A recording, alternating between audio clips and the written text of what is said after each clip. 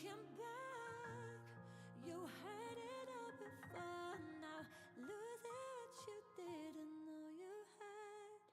Fear it, what you want is near it, but you're really trying to get away from it. Basic instincts overpowering, but you still have this soul. When this could be good enough for us.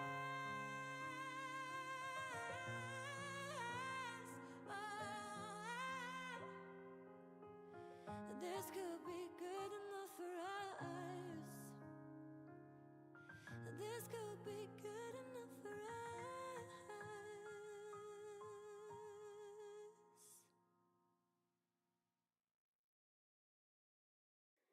Maybe I'm colorblind. Don't know where I lost the colors. I only see black and white. Come to think of it, but it all comes back when the moon gets low, dancing in the afterglow. And when the room starts spinning and my eyes are closed, feeling like I'm not alone. 'Cause there's a ghost in the machine. I only see you when I go to sleep. I build a wall under the sheets, and when I'm dreaming that you're here with me, I close my eyes, keep us alive.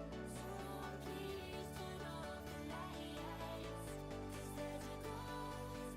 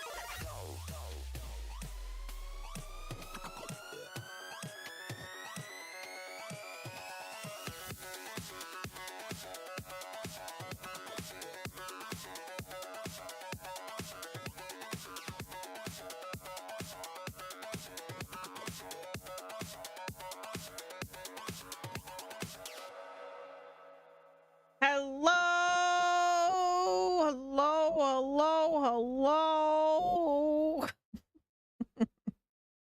Let me get my stuff set up. We streaming today. We're playing Farming Sim. Where are we going? Where's Farming Sim? There it is.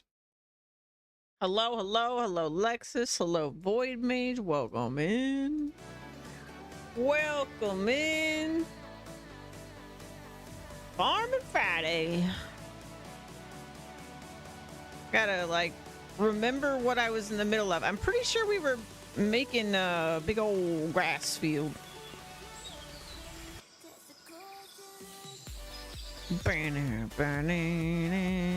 Yeah, yeah. Okay. We are freaking rich as hell right now. Big ass grass. That's right. Grass and ass.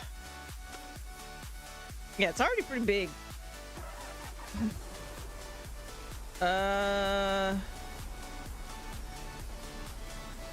Where am I?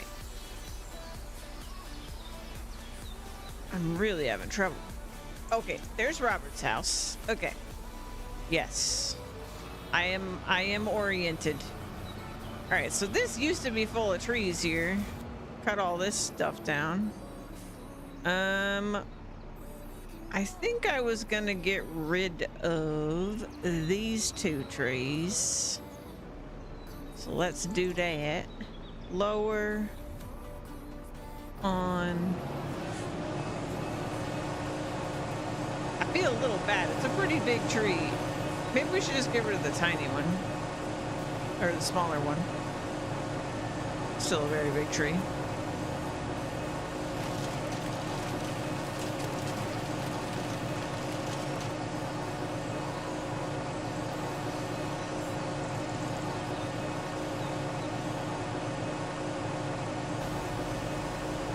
Maybe. Oh god.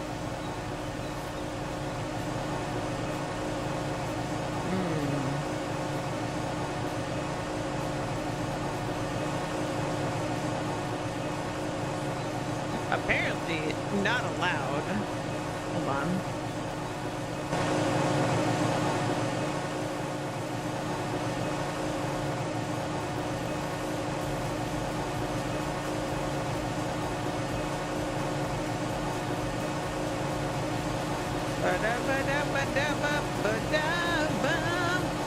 Man, that is thick. Maybe I shouldn't get rid of this.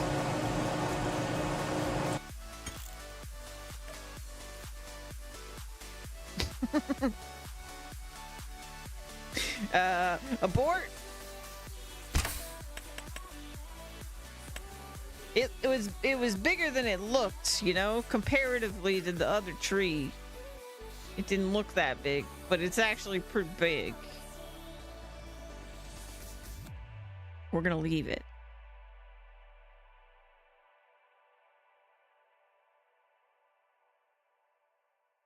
That's what she said.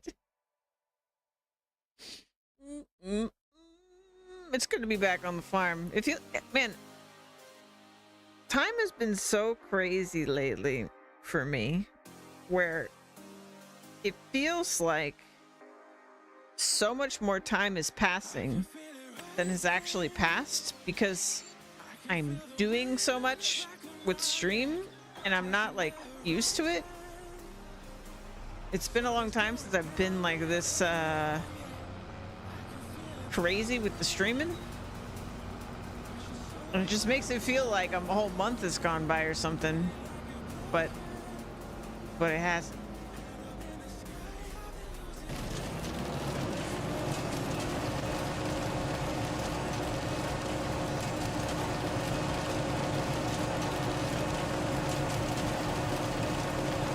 Are we having a problem?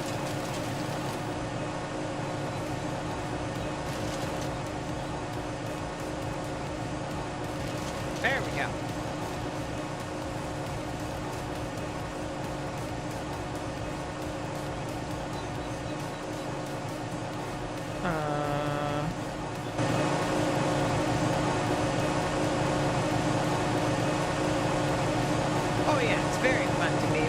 fun.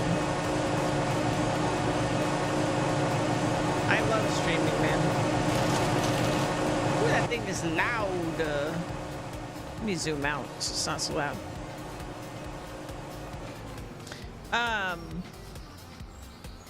I do wish for stream that I could turn off distance-based sound in Farming Sim, even though it is like super immersive and whatnot. It is really hard to keep the volume at good levels in Farming Sim because it's distance-based. I feel bad sometimes when I like stand next to something like that. Well, that's just a random piece of wood. Hello?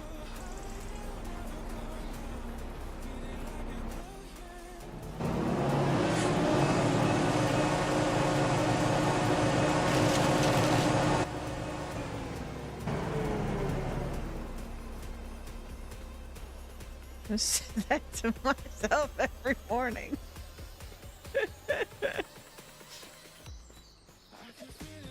I'm just gonna go over here and get rid of this guy. The button is H. Boom.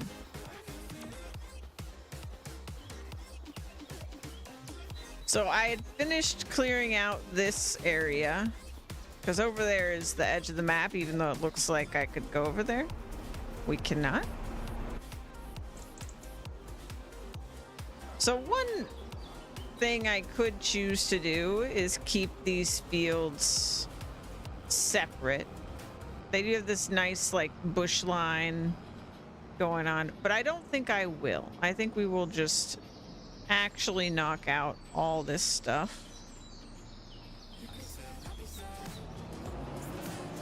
And it'll be great.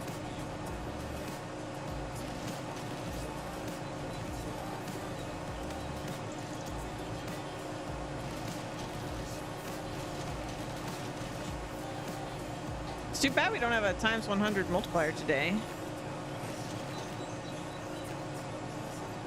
I don't know what was going on when we started playing Ravenfall, but it felt like every single day there was a times 100 multiplier. People were like crazy active. Maybe it was because it was like the what's it called, September.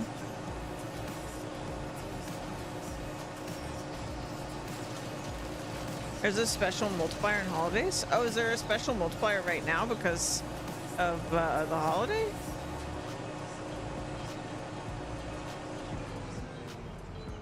I see.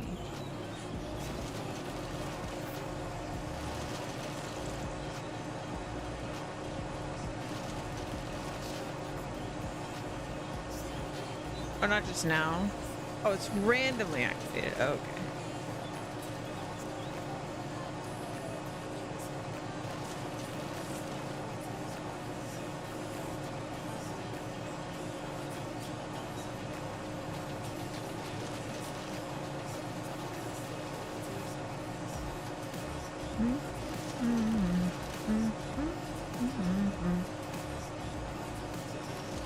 Holiday one is like times 600. Oh my god. When does that start? Give me some of that. That's not active right now, is it?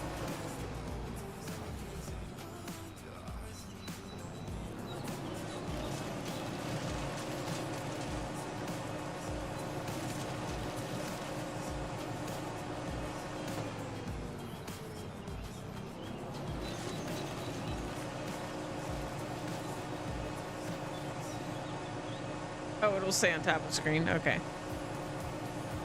Cool, cool, cool.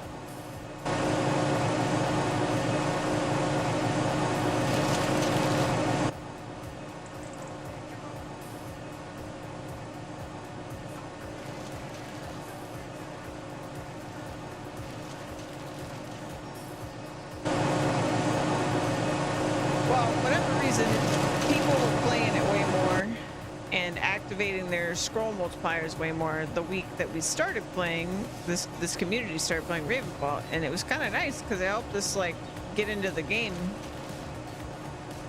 much easier.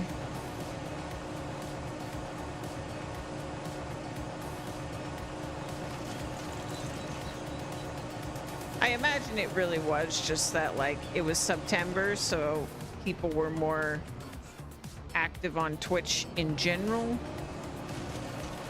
as it tends to be.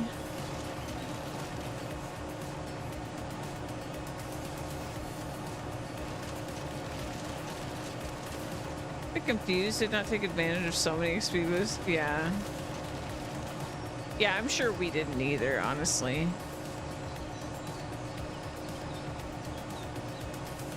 I think we took them for granted for a while. Now you're professional. Nice. Professional Ravenfall player. Oh, well, that's going to be a pain to clean up.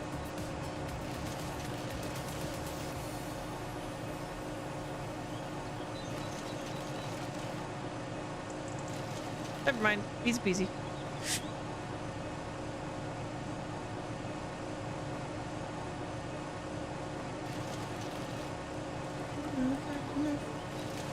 From side to side.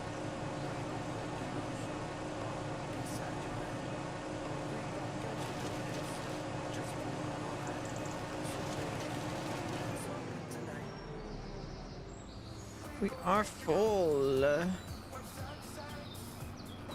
didn't even clear the the boundary line there. Man, we are gonna have crazy. I mean, we already have crazy money, but dang. Money problems gone.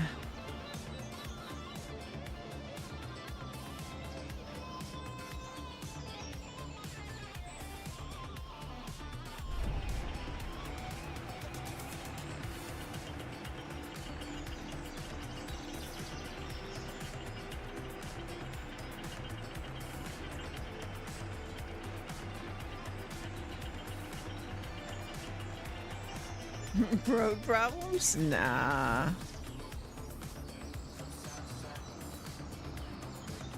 Oh no, we drive through the bushes. We got a bush driving permit. We're fine.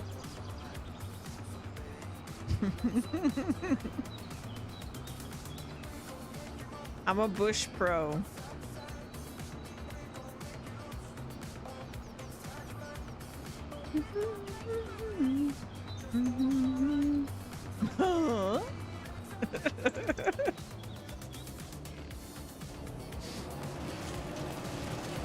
Bush pro, yeah. I'm sticking to that statement.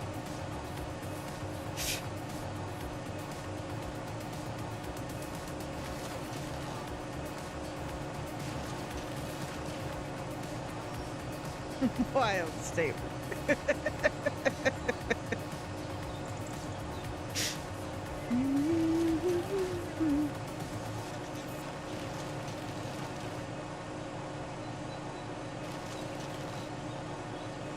Oh, I cannot wait to mow this grass once we get this planted.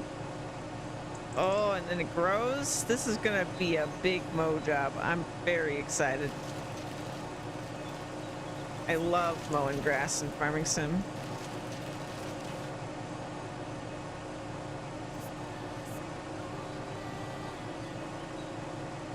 I wish they hadn't removed old Betsy.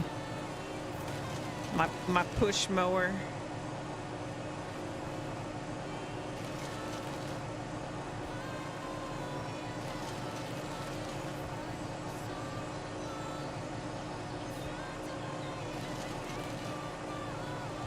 Live at the countryside. Here I am.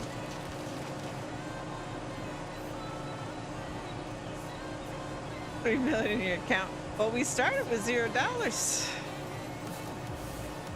I tell you, this farming stuff, easy peasy. All you have to do is destroy forests that took, 15 years to grow. Probably longer.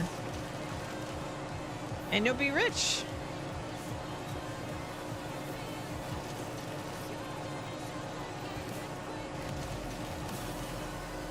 And then you can just grow crops for the fun of it.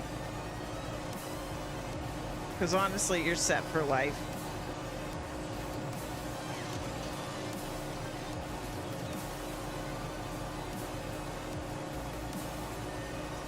Dang it. I really hope that tree gets immediately grabbed. It's on the property line. Oh, okay. I don't want a big fat one out of them. Yeah.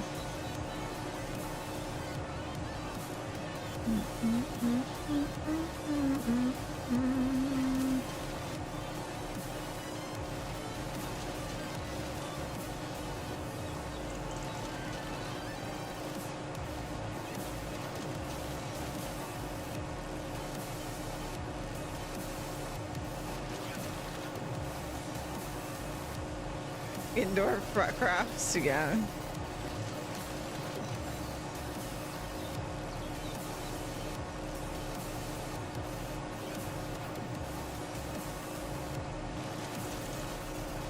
Well, our original money in this playthrough actually came from finding mushrooms. And then we may have done some mushrooms, to be honest, because then we found a fairy's treasure. That's where most of our money came from. This is a mod map.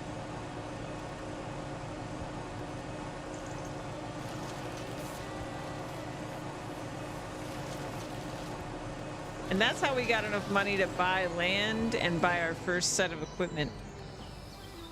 Demand meeting that fairy now. Well, you have to solve the riddle to meet the fairy.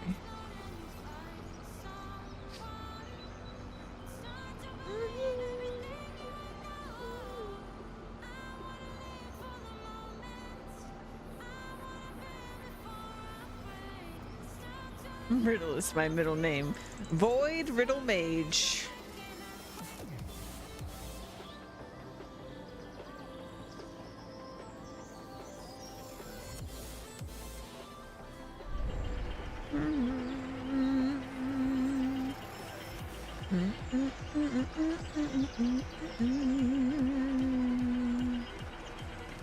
Void Confused Riddle Mage. Oh my god.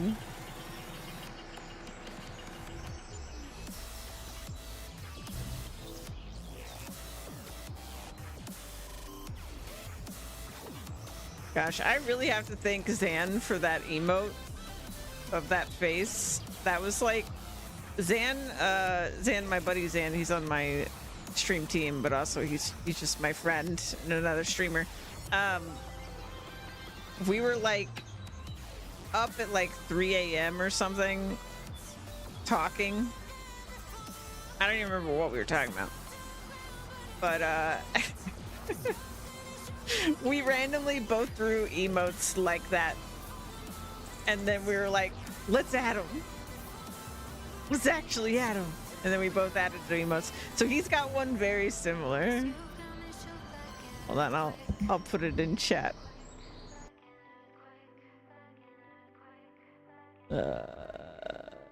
Then this is his. Also, I'm gonna shout him out, and he's gonna be like, "Why did you shout me out randomly?"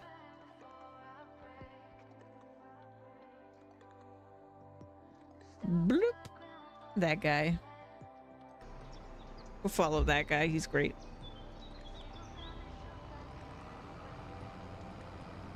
Mine looks more intoxicated.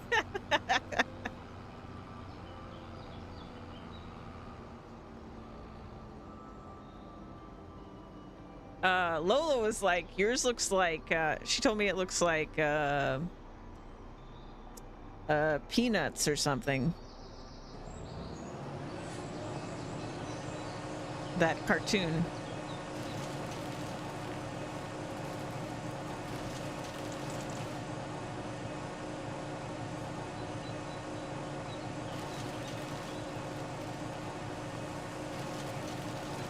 amazing what you can make in paint, you know?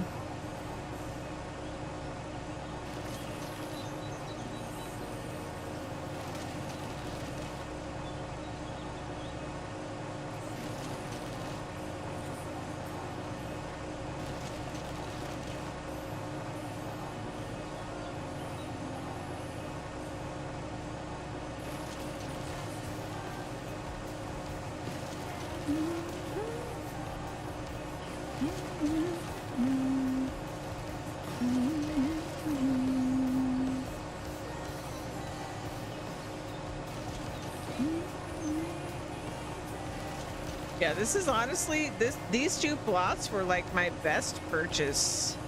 I did not realize how much money we were gonna get for this. I'm actually going to be able to buy all the equipment that I want to get, which is pretty much all of the equipment. Like, because we're gonna grow every crop.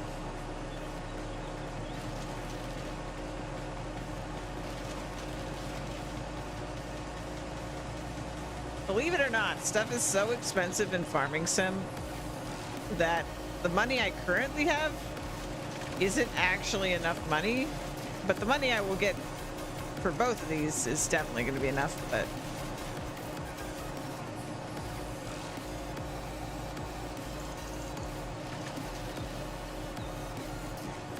I might go back to stream once I get my first paycheck, not only Ravenfall 24/7. What do you stream outside of Ravenfall 24/7? This sim looks so chill. Oh yeah, it's great. There's so many different things you can do in this too. Like, you could just be like pure crop farmer. You can just focus entirely on forestry. There's tons of mods and stuff. There's like a whole like production system. It's like factory stuff where you can like turn one product or multiple products into a different, more advanced product. Broadcasting how I farm gold in WoW is not really exciting. Ah, a WoW enjoyer. You would like Xant's channel then, because he streams mainly WoW nowadays. He is a WoW enjoyer. I also just recently got into WoW, actually. Like super recently. I got in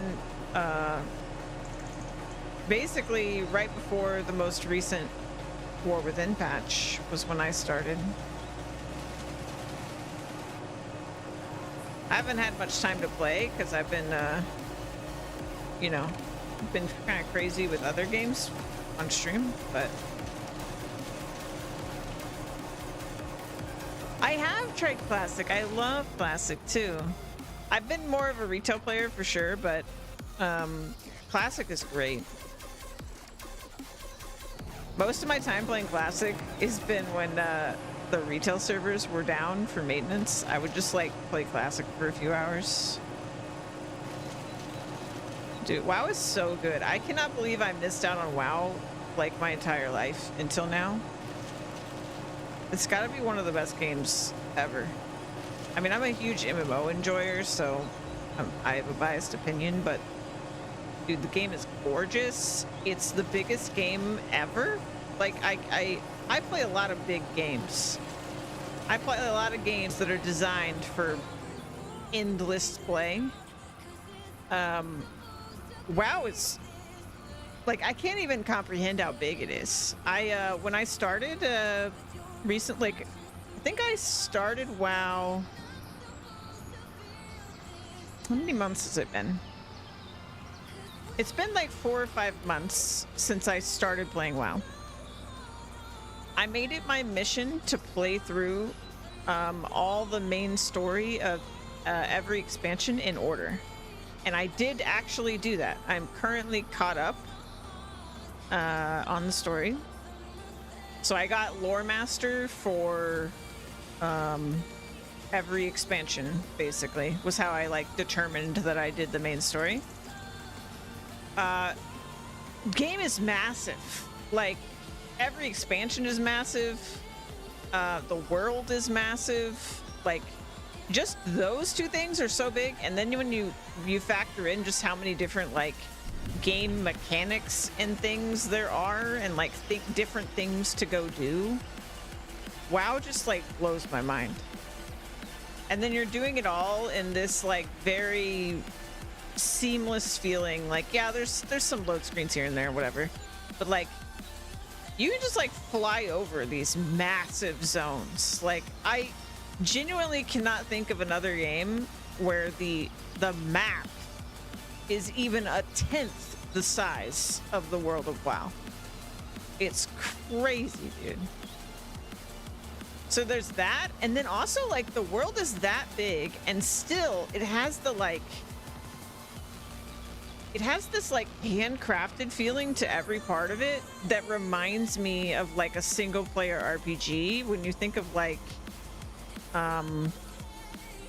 maybe not quite to the level of something like Cyberpunk or something like that, but like some similar to that, where like, you know, there's little secrets somewhere everywhere, and there's like just little details in the world.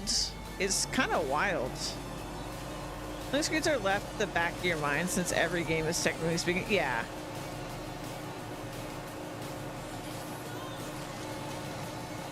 Dude, WoW's so cool. I really can't get over it. And also like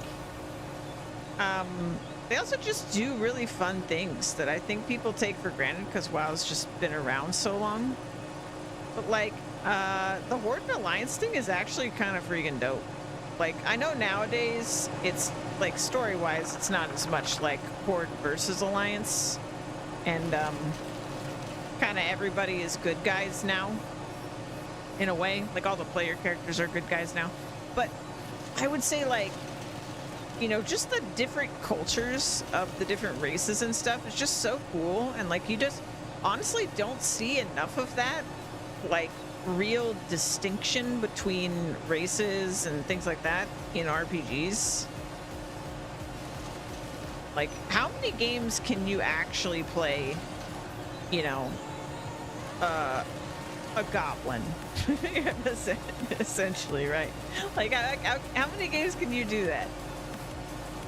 It's really not that many.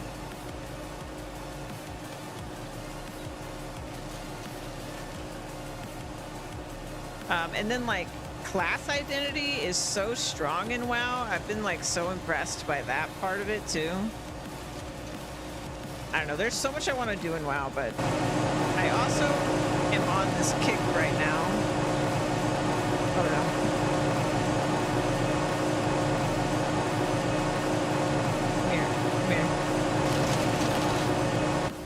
I'm also on this gaming kick right now where I just really want to finish a bunch of games. So I've been avoiding WoW a little bit because it's really hard to do anything else when I play WoW. Like, my sub is still active and everything, but I'm just like focused on beating other games. I'm permitting myself farming sim, but the rest of the time I am focused on beating a bunch of games that I have on my list that I want to play, because there are so many good freaking games. It's out of control. There's so many games I want to play. I think my list at this point for like urgently I want to play is like, I don't even know, like 40 games right now. Something absolutely ridiculous. And I would like to stream them too. So that's the plan. And part of the reason there are so many games on my list is because I just get sucked into games like Farming Sim and Satisfactory and WoW and like these really big games, and then I just never leave them, and then I never play anything else.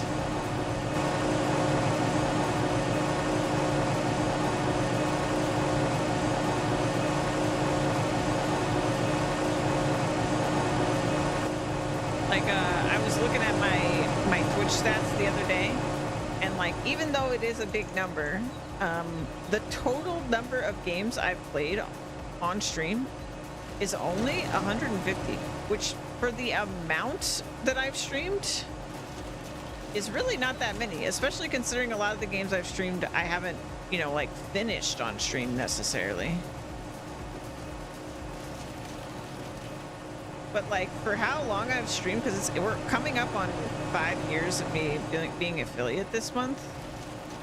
150 games is not that many games.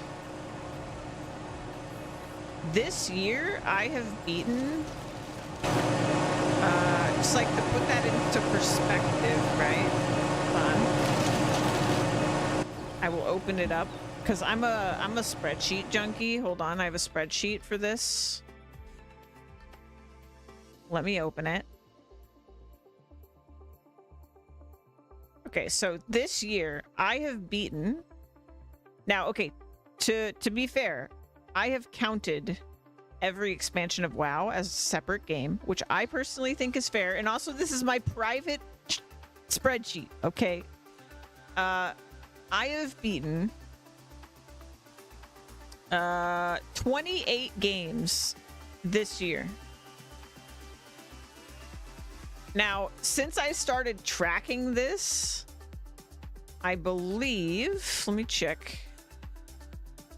Okay, that the most games I beat in a single year since I started tracking this, I started tracking this in 2021, was in 2022 when I beat 63 games in a single year.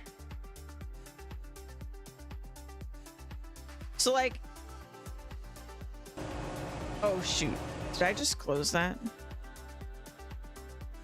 Oh no, I didn't. Okay. Whew, it's panicking. But like, imagine if I beat 60 games every year. Imagine how much progress that would be towards me just playing all the cool games that exist in the world. That'd be freaking crazy.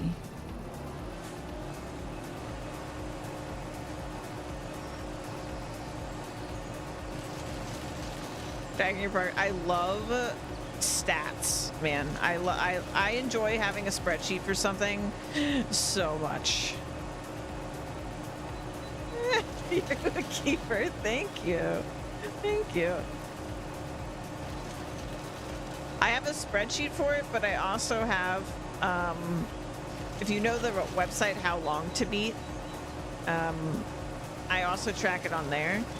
But so my girlfriend and I, the reason I have it tracked is that I can't remember exactly how this started, but we were like, we decided to have a competition between the two of us at one point where we came up with a point system for like how many points you would get for beating a game. It was basically like to help us go through our backlog of games that we wanted to beat. We turned it into a competition. So we came up with a point system that was basically using How Long to Beat, where you get the points if you beat the game, just like roll credits. Whatever How Long to Beat says the average game completion time is, you get that many points. If you beat the game on a difficulty higher than normal, there's like a multiplier to that number. If you beat it on a difficulty lower, there's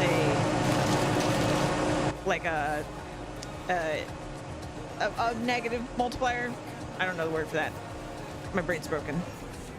And then if you 100% a game, so you get, if the game has achievements, that means getting all the achievements. If it doesn't have achievements, you're on an honor system to have done everything you can possibly think of to 100% it. So like, you know, getting any like logs or whatever in the game done, that sort of thing. But then you can use the completionist time on How Long to Beat, and the difference between that and the beating the main game time gets added to your score for the game.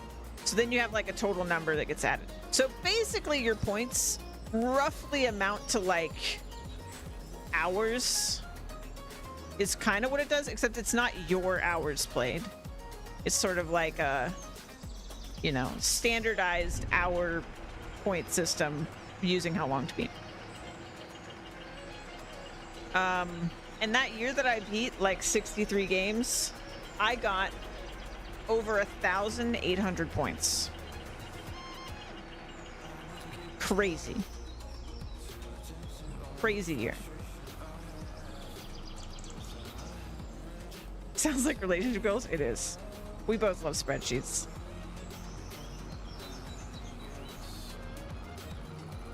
I think Louise is even more into spreadsheets than I am, which is hot as fuck. But yeah.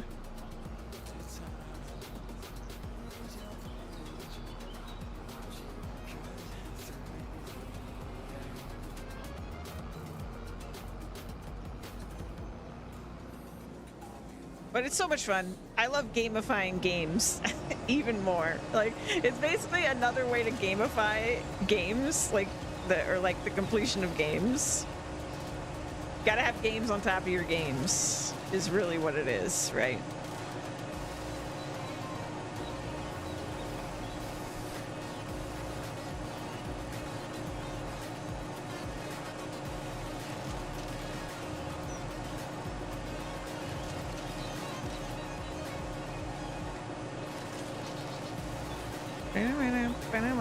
But yeah, if I beat 60 games every year, maybe I'd have a shot of playing, you know, more of the best games of all time.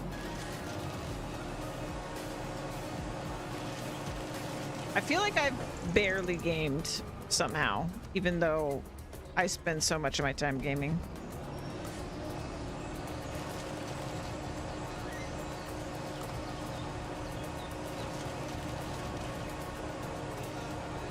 Mini games within a big game addict, exactly.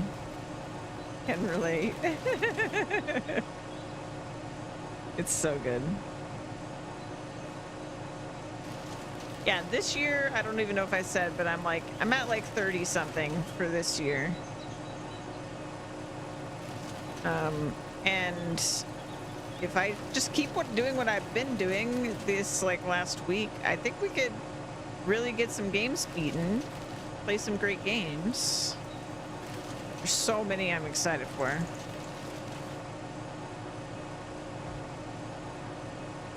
I'm a little torn if after Digimon I want to do...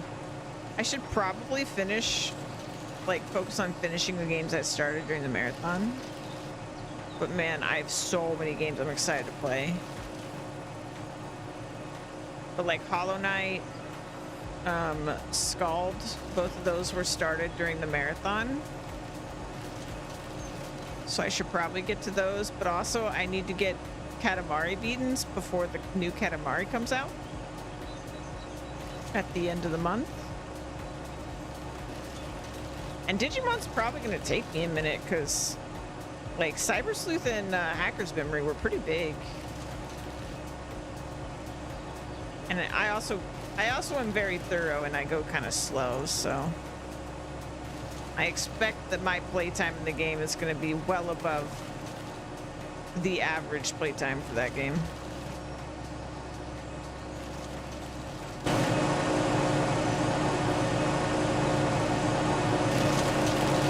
See, I don't actually like rushing through games at all.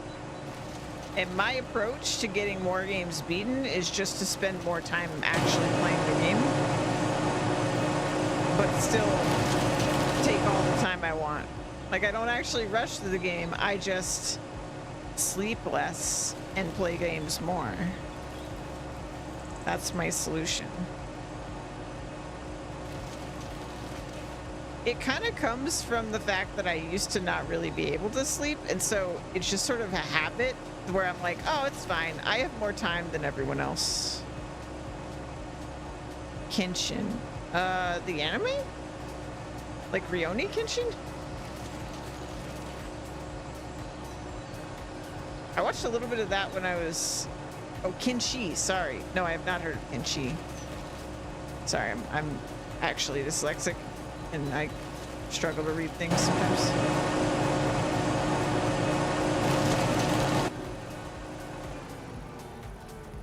Bam.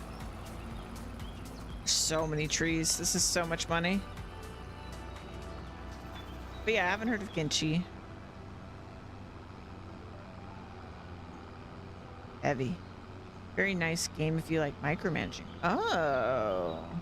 What are you micromanaging in Kenshi? I play a lot of management simulator type games. Like, I don't actually stream most of the ones that I play.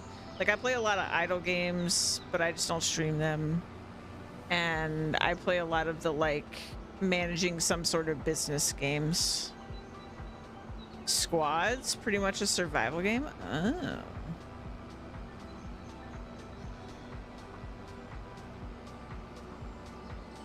That's the other thing. Depending on how quickly I progress in this playthrough, like if we do everything I want to do in this playthrough, I'm gonna convert temporarily Farming Fridays to Factory Fridays, and we'll do another fresh start in Satisfactory, because I missed that game and I never actually beat it. Like, we were right at the end of the game on my launch save, and I never actually beat the game.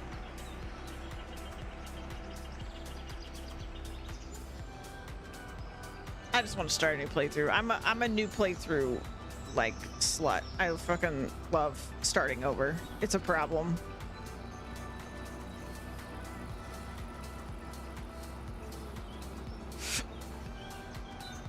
Bow, bow, bow.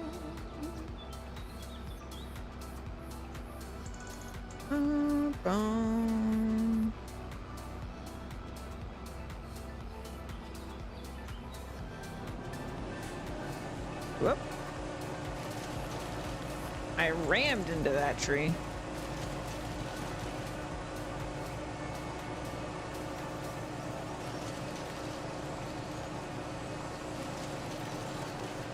I'm glad I switched over to this method of tree teardown, because we would have been here for the next 5 years.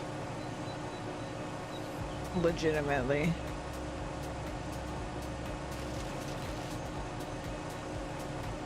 Which, like, part of me doesn't mind that we would have been here for the next 5 years, but I don't think that would have been particularly entertaining. For you guys to watch, but you know.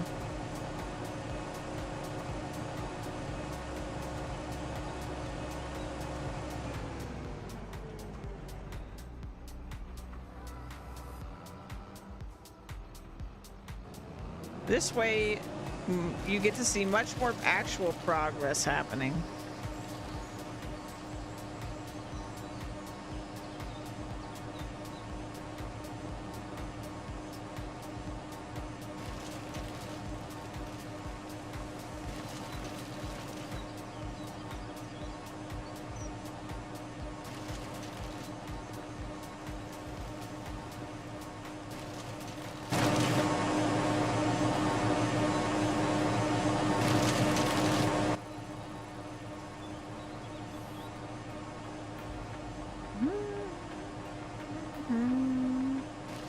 But we might not do the factory playthrough if I don't finish this in time, because I want to do another farming sim playthrough when the fishing DLC comes out in November. Which, if this playthrough goes really slow and I'm still here when that comes out, I'm gonna see if we can fish on this map. There is a little bit of water.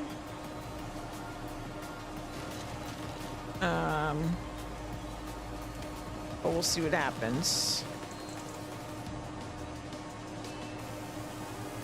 It's unclear whether you can even fish on maps that aren't the DLC map. I assume you can, though.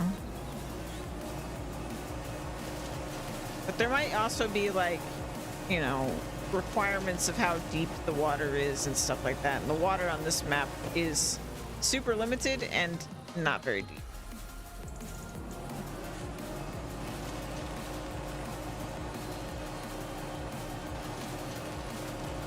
which was a plus when I started this playthrough before they had announced that fishing was coming, because there wasn't really any point to water other than the visual before with Farming Sim.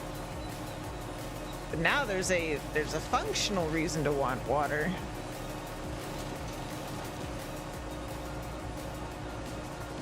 Also, who turned the lights off? Oh, it's actually quite late. I didn't realize.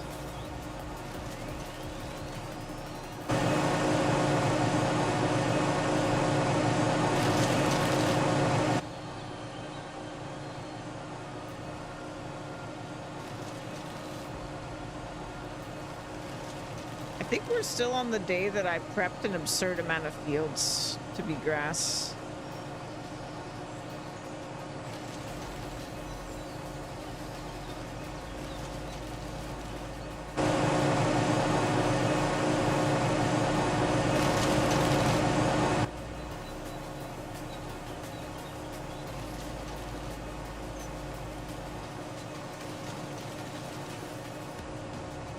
Oh, we're actually full.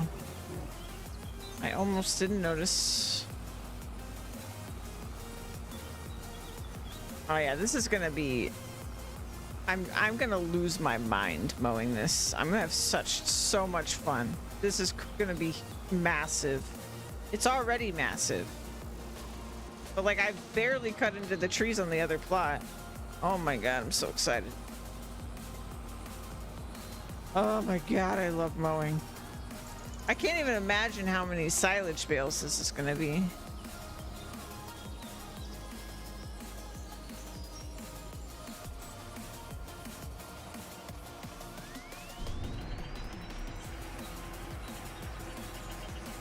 So...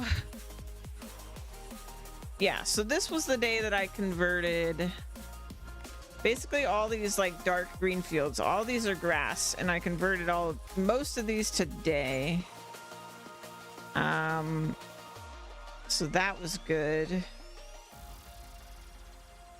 We did canola. We've got... okay, so everything is I'm gonna plant every field we get grass until February, and then in February we're gonna do cotton, because that's when we can plant cotton. But right now all we can really plant is the grass, and fine by me. I freaking love grass. It's my favorite crop. So we'll do that, and I'll probably focus up on buying more properties once we get this field done. I'm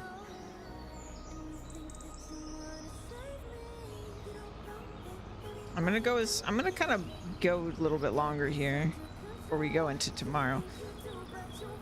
But my hope is we can, before the end of October, get this whole double grass field thing prepped, planted, good to go, and then also buy a couple more of the existing fields and plant grass in those. The more we can get planted, the better, because then I will have more to mow when we can no longer plant grass in the winter. There's like a brief period where grass does not grow and grass does not. Who's this guy in my chat? Who's this guy in my chat? One moment. One moment. Posting links. A deviant. What is this link?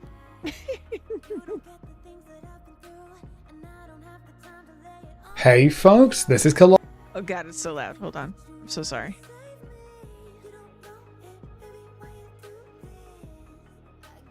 Let me mute the music. Barney, the Midnight Alpha is finally here, and we were given an early peek into the very first alpha build, which included... We were talking about WoW, Zan, earlier.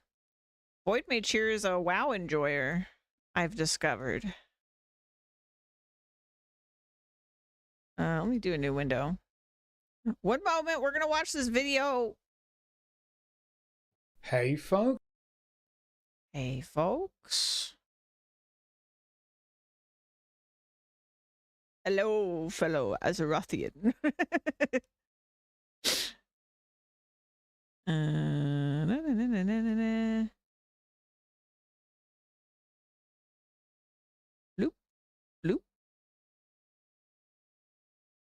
Let me hide. Let me go here. There we go. There we go. I'm a professional. Bloop, bloop, bloop. Hey folks, this is Kalani. The Midnight Alpha is finally here, and we were given an early peek into the very first alpha build, which It's so included a pretty! huge chunk of the new housing feature coming in Midnight, including our first look at neighborhoods and how that's all going to work. In Man, this that video, looks we're going to go huge. through everything we know so far about housing neighborhoods in Midnight, how to find your perfect housing plot, how buying a house works, and so much more. Now, before we jump in, be sure to hit Watch that this, like I'm button sure. and subscribe so you never miss another video.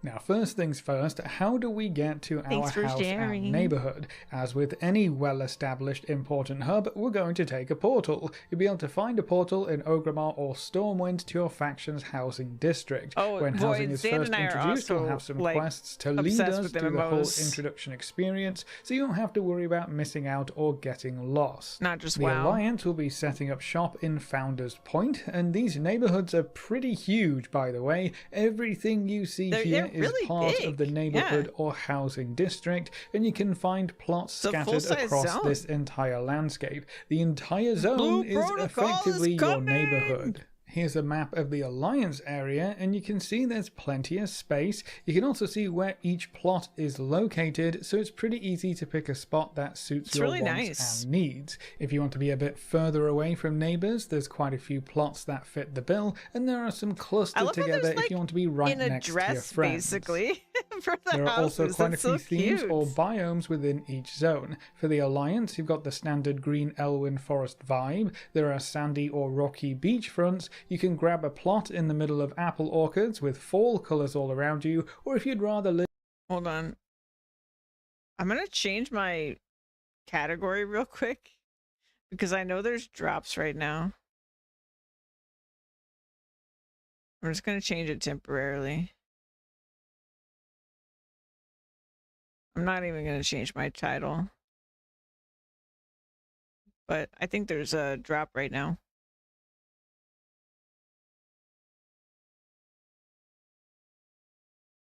Bloop. Okay. in the Haunted Woods, there's also a Duskwood inspired area too. Over on the Horde side, you'll be settling down in Razorwind Shores. Here's a quick look at the map to see how the plots are distributed. Once again, plenty of space for everyone in your neighborhood to have their own little slice of sand and stone. We've got the standard rocky cliffs of Durotar. You can nestle yourself between rivers and waterfalls, relax Wow. on sandy beaches right next to the water, or pick a plot. Is this all one? This isn't. This is all one zone.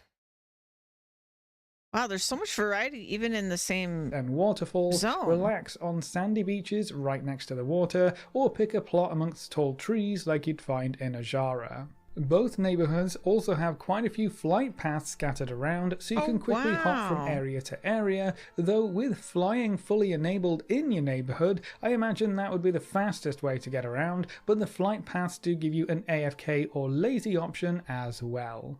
Buying your house is really easy. Just find an empty plot that you're happy with, interact with the signpost, and you can buy that plot as long as you have enough gold anyway. Welcome On the alpha home. right now it's set at 1,000 gold, so definitely not expensive by any stretch of the imagination, but it is important to note that this is definitely subject to change, and it might be a bit higher when the system goes live. After buying your plot, you can just head inside and start decorating. There will be a tutorial that walks you through the controls and how that all works, or you can just skip it Look and how jump cute it straight is in when if you you first prefer. get it.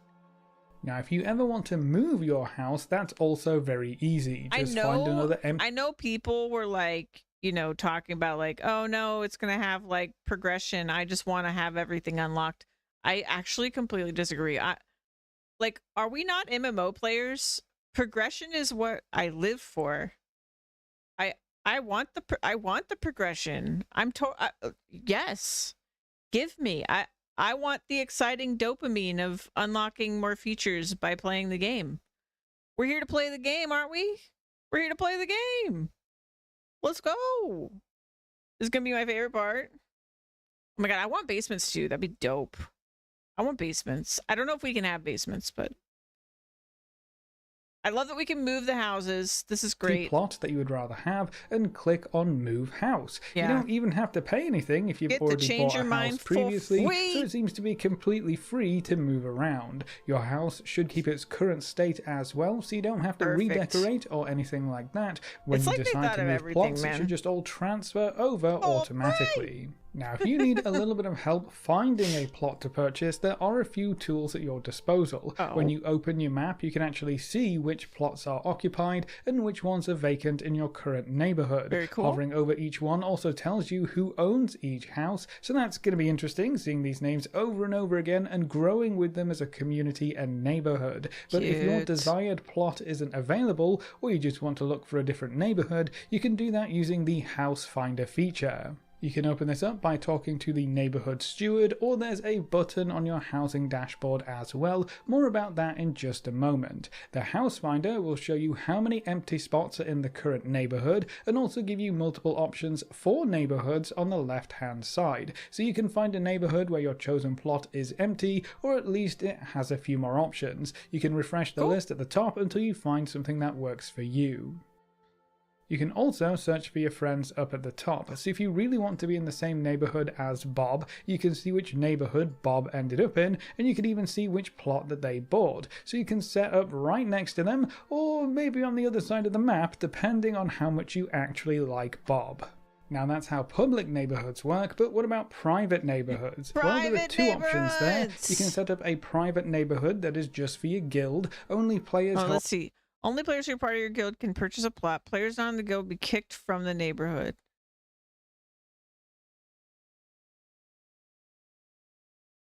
Wait, but why would they need to be kicked? Oh, maybe if they like leave the guild. New subdivisions will automatically be created when the neighborhood is full. I like how the text just goes outside the window. I mean, this is an alpha footage, so. in the guild will be able to purchase a plot, and if you get kicked out of the guild, you'll also get kicked out of the neighborhood. New maps or instances of the neighborhood will be created as needed if things get too full. So even if you have 500 guild members, you should all be a part of the same neighborhood in a technical sense, even though you'll have several maps or instances of the actual housing district to fill up. You can also give your guild neighborhood a name, and they seem very easy to create and use. The other private neighborhood type is called a charter neighborhood, and the way they work is very similar to how you set up a guild. You'll get a charter for other players to sign, and when you have 8 signatures, you can turn it back in to create your private neighborhood. Seems simple enough. That means that if you have 8 friends that you want to create a neighborhood with, you can make it a private thing without needing to be in the same guild, or maybe you don't want to share your neighborhood with your entire guild, so you can just make a charter neighborhood to have part of it. So there's plenty of options for smaller groups of players to have their own personal neighborhoods to progress through at their own pace. After you've got yourself settled with a nice cozy plot, you can take a look at your housing dashboard. This is where you can track interior decor placement budget. Oh, okay, so this is how you expand. This is the progression of like expanding how big your house can be and stuff like that, and how many things you can put in your house.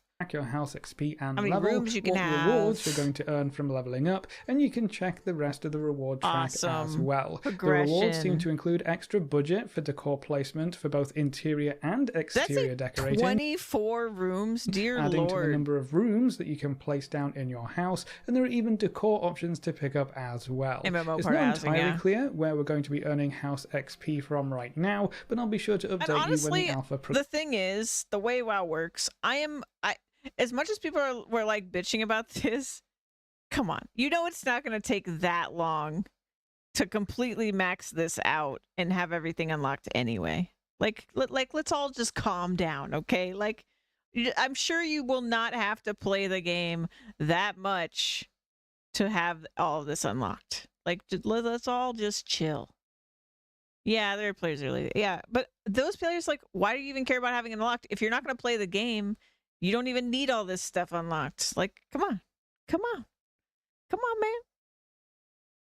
Like, if you're not, why do you need it unlocked if you're not even going to use it because you're not going to be there to play it? Like, come on. Are we just complaining to complain? Progresses a bit further. The housing dashboard also has a house teleport option, so you can quickly teleport back to your plot from anywhere else in the world by the looks of things, and that spell has a 15-minute cooldown, so you'll be able to get back to your house very quickly, almost no matter what. Yay! This is also where you would track your current Endeavor progress, but these weren't available for testing just yet. Endeavors are neighborhood-wide quests or events where everyone works together to upgrade your neighborhood, invite new NPCs in to offer different rewards, and unlock extra bonuses. Due to that system, I think it's going to be fairly important that you have an active neighborhood so everyone is contributing to your Endeavor progress, but that ultimately is going to depend on how that system actually works. We'll dig a bit deeper into Endeavors when they become available for testing. What we do know is that depending on your current endeavor, certain areas of your neighborhood will start to change, most notably your town center. We'll see different decorations and NPCs as your neighborhood progresses through the endeavor, which sounds really cool. Yeah, it does This sound cool. also seems to be an important hub for your neighborhood. You can check your current neighborhood roster to see who you're sharing your housing experience with and who lives in each house. You can pick up quests from NPCs that offer different rewards, including new decor options. There's a die crafter that you can only use if you have the alchemy or inscription professions, so those professions will have a bit more work to do when housing goes live. There's a decor vendor, but they don't seem to sell anything just yet. And there's also a lumberjack who sells a special axe that lets you locate lumber resources out in the world. This was also not fully implemented yet, but this new lumber resource will be used to craft housing and decor related items from almost every profession from what we know so far. So housing is shaping up to be a really cool community based experience, not just about your own personal house. But of course that is important too. You've got to put all that hard-earned decor to work somehow, right? If you haven't seen how decorating in your house works, it's kinda crazy. Whether you're completing raids, dungeons, delves, quests, achievements, pet battles, PvP matches, or pretty much anything else you can do in World of Warcraft, you'll be earning decor pieces that you can place in your house pretty much however you want. Apparently there are a crazy number of decor pieces already in the game for us to collect, so you're going to have entire a lot of month options worth for of decorating your streams new home right inside when the of this system house goes decorating. live.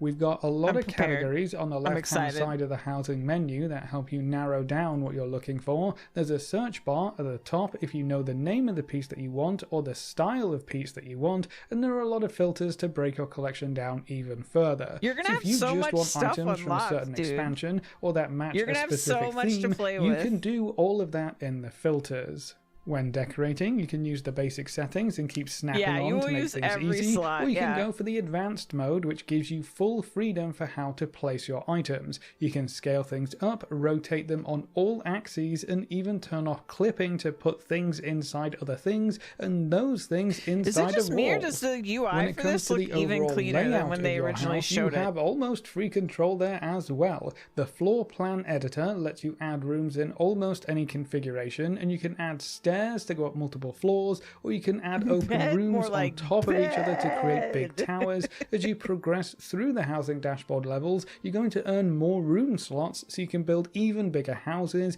and there are new room types There's to so unlock much freedom. as well. So cool. You can So much drag cleaner, rooms yeah. around, rotate them, which will They've been also working rotate hard all of the to decor respond to items the feedback, I currently think. placed in that room as well, which is really cool. And what's also really interesting is that there are interior wall decor items that let you split up some of these rooms and shape them how you want as well. So you don't have to stick with a huge It's crazy square also box that if you this don't is want just to. where we're You can create little starting hallways, with housing. secluded nooks, or just random corridors that go nowhere.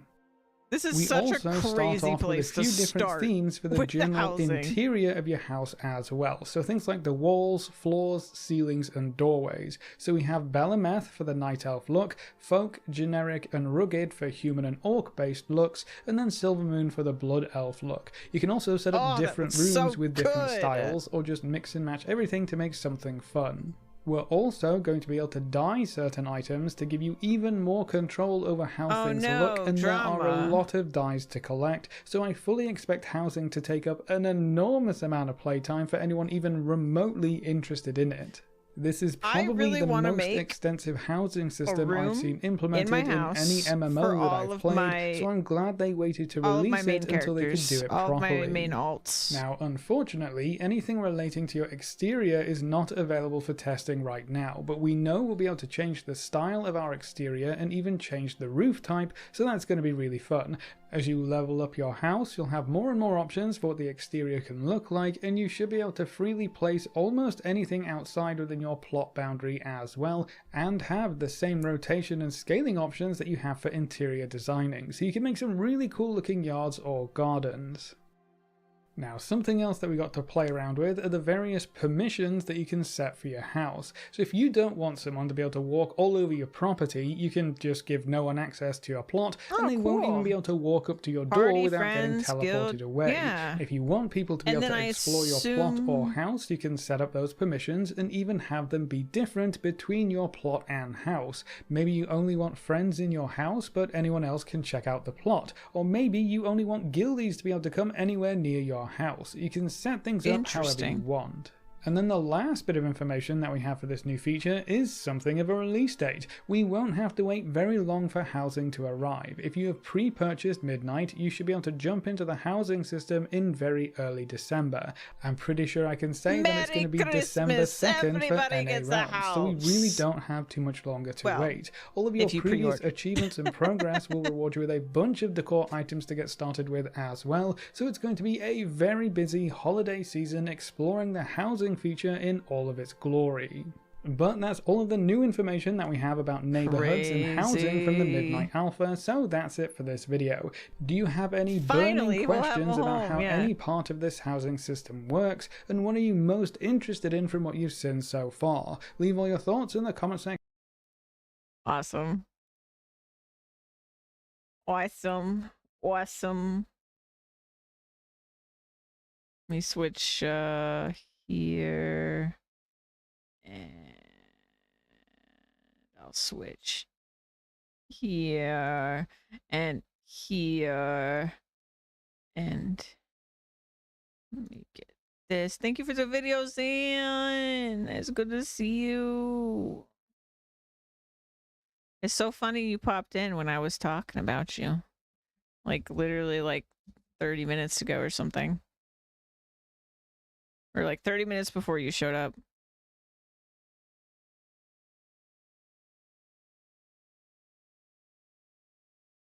Yeah, I'm changing the category right now. I technically have first playthrough on Farming Sim. I should probably get rid of that. It's definitely not my first playthrough. And we're back. Oh, wait.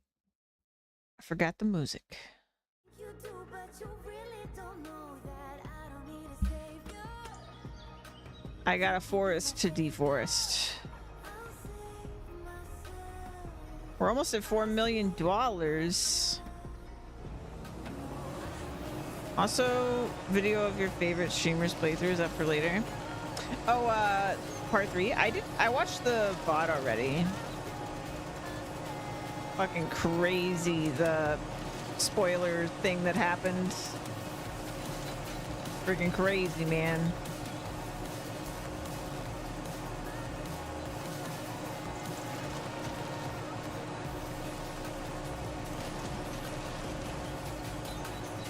When's your next stream for Silent Hill? Or just in general? Both? I would like to know both. Saturday? Okay, perfect. Perfect. I'm still undecided if I'm gonna stream on Saturday. Juan was like, he might have time, but he was also like, don't cancel stream for me, but I was like, I want to hang out with Juan.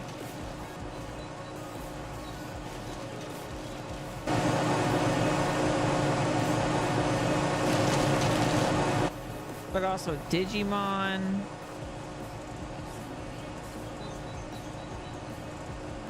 I won't be streaming tomorrow out of, well, wait, isn't tomorrow Saturday? Wait, what?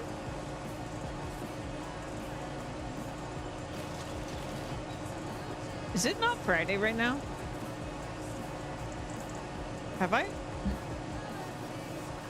messed? Oh no, it is Friday. You made me panic. It's like, did I just start? I have done this before where I was like, like, it's blah blah blah specific day of the week, and then I just like turned on stream for the wrong thing. I had mild panic. You thought the day was Thursday. It's Farming Friday. Don't worry, I'll help you keep track of when Friday is every Friday.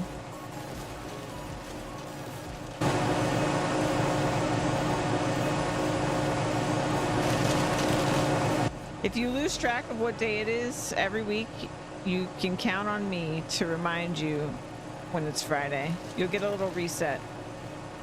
I know it's Friday because tomorrow I don't work.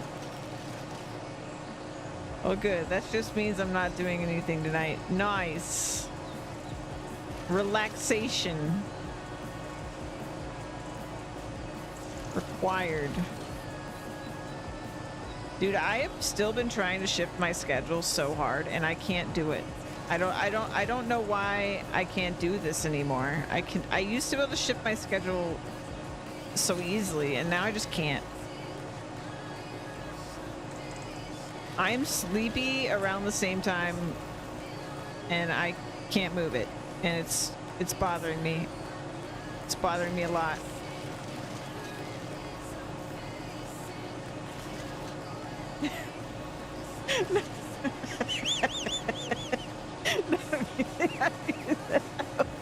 I was like, I'll help you keep track of when it's Friday.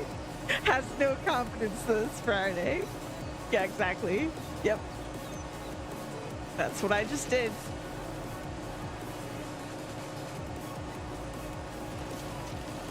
Yep. That's my secret cap. I'm always tired. I mean, yeah, there's that too. I'm always a little bit tired, to be honest, but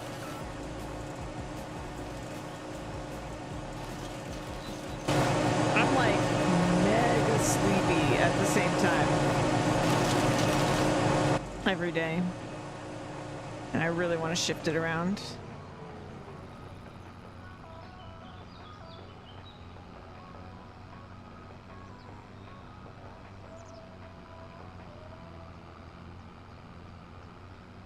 And I'm in this extra weird spot right now where like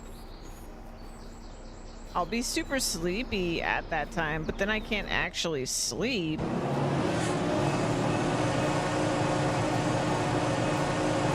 And then I like fall asleep later, but like even though I fell asleep later and I woke up later, I'm still tired at really early. What's going on? This math ain't adding up. That's all I'm saying.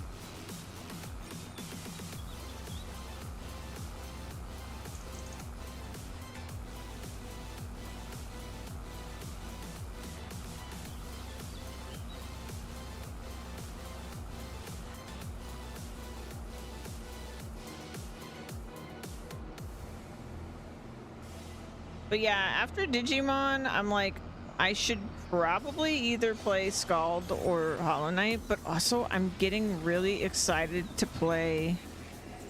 And also we need to get to Katamari soon, because, you know, the game will be out before we know it. I should, okay, realistically, after Digimon, I should play the next Katamari, because it'll probably be pretty quick. We'll just knock it out, get it done. We'll be good to go for when the new one comes out. After that, though, it's like Hollow Knight, or there's this other game called Ambiotic Factor that I really want to play. That's kind of like indie, like Fallout or it's been compared to like Half-Life. It looks so much fun, man.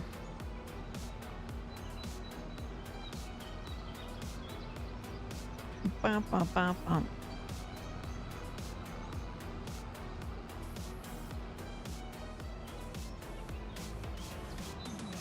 I've got so many games I want to play. It's a really good problem to have.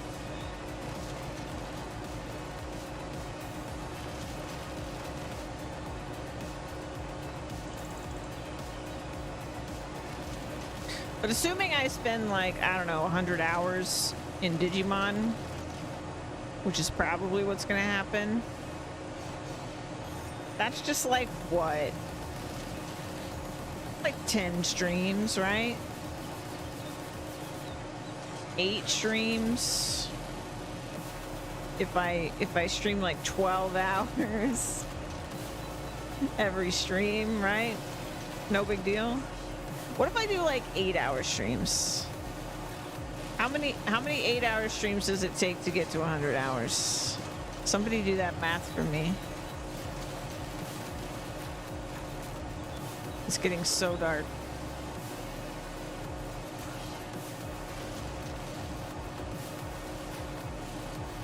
I guess it would be more than 10 streams if I do 8 hours. Over 13 streams. That's too many streams. Okay, we gotta do 12-hour streams. 12-hour streams of Digimon. That's what's gonna have to happen. I got games to play. I can't be doing 13 streams. That's too many streams. If I don't stream Digimon on Fridays because of Farming Sim, then like 13 streams is already like freaking forever. Forever. 5 ever even. Why is this? Why? I mean, 13 streams could be 4 hours. So what you're saying is I could just have a couple 12-hour streams. And then we're good.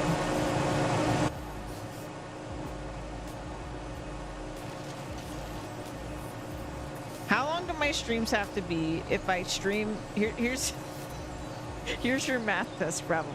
How long do my streams have to be of Digimon? If Fridays I stream Farming Sim, I stream every day of the week, and I want to finish the game by next Saturday. Hi, Titans.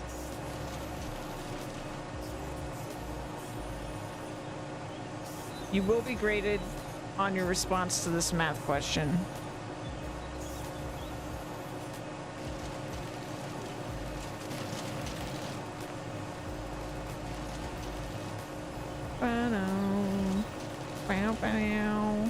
How long is the game? I'm assuming that the game is going to take me 100 hours. Girl math.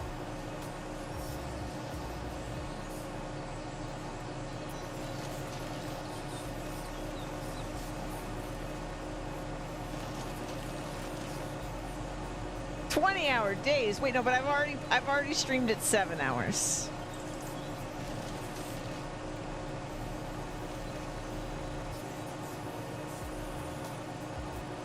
And I'm streaming, I've got 7 days. That's not 20-hour days. I think you failed the math test.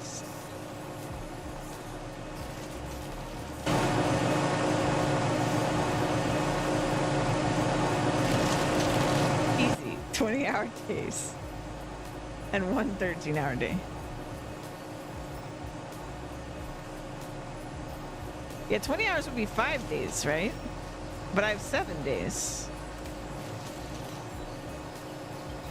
Oh, that's true. I have 6 days. You're right. Why did I doubt my girlfriend?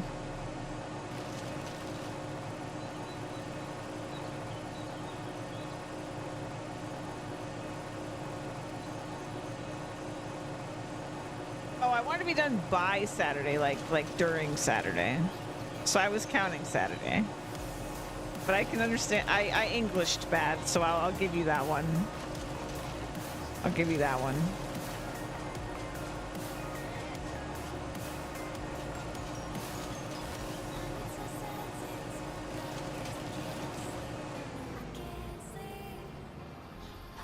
You have to account for my English deficiencies, Louise. How do you not know this? Really, is it my fault or is it your fault for not knowing that I'm bad at English? I don't know. Just saying.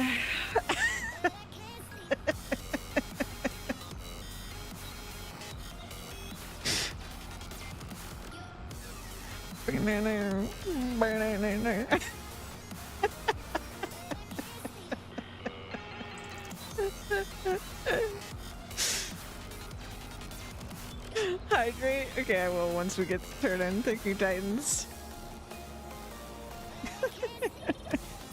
English fifth to launch. Yep, never happened.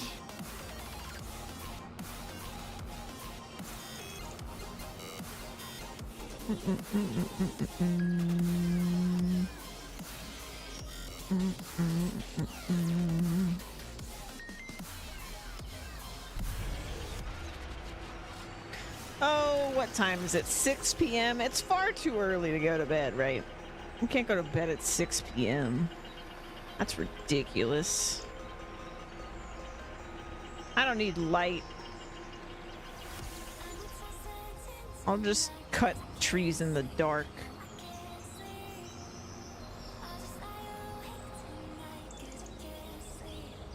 Anyways, stream 13 hours and 15 minutes a day. Okay, that's reasonable. That's actually quite reasonable. Starting tomorrow? Okay. Sorry, Juan. I have no time anymore. No world is that reasonable? What do you mean? Like what? 16 hours is the amount of time you should be awake during the day. That leaves many hours for not streaming. So that's so many hours I'm not streaming.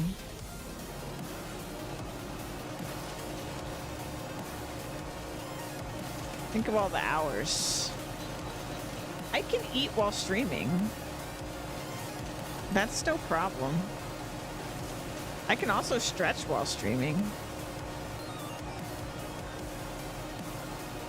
Do you eat at a computer? It's perfectly doable. Yeah. See? Void Mage knows. We got this. Of gameplay per day. I mean, I was accounting for the fact that I'm streaming when I said it would take me 100 hours to beat Digimon. Also, there's a chance. So like that's like, you know, max it takes me like 100 hours streaming, right? But like there's a chance I do it faster than that. There's always a chance. Should we just change the rules? Yep, we're changing the rules. That's how math works. Math isn't black and white, right? This is just me teasing my girlfriend live on stream. This is hilarious. Rules are fluid. Exactly, you understand. This is, yeah.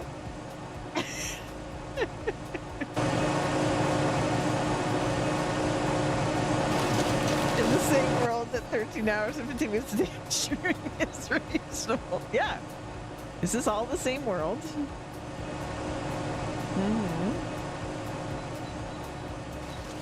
I don't know if you were here earlier, Louise, when I was talking about it, but I was explaining our backlog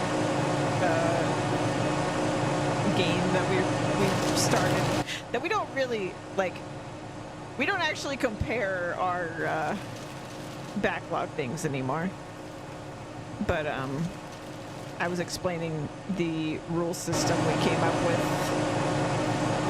back in the day.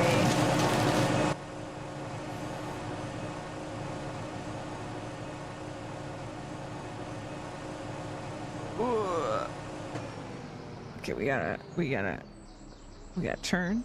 Oh god. We are on a slope. We are sloped. Oof. Okay, okay, okay, okay. Oh, oh, oh, oh, oh, oh. Good. Okay.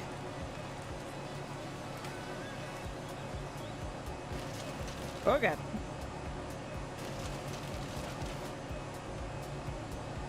Okay. Okay. Okay. All right. We are too heavy for this.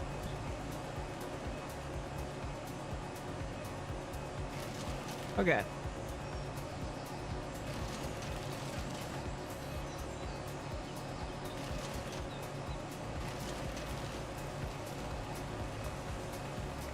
This is just precision falling right now.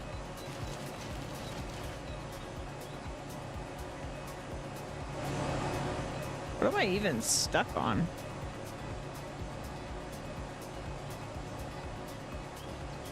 Oh, that's the end of the map. 100%.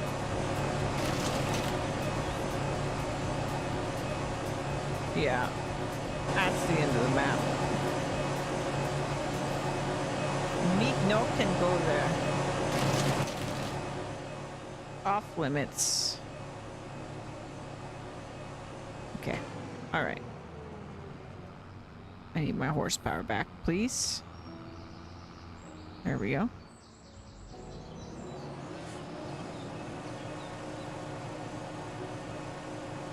Oh, Stream Elements wants a raffle.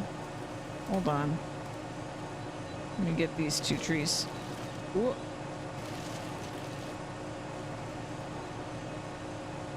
Ooh. Ooh.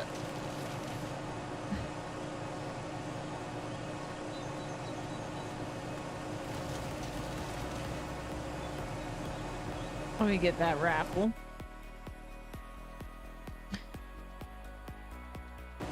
Exclamation point raffle at your chance to earn the bear snugs.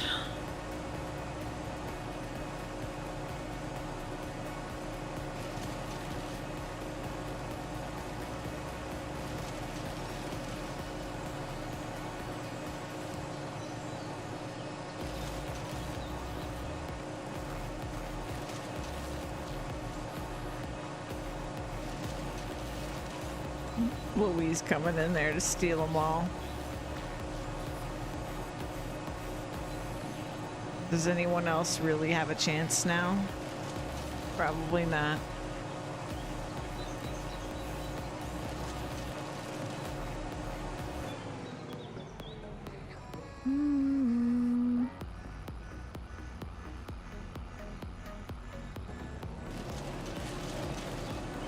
It's pretty dark.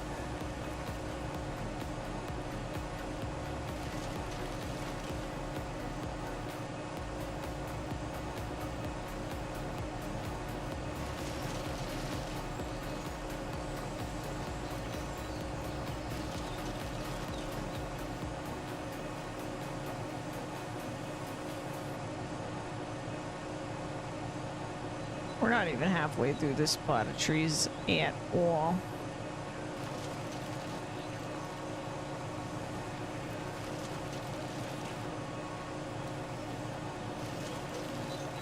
I'm gonna be rich.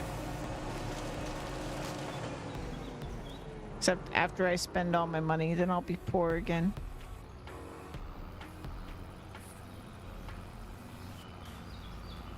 I don't think I'm gonna I'm just gonna buy equipment as we need, but even though I know I'm gonna ultimately spend like $4 million on equipment. And that way, since I'll be buying as needed, we'll never really realize how poor I am. We can feel rich for longer.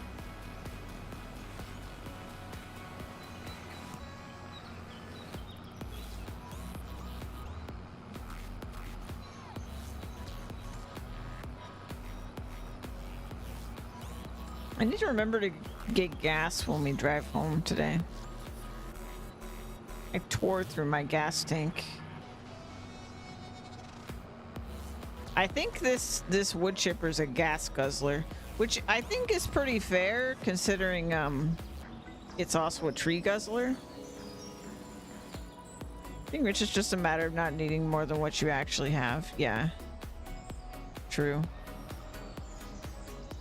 If I had less ambition, I could just retire from farming and I'd be fine for the rest of ever. Really.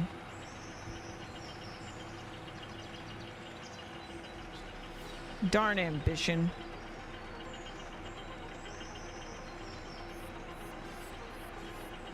Void Mage for the win! I can't believe it! Louise always steals it. Louise must have let you have it to quiet the suspicions of scandal.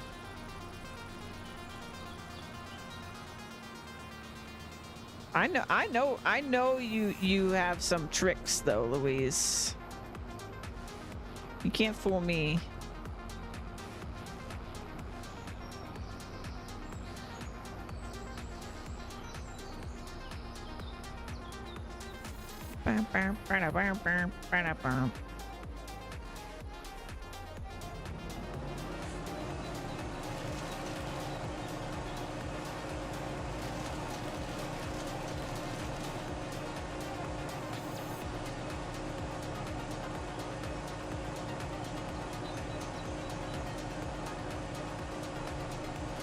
I need to do another giveaway with Bear Snugs. I think I should do one for my affiliate anniversary.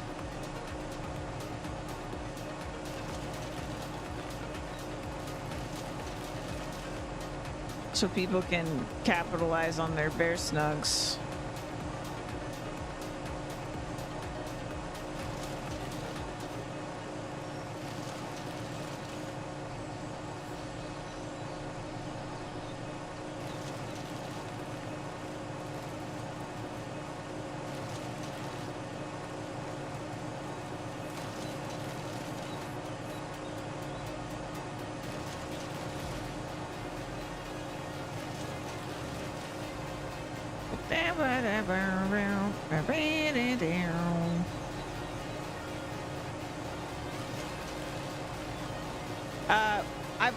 It's mostly for bragging rights. There's also a leaderboard. If you do exclamation point points, you can see your total, and also if you do exclamation point leaderboard, you can see the current leaderboard.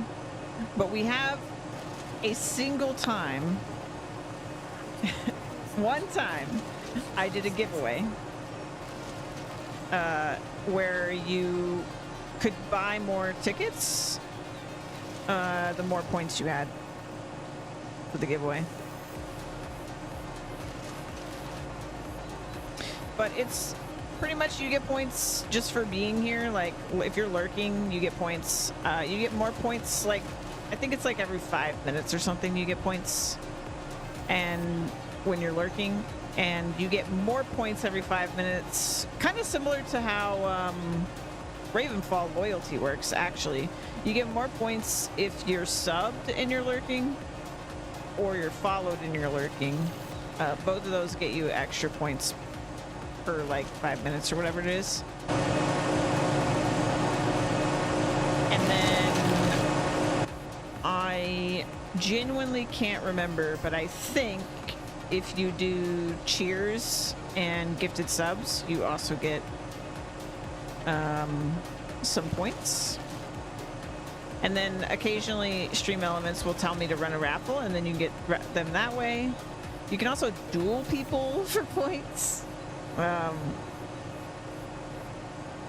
And don't tell Juan, but you can also gamble your points. Dueling Louise.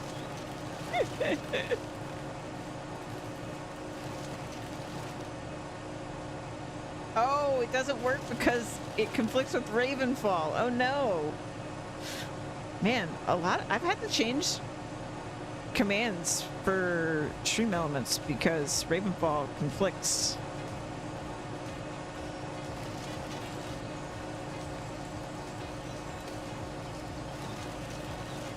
Yeah, I'll need to change that.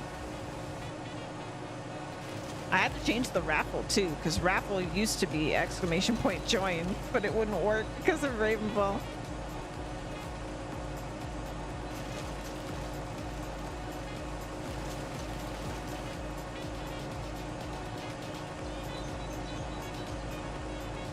Well, you can probably still gamble. Just don't tell Juan. Juan's a gambling addict.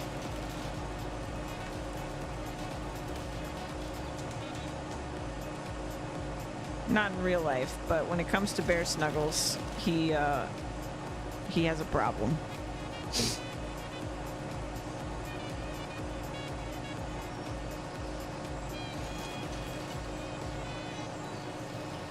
Hey, look at that winner right there.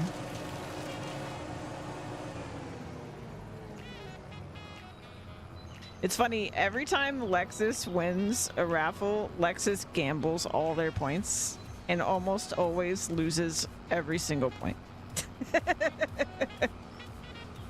Oh, I think there's a cooldown on it. I don't think you can spam it. You can blame Juan. I got banned from the casino. No, I think it's just like every hour or something you can gamble. Sorry, I should have warned you. We had to put a timer on it because Juan was absolutely feverishly gambling. Back when I unlocked gambling. He needed help. He needed limits.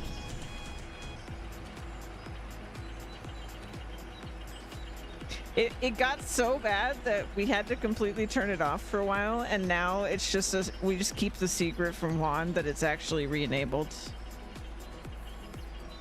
Broski got an intervention. Yeah, he really did.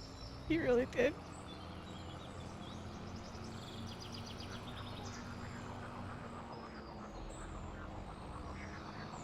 Wow, wow, wow, wow, wow.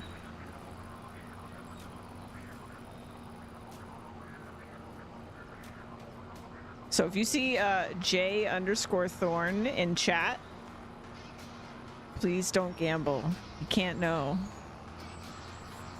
Can't know that it's on.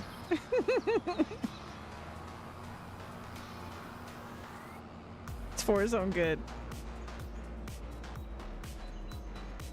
I'll duel him. Yeah, that works too. Oh! Lost 3,000 points. Oh no.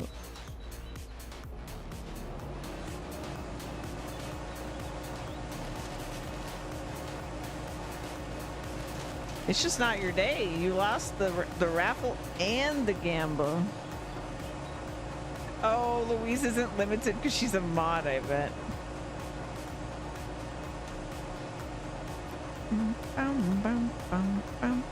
Oh, we do have a little XP buff. I'm still saving up my points to pop a times 100 buff at some point. You want to lose all your snugs? Oh my gosh.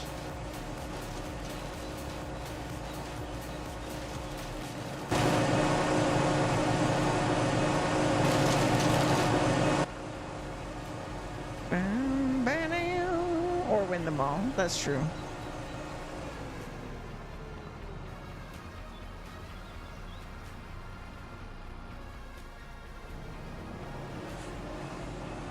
For the thrill. All or nothing gambling. An E-Singer? Hello. Welcome in. A woo! What were you up to? Welcome in, welcome in, welcome in.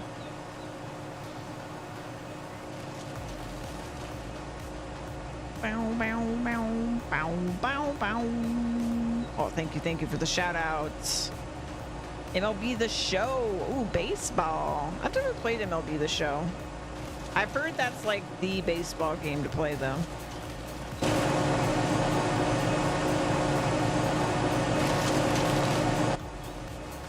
A real mod.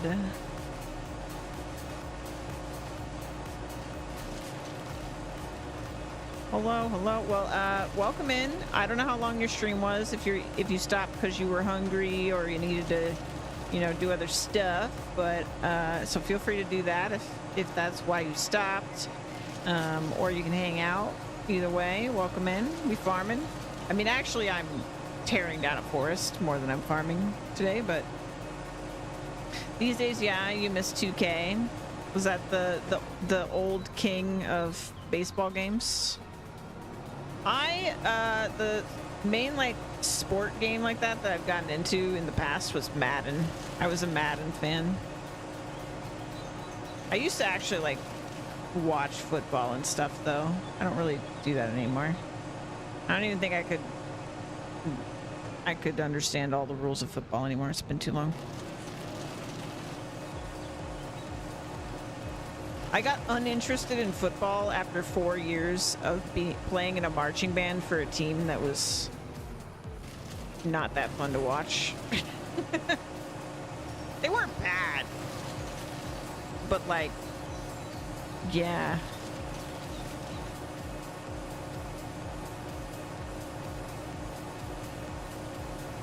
I mean, I also kind of got spoiled with football because I started watching football. I don't know if y'all like what kind of football you've ever watched, if you've ever watched football, but I watched college football when I watched football, and I watched what are they called, UT, and Vince Young. I can't believe I even remember that name. I believe that was his name, was the quarterback for their team, and every single game was insane. Like, he was the quarterback, and he kept juking the entirety of the other team and just running across the entire field with the ball. Like, it wasn't even football anymore. It was like a different sport. It was just Vince Young running track and scoring points. And that spoiled me on football, and then football after that was just like, oh, this is boring compared. I miss Vince Young.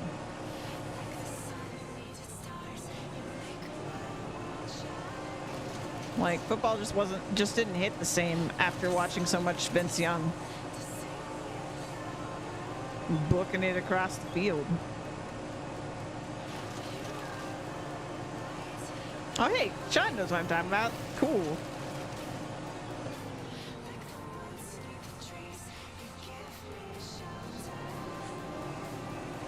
I've never really been super into baseball, though. My mom likes baseball a lot. I always figure baseball is more of a vibe. Like, baseball is the game you, like, go to the game for just to, like, hang out and eat stadium snacks. These days, the NFL has a lot more quarterbacks that run on plays. Oh, okay. Yeah, I've never really watched, like, NFL stuff. Baseball's always been your fave. Aw. Oh, we are full. We are full up on chips. Let me sell these. Yeah, I'm like killing it in this farming sim playthrough. We are filthy rich. We are clearing out these trees so that I can convert this into a massive field of grass that we're gonna mow, and then we're gonna bale that up into silage for monies. But also these trees are worth crazy monies. I was, for a very long time in this playthrough, chainsawing, you know, by hand every single tree, cutting them into tiny bits that I could carry and wood chipping them that way. But we've since upgraded the technology, and now we basically just have a vacuum, and we just vacuum the trees. It's not exactly realistic, but it is far more practical.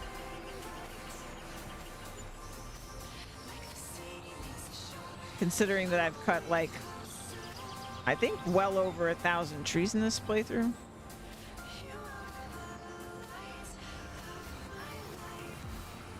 We can check actually. Yep.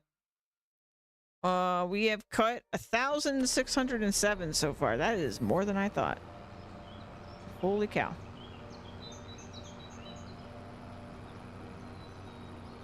It's so dark though. I might have to just end the day because I can barely see. Yeah, we are not good for the environment in this playthrough.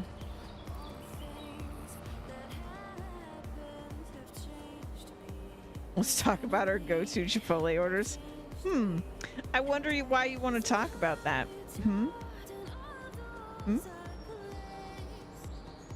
What's going on with that?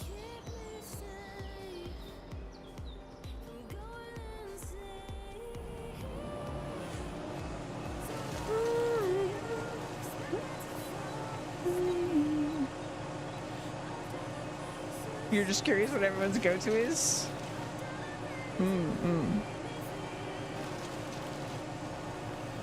Only been to Chipotle twice. Oh my goodness. I don't know if I had Chipotle before dating Louise. I can't remember. I know I didn't have Taco Bell until I dated Louise. Your truck looks like an anglerfish. I can see that. You haven't had a chance to get Chipotle ever? Ever?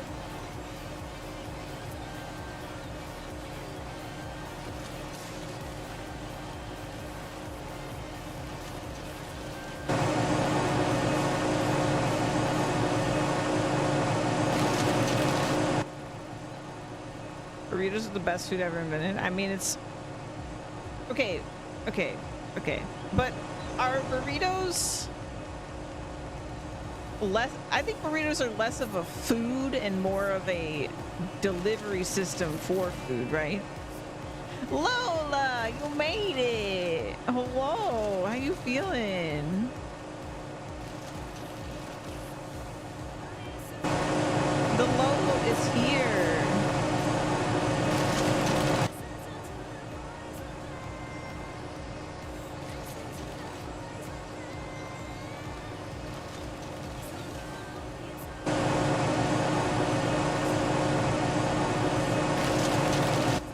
Like, I think of burritos less as a specific food and more as a one of the most ideal, if not the most ideal, delivery system for food into the mouth.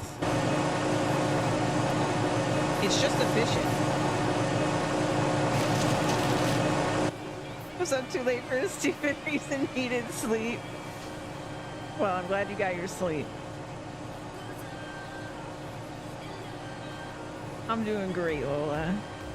We just been tearing through these trees and chatting. I tried making my own meat and cheese burrito at home and failed, so I made it into a soft taco instead.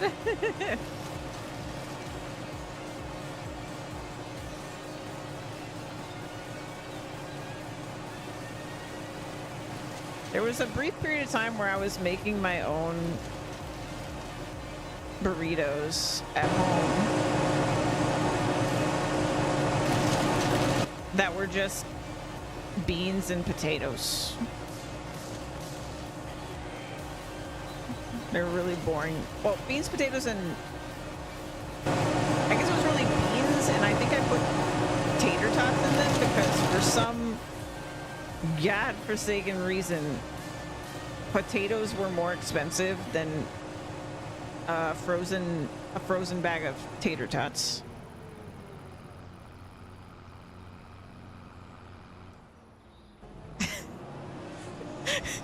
Louise.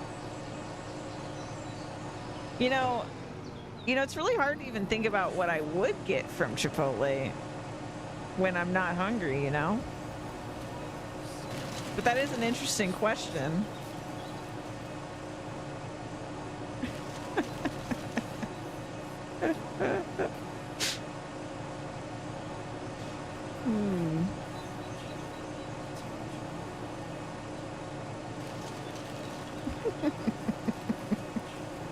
What if you were hungry in roughly 30 minutes? That seems unlikely. Maybe in a few hours.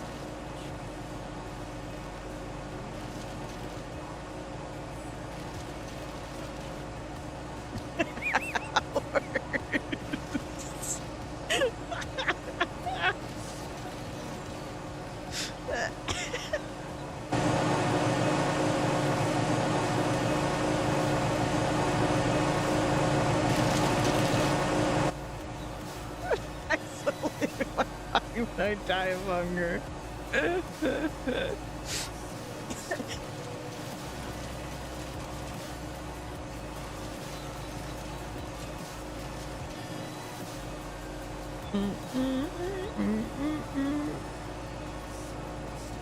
Well, Louise is insisting that she's definitely not plotting anything, but I suspect foul play here. You ordered groceries, but they're late? Oh, I'm sorry.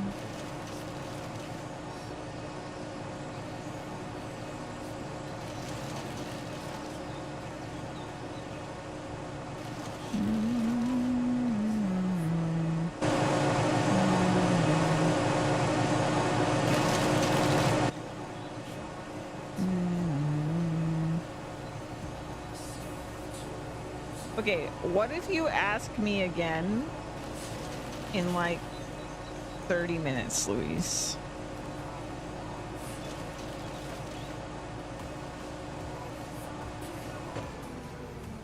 And I'll see if I feel even remotely with an appetite.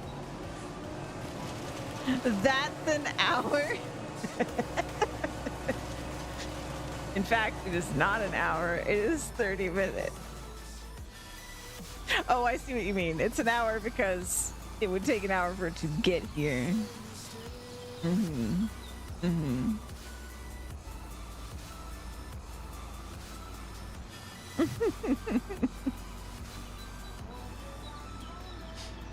You could die in an hour. That's a really good point.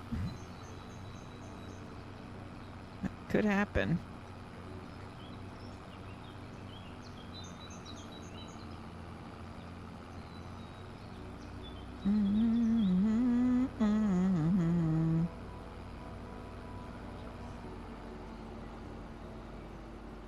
Actually got like a little brighter, I see, it feels like, because the moon came out.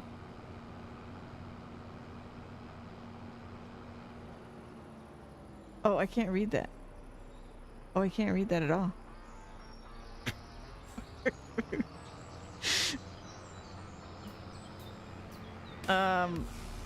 All right. If you insist we order it now, we can figure that out.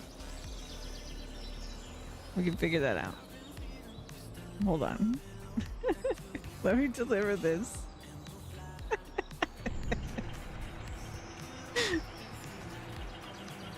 She's wasting away. It's the smallishness, yeah. Hold on, I'll switch to Ravenfall here for a second. Go make sure that Louise doesn't die. Louise safe.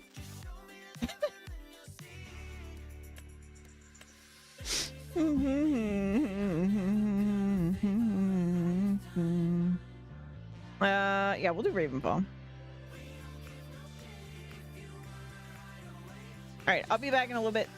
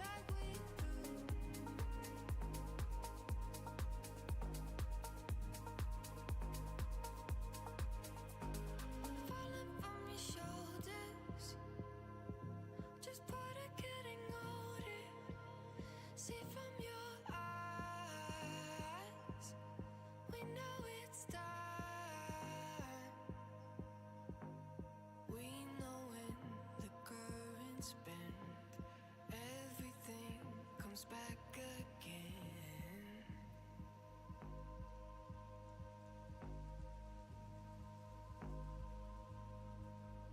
Maybe in time we'll be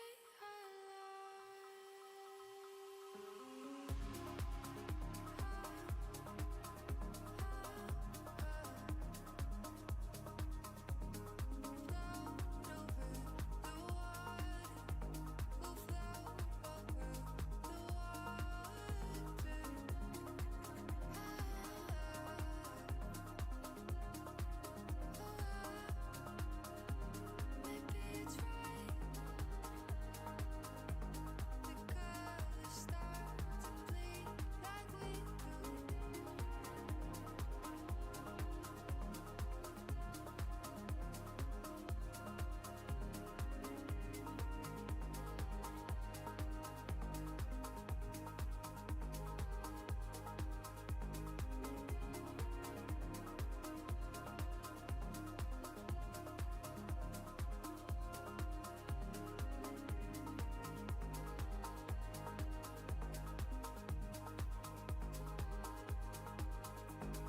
Falling from your shoulders, just put it getting older. See from your eyes, we know it's time.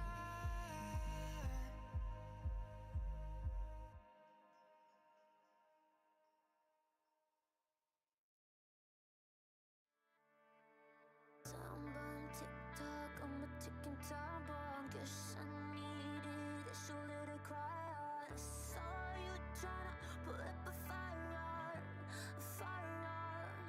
I know that we're dying, and the day's getting colder, and I'm already done.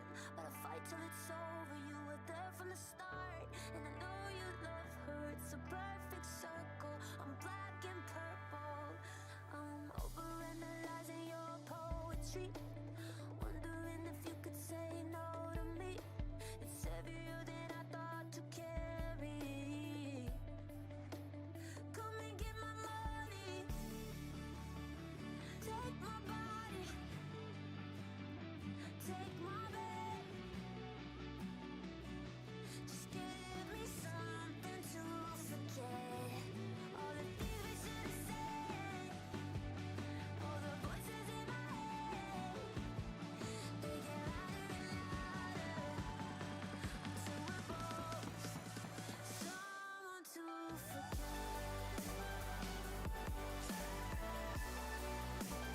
Someone to forget. Just give me something to forget. All the things we should have said, all the voices in my head, they get louder and louder until we're both someone to forget. Someone to forget until we're both someone to forget.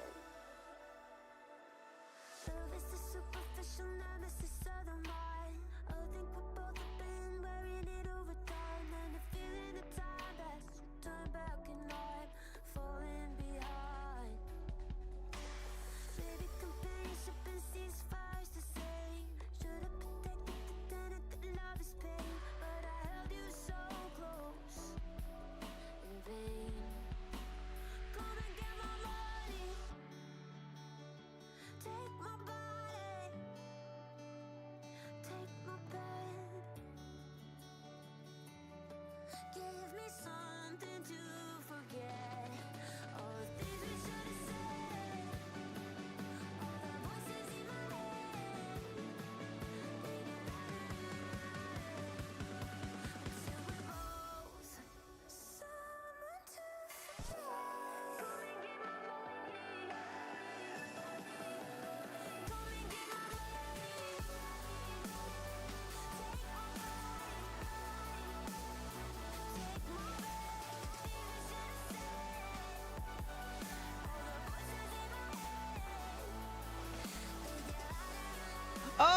Okay, sorry about that.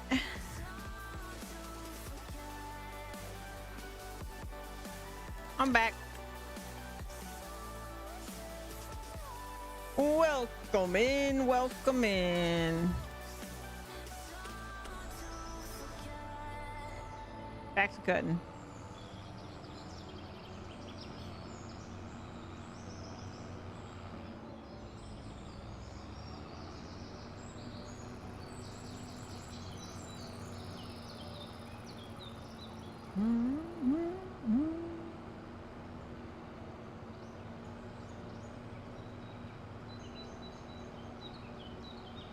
Look at all this space. There's gonna be so much grass. The world isn't ready.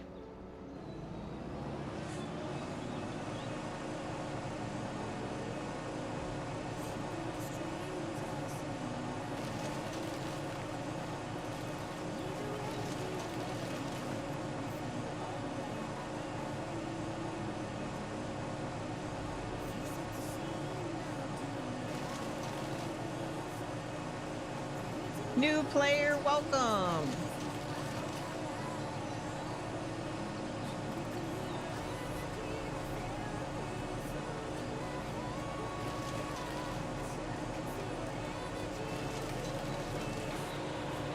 Thank you for the follow.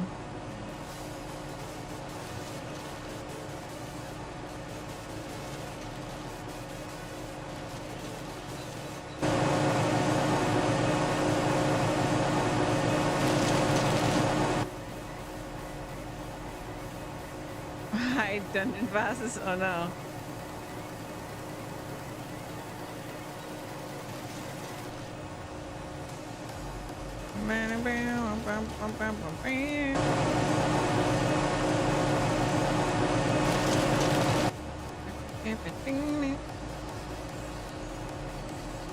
Amity therapy.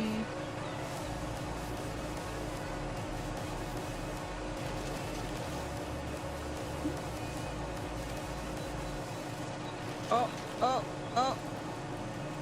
Dang it. I hate when it falls.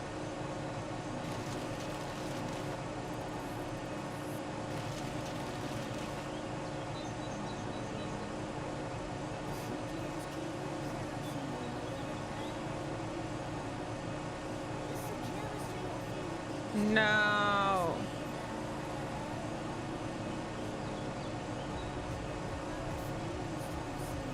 Don't be like this. No.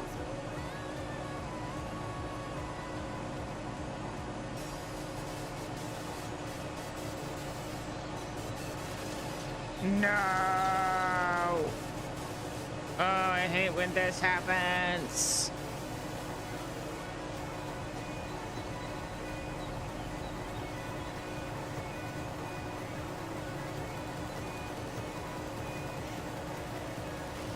There we go.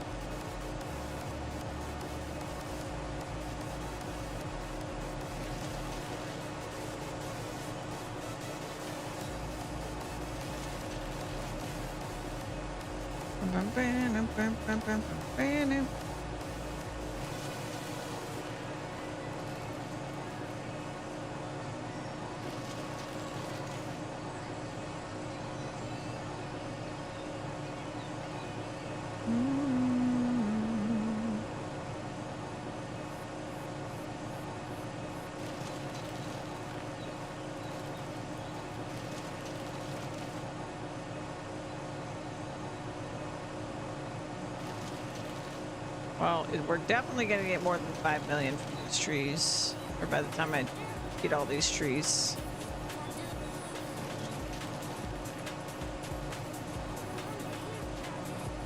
No! No!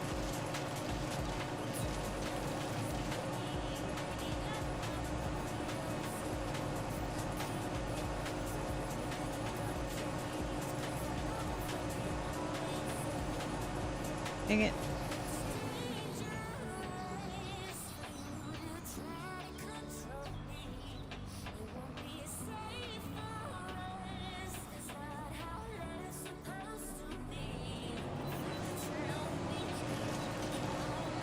go.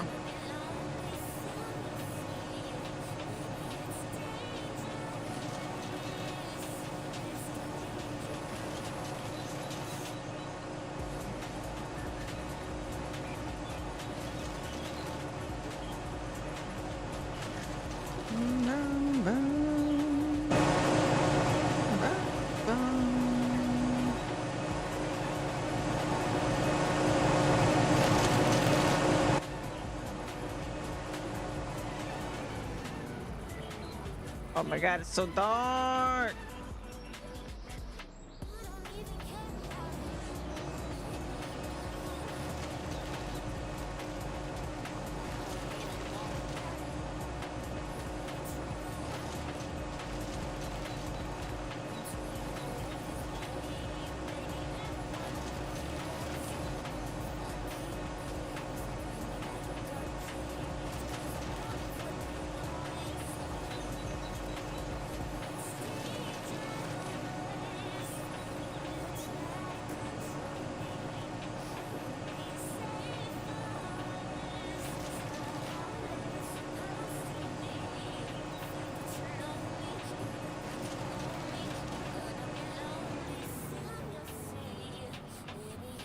The food got decided, yeah.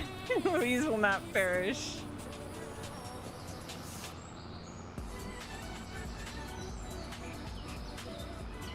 Food is supposed to be here at like 5:03.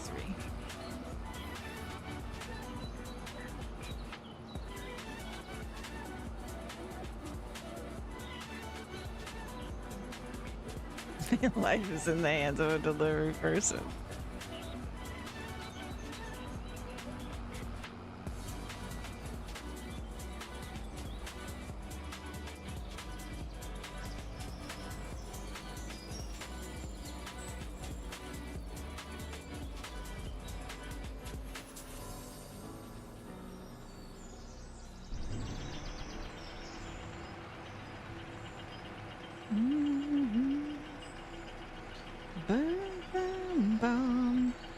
Oh, so generous.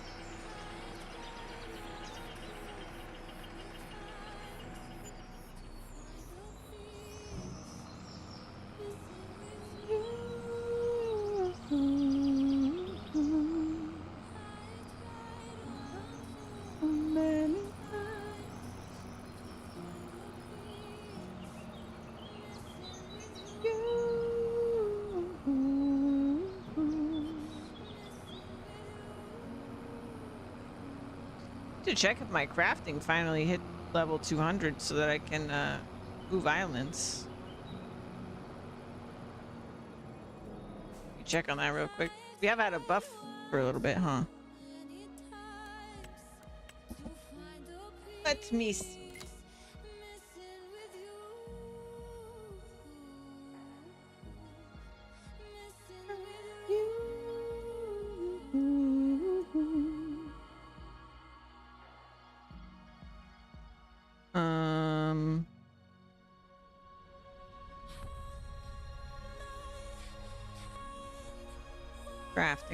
Crafting. No, it is not. Healing's 404 though, so.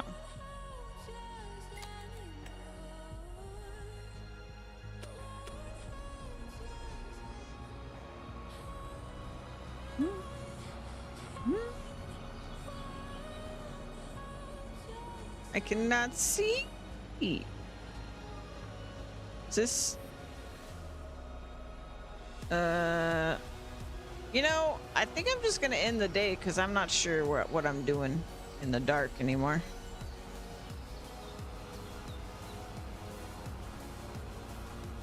Let's navigate home.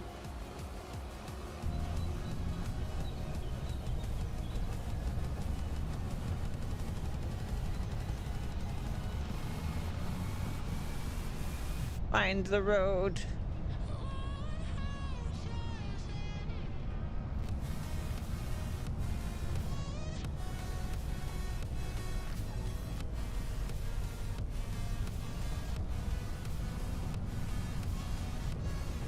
The road. I found it.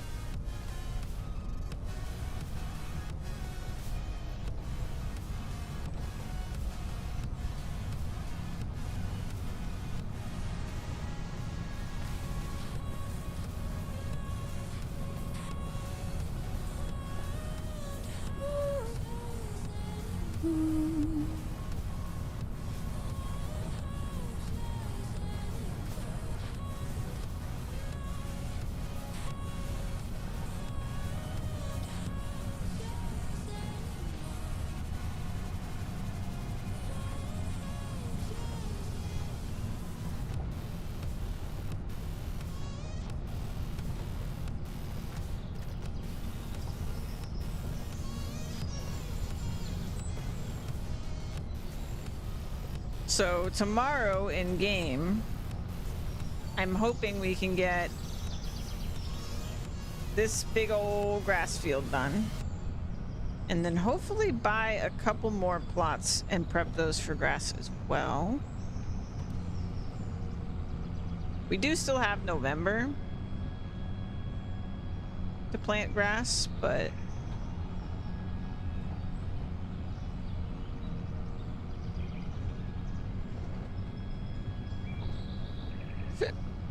ideally we get more than that. Or we get more planted sooner than November.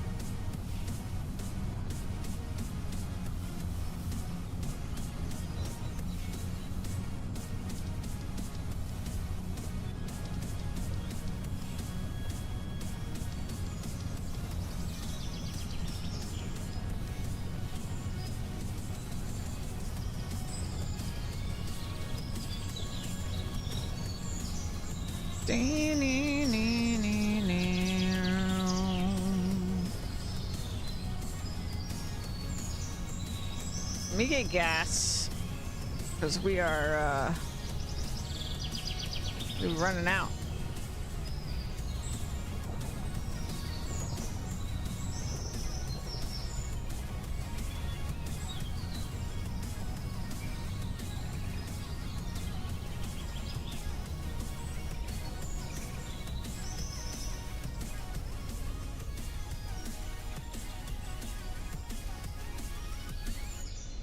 Ooh.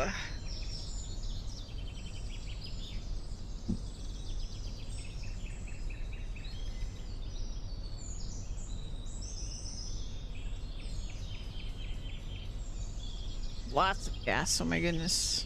I should probably repair too. $646. That is a lot.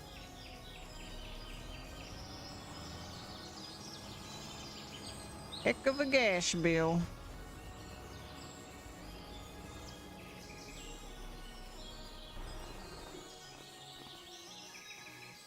Oh my god. All right, repair. Oof.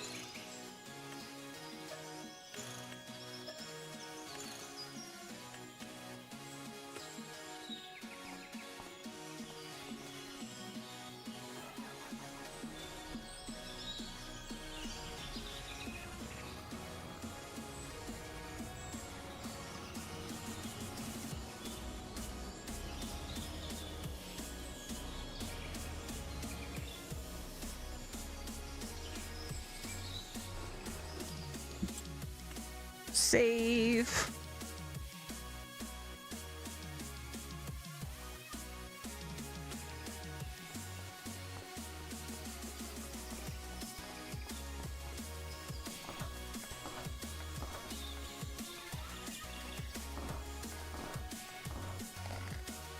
Now I will stumble in the dark to my bed.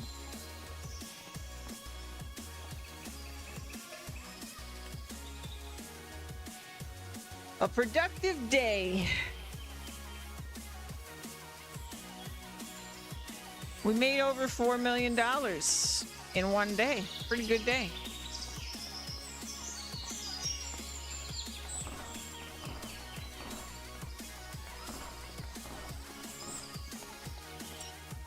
What's on sale?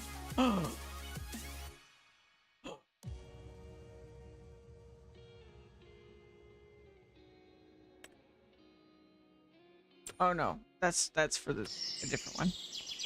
We don't need that. Let me do a quick one of these. Okay, so we can see on the pre-made fields at least all of our growth progression, but we can't see it on like 53, for example. That's another grass field.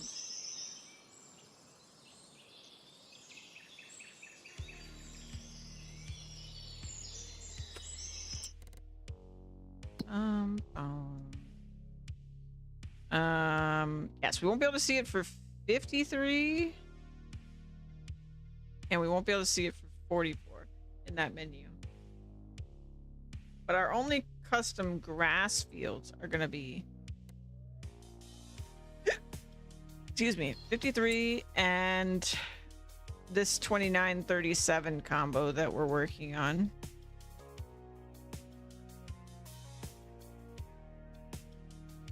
So it shouldn't be too crazy to keep track of.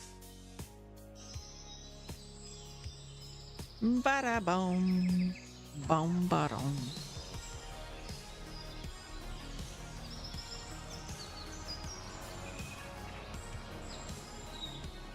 Oh, is my?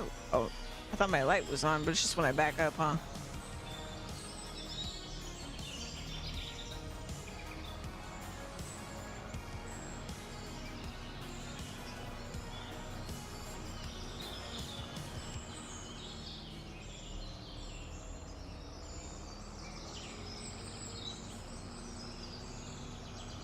Bada bum bum badum.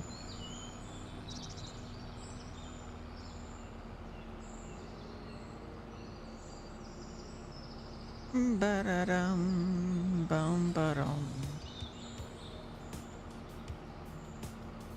It's nice to be able to see again.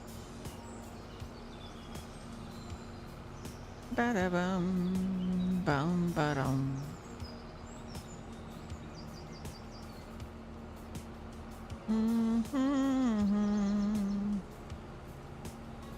Ugh, I love this map. And I was so pleasantly surprised that the ground, the foresty ground texture they added, like, changes with the seasons. Looks so good.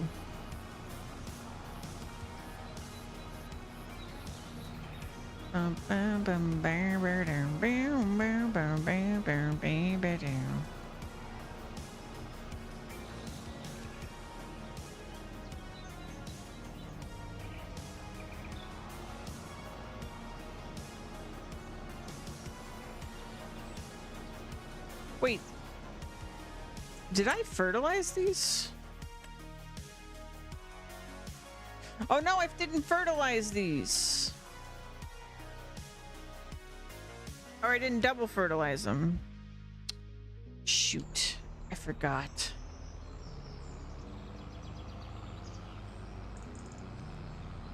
Let's do that right now before I forget again.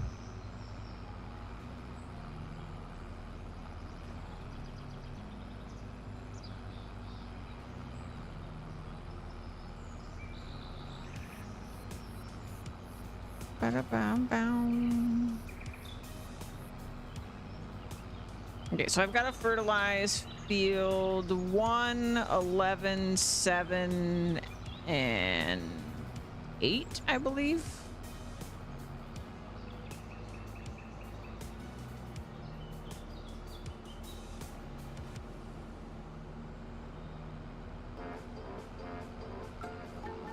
You should have had a healer. Lola. You sweet bean. Thank you for gifting that sub. Out here always making sure the new folks get a sub. Thank you so much.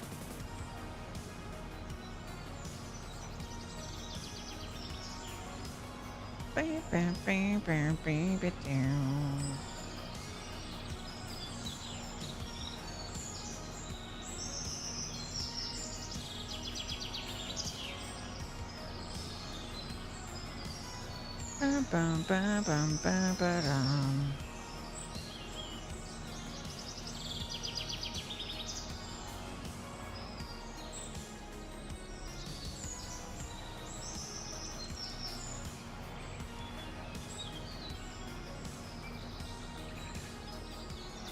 All right, I'll just put this stuff down over here.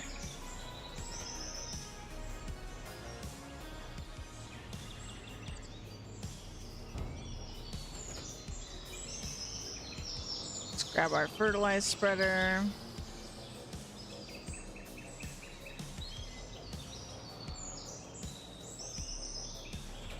Okay, let me check the map again. So no, it's actually not 8, it's 16. Okay, so it's 7, 16, 11, and field 1. So let's go to 7 first.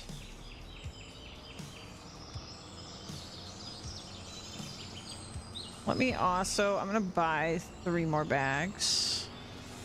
Maybe, we probably don't even need to. We'll go 7.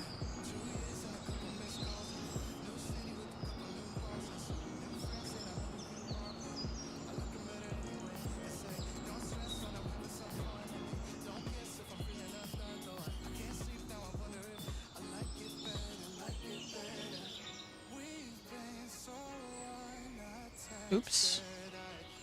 Couldn't find the button fast enough.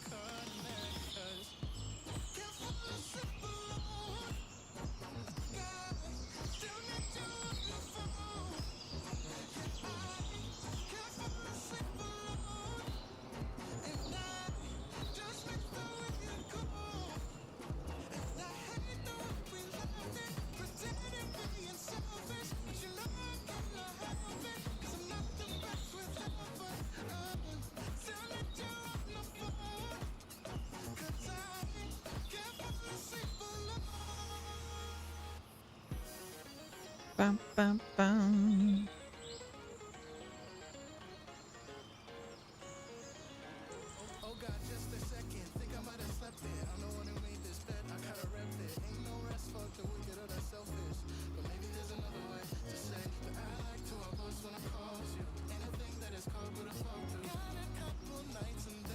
I'm surprised I didn't fertilize before we started cutting that other field. It's very unlike me. I must have been quite distracted.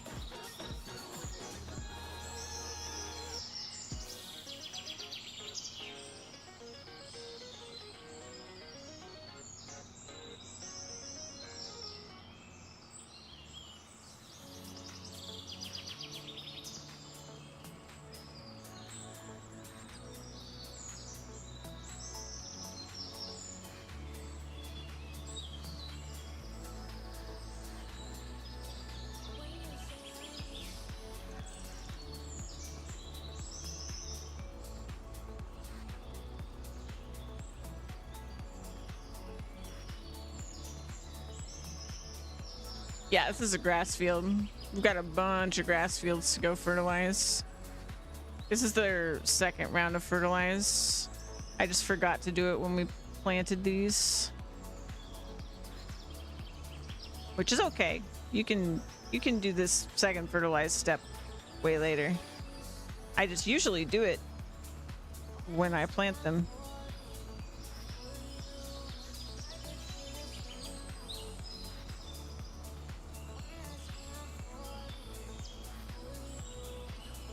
So that I don't forget.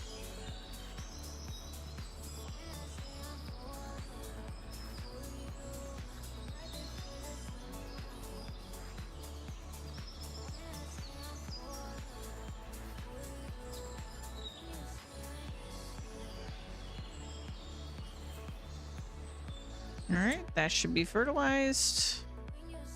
Oh, I missed a corner. Over here, a little sliver.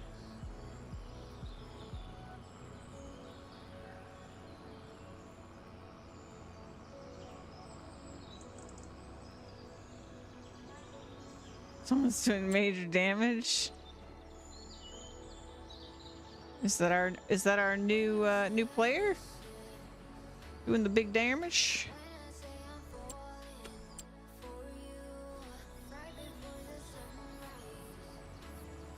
Holy, yes it is. My goodness. What? I don't even know how you get numbers like that. My goodness.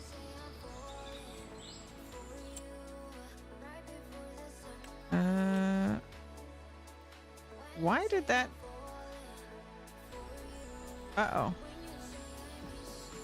Lola just faints.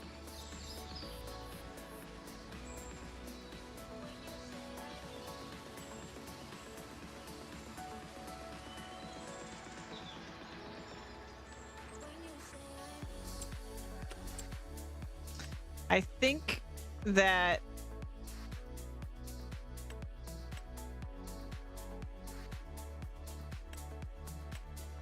I see. It's like not technically my farmland or something, so I can't actually fertilize that. Okay, that's fine. Okay, let's go to field 1.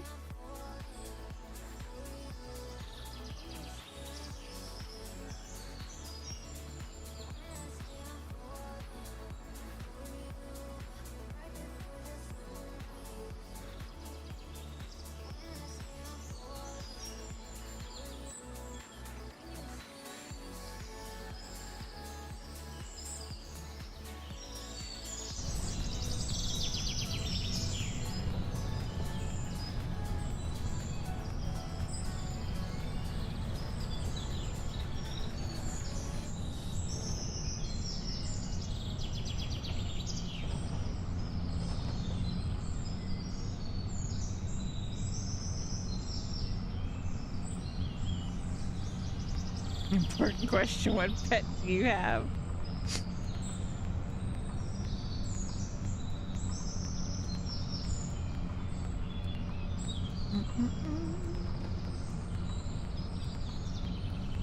Bum, bum, bum, bum.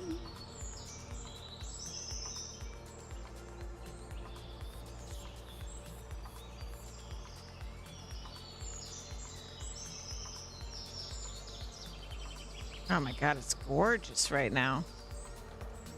Those autumn colors. Oh my god, fall vibes. Look at the lighting and stuff. Oh my god.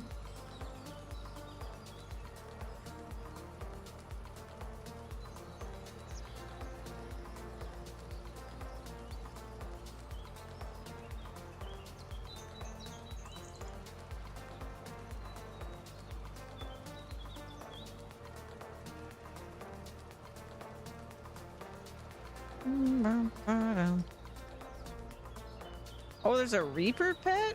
Nice. I didn't even know that was one. That's cool.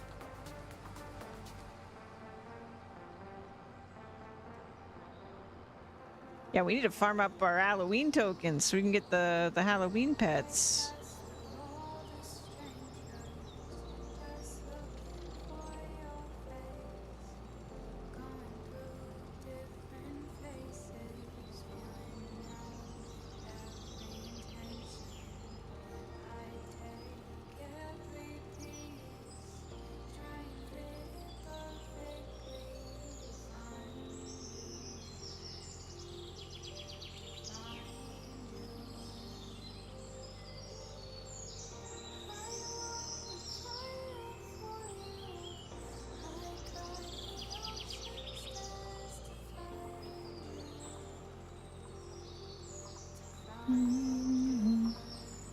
Oh my god. So peaceful out here.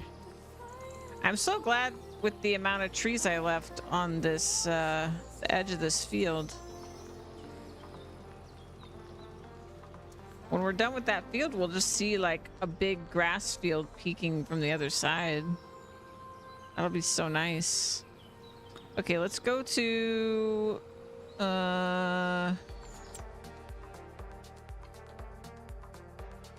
I think we need to go 10's not my field. We need to go to 11.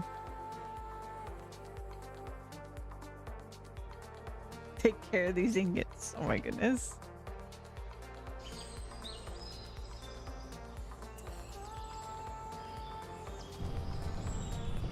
I tell you, the Ravenfall community has just been so nice and welcoming. We started playing, is it like 2 weeks ago now? Like my community is very new to Ravenfall, but we've been having a lot of fun.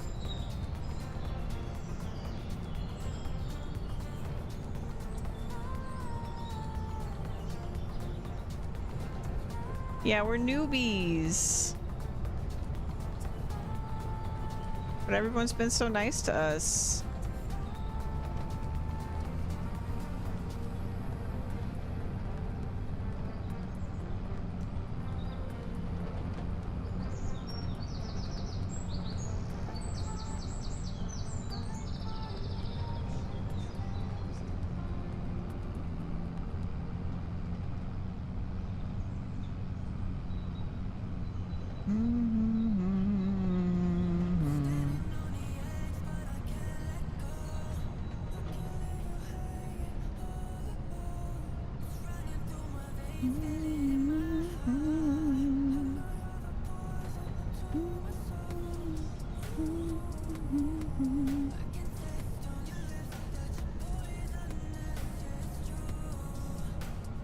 I've just decided to forgo roads today, apparently. I got stuff to do, you know? Okay.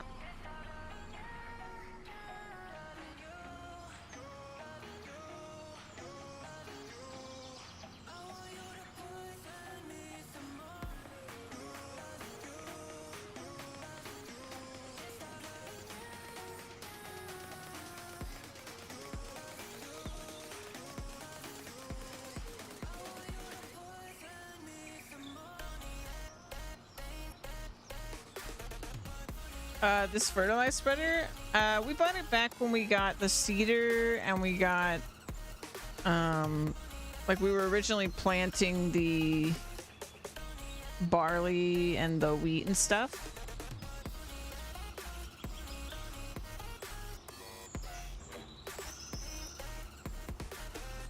Fertilizer spreaders are usually pretty great working with wise.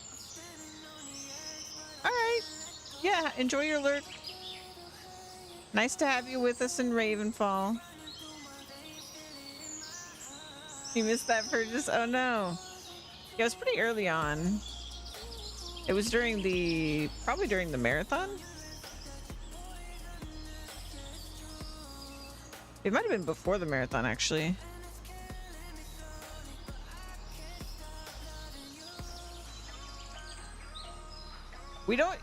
You also probably haven't seen me use it very much because it's such a quick step in the process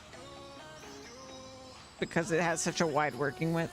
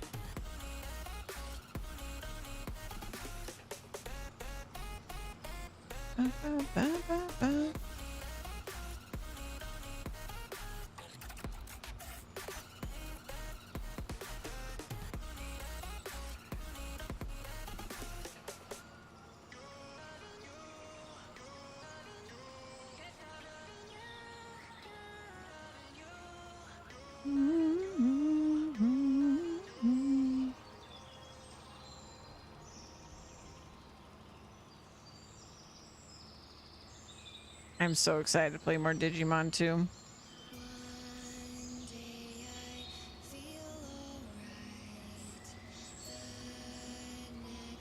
I just want to play so many games at the same time, but also I want to take my time in all of them, and yeah.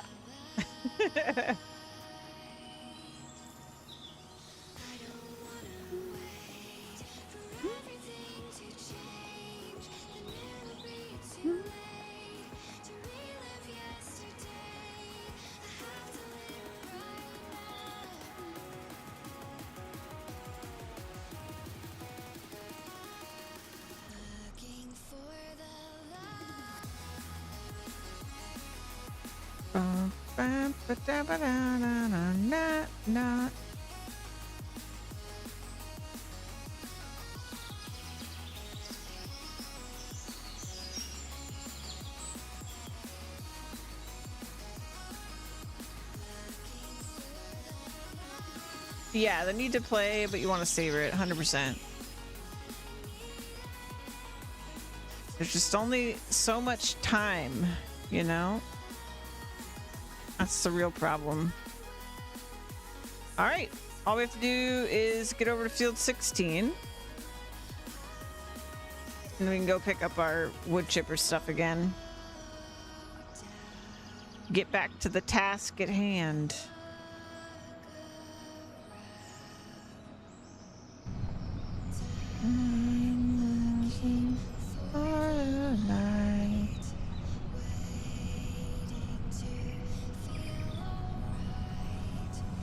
There's also no road to get to this field, so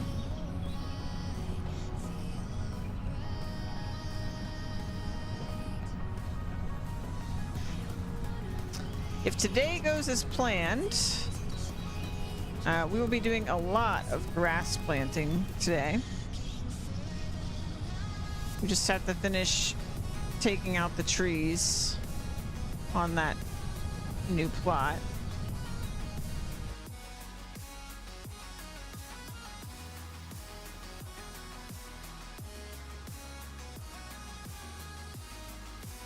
But I will probably buy up the rest of the field plots, like the pre-made field plots today, because we really have no reason not to. Assuming we have time to actually utilize them is really the only reason I wouldn't buy them today. But I think I will have time. Daily counting new silver hairs. You know, I've always had silver hairs. Whenever I'd get my hair cut, they would always comment on it. They're like, oh, here's the proof that you're an old soul, is you have gray hairs.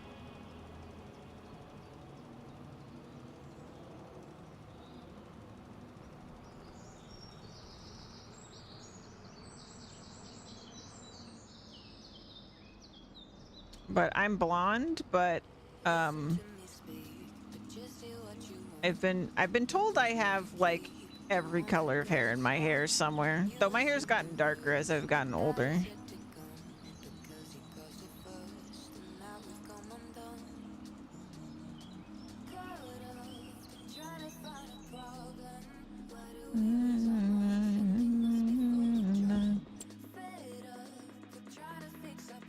I did miss a spot over there.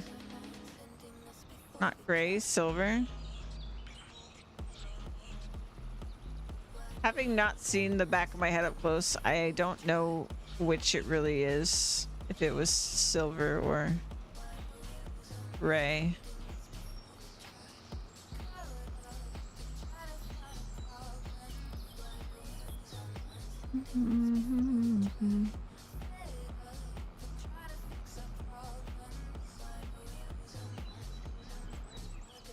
They always just told me I had a rainbow on my head, essentially.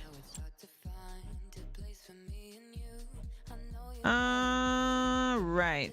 Let's deliver this back. We're all fertilized.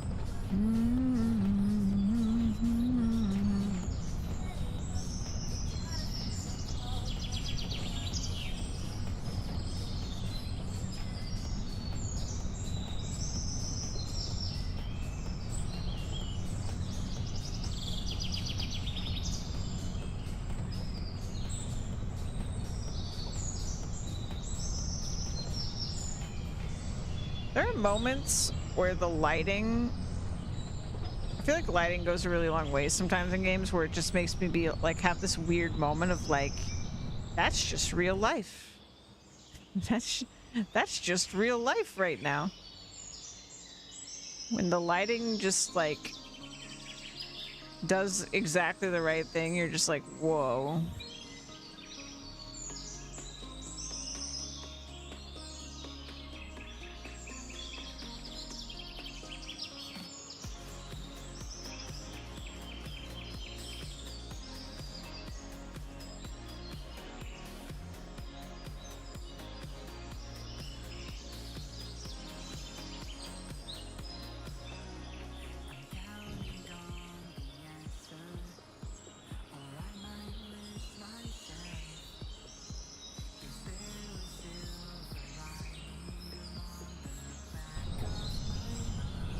All right.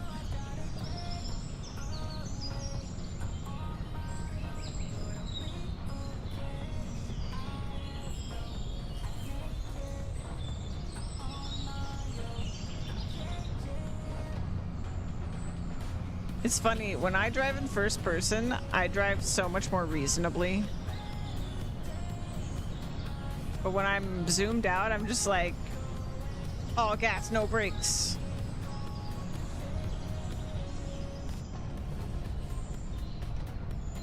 Forgotten your English for 10 years.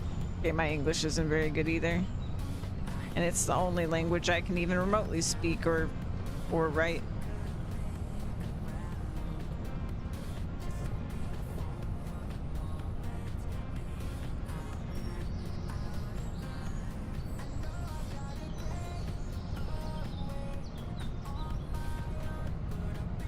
Okay.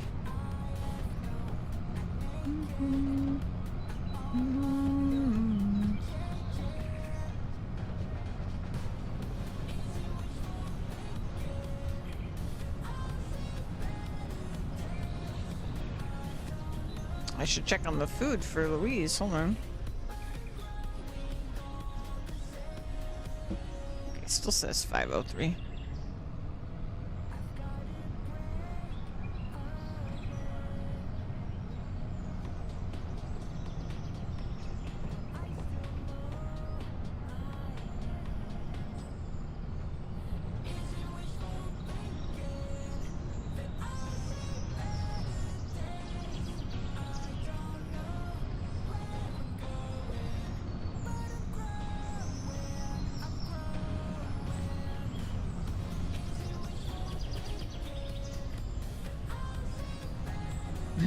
Elder Altair's level 999 with 20 enhancements. Oh my god.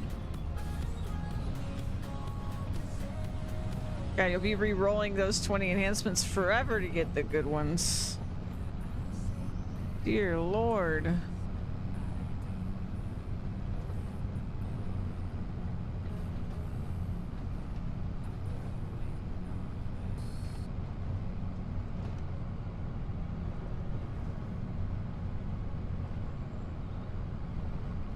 Something to work towards. Yup.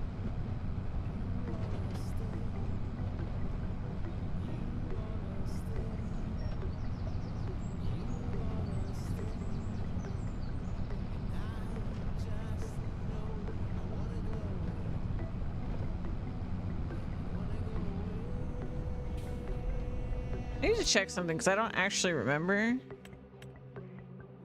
Okay, so this plot goes right up to the road. Oh man, that means we've got so many trees to get to. Oh, that's very exciting.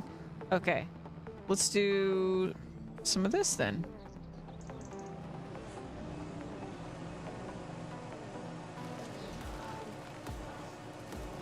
There's so many trees here. This is crazy.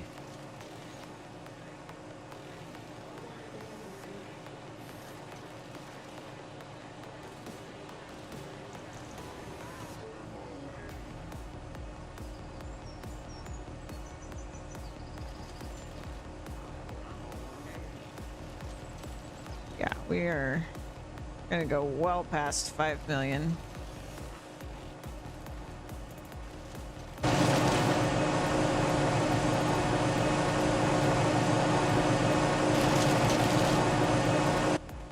a strong boss there, yeah.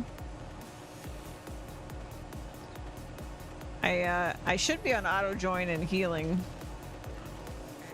for all of the dungeons and raids and stuff. So I imagine with a beast like you here, my healing might not be enough, even at level 400.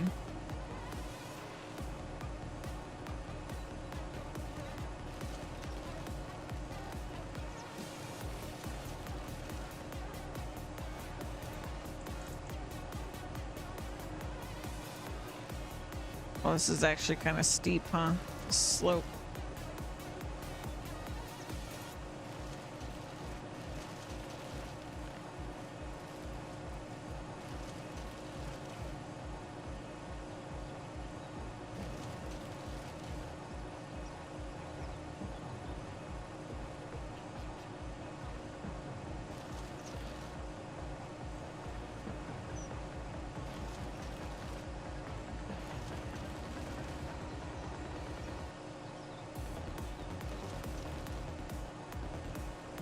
Yeah, I'm not used to dungeons being so quick, honestly.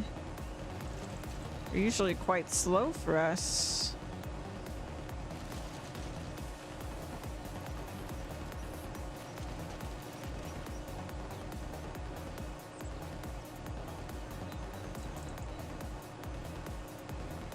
Boom, boom, boom.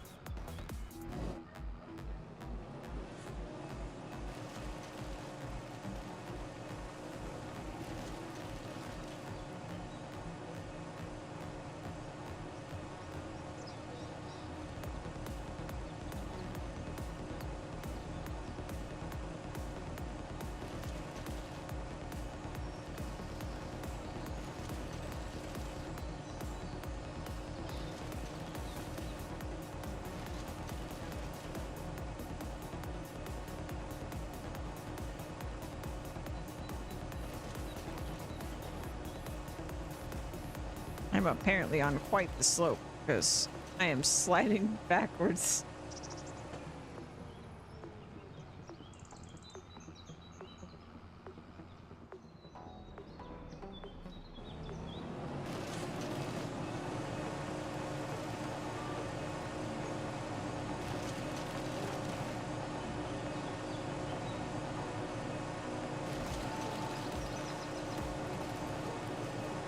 Oh, it was 2 trees.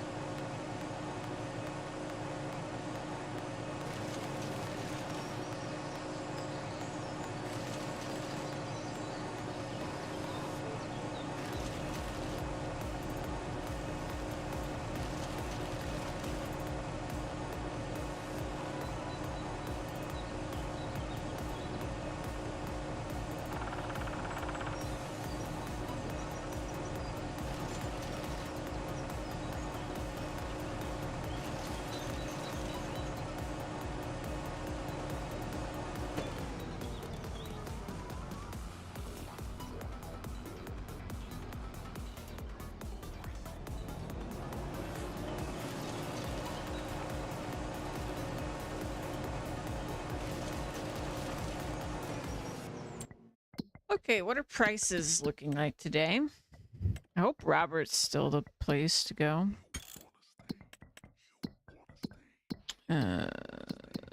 Forgot how to play the game. Where are the prices? Here they are. Wood chips.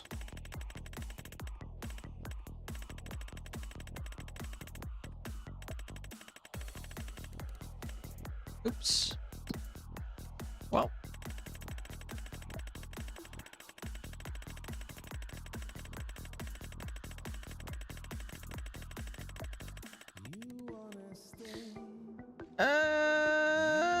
Robert.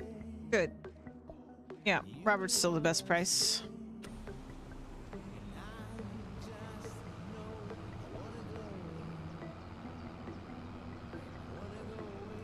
Look at all this land. Ooh, I can't wait to cut it.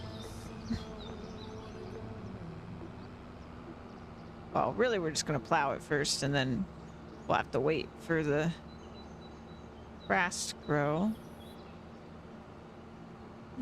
But be so good. It's gonna be so good.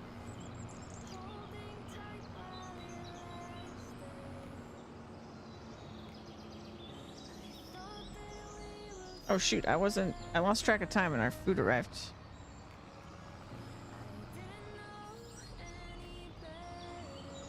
Louise. The food. Is Louise already dead? Louise.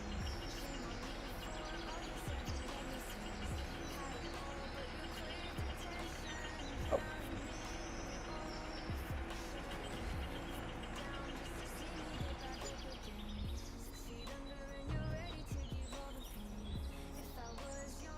There's been a delivery.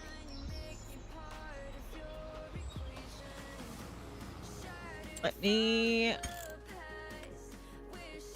go get my food.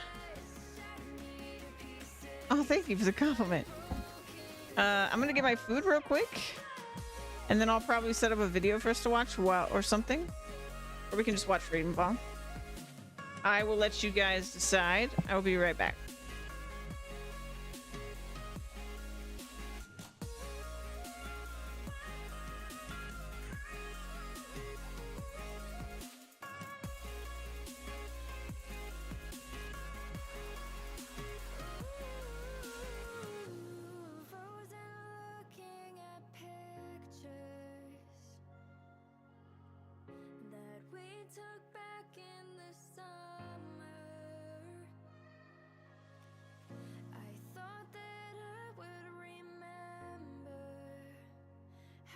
To feel, but this isn't real. Now we're over. Take it all, there's nothing left here anyway. We used to talk, but now we don't know what to say. Now we're just two passing strangers. We tried, you lied, goodbye forever. Put me down just to see me get back up again. 6 feet under and you're ready to give all the pain. If I was your new addition, you make me part of your equation. Shattered from Look at that. The gang's all here.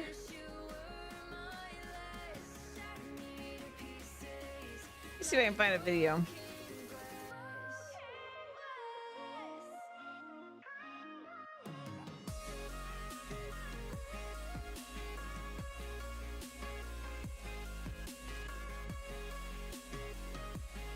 Bada bada bum bum bum.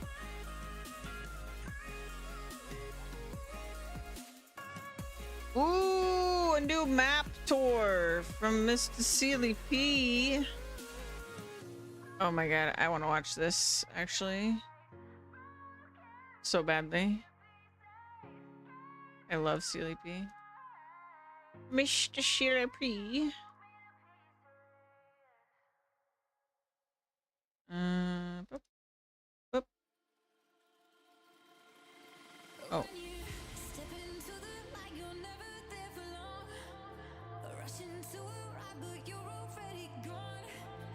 It may break my heart, but you do what This one. give all I am to you, I give a lot. Turn off the music.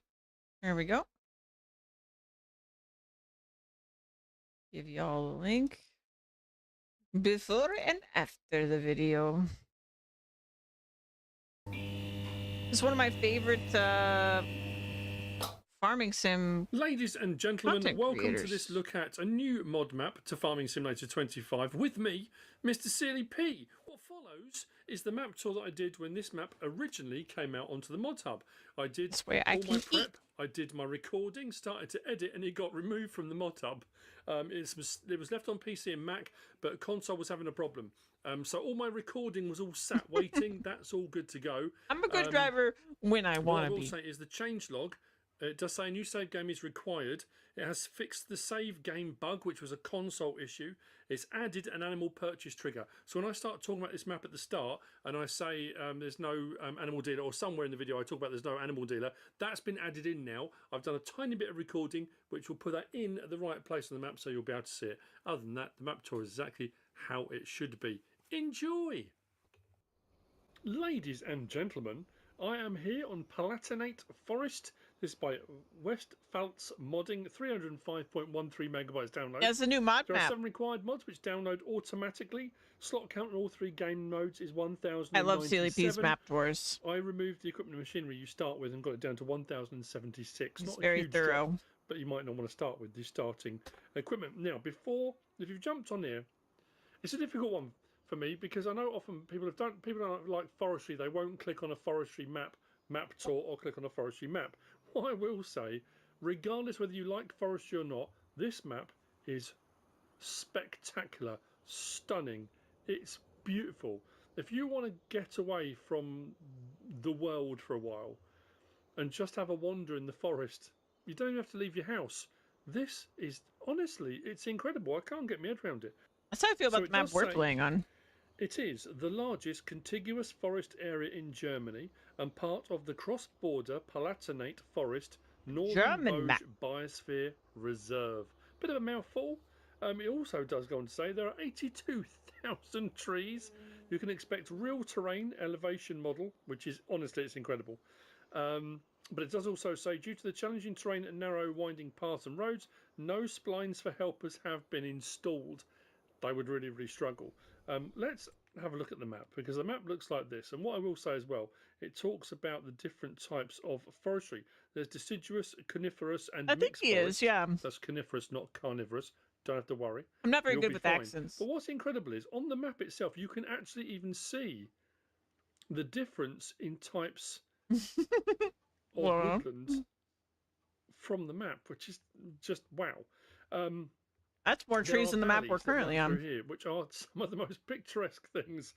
Babbling brooks, little winding paths. Like this little track here is like a little hiking trail, which if you're on a mountain bike or I'm going to go along part of that actually in the side by side just to show you.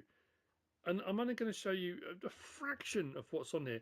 Now, if you want to do farming, there are areas like this, for example, that plot there, and there are some other areas which have got these open patches. Like some of them are hillsides, some are quite steep. If you want to start a farm up in the hills, you have got areas you can make fields straight away. Plus, okay. this whole area along here, you can make into smaller fields, long sort of thin fields. There is farming available if you've got the wherewithal to attack it and go for it. Now, as far as plot prices go, let's go up to actually farmland. On New Farmer, we start with this plot here, 20. We start with this little plot here, this little plot across the road, which has got a garage on it, and we do start with this little plot just up here. Plot prices aren't actually too bad for the forestry plots. They're okay. I'm not going to lie, they're not bad at all. Now we have an overriding plot 1, which is here, which does all the roadways, those valleys and stuff like that. But even that, 1,888,000. It's not horrendous, and if you wanted to do that off the start, and we give you all this down here as well,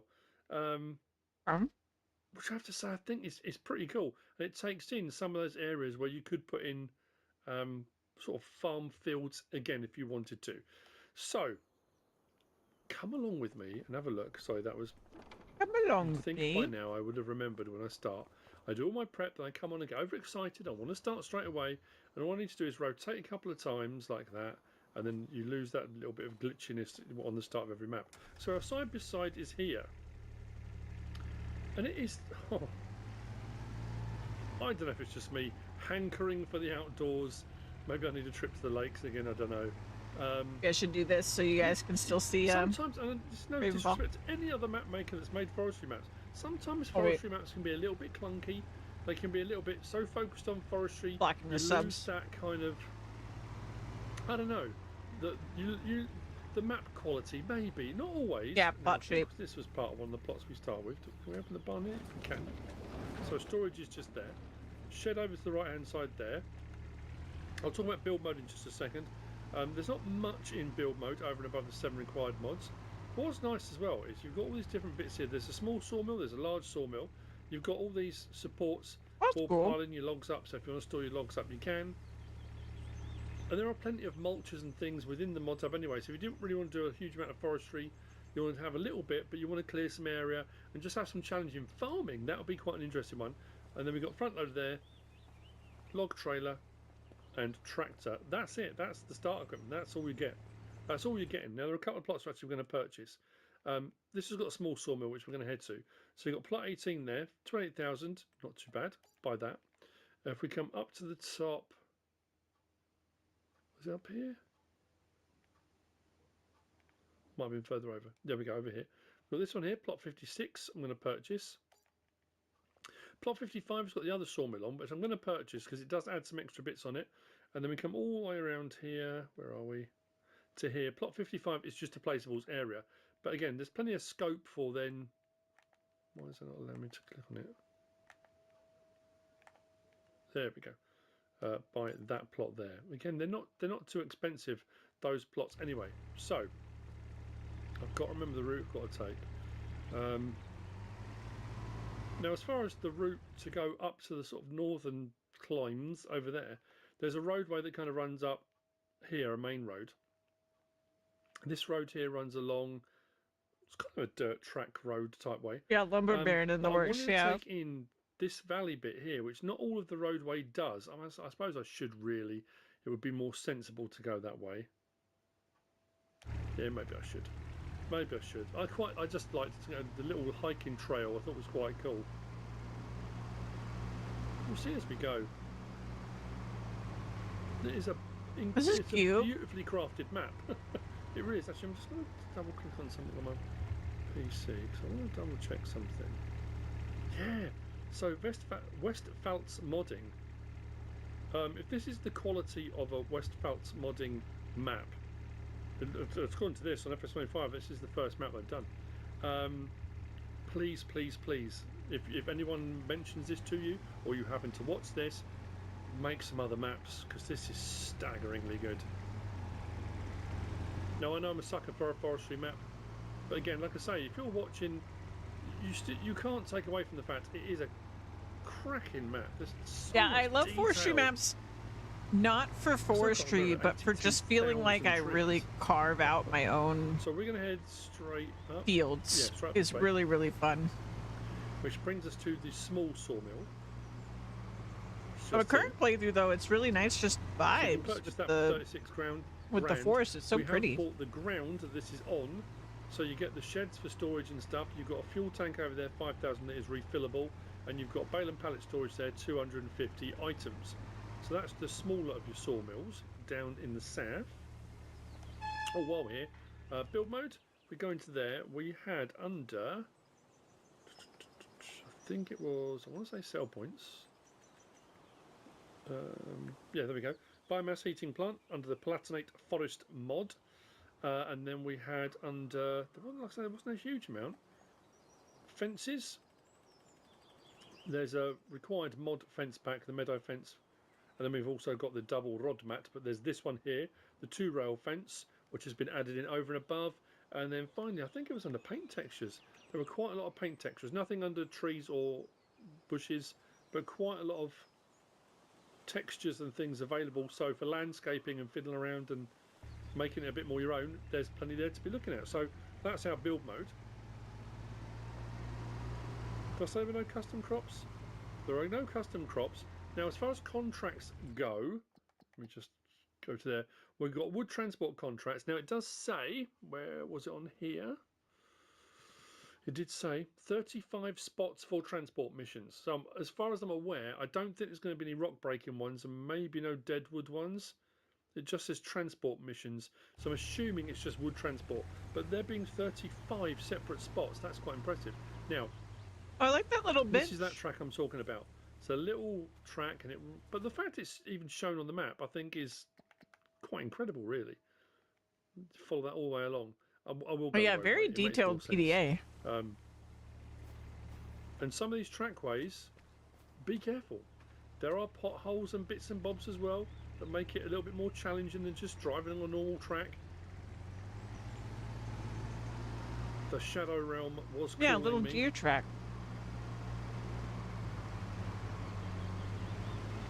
And there was that little Carry along walking bridge that was right there I when think he we'll passed still by. get to see all the going this way. We should still be able to see the lovely.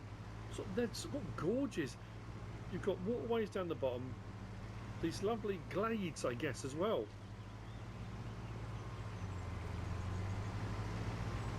The sound effects aren't too much. The lighting's great. Colour palette's good. It's, you know,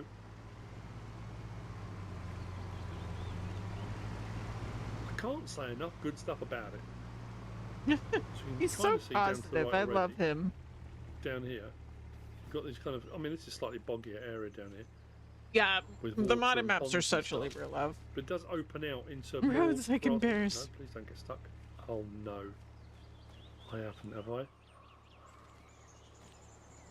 I love Sleepy. He's so positive. He's so How in the happy. world did I manage to He's do so that? silly. Come on. It's too steep. I can't get back out. There we go.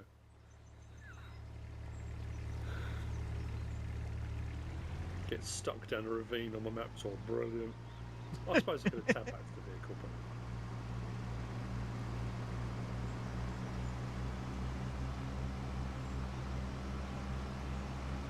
yeah, it's not nearly as much fun driving on the roadways as it was along that track.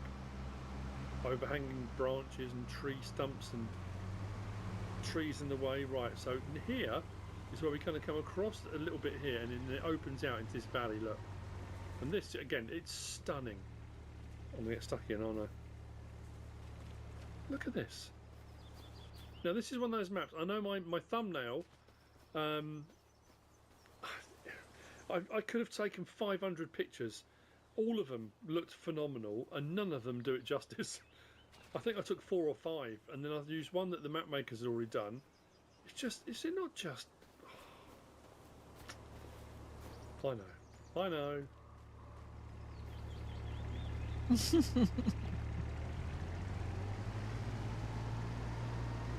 I just don't want people to, you know, it's that thing, they see the word forest and go, no, I don't like forestry, and that's it.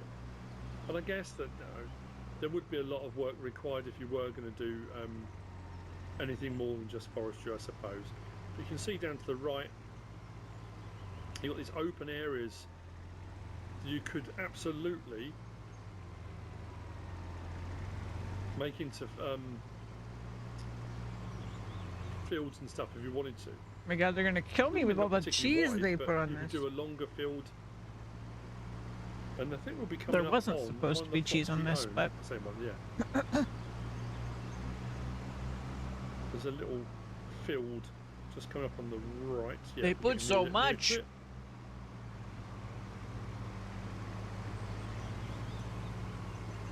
Cheers. Just about there you go. You can see it through the trees. Look. So you go. That's an example of what you could do. So this is Oh, the yeah. field we start with. So we're it's a here cute now little field. and here. But yeah, there's all of this all along here. I mean, admittedly, that is on the plot 1, so you would need to buy.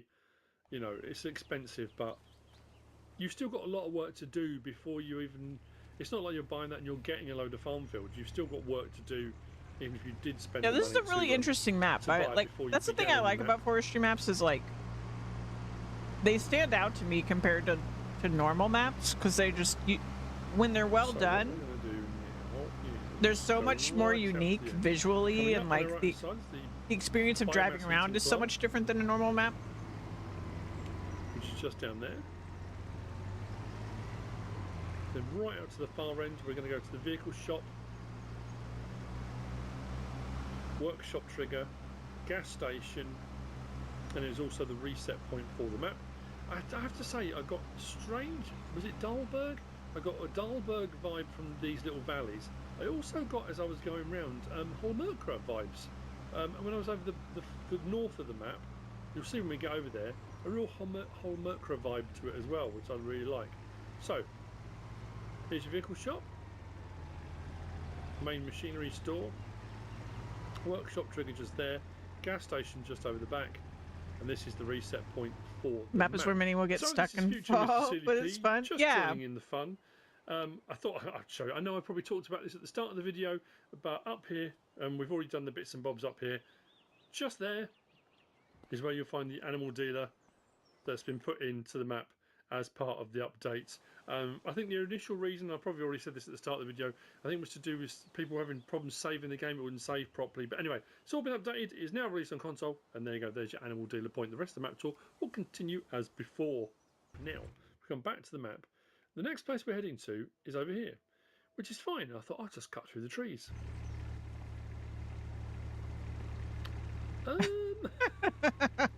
And the elevation change is bonkers. I mean, absolutely bonkers. Which is great. Again, this is one of those maps. If you are going to be tackling this for forestry, this is going to be cable yarders, winches. You know, you be able to utilise all the really Yeah, what I've cool shown you guys of toys forestry that is come with definitely forestry. easy mode forestry.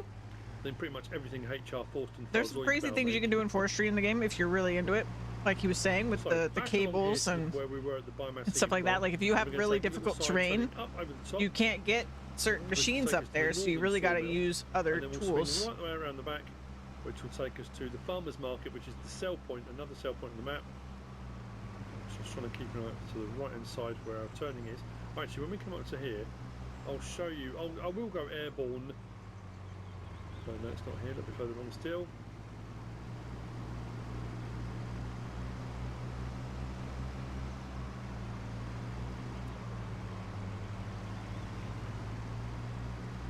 But I've never been particularly good at forestry because I'm really bad with cranes.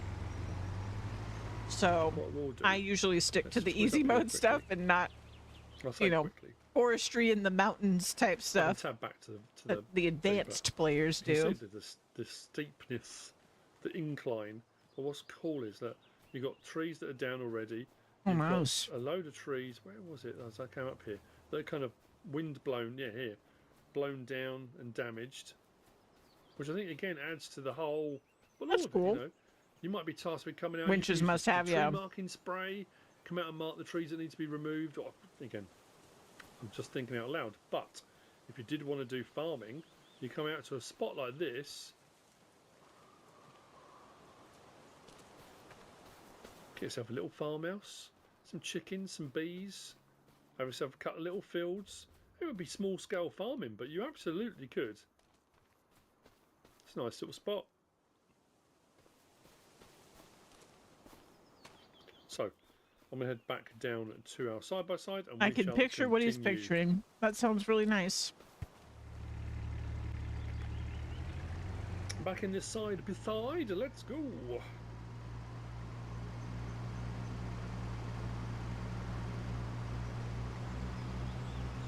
Again, this is one of those maps that if you are transporting stuff, and you know, if you've been playing a lot over the course of the day, or you're coming from work and you're playing, or you're tired, we've all done it. Well, you just, you know, your head nods and you end up going across a field, and if you've got crop destruction on, or you nod off and you crash into a lamppost, or you nod off and you go, you know, Or you're reading chat. not a good day. And you crash into a Not lamppost. good day. I still keep waiting for that. You know, I know you can put a log in the back of something, strap it down. You can winch to a log. When we get winches that winch other vehicles, and I'm talking about console. There may already be something like that on PC, but on console I know there isn't at the moment. But how cool would that be? Recoveries and stuff like that. Anyway, I know Drive it's off a not cliff. farming. Yeah, look, But I say there's it's not lots of farming, it is farming. opportunities I've for watched plenty of chaos on real-world this map. farmers that have to recover vehicles that are When trapped driving. in bogs and mud and yeah. No, it's funny. It's funny. This What's is so interesting, right, well as we head done. across here, it's difficult to tell. I have one of my grandmas lives on top of a mountain, and this kind of reminds me of that. Like when you're driving up the mountain, like especially when he was back here. Like this like screenshot, the trees probably weren't this dense, and actually there were probably parts that were even steeper than this, more like over here. But this is really well done. Bogs and mud and yeah. No, it's funny. This What's really gives me the interesting, right, as we vibes head of that. across here, it's difficult to tell until, you know, if you zoom out, kind of get a slight feeling for it. It's let's go airborne from here. It's the height of the hill as it comes up. Look at the size of this. I mean, it goes up. This kind of stuff up, is so hard to up. do with the landscaping and farming I sim. say all these little ravines, canyons. I don't know how much all up harder to it the top is there, and you like can see the in the difference editor, as you but got the mixed forestry. Then you come into the, up here. Look, like, it's big really hard open to get it space up right. here.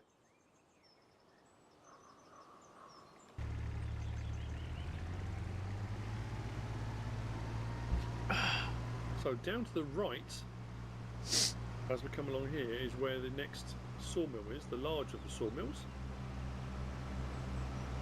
We've already How many bought the plots sawmills down are here, there? bought the sawmills, and we can come into here and do that. No, that one there. There you go.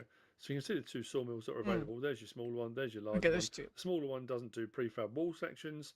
That one does. And that's it. But there's always the possibility, if you clear a bit of land, do a bit of landscaping, you might want to add some other ones in. Not necessarily sawmills, but there might be productions and mods and stuff that are available that use wood to do other things. Or Why do I use want to the, drive over the edge? the things that Into sawmills the produce forest. to do other things. Maybe not drive. Maybe Turn this don't drive corner over the edge. down again. Just park and go for a walk. So I'm already thinking while I'm doing this. So I've done my thumbnail already for this, but I'm already thinking I might change Fall. it. So we're gonna take Dude, a it right always fork, so like right when in the I would go north to of my the map there. grandma's that lived on that mountain. She actually lives. She still lives on that mountain. She lives at the top of the mountain, and it's really trippy because the back of her house. It's a very like It's a very what's the word I'm looking for? It's like some architect had a fun time making this house. It's a very unique house where like two sides of the house have are pretty much open, like all windows really. Like it also has a basement that also has a patio, like it has a door that goes out because the house is basically hanging off the mountain. So when you like look out on one side of the house, you just see this like drop off, and then it's really crazy in real life. Like if you haven't seen it before, but it's really crazy in real life to see trees that are growing on almost like a vertical like slope like that, where like it's just so slanted. It's really crazy to see it because like they really, I mean, obviously they're growing towards the sun, so they still go up, right? But yeah, it's really crazy. It's really gorgeous, honestly. Another one of these lovely little glazed But it's such an extreme landscape. river valleys. This is making me there think was of that a lot. plot we purchased, which was plot 56. You remember, was it Baba Yaga? No, we didn't start with the sleep and wardrobe. House trigger. walks on chicken legs. Plot 56 It does have it's not really on like stilts sleep or and wardrobe anything. trigger It's just here, a little more than comment. that. It's just There you kind of like into the side. Just It's there. like kind of do into a the fuel side tank. of the go. Sheds, top of the mountain. and we do have some racking. In the description, it does say 2 pre-built farms.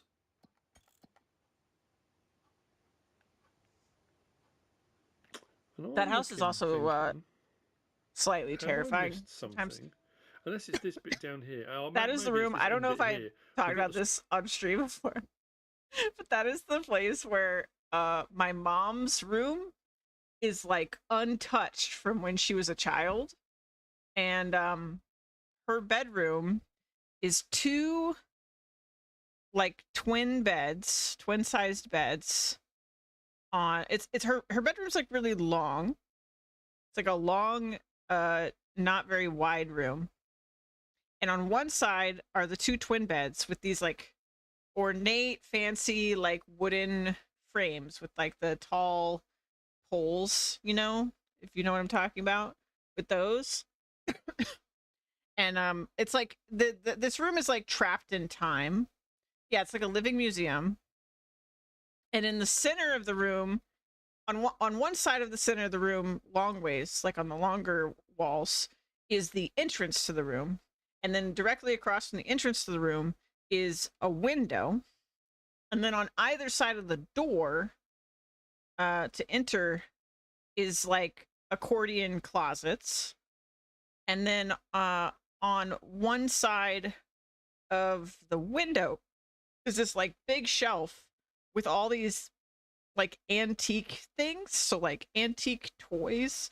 Like if you've ever seen those really things that are constantly in horror movies there's like this teddy bear doll that's got a hard face on it. Like a hard, I think like plastic or maybe porcelain face. I'm not sure which. Creepy as heck.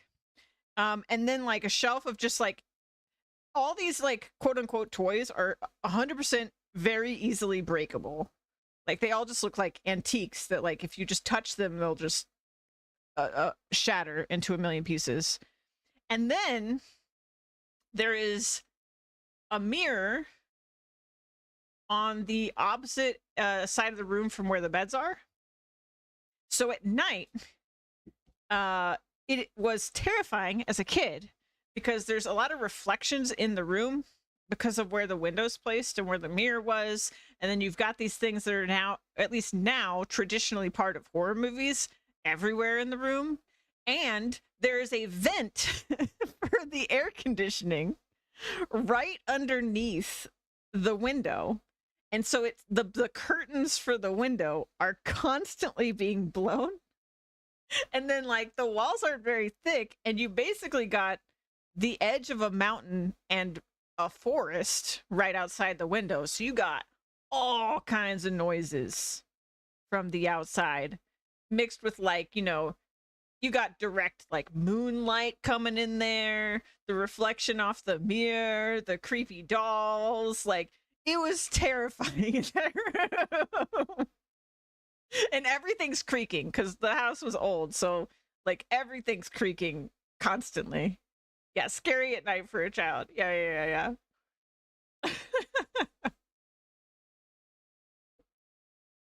But it's so funny. And I always got horrible sleep, not just because it was scary, but like the beds were the worst. I would wake up the next morning with my head where my feet were when I went to bed that night because I was tossing and turning so much that I would just completely turn around in the middle of the night. Sawmill, the mini sawmill there. Anyway, cozy feelings about this map and all that. Storage, and there were some sheds and stuff. So I guess that's the other one, is it? Yeah, I can't see anything else that looks like sort of buildings or a clearing. That one doesn't have anything like so. That's a placeables area. Yeah, I think so. But anyway, so this is a sort of pre-made farm area. Nice. Here instead, and then next door to this is the larger of the sawmills. And once you purchase the land the sawmill's on, and they are separate,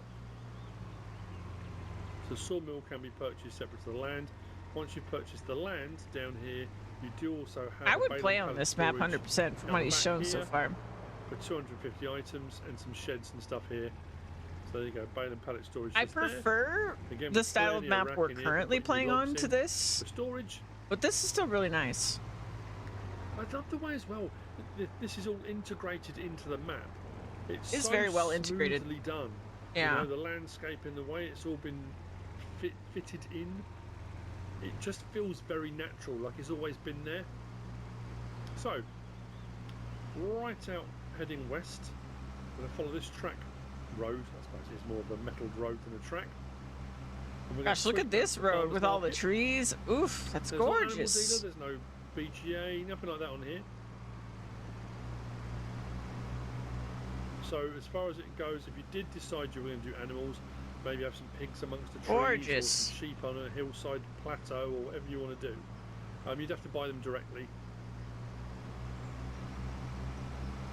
It's a fairly minor thing. I'm pretty sure it says in the description. Let me just scroll down.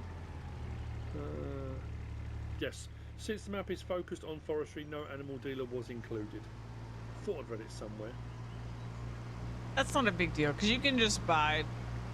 Yeah, you can place sellers for yourself out along the map because of mods. Don't know. Yeah, maybe I'm just imagining things. Not a big deal. So we take. Actually, no, we just carry on the road.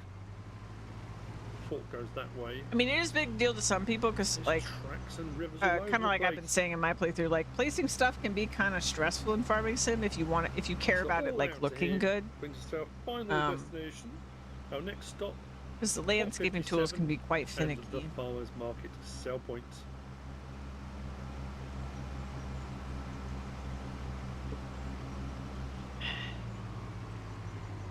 So Your here's our grandparents' farmers place market, had just out here. a back bedroom that had a window over the bed, but in the outside window frame was a half-inch or more sized puncture. Bear tried to pull the window out to get inside. They lived in a very remote area, had to boat across the private dock.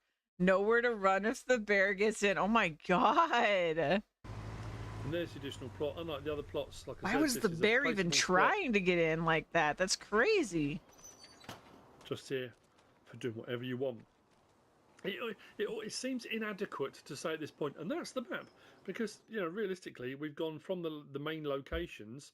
There's all of this. Hungry, I mean, food seeking, yeah. There's so Crazy. much to explore, so much to look at. And I like wonder say, if the you- bear you could know, like smell food inside you or just feel like, something. wander in the woods. Get yourself a mountain bike. Just go for a cycle. Relax, de-stress. There are no collectibles. It doesn't mention them. I looked in the menu as well. It doesn't say anything about collectibles. No fairy treasure. I just think it's done so well. But anyway, that's Palatinate Forest by West Pfalz Modding. That looks like a really cool map. Literally, if I wasn't loving where we were, like if the map we were on didn't exist, this would have been kind of a similar thing. I mean, it's a lot less open, and it's definitely hard mode logging compared to where we are, but very cool. Let's see. Close this. I finished eating.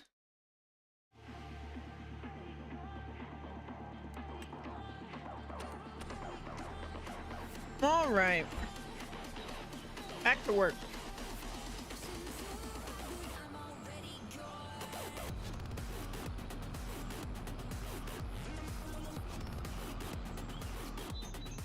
In remote places, they made small windows, many of them.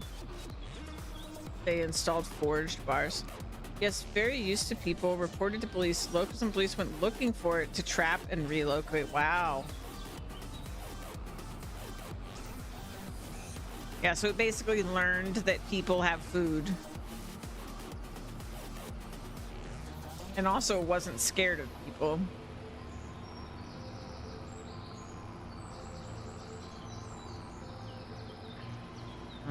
Starting to look clearer and clearer.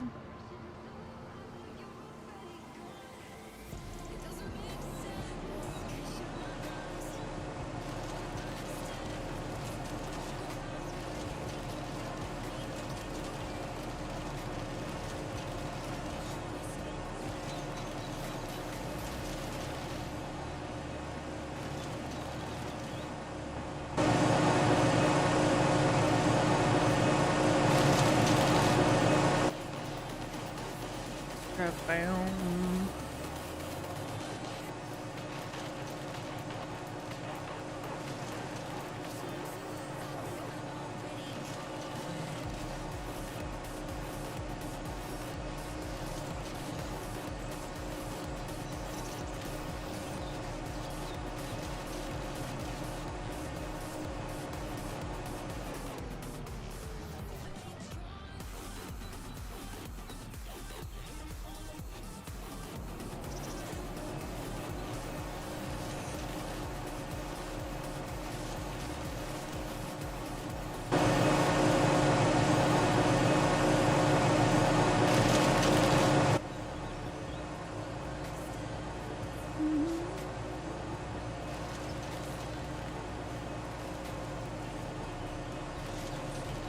God, I really, I just wish they didn't remove old Betsy from Farming Simulator 22 because I would love to mow a field this big with Betsy. Can you imagine?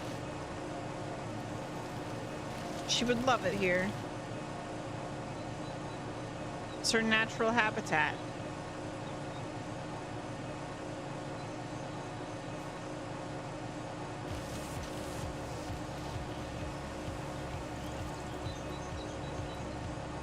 The big rolling fields.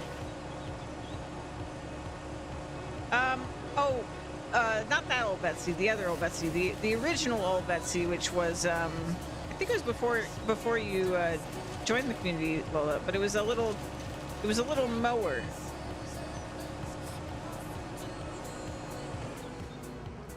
I used to mow all my grass fields with the smallest mower in the game, in the base game. It was a push mower. I have a mod that right now that's based on it, but it's not the same. Didn't find it. Mower.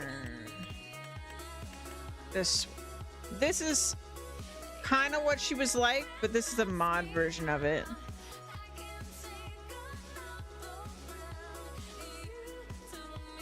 And it was kind of like this, little different. Quite different actually, but similar. And we would just mow the hills.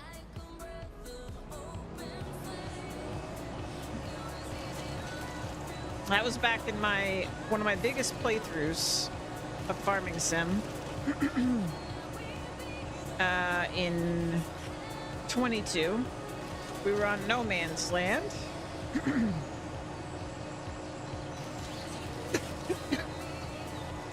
How long would it take 2 jobs? I don't know. You know, I just kind of went into a time vortex whenever I was mowing because I love it so much. But we definitely spent a lot of time doing it. I mean, I must have done 3,000 silage bales worth of mowing in that playthrough. Like something absolutely wild. Yes. Yes, the Zen state. Exactly, exactly.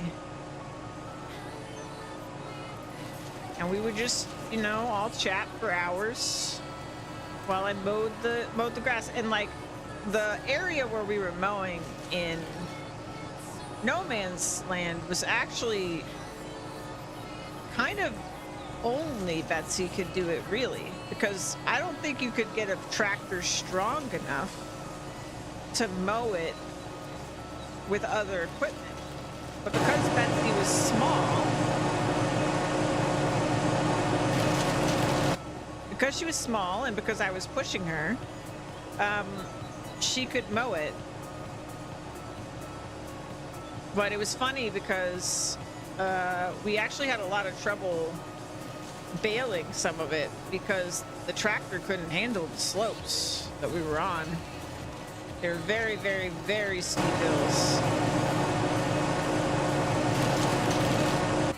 I honestly don't even remember how we managed to bale some of it because it really was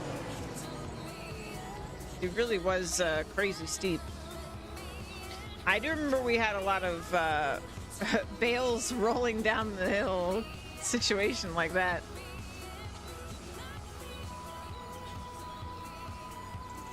And it was my other like thing I love when you really do the big fields and you bale them is when you look out, because like in the No Man's playthrough this happened a lot, where you'd look out at the fields and you just see it dotted with the little marshmallow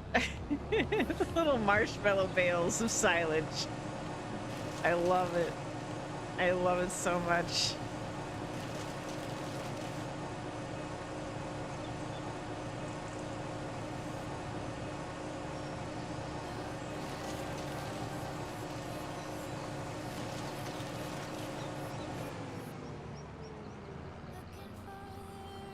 There's still a whole forest left.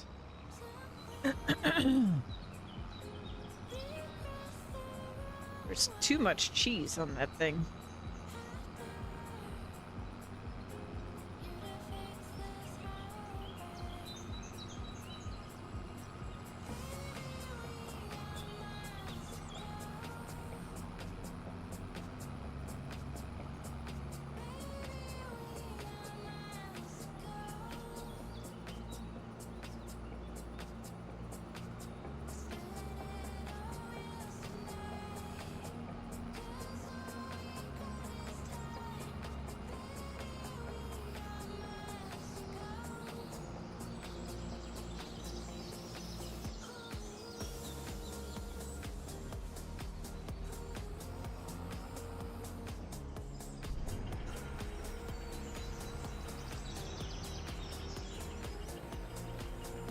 Ba-dum, ba-dum, ba-dum, ba-dum.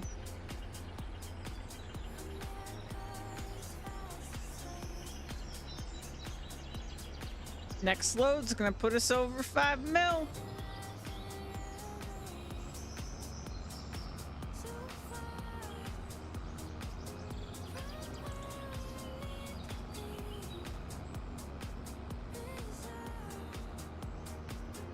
Hmm?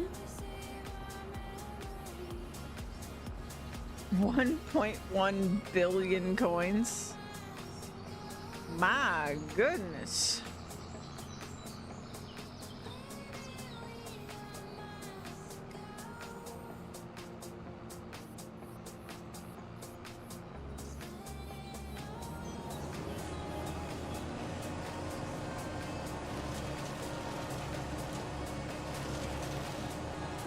If only that was real, yeah.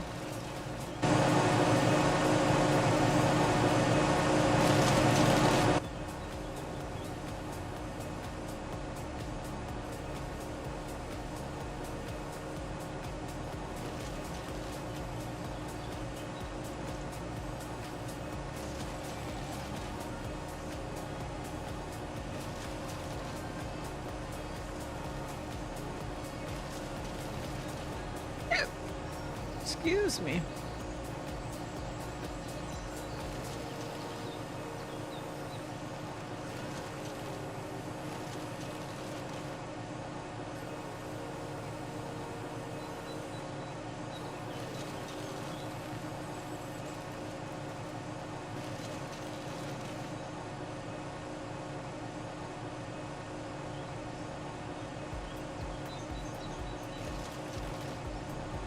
All that cheesy goodness. Too much cheese, man.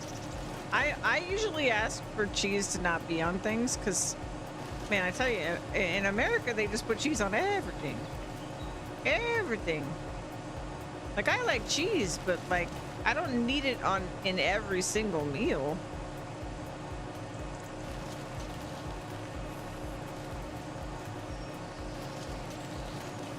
Cheese is not one of the major food groups. Yeah, in moderation, it's fine. Yeah. Or if you're having, like, mac and cheese, then sure, but...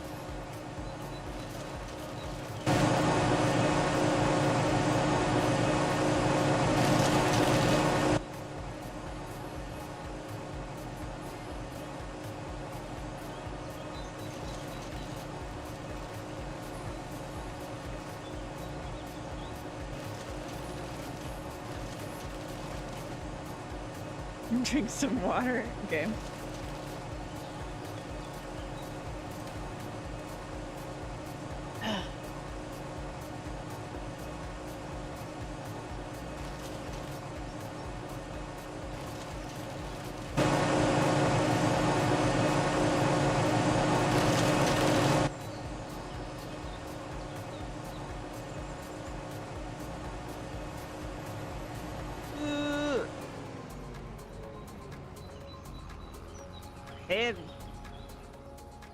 It's hard to tell sometimes how steep of a slope I'm on. I really just feel it in my tractor more than I actually, like, realize how steep it is from the visual.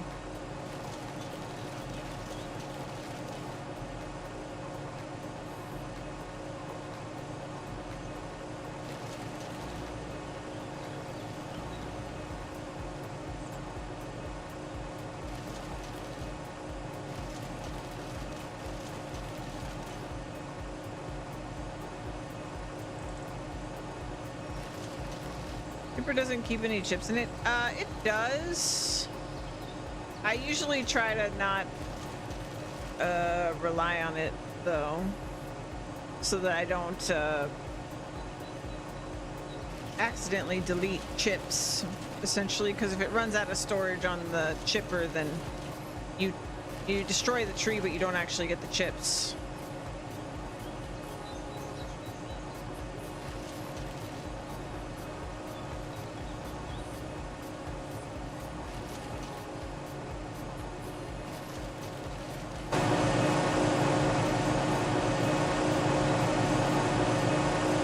I saw it.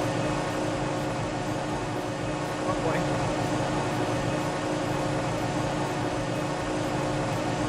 Oh, I don't know where it went. Wait. There it is.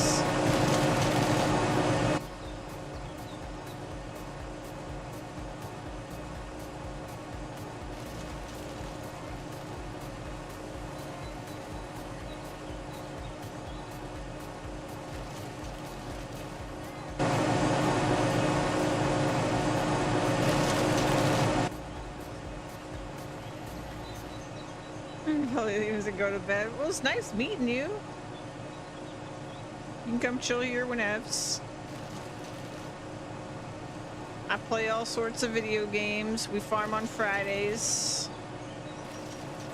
Ravenfall's always up. Even when I'm not, sorry, wood chipper's really loud. Even when I'm not live, Ravenfall's up, so.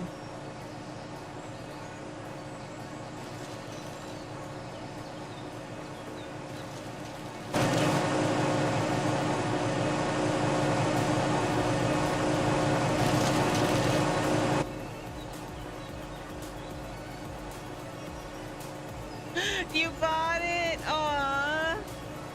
I'm so glad you did. You deserve it. You have fun.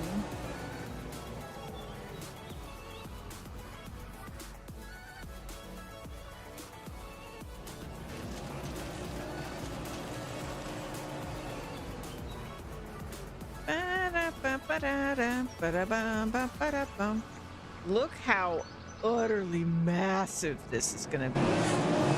Oh, I can't wait.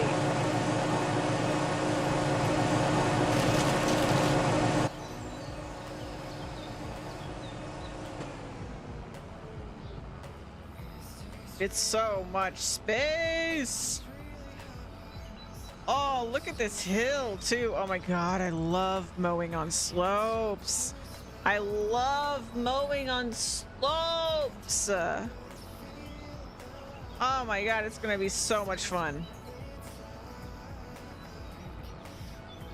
Oh, I can't wait.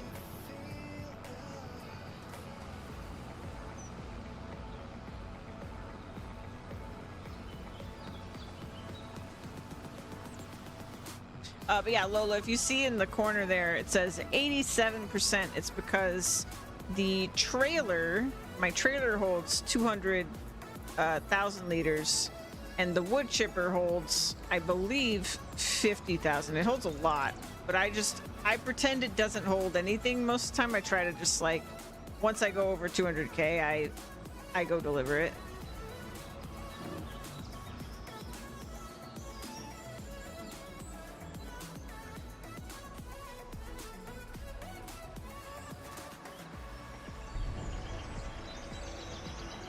All right, this will do it.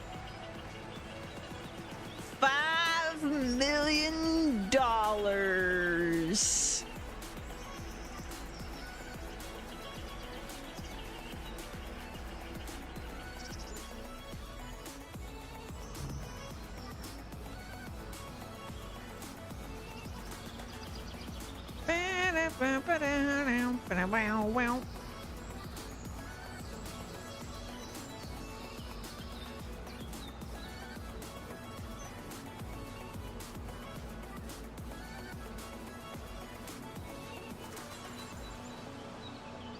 Oh my gosh, I cannot wait to make this a grass field.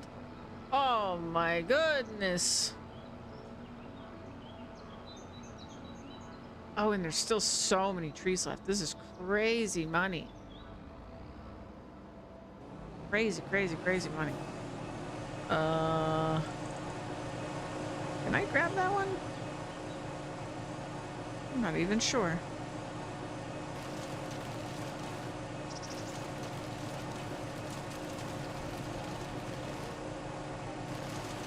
Yeah, we good, we good.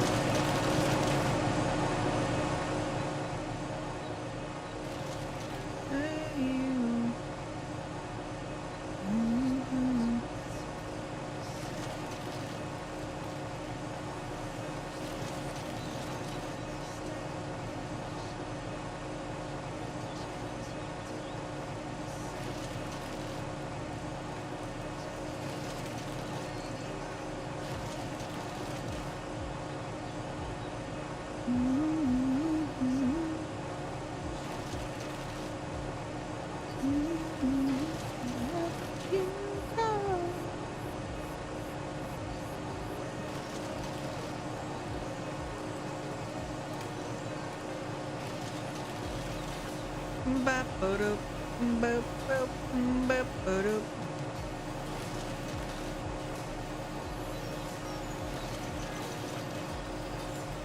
Ba-ba-doop,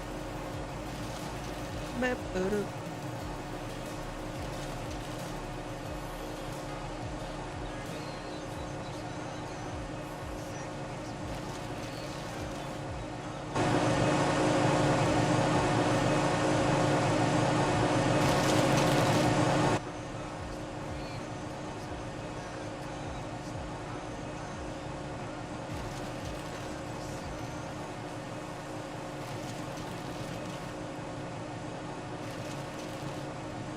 So many trees made of money.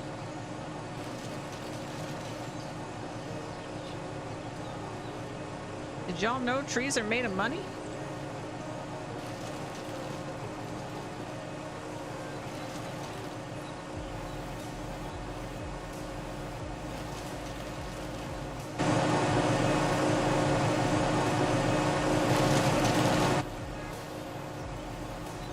Whoa, whoa, whoa.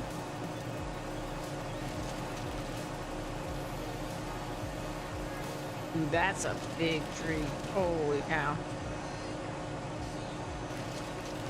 That is a thick trunk.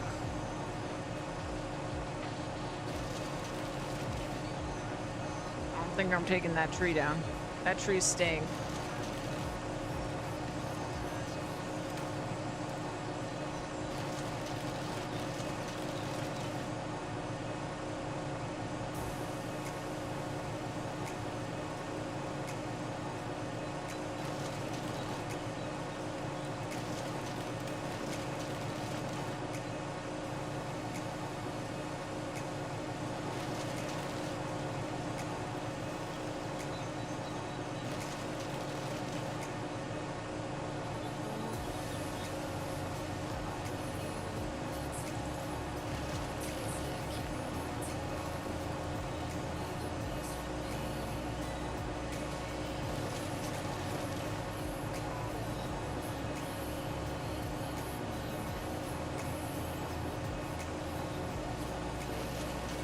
We have like $1 million worth left of trees still.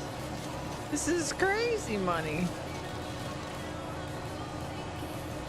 I think we robbed the person we bought this land from.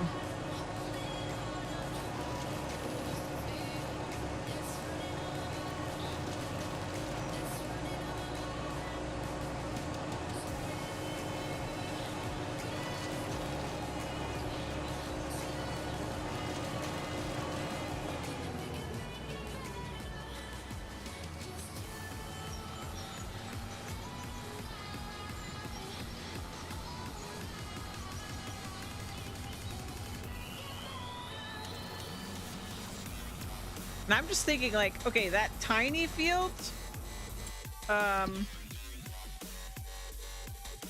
this guy, right? So where this is green, we mowed before. This is the only thing we mowed on this map. We mowed roughly... Oh my god, I just realized. Hold on.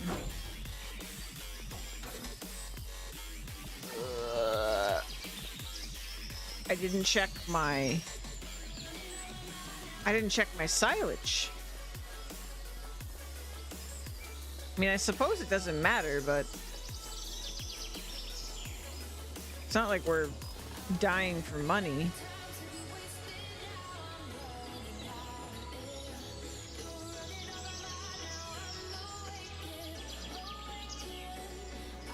Can I see my...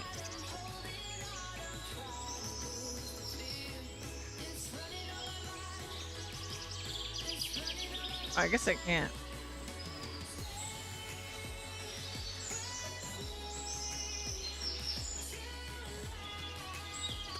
Okay, it's still grass. Okay, I don't know. I'm not sure when I wrapped that.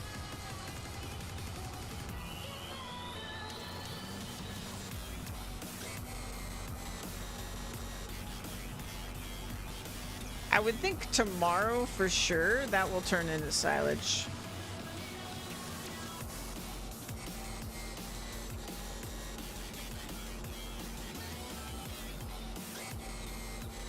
Oh, but anyway, what I was saying was we got 16 bales from that tiny little plot, right? So if I compare the size of that to what this will be, like we're cutting all of this, right? How many of that field can I fit into these two fields? It's probably a lot. At least like 20 of those fields. Something like that. Or that field would go into these fields.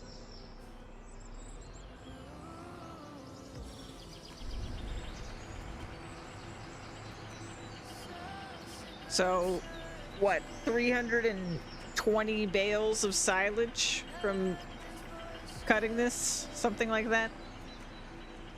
If not more. That's a lot of bales. Each bale is 3.5k liters. 1k liters, I believe, sells for like $150. So that is 3, so 450, but then half of one, so 75, so 525 times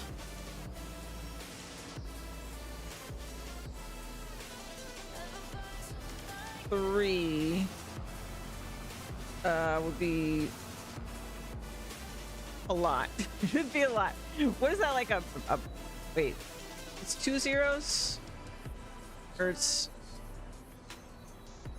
sorry, brain. Head math.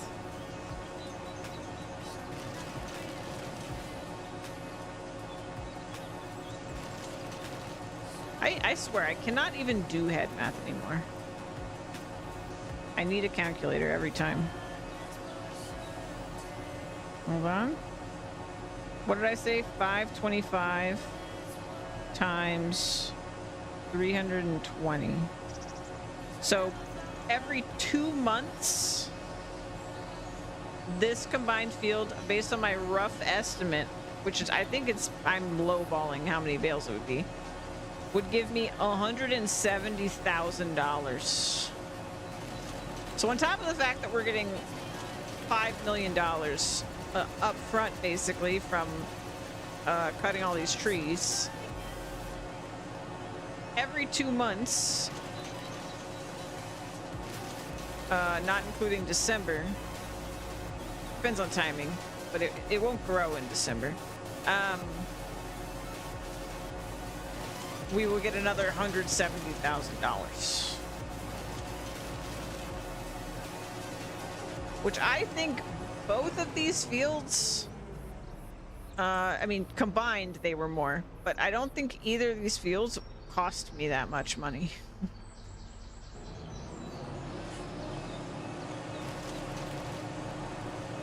So even if we hadn't gotten tree money, we were gonna like pay off this land with silage quite easily in like 4 months.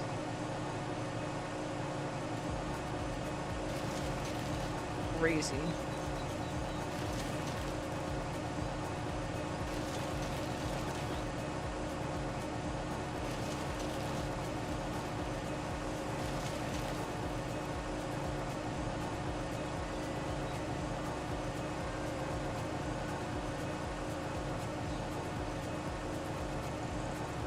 Oh, well, I did not get that stump.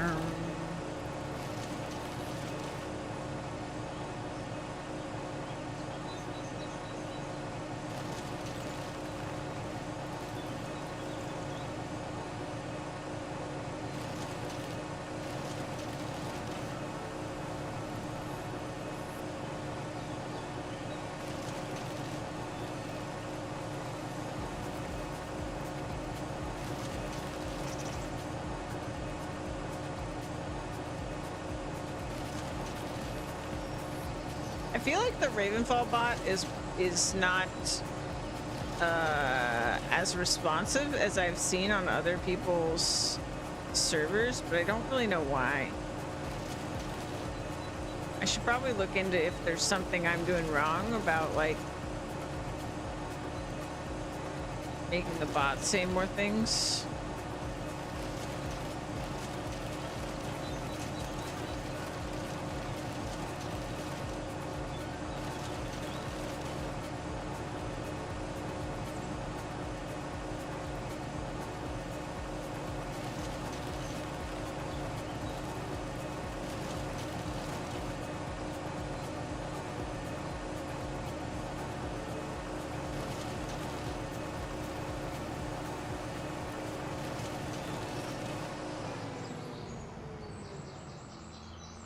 Level 64 village. Very nice.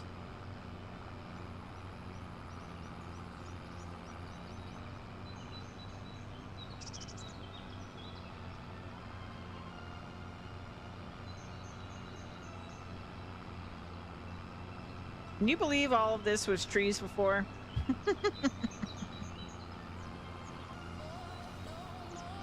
Gosh, it's so gorgeous.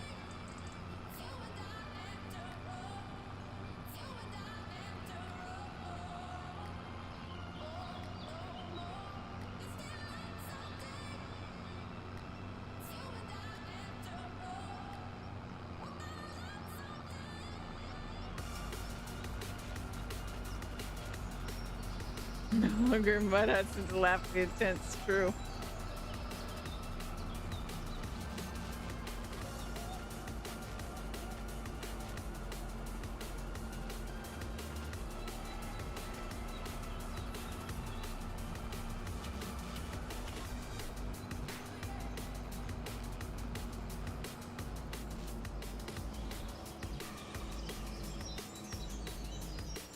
Whoop.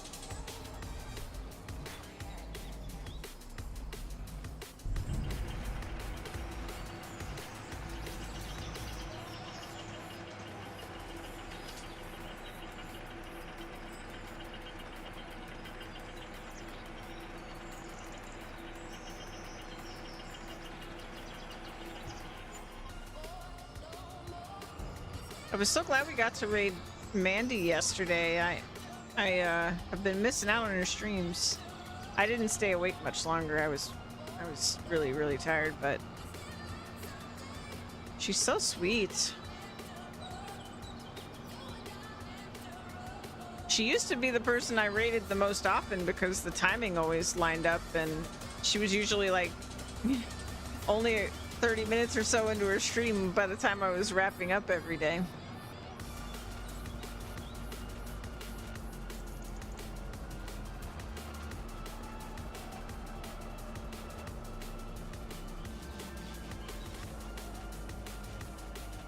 She's grown so much on Twitch too. Like she's big numbers now. She deserves it too. She's great.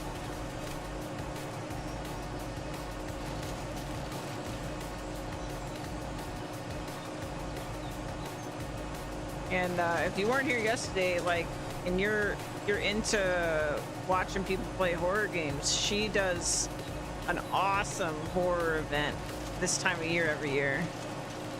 It sounds like she's a little distracted right now with the new Ghost of Tsushima game, Ghost of Yotai. But once she's done with that, she said she was going to get back at it, so she'll be playing through a bunch of horror games. It's always so much fun. She usually has, like, you know, the heart rate monitor and a bunch of little special things going on during the event, so I highly recommend it. As someone, I am not able to play horror games myself. I really love I love my horror game playing streamers that play them, so I can vicariously enjoy them, because I love horror movies and stuff. I cannot. I am such a wimpy baby when it comes to actually playing horror games, but I can watch them just fine. I love watching them.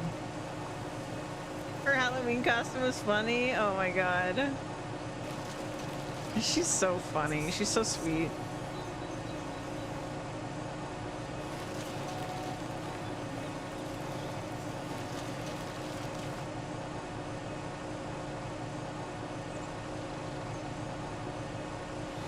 And her puppies are adorable. Kaya, the last time I saw Kaya, because like I really haven't been able to be around her stream much. The last time I saw Kaya, they basically just got Kaya, and she was just a little puppy. I mean,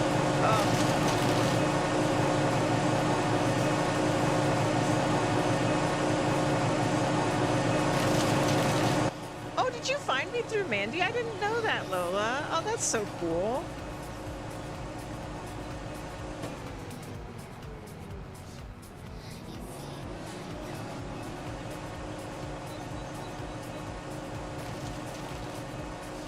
Yeah, I love Mandy. I love her even more now that I know I got a Lola through Mandy. I gotta thank Mandy for my present. 6 weeks old. Oh, found abandoned? Oh my gosh. I didn't know that part. That's horrible. What a well-behaved dog, too. Like, I mean, Mandy and Mo train their pups really well. They're really good animal keepers. They've got birds as well, I believe, still, right? They saved her. Oh my gosh.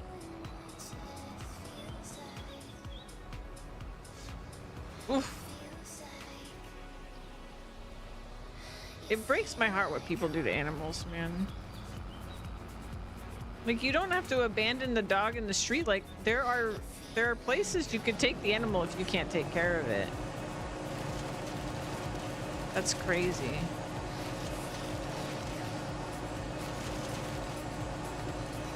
Aku very much alive and in love with the camera. Is that the bird's name? I couldn't remember the bird's name.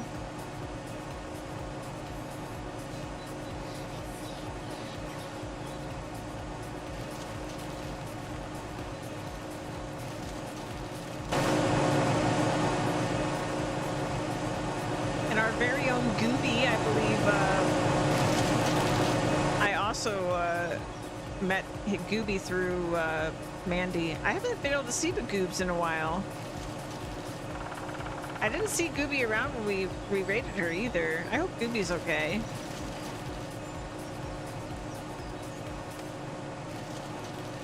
Gooby Drooby.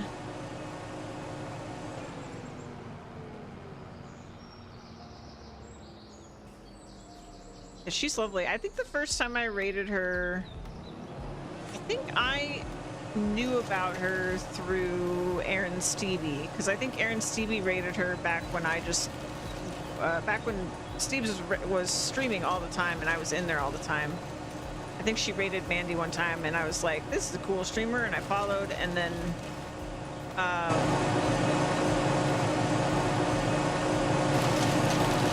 when I started streaming all the time, every time I would wrap up, it was like the only person on my follows list that was streaming was always Mandy, because I didn't have a very long follow list for a long time. And I was just like, okay, yeah, she was nice, and then just fell in love with her. She's so sweet. And then it just meant that I feel like 90% of the time I would wrap up stream and I would rate Mandy. And she was, I mean, she always plays great games too. Like I like all her game picks.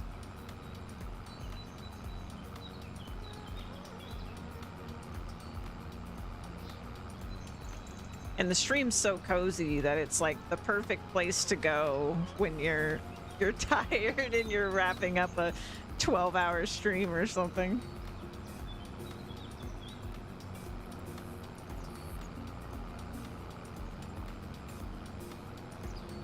But these days, because my schedule's all out of whack, I want to shift my schedule by like 4 hours. Preferably. Oh my god. Look at them all. Oh my god, I love her animals. I want to shift my schedule by like 4 hours. Not necessarily my stream schedule, but just my actual sleep schedule. Aw, thanks for hanging out. It's nice to meet you. I hope we see you again. And Ravenfall is up if you want to stay in. It's always up even if I'm not live.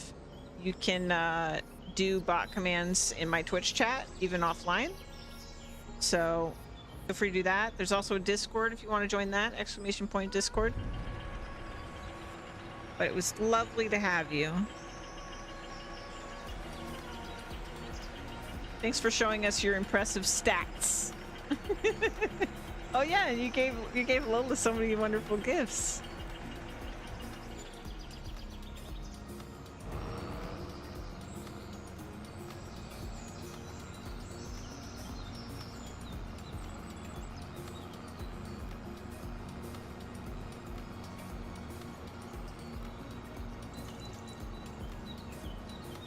Bum, bum, bum, ba-dam, bam. Yeah, I feel like it's been really nice ever since the marathon. I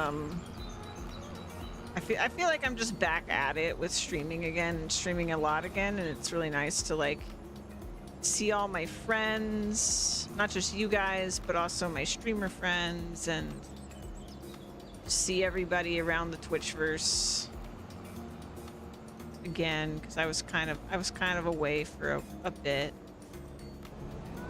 Just play games, have a good time.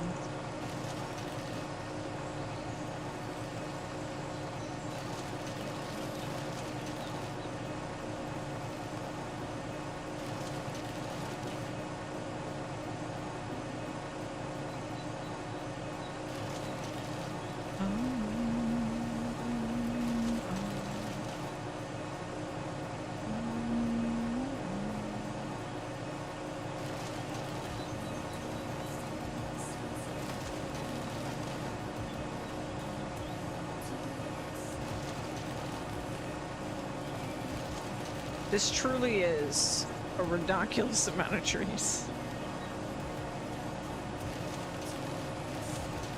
We actually would have been streaming this playthrough for the next 5 years if I had not gotten off my chainsaw doing this by hand. I mean, even I might have given up, to be honest.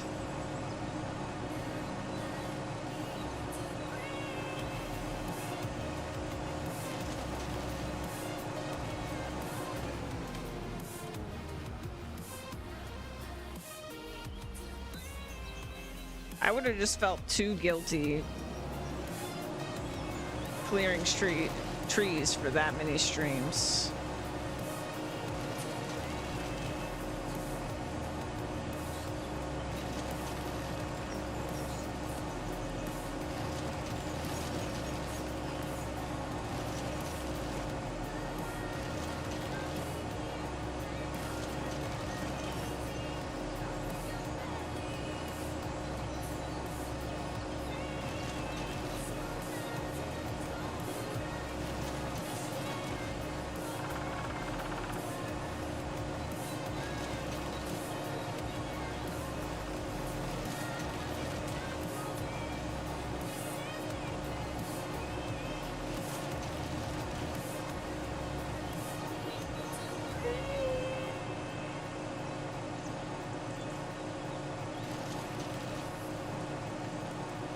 Yeah, I really do need to, we were talking about it way earlier, but I've been thinking about it. I need to do another giveaway with the Bear Snuggles. I think the 5-year anniversary is a really good time for it. I just need to figure out how I'm going to do it, because last time it was a little bit complicated. I think I overcomplicated it last time. I need to simplify it. I just wanted people to have, like, tons of options last time, but I think it just made it, like, confusing. I still want people to have options, but I need to figure out another way to do it.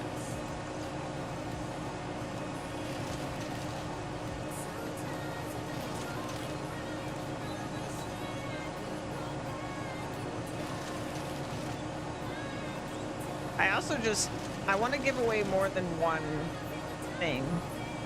This last time we just had one winner, and it was Omega, and he got to pick one game. I think it'd be cool if we have multiple giveaways.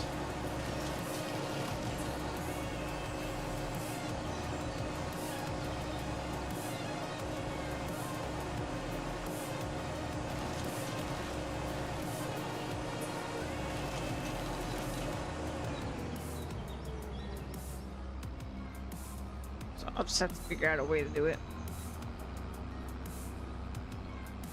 I mean, I can definitely, after last time, I can understand why people do the giveaways the way they normally do them, which is like, they just get a bunch of game keys, and then they give the keys they already got away. What I did was, I did the reverse. I was just like, the winner tells me what to go buy, and then I go buy the game.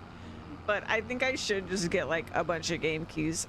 My only thing with that is like, I hate to feel like somebody gets something that like they just like don't really want, you know?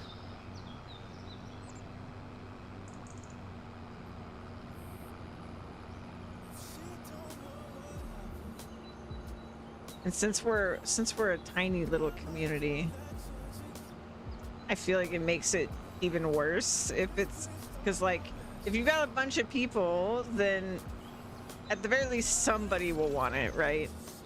Somebody will want whatever it is. But a tiny community, there's a chance that nobody wants it.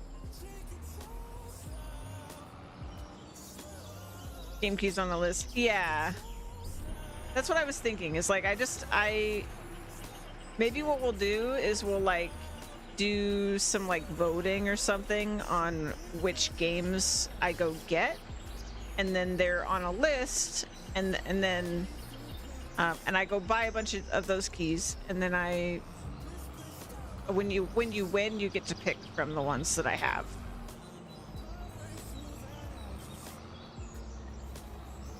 And when they're out, they're out. We'll see. I'll have to look and like figure out prices and stuff too, because I don't have a ton of money, but you know, I'll figure something out.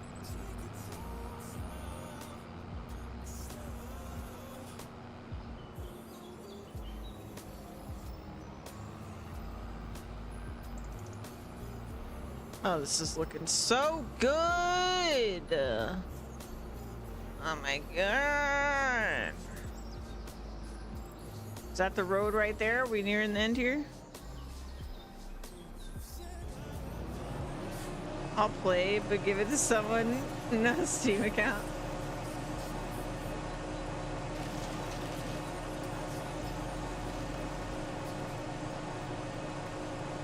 Yeah, it's always fun to do that too. I did that all the time when like I would join people playing marbles. I'd be like, I don't actually want the prize. I just want to play marbles or whatever it is. I just want to like, I just want to gamble.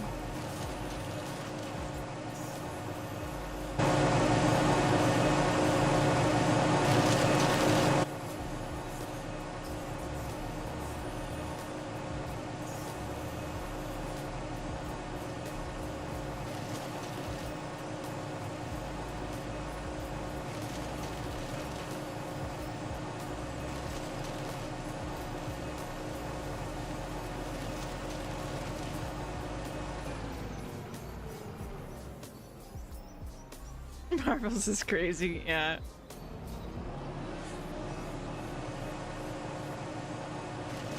I have like the worst luck in marbles. The number of times my marble just immediately gets yeeted off the map is like, it's gotta be like 95% of all times I've played marbles, is I just get yeeted in the first 10 seconds. It's so funny.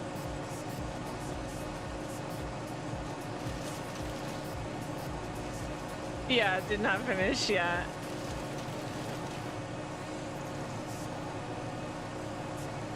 Yo.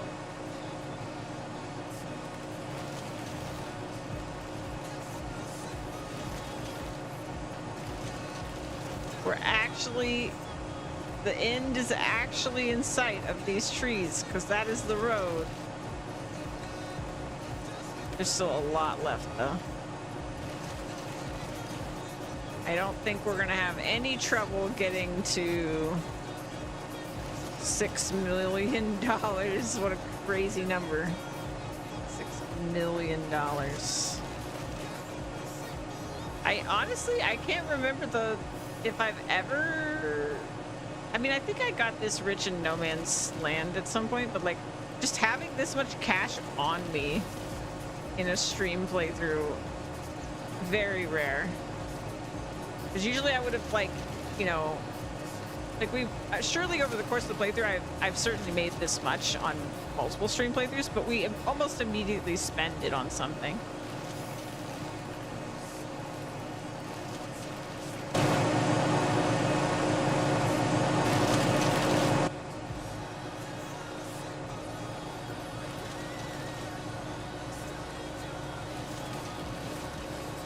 But we really are like set for a good amount of time. Like we don't even need to buy equipment until February. Like we're pretty much just going to be buying land and making money. Like because we're going to be mowing fields and making silage money until February.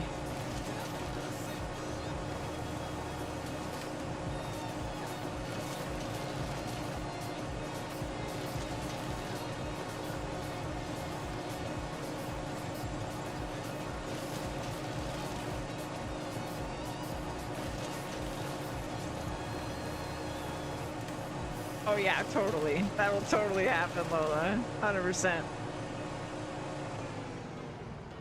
My eyes will be peeled. Yeah, I think the thing too is like once the new year comes in Farming Sim,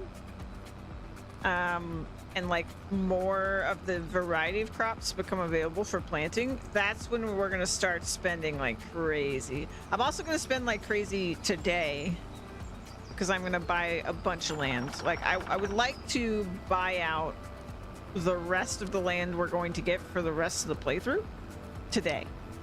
But even that is not going to be that much money, relatively.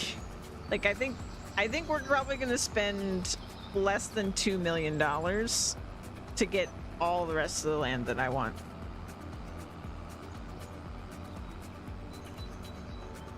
So we're still going to have a lot of money.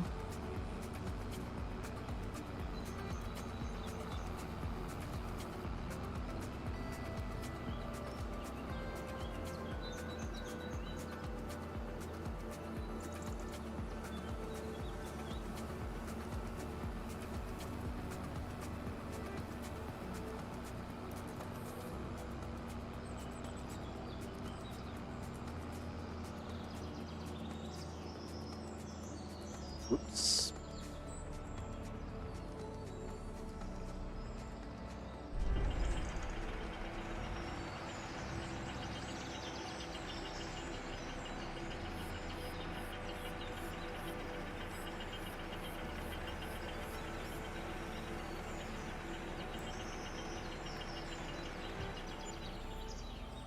I mean, I can't even imagine how much money you would make if you took the time to put all of this in a sawmill and then convert it to from like logs to planks to furniture. I believe furniture is the most valuable thing you can make from just pure wood. Like if we're getting 6 million from these two plots from just wood chipping it, if you did furniture, I cannot even imagine. Like, I think it would be at least double. So it'd be at least like 12 million. But of course, we'd also have to have like a different equipment set up, and it would take way more time. And then you have the whole production problem where it takes time for it to convert it, and there's no way to really speed that up except for traveling through time.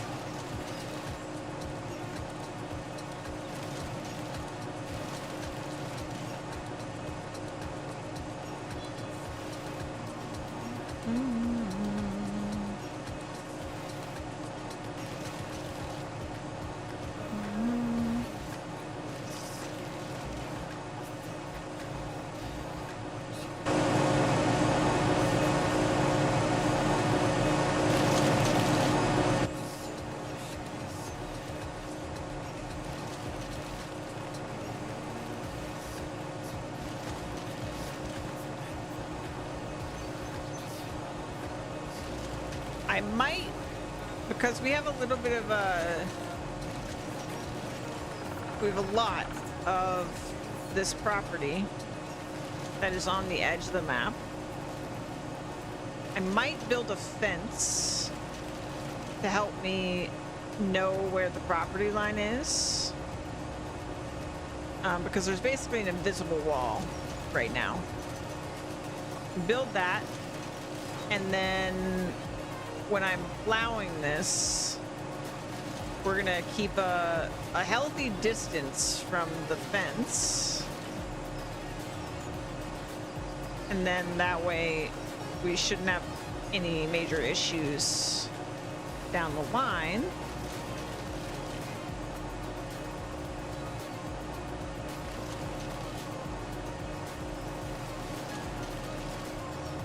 I mean, we could be pretty close to the fence and it would be fine because we can approach things from like a different angle and everything, but I would probably still have a pretty healthy distance just to be safe.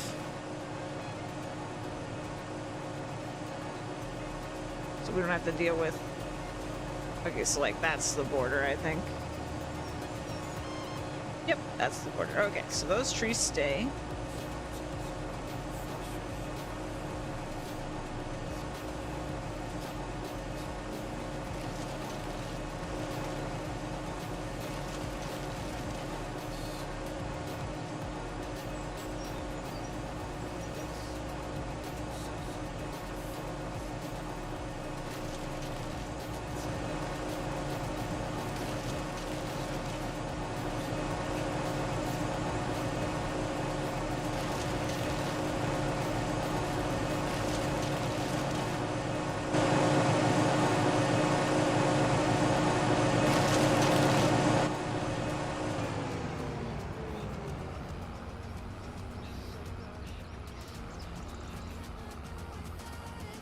Yeah, we're very easily going to get that 6th mill. This is so many trees.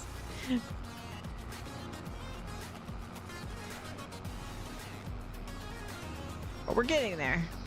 Definitely, like, I can see all edges of this tree area that we have left here.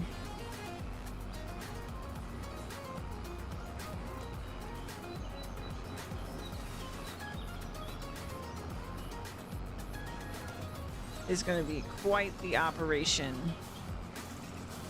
to plow this. I'm pretty excited. And I'm going to leave the really, really thick trees. We have only a handful of here. And then we'll just plow around them.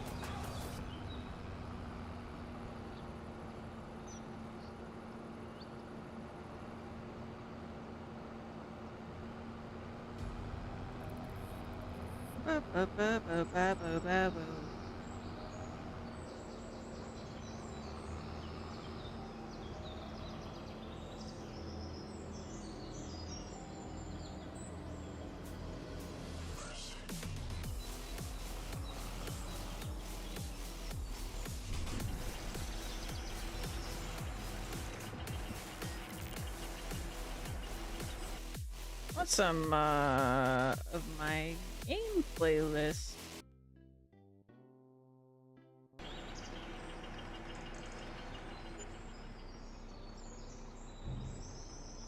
Lean back in my chair.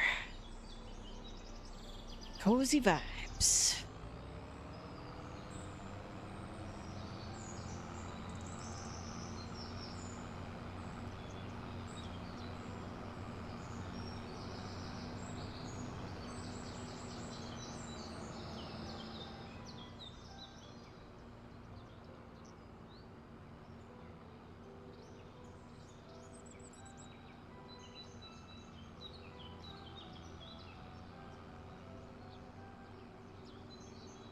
Look at that slope.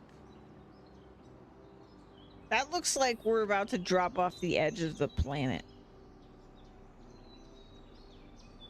That's actually crazy to see when I can see it more clearly like this. That is wild. How thick is this tree? This one of the thick ones? That's not crazy thick. Let's get this one out of here.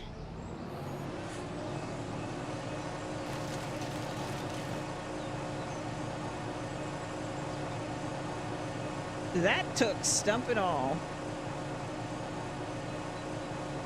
and gave me nothing.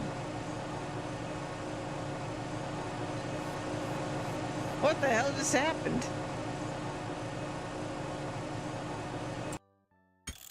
Whatever, I'm gonna save anyway.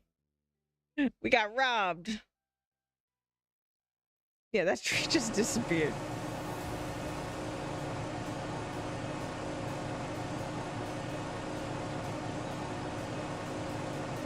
We're not too tight on money, so I think I'll live. But yeah, we did not get jack all for that.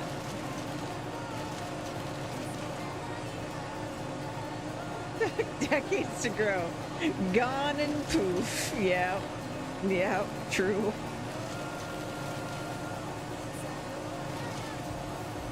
I don't think this is... Okay, that's where the bush line is. So we can go here. I'm gonna leave that tree. That's a nice thick one.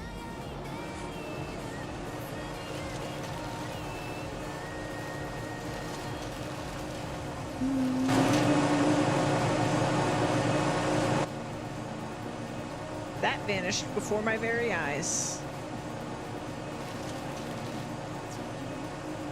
Maybe the game's just fed up with me at this point. It's like, you want to disappear trees? Fine. Poof. Poof. They're gone.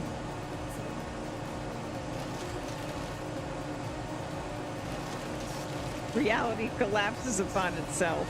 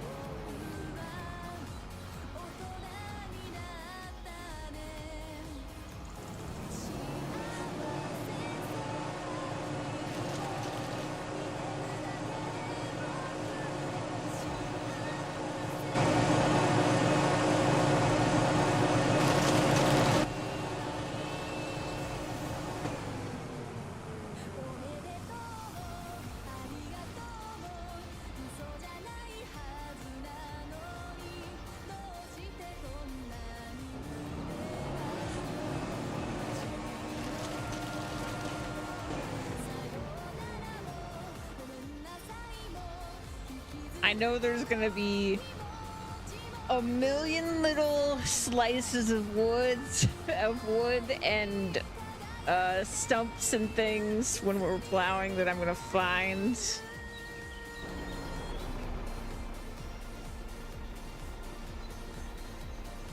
They are everywhere.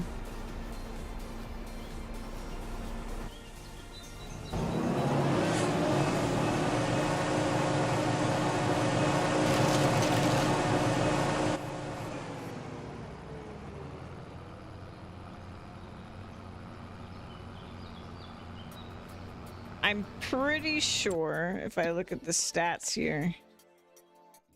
So we were, I think, just over 900 trees cut before we started cutting these plots.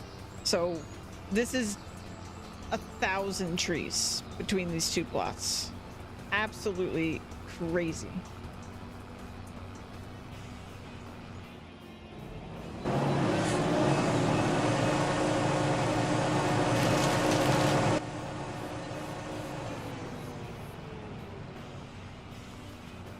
I really, really hope that they port the remakes of Persona 2 Part 1 and Part 2.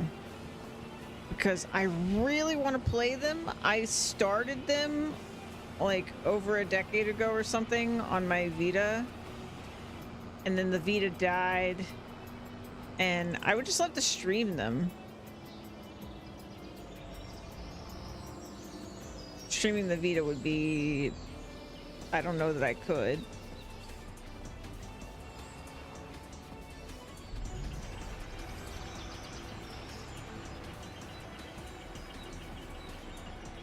But I believe this is the opening for... If I remember correctly, this is the opening for the remake of Persona 1. Which I would also like to stream. I want them to bring all three of those games over.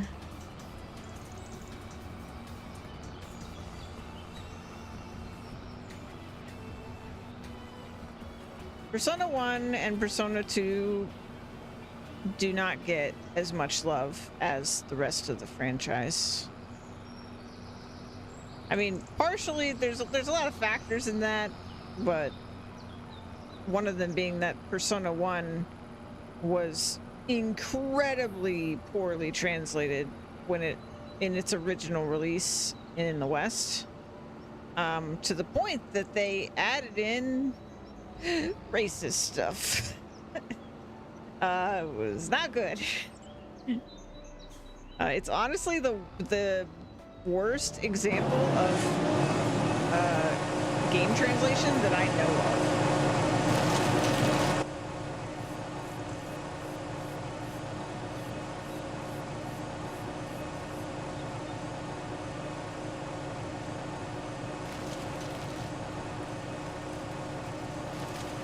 But when they released the remaster for PSP, it was properly translated, as far as I know. Certainly no randomly racist bits in there. At least not that I noticed when I played through it.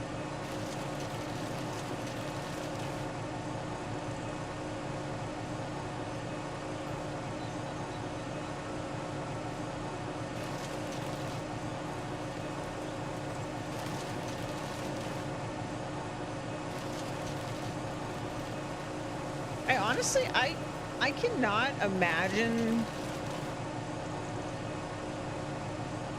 the audacity of a translator to inject their own personal views into a translation of something. Like, that seems so anti, like if there was like a translator moral code, I feel like that is pretty anti that moral code. Like, if you were a passionate translator, right? Then what you I would imagine what you're the most passionate about is accurately communicating someone else's thoughts to someone who would otherwise not understand them.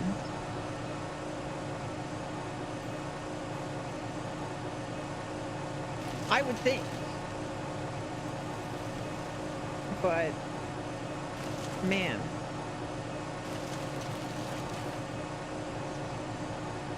But I don't know, maybe you became a translator so that you could mistranslate things. For your own gains, I guess. I don't know. I guess those people probably exist too.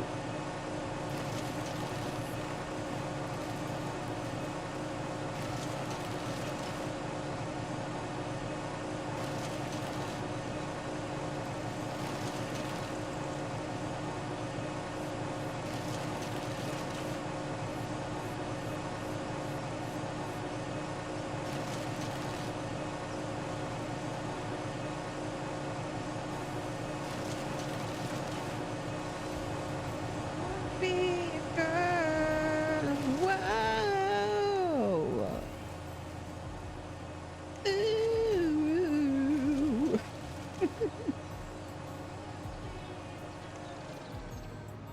Let's get this huge clump over here.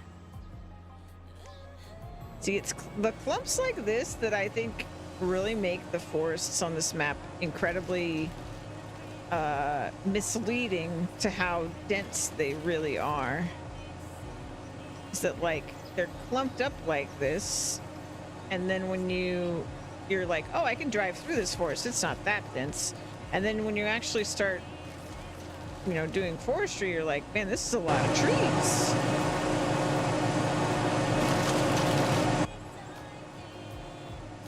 Because the trees that are here are so densely packed together in these little clumps.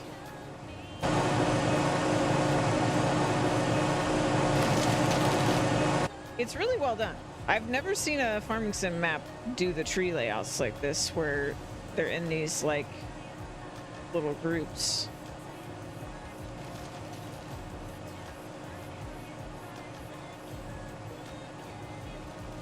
No! Oh, I hate when that happens.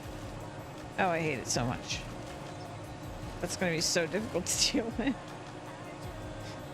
Oh no! It's on the edge of the property. Oh no! Oh, I got so lucky. Oh, I got so lucky. Oh, thank God. Okay. I was very concerned. Everything is fine. All right, let's go sell this. All that's left, those trees we can't get because they're technically edge of property, but this little cluster right here, I'm not even sure that that will be a full load. Actually, it might be. Again, misleading. It doesn't look like that many trees, but that's actually quite a good number. Yeah. Yeah, that might actually be more than one load. It'll be like a load and a half or something. But it will get us to $6 million. That I can say with confidence. And then I'll bring over our plows, plural, because we got the big one and the little one. And I think I will do the fence thing. And we'll turn this into a beautiful field. A monstrosity. So large, but beautiful.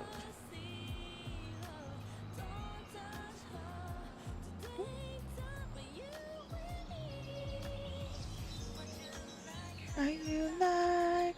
What do you like best? Anymore. What do you like? Yep. That is a lot of money.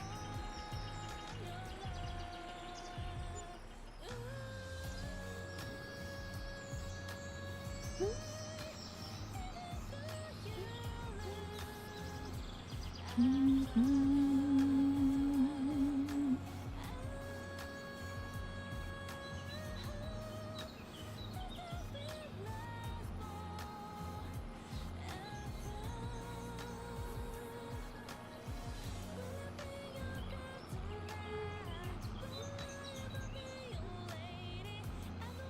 this map is just gorgeous. Can't get over it. Want to be a girl.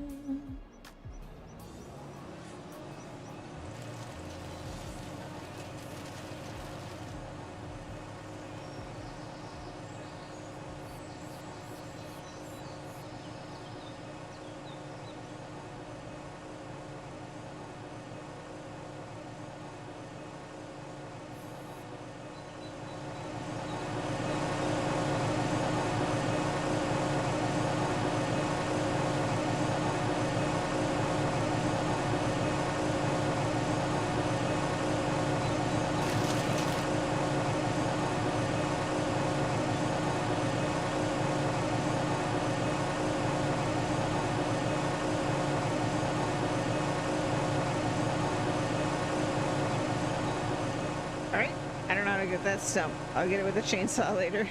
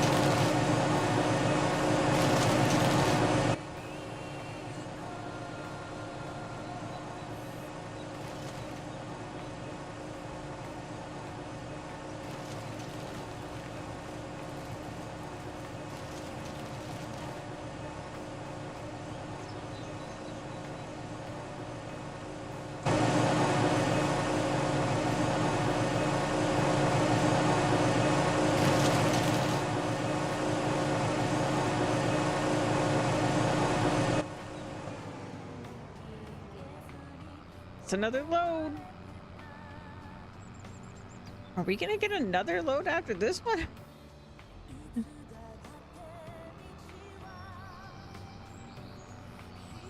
Well, this is the over $6 million load right here.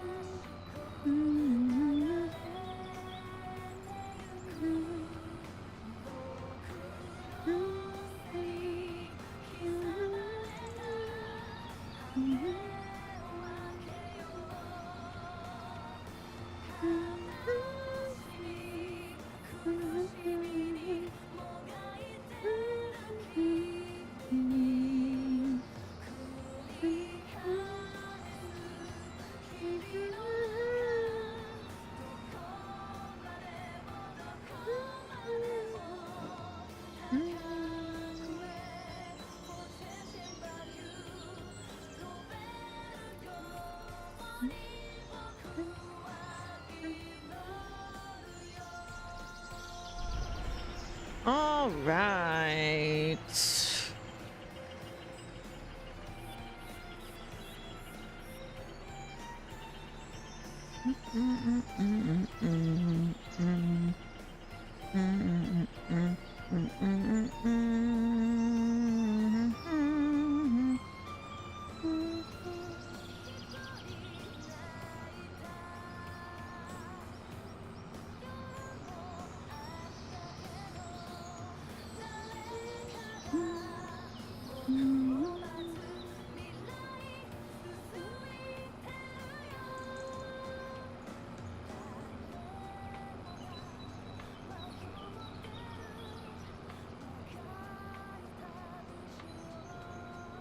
You know, I just realized too, the fence is going to be a good idea because when we bail this, those bales are going to roll down this hill like crazy.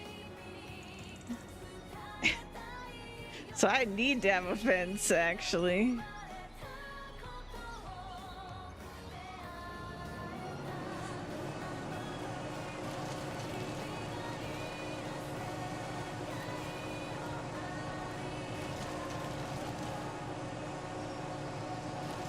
I was just thinking to help me, like, not accidentally get, you know, grass shavings or whatever you call it out of bounds. But the more I think about it, I'm like, actually, I need it there for a couple other reasons.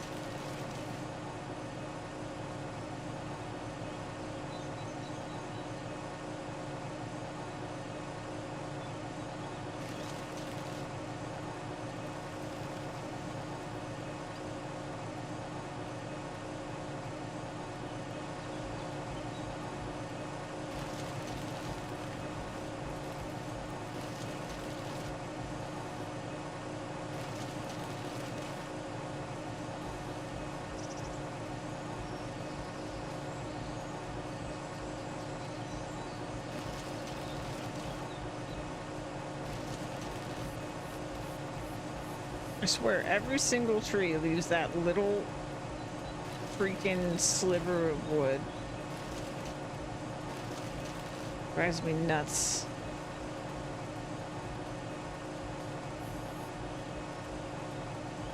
It's stuff like that that makes some people really, really hate logging in Farming Sim.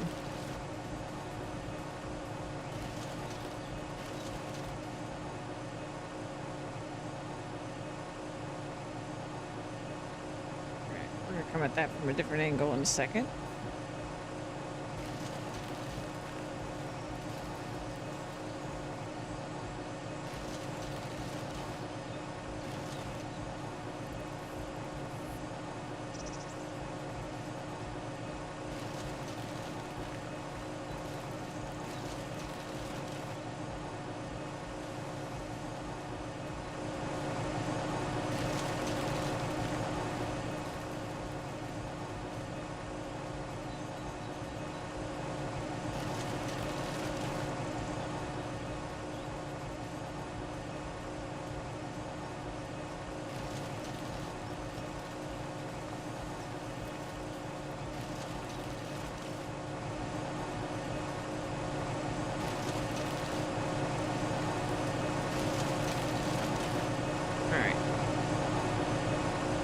try to get this tree from this angle.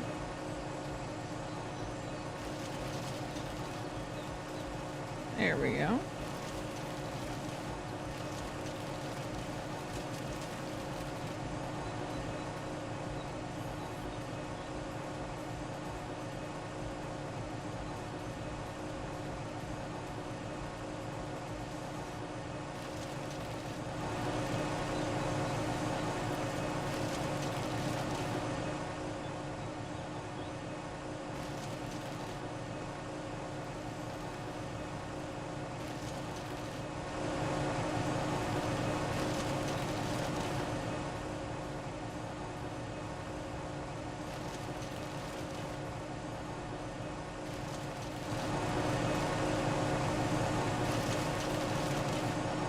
Looks like we are getting another full load. Oh my god.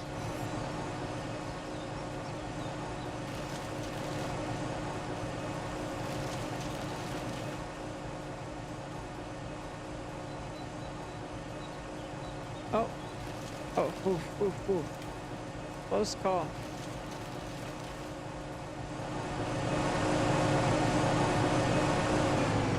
Yup. That's another full one.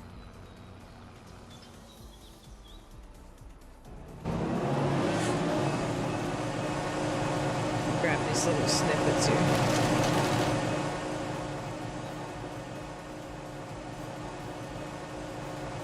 They're so hard to see when I'm actually walking around. There's one.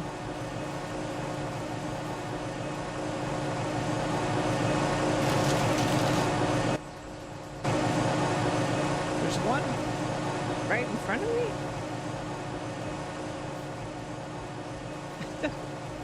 I don't see it.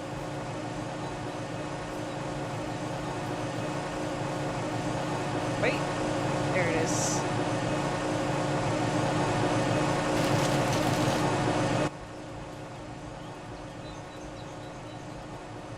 And there's one over here.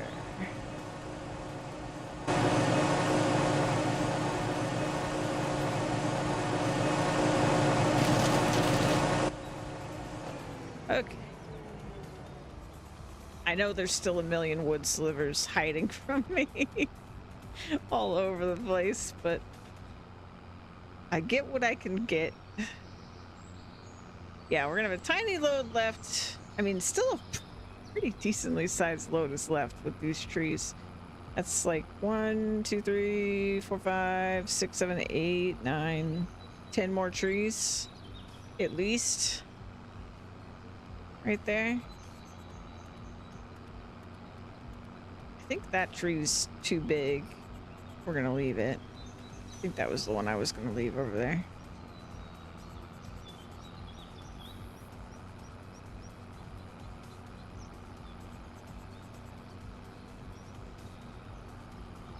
Yeah, and I'm gonna do a very healthy distance for the fence line, so that we can catch those bales, and I will still be able to pick up the bales against the fence line.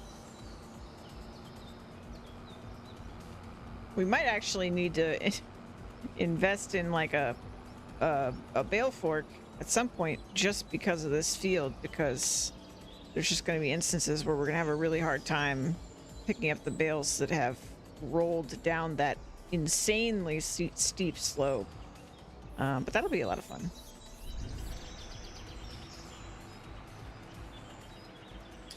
It'll be interesting to see what happens.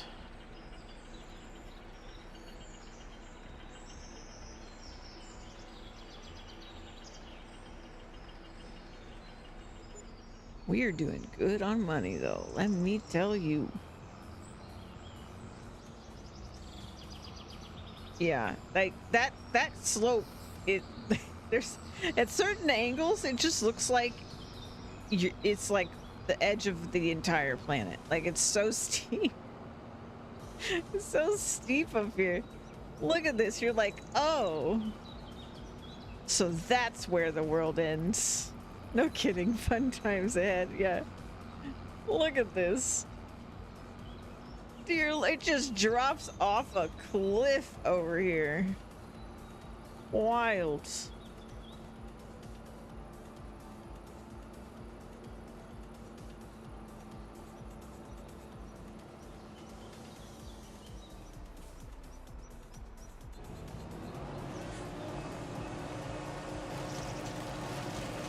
It's why I usually prefer not to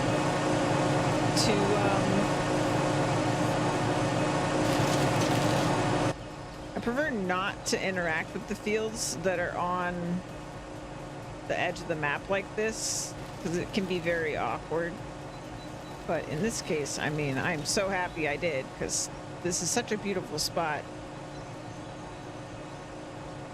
Okay, we'll do this from the other side. Look what I spy. A little sliver. I might not be able to get these. Yeah, no, that's actually the edge. So these ones will stay. This I will grab.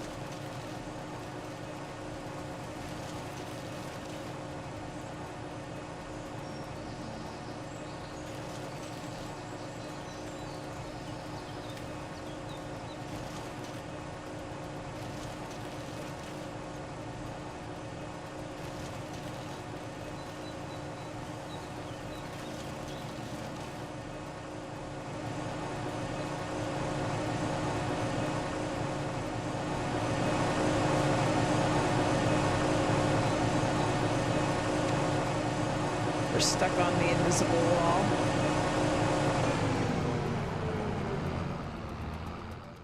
Come on. Come on.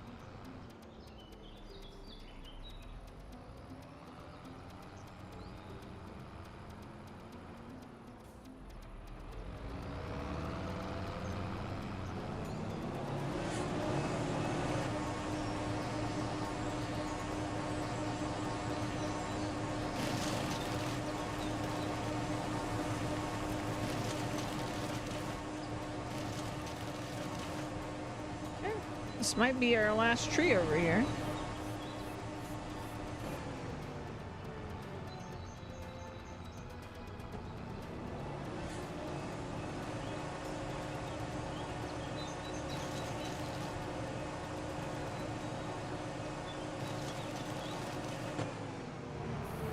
Is that it?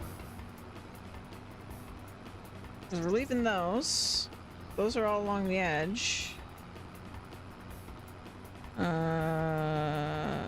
Are those in this plot? Surely not.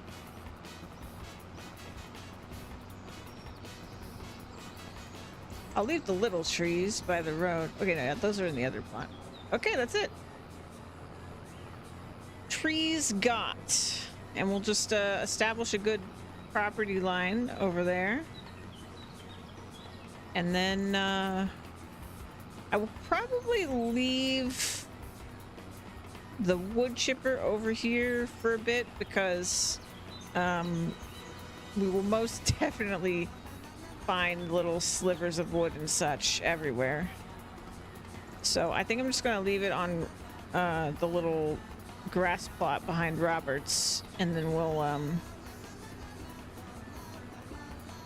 pull our trailer back home and grab the 2 plows, come back over here, work on setting up our fence line, and get to work making this a field.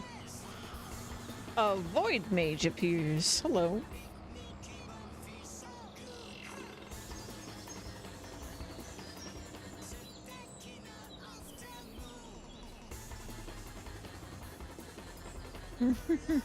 Hi.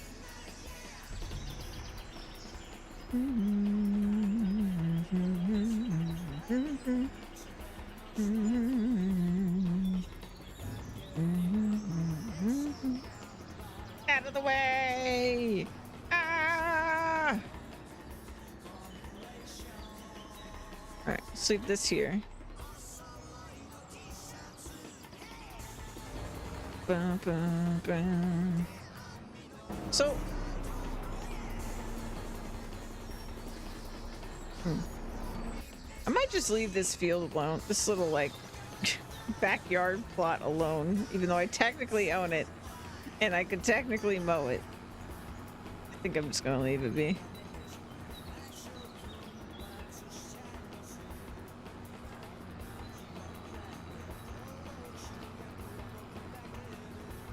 All right. Before you know it, it won't look like this anymore. This will be grass. Well, it won't look like grass for a bit because the grass has to grow, but it'll look like a big ass field. Plowed and ready.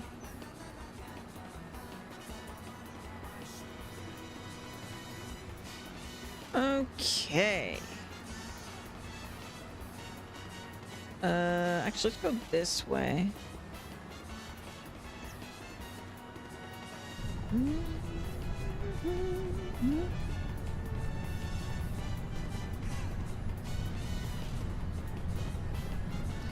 Man, remember when this field 53 seemed like a really big field when I plowed this? This next field's gonna be way bigger than this one. That field's a baby by comparison. Crazy.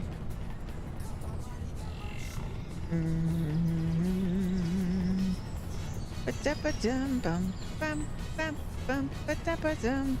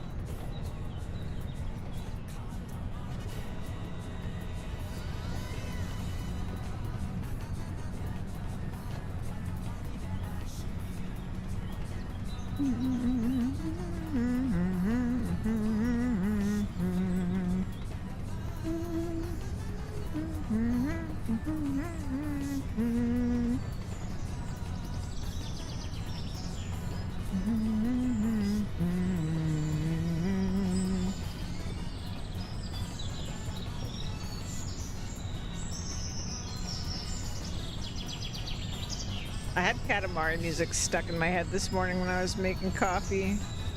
I was singing in the kitchen.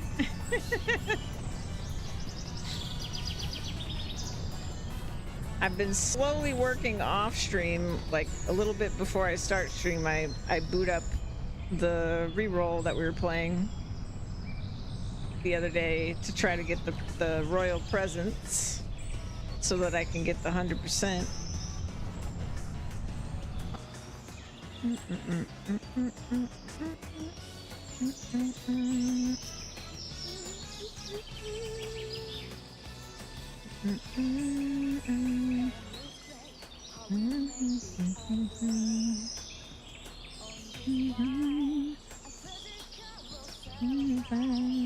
I see you noticed the drive.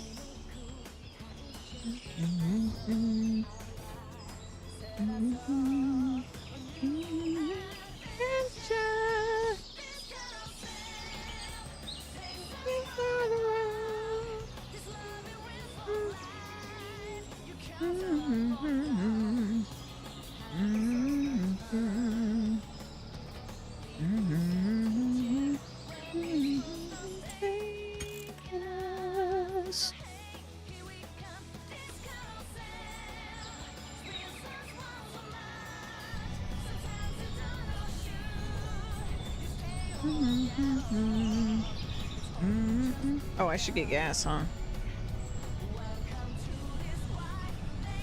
So high. Bam, ba, dam, bam, bam, bam, dam, bam. Bam, ba, dam, bam, bam, bam, ba, dam, bam.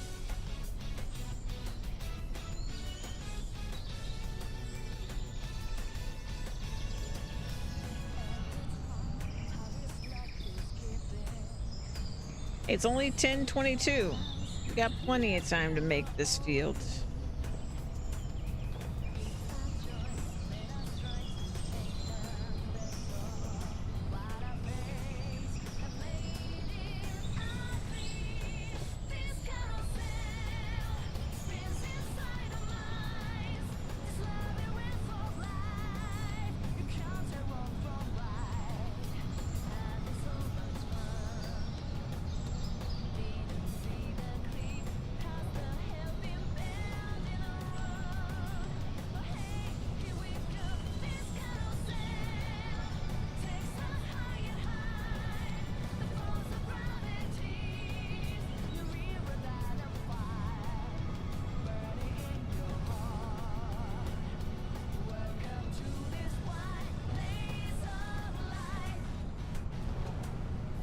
Bam, ba, dam, bam, bam, bam, dam, bam.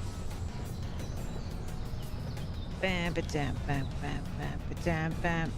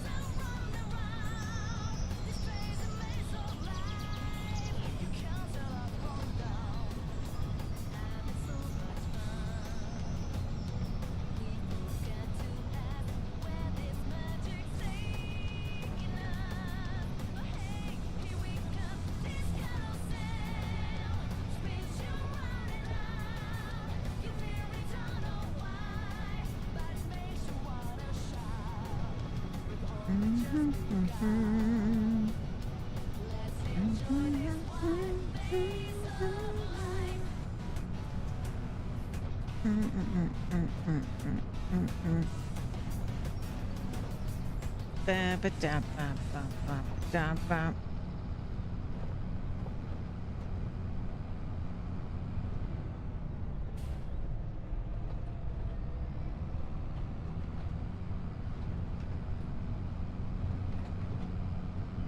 Alright, so let me park this over in that little yard.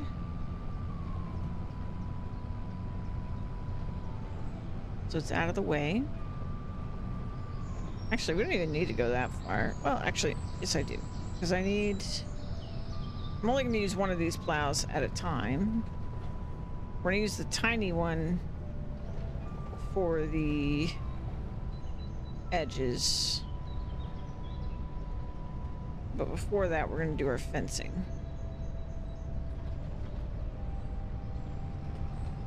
Bottom. Bottom. And before that, I'm going to save. And I'm going to take a stretch break. And then we're going to do the fencing. I will be back.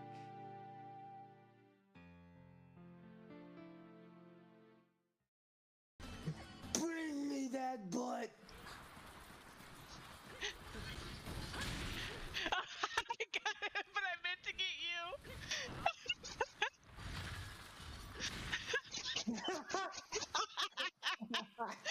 Mutual swinging. Okay, we can go get it now. That was perfect.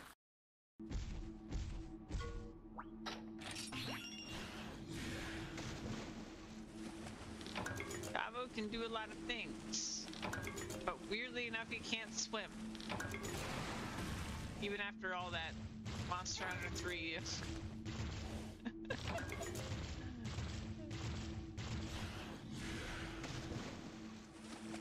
Up, up,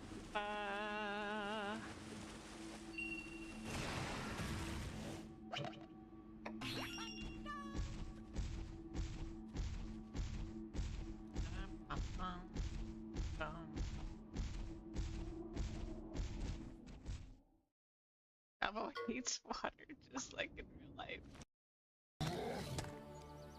But the problem is once they die, I die. Serves you right. Oh my gosh, look at you! You look like a hitman for hire. Or a very cool repairman with your tool belt. I love it.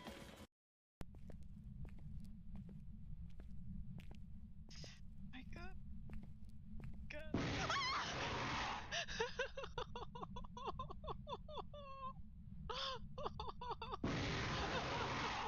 Who did it? Who did it? Who did it? Who did it? Hi, Simply Louise. Hi. I'm gonna take your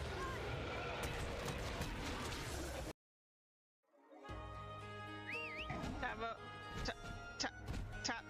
Tavo. Tavo. Why? Tavo. Tavo, why? I got you.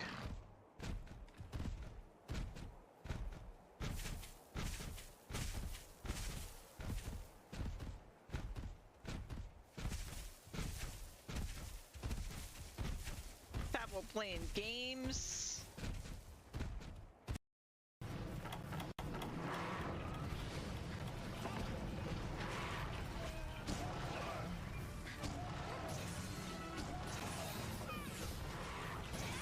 Get off my friend.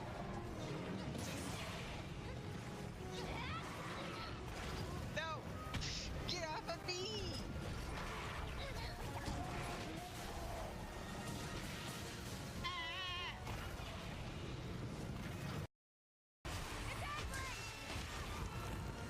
Uh-oh. Uh-oh. I'm about to die. Uh-oh. Uh-oh. Uh-oh. Am I gonna die? Oh my god, it didn't hit me. It didn't hit me. It didn't hit me. It didn't hit me. It didn't hit me. I'll make you regret. I was stunned for so long. This ain't over yet.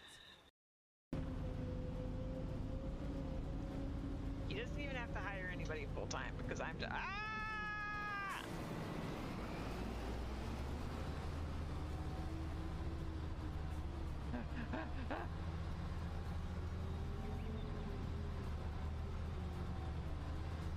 Anyway, nothing happened.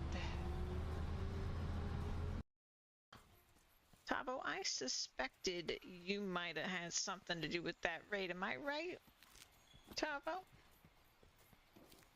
When someone says they've played 3U, I'm like, have you? In my mind, I'm like, I bet they've met Tavo.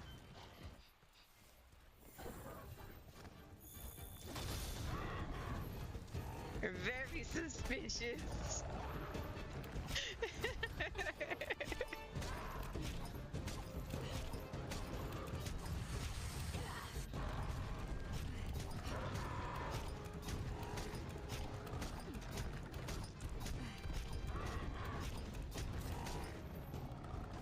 Bum, bum, bum, bum, bum, bum, bum, bum, bum.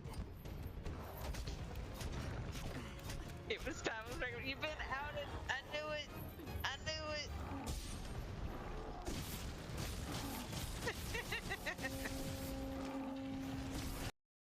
This is a joke, right?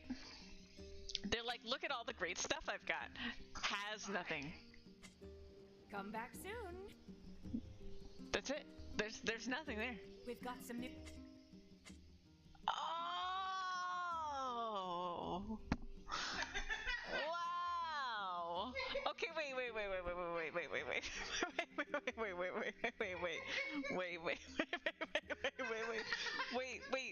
Wait, you don't understand.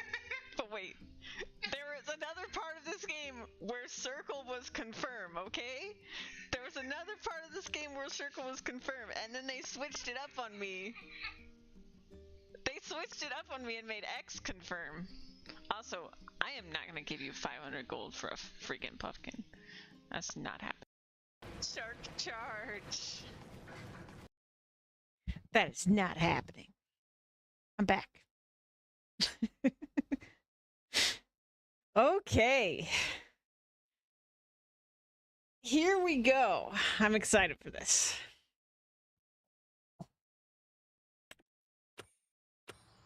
Nervous, but excited.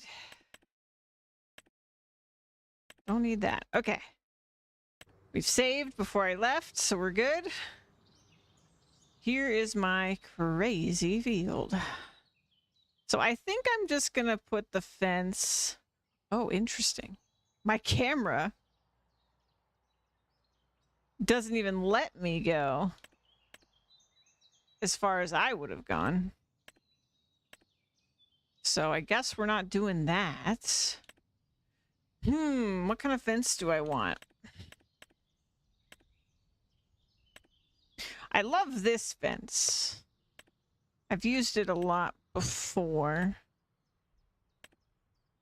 I might use it again.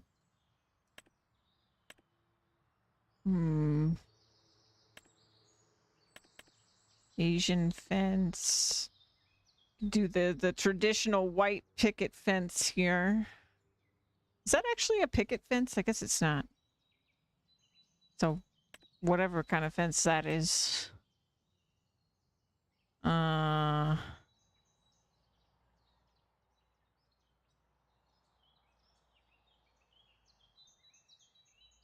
There's that one.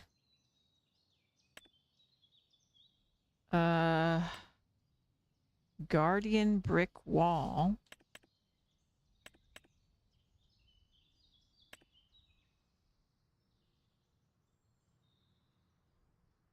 Just this guy. Kind of like that. That's I don't hate that one.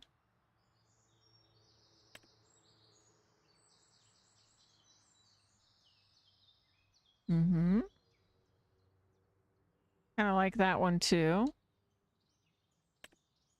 These are a little more expensive, I guess.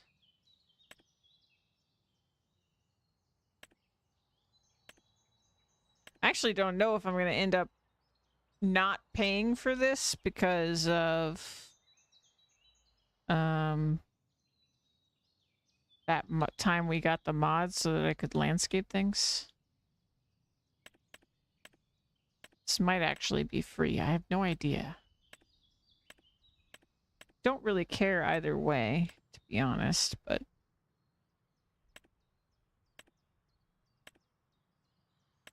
we could just do a stone wall. Should we do a stone wall? It'd kind of be a good time for a stone wall.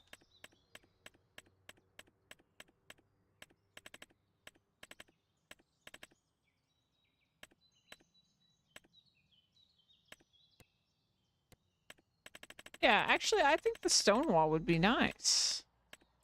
Wait, is this one generally cheap? It is cheaper to get this one. This is the one I would normally do.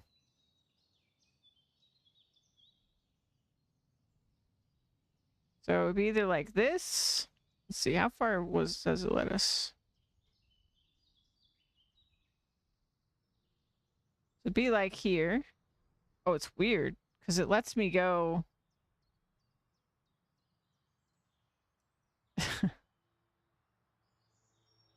This game's really weird sometimes. Okay, there we go. It'd be something like this, right?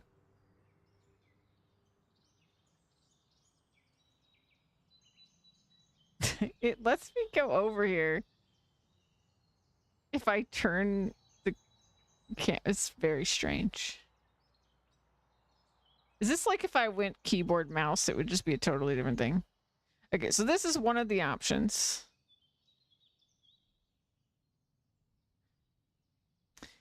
The other option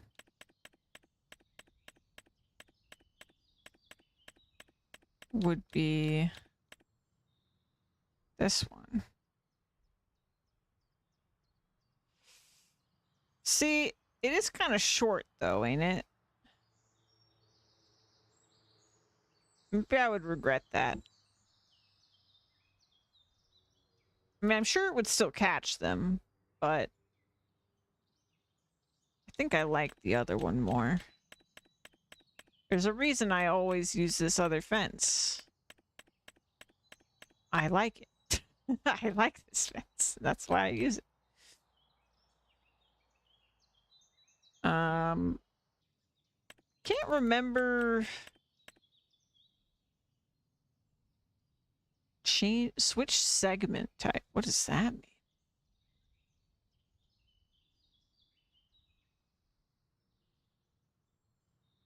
Whoa. Oh.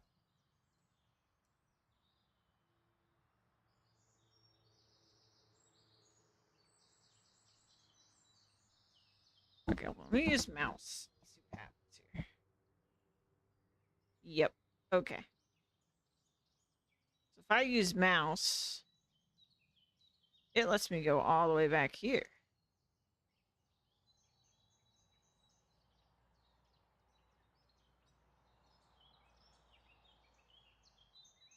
But I don't know if I should.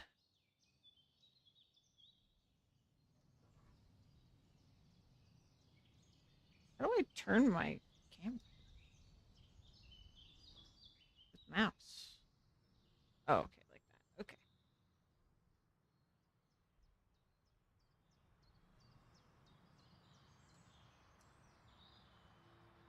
My God, would you look at that? Collides with another item. Could have fooled me.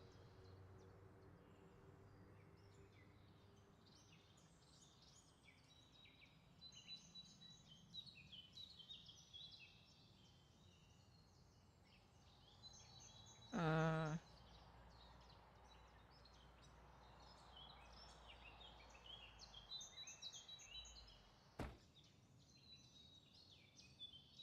So how's that look?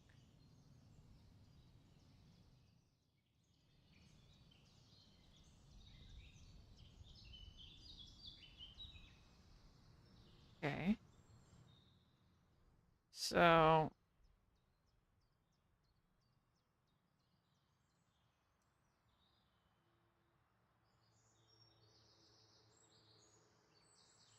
Is this how I do dirty details? Decoration.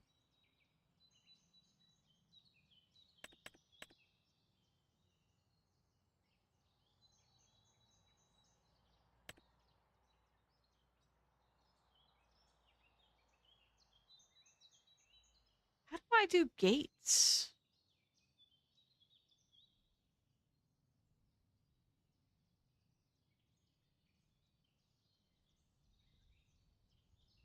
Because I would like to do. Well, I don't need a gate, I guess. But it's kind of weird, right? Is that a gate?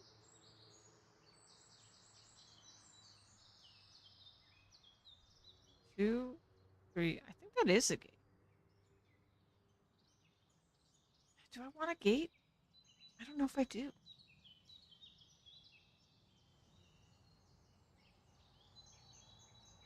Okay. And then I'm going to get rid of the bushes, the bush lines, because we don't want that. Let's see.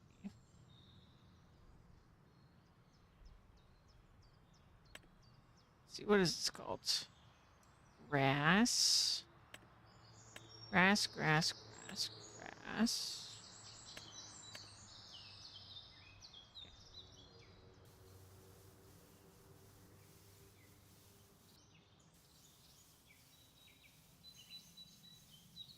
Now I'm gonna get rid of the rest of the bush line. With the plow, I think. But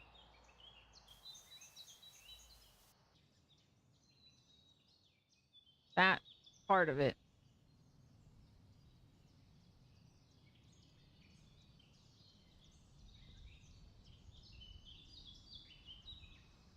I am a little concerned that I should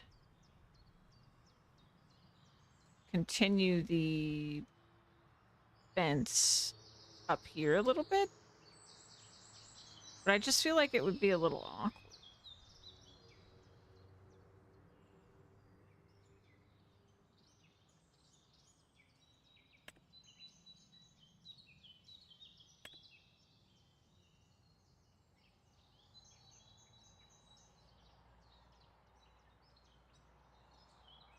I like...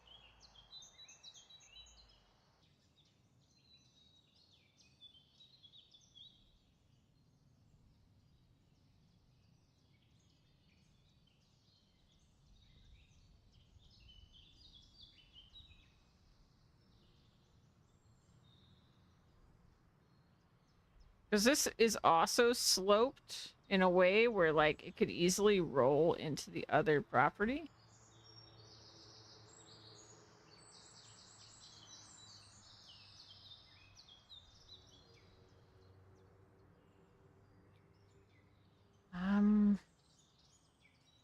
It just doesn't look fantastic.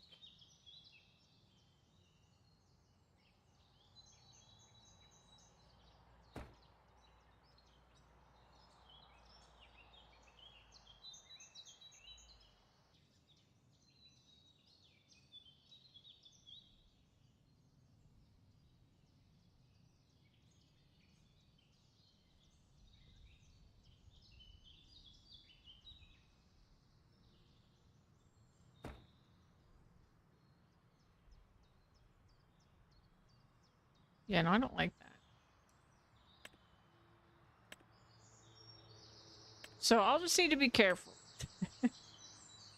I'm super careful. It'll be fine.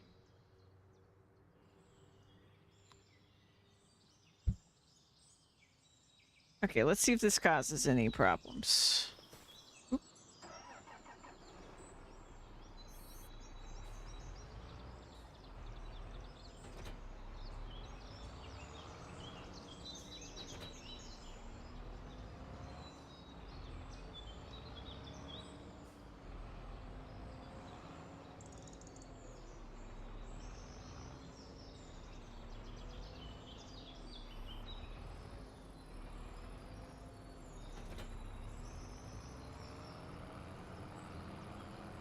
Okay.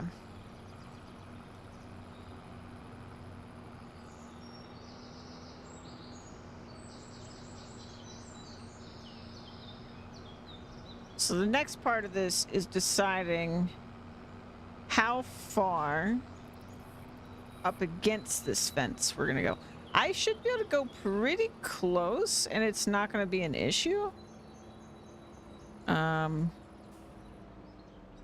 Because, you know, we gave ourselves leeway.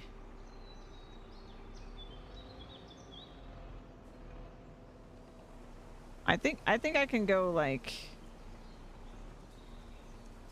this and it would be fine. Because when we're doing this row, we can just, you know, we can go this direction on the field.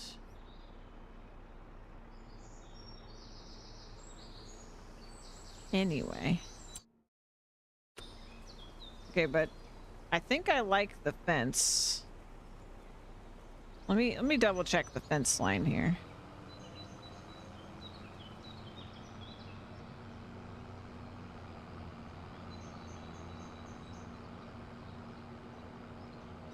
It's a little silly, you know, but I think ultimately it's good, and I kind of need it. So it looks a little silly to me, but It's not the end of the world. Okay. Yeah, I think that that's fine.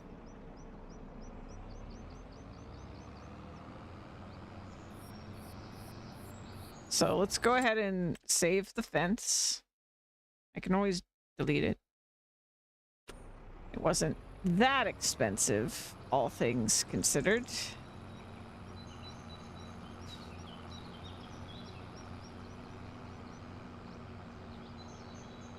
Ba-da-ba-bum. It's too bad we have to look at this PNG all the time, though. The border.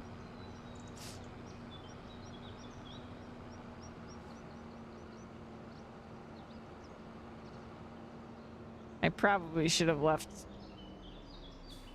I don't know. I could have left more trees and then it hide the PNG a little bit more, but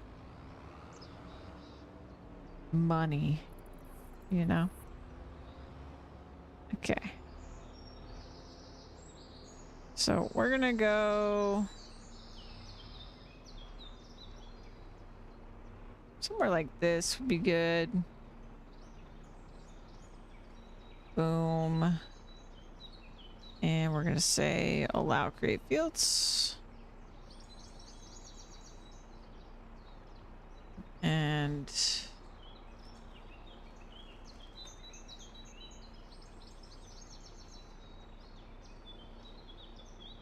I completely forgot how to use that mod that I have. Hold on. There's this mod I think I have installed in this playthrough called like Perfect Edge or something. So I won't see it there.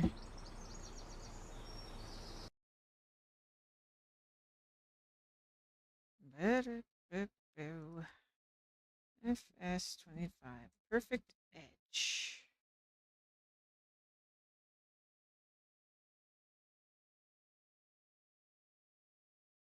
Hold the left shift key. Move the mouse in the desired direction.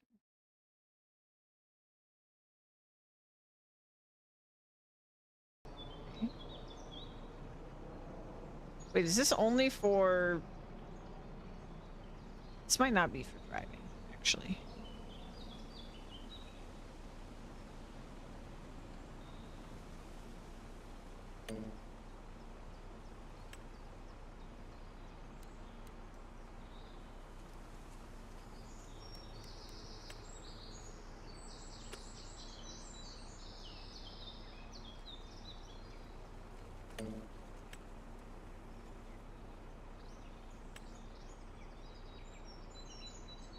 Yeah, I don't think this is gonna work. Okay.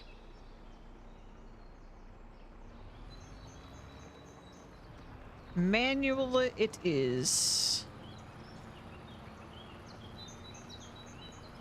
Oh boy. Mistakes were already made.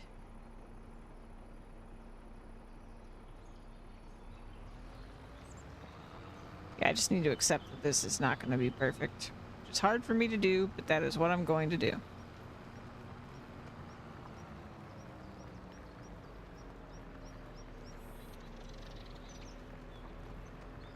I could also draw a straight edge after. That is always another option.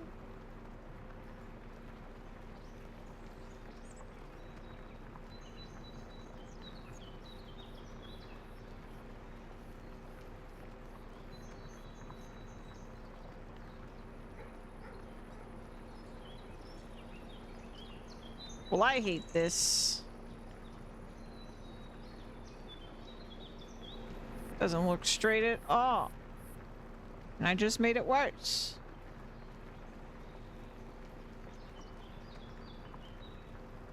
There was a time where I figured out how to really do this in a way that did not upset me, but I don't remember what I did. I think I used at least one mod or something to help me drive straight. I think there was a mod, I think I remember what it was. There was a mod that told me, no, it's not a mod. It's, I used the map Because the map tells you the degree you're facing or something. And then I like made sure I kept in the same degree or something like that. Maybe there was a mod that helped me like stay in the degree. I'm not sure. Something happened. I hate that so much. Let's try again.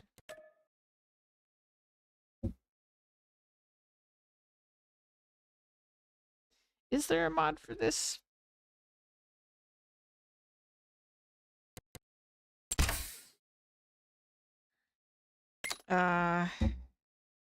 GPS or something?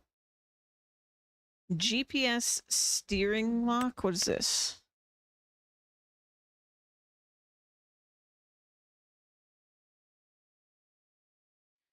The steering wheel does not rotate when GPS is active. Once GPS is deactivated, the steering wheel continues rotating from the position it was in when the automatic steering was engaged. This is for like the steering assist, basically. What does this do?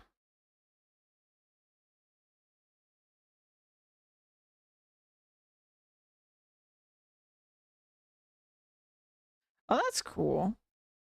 You can see the in-game map inside your vehicle. That's really cool. Not what I want, but really cool.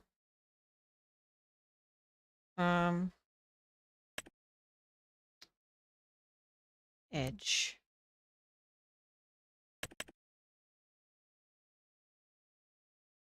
Yeah, this is for painting.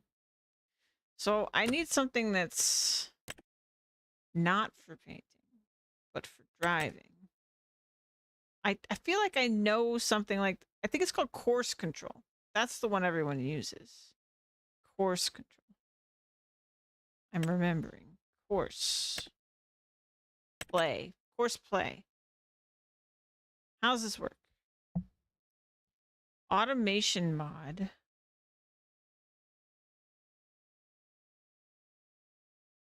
Multiple vehicles. I don't really want any of this. This is not what I want. I just want to drive in a straight line.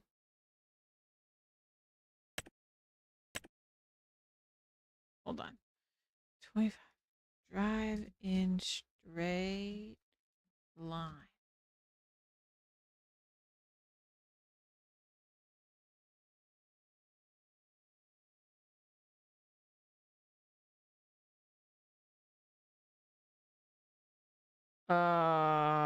Guidance steering? Steering?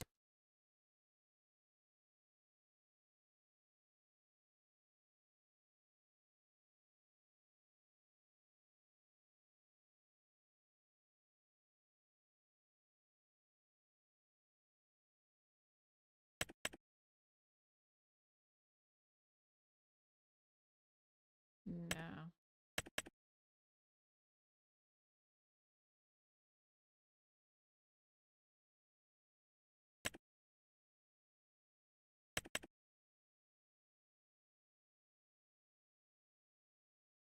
Oh, I love this.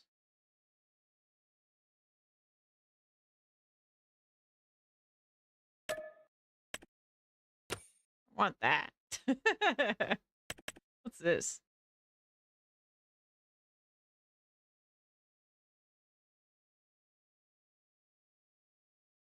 Oh, interesting. Okay. Well, it's not that.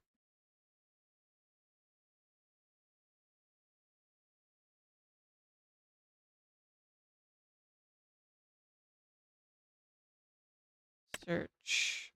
Auto drive? Nope. Are you pimping out? I'm trying to find something to help me maintain a very precise direction.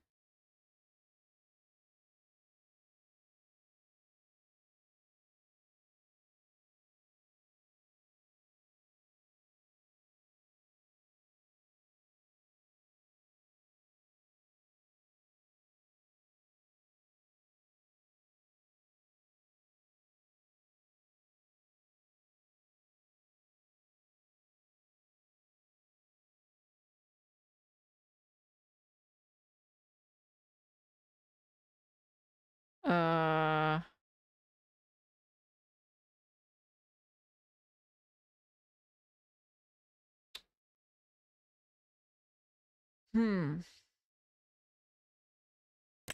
Let me try again.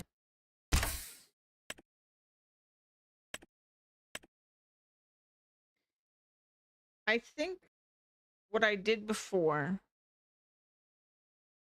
I want a rigid straight line on this edge. I think I need to keep precisely my angle. I'll show you what I mean. Hold on. We're going to hide Ravenfall for this.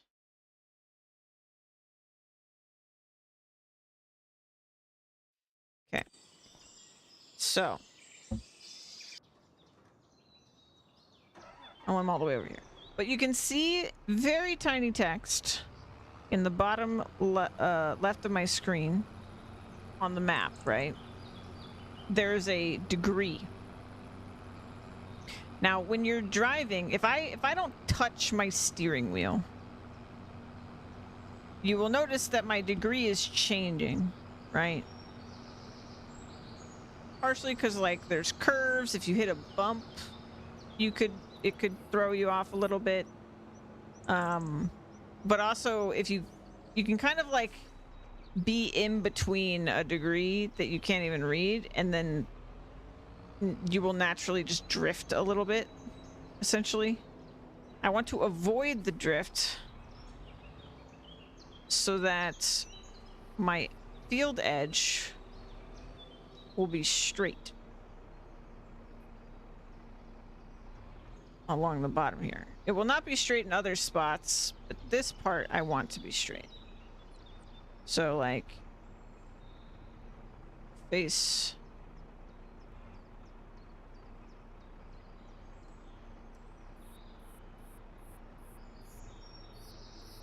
Okay, so like this, right? We're at 180. I'm gonna create field. Yeah, and the landscape is not helping, for sure.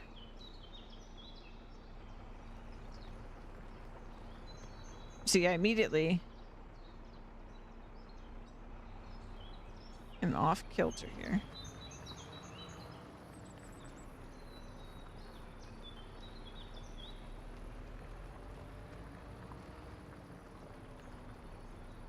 Just gonna watch that number like a hawk.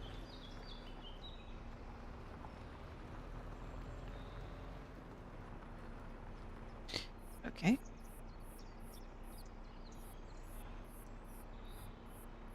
Far. Far.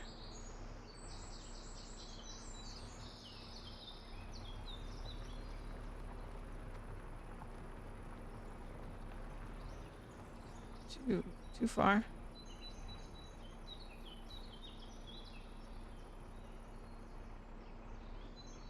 Swear it's really difficult. It's really difficult. No.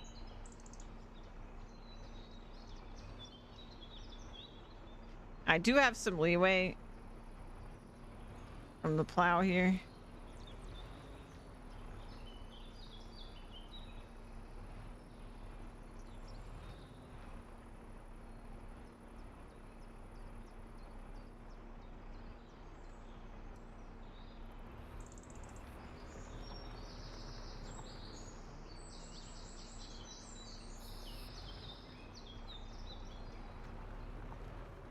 God.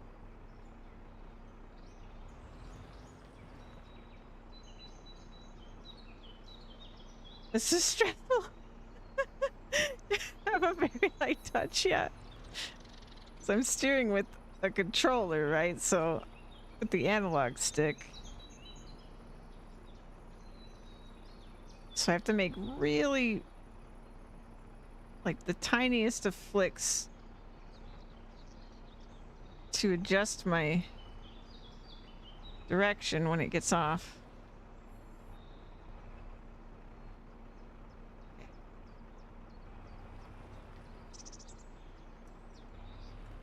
Nope, too far.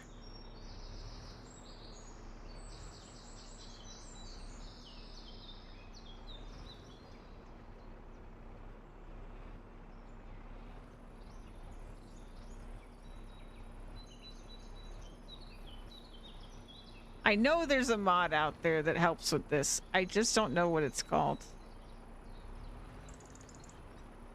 Yeah, I need line precision for sure.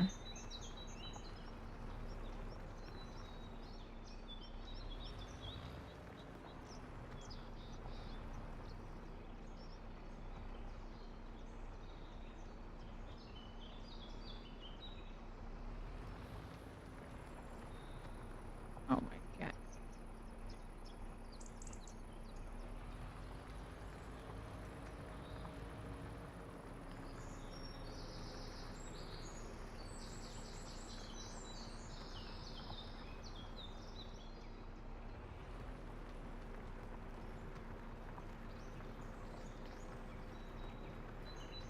No, no.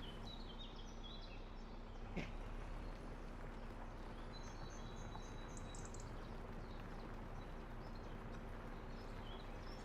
I am not even on the gas right now. I'm just falling down this slope. Way too fast, way too fast. Slow down.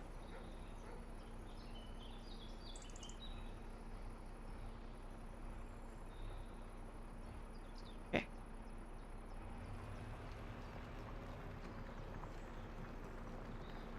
You know what else I'm realizing?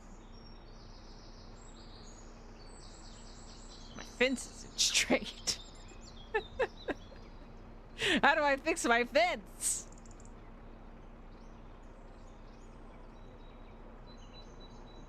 Yeah, perfect deserts for painting. But I was thinking the same thing.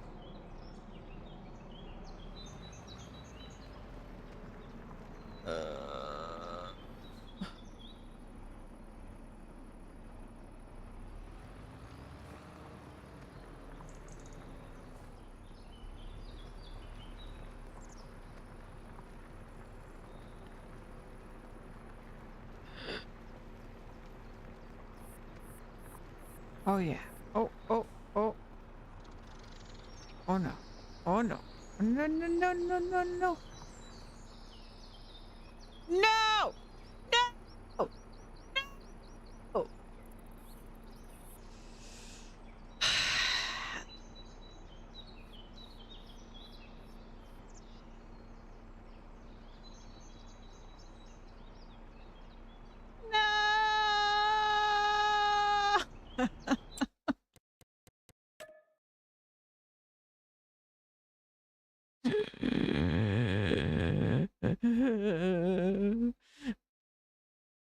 I should really let it go, right? I should just do this. It's fine. Yeah, it's organic. It just has to be perfect. You're right. You're right. I know you're right. I have to purposefully tell myself not to do this when I make fields. But every so often I get it stuck in my head that it would just look so much better if I did it in a very particular way. Ugh.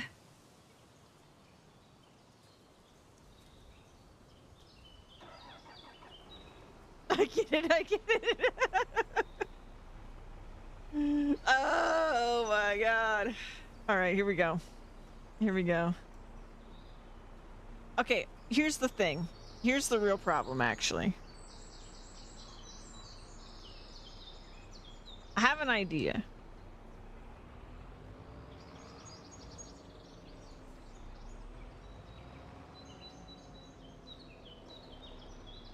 I'm gonna bump and grind this fence.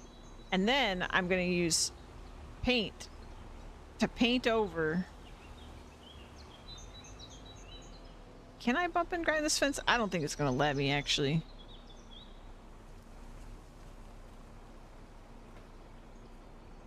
I think it's gonna be...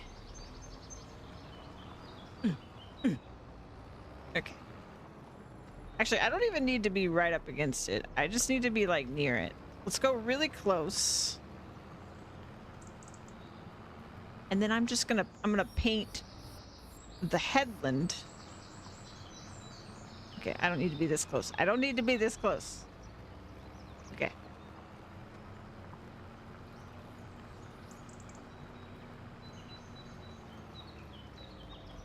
I don't need to be this close. Why am I doing this? Why have I done this? I can literally be here. Oh my god. Okay, we can be far away. We do not need to be this close. I do not need to be this close. I do not need to be this close. Bleh. Yeah, we're just gonna do this, and then I'm gonna use Perfect Edge to paint the headland, and then it'll be amazing. Oh my god. Oh my god. Someone save me from myself.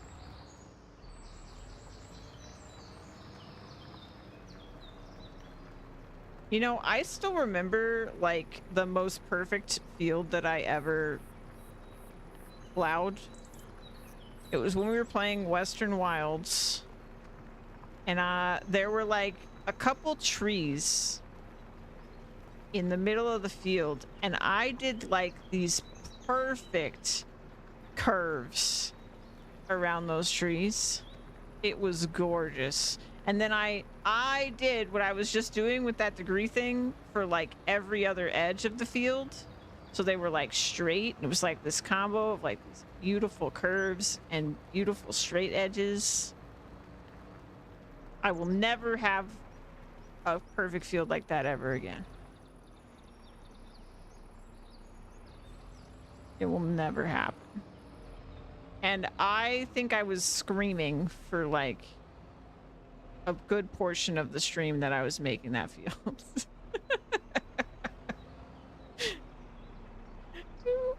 Or your power to create an even better one. Yeah. Okay.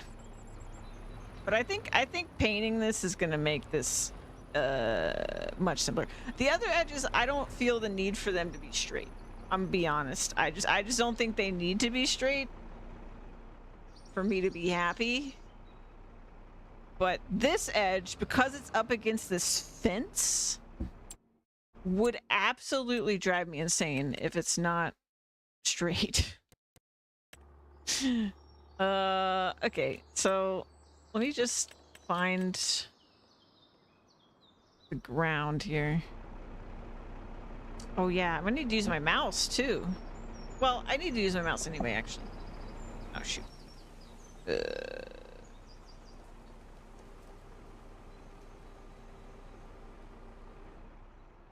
That doesn't need to be there. Okay. Yeah, we need to do this anyway. Because we're right up against the property line, which is annoying for where they let my camera go.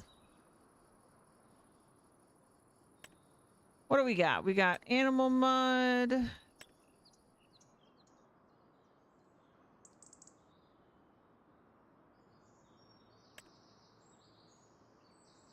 Grass.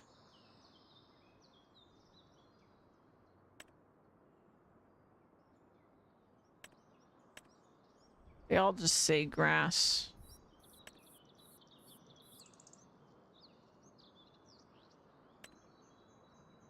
Maybe this one. Okay, so perfect edge. How do I use this? Let me just like...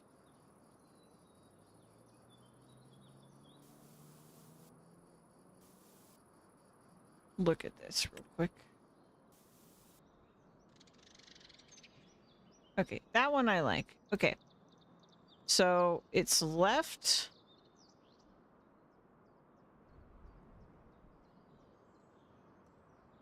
Left shift.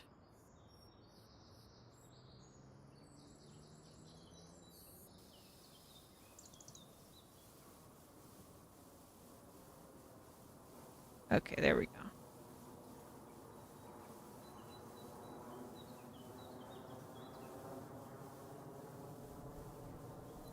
Like this.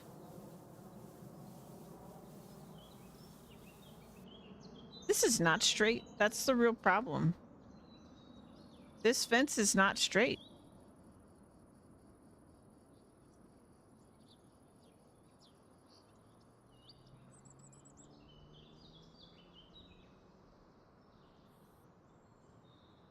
This fence is angled.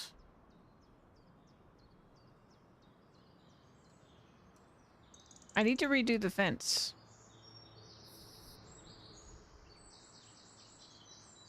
And I think I can use Perfect Edge with fences, right? You see. Nope.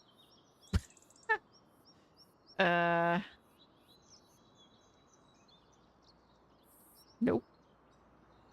Okay, well, what I could do is I could paint the edge. Or I could paint where I want the fence to go. No, I can't do that. Because then I can't go through the bushes and stuff.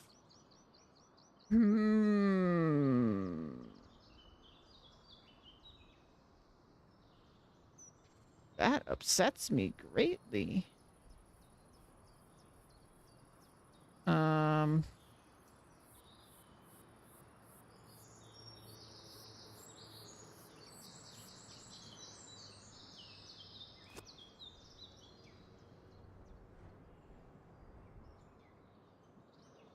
I'm gonna mess around here.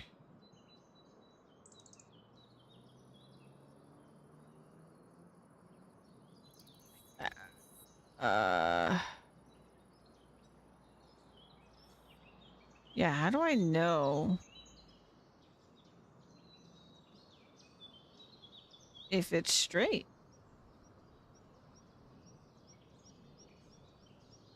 How would I know? I guess if I'm like zoomed out far enough.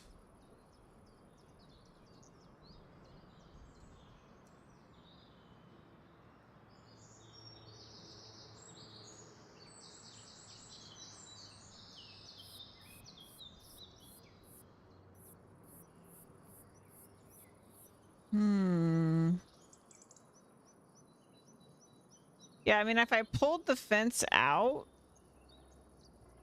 I could just use the plow line to know. But also the plow line, because the plow line is angled, right? So, which is our problem.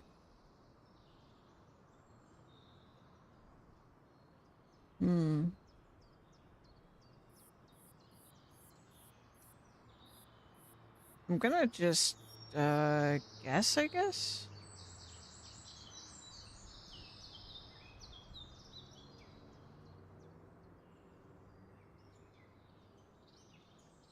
The actual rows are straight, yeah. That was my thought, too. So I need to be parallel. But it's so hard to tell, oh my god.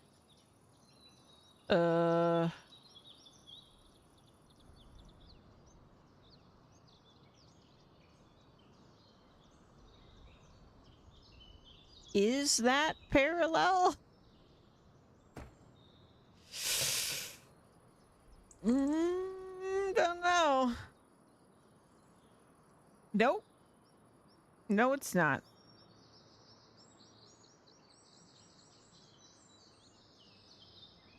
How in the world am I gonna do this? Maybe if my camera is angled a different way, this would be easier.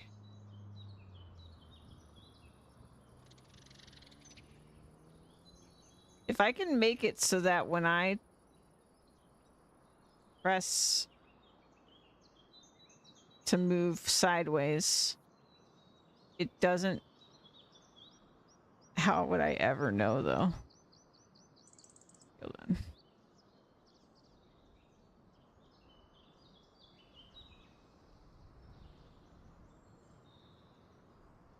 There's no shot. I wish you well.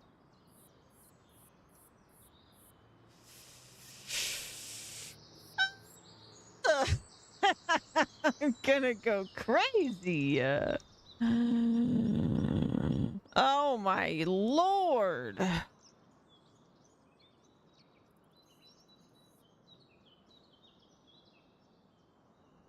Is there really not a tool for this?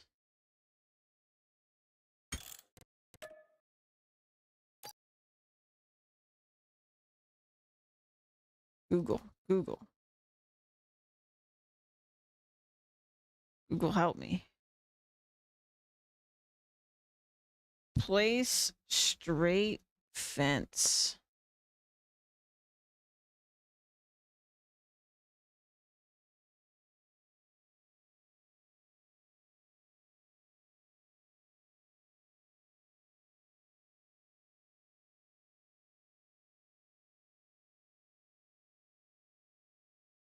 Uh,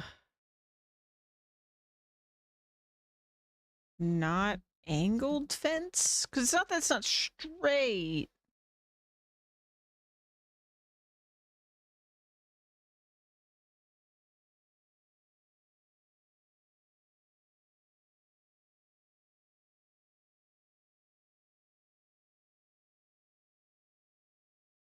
Uh, Place fence on grid, maybe? Fence on grid?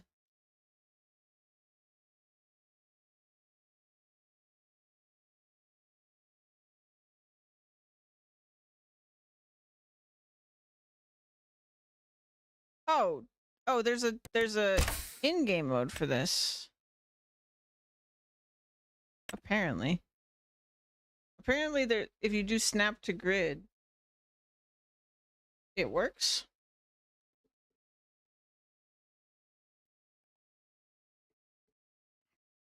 Google could just be lying to me. The internet does lie.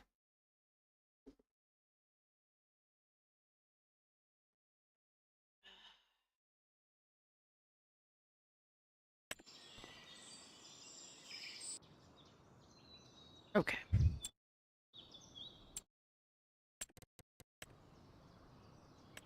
So,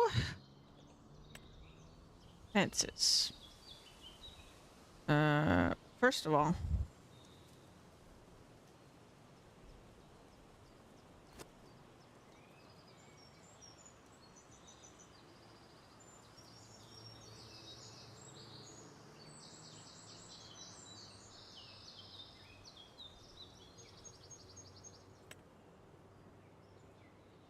snapping mode.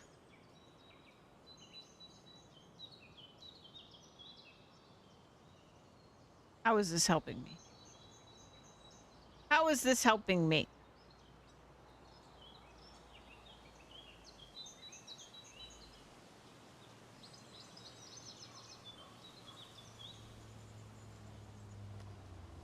What is snapping mode even doing? Whoa, edge of the world, crazy.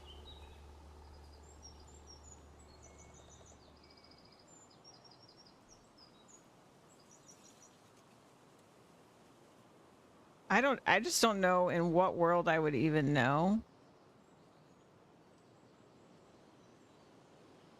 There are these weird, like, lines on the ground, actually.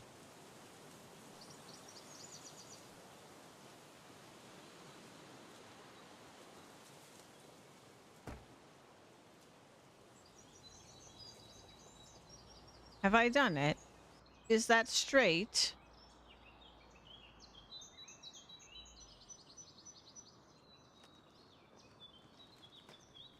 Did we do it?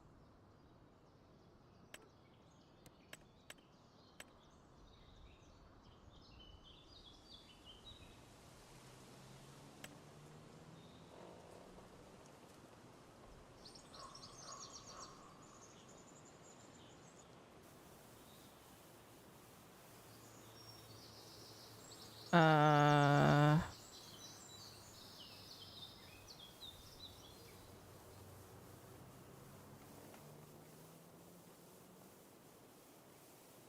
Dangerously close, actually.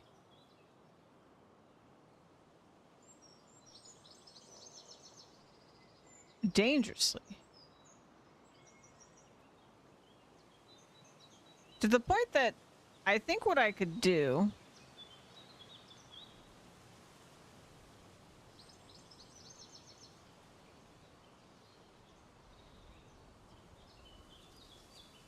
is literally just shift this.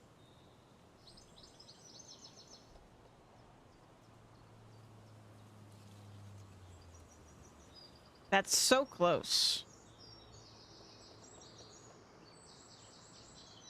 Maybe I don't even shift it and I just...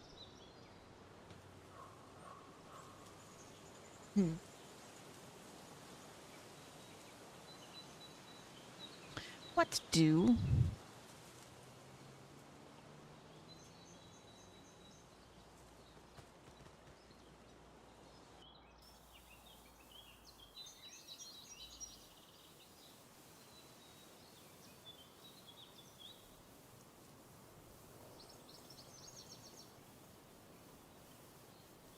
Okay, well, first of all, cursor shape. M. Okay.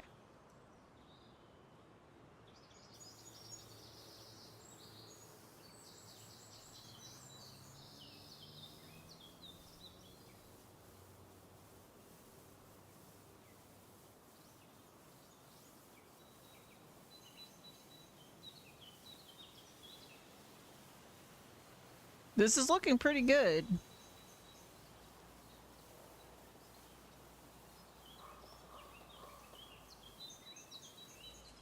So this is what it would look like, right?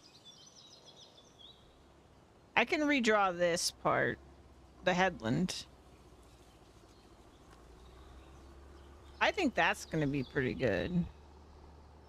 That'll be very clean.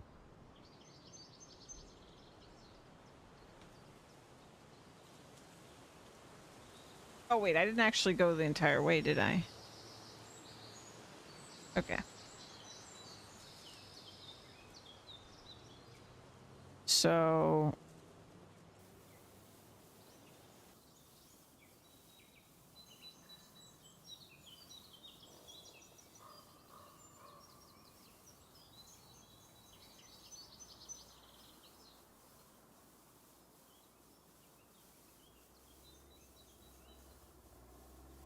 yeah. No, that's pretty good. So we'll plow this, and then I'll just redo this headland. In fact, I should maybe save it.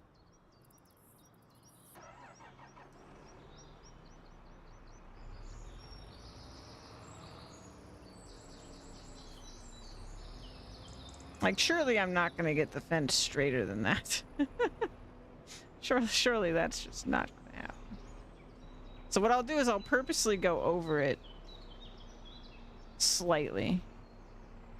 And then we'll just redo it. Save it. Okay. Now create fields. Lower it. And we'll just purposely go further than this line. And then I will redraw the headland to make the field edge straight.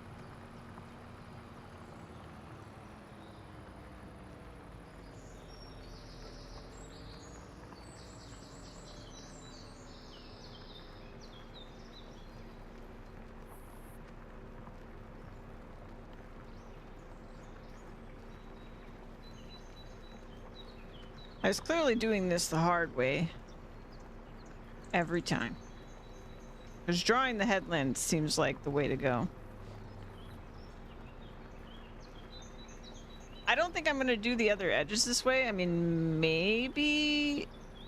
No, I don't think the other side... Like, it's really just because there's fences here. Like, when we're up near the bushes, I just don't think it's going to look as starkly awful. Like, very obviously messy.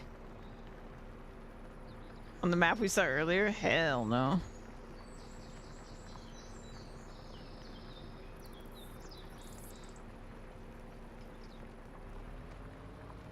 I doubt you could get a field this big on that map, actually. You'd really have to, like, split it up into smaller fields. Okay.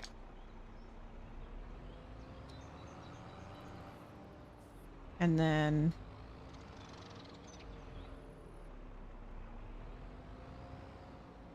just establish where this is kind of going to go.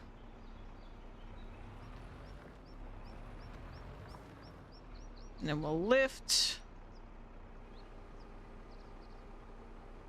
And I'll turn this off. And I may as well save again.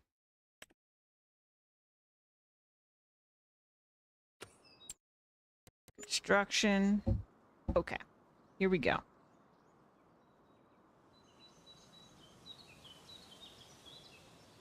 Well, now the bot decides to say something. I don't really understand what's up with that, but... Okay. So we want it here. And then we're just gonna go...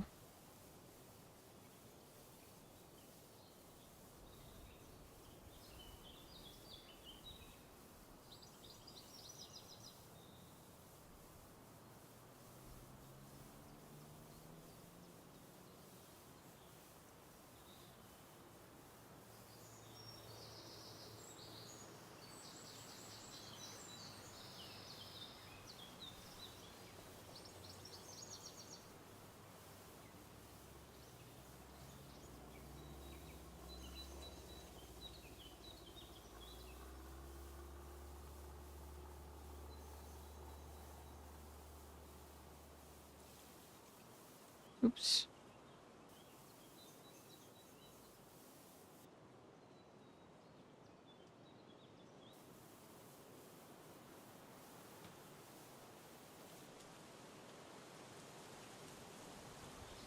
Yay! Okay. Just iced a land plot. Yeah, kinda. Okay. Love it. Save it. Save it. Okay. Alright, so that's the way. I'm sure I'll forget that one day. And I'll struggle again. Okay.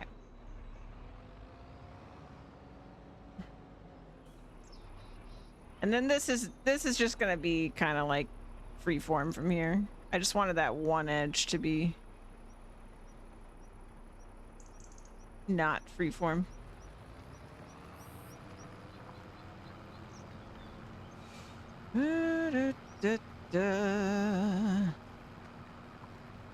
There's curves and there's things.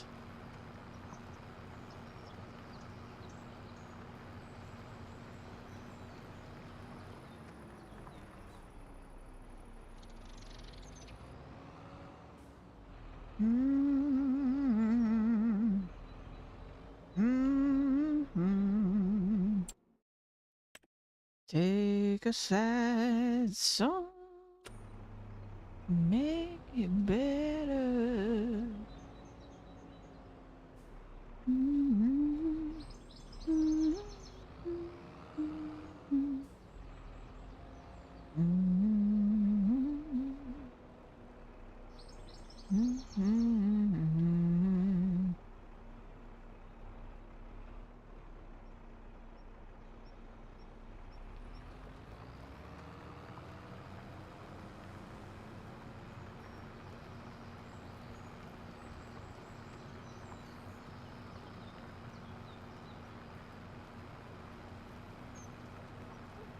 So we'll do the border and we'll do the borders around the trees with the tiny plow. And then we'll come back in with the bigger plow and fill it in.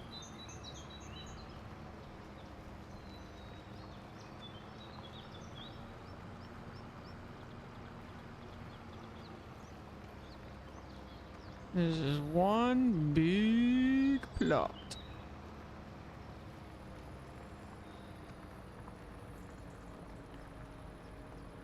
The fact that I actually am not even fully utilizing the full plot is crazy. Like, I actually left, like, a ton of it with trees. There's just so many trees. There were still 1,000 trees that I cut.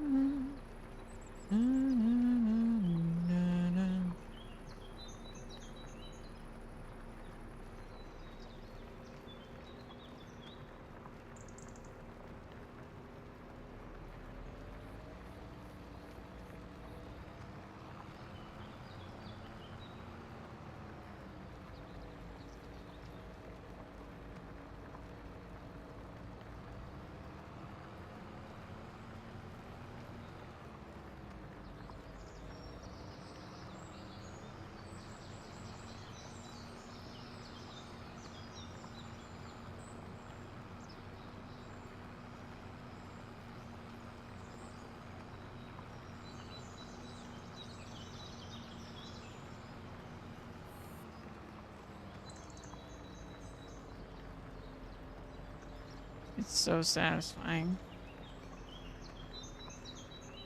to carve your own field.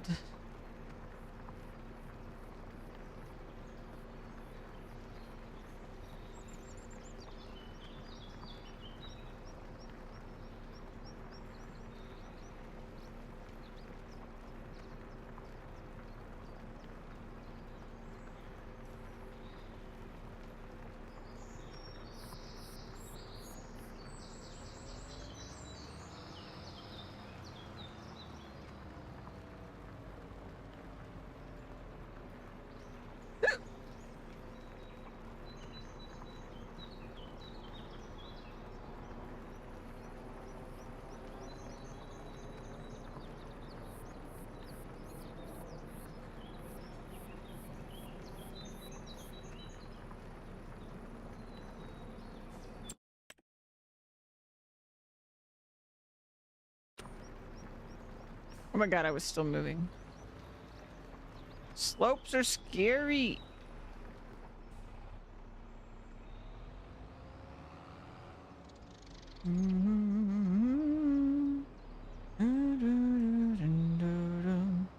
Okay. Let's do borders around the trees. I feel like I should give these trees a really decent amount of space.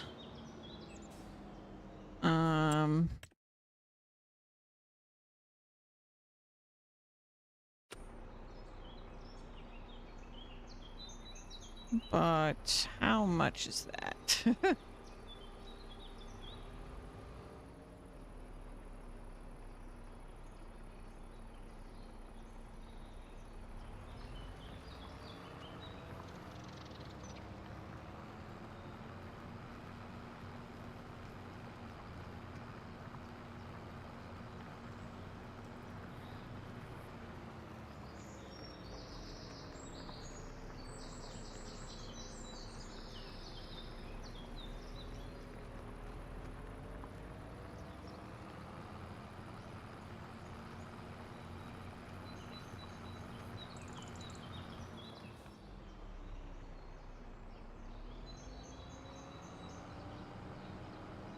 Don't hate it. It's not perfect, but I don't hate it.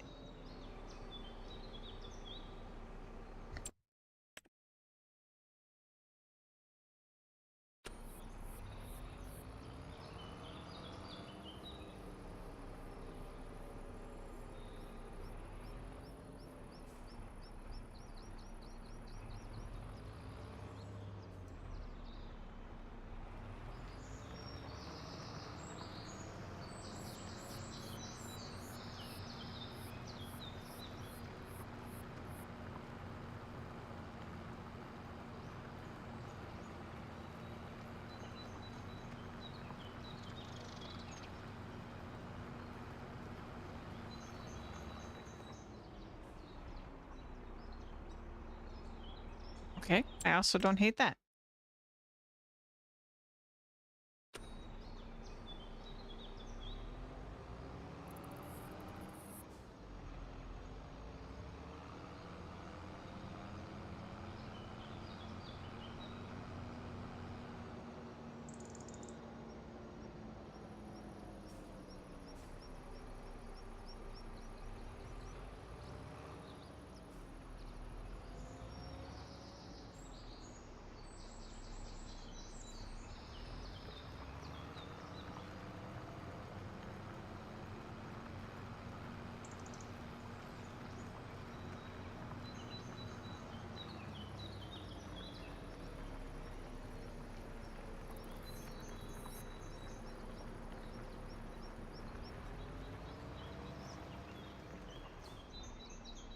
Okay. I'm on a roll of not hating it. Fantastic. Okay, and then there's one more tree in the middle of the field.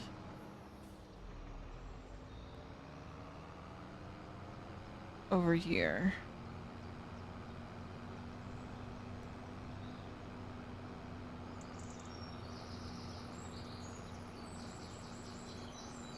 This one.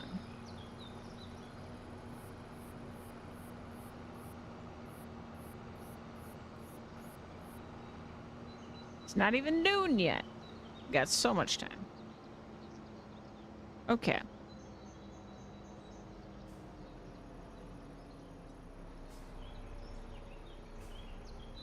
Definitely want our distance on this one because it's kind of low to the ground.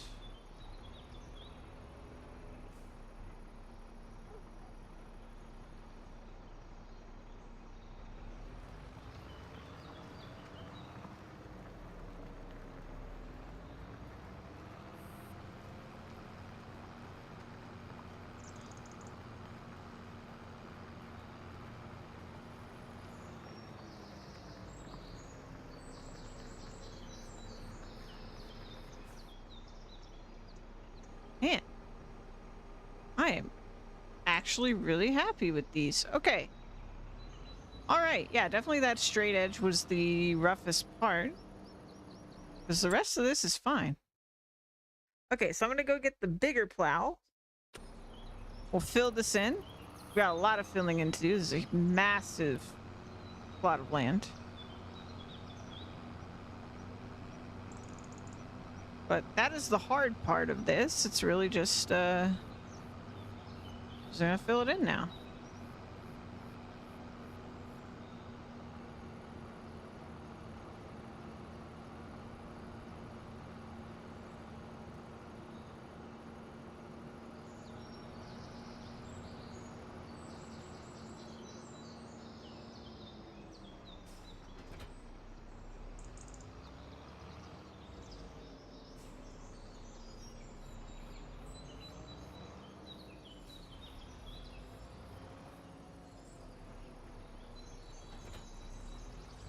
Okay, let me save again.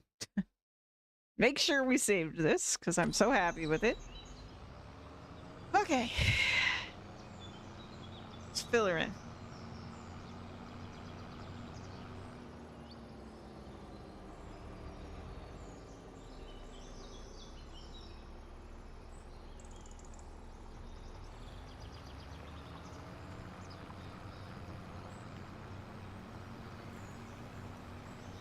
And because this is grass, I mean, it's going to be a lot of setup right now.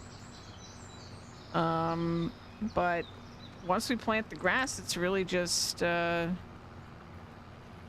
we just mow it when it's ready.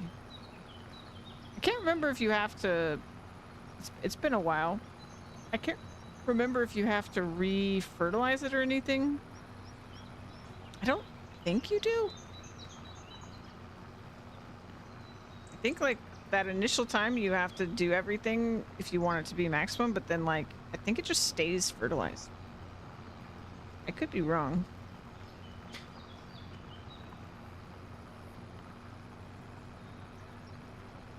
It's been a while.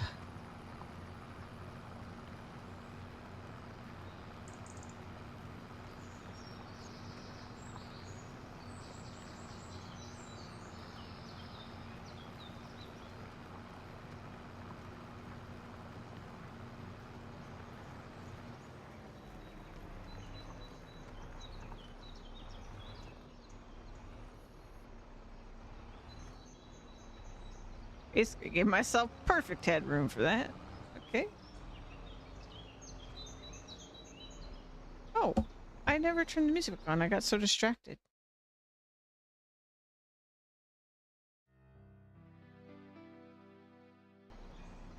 Sorry about that. I was very focused.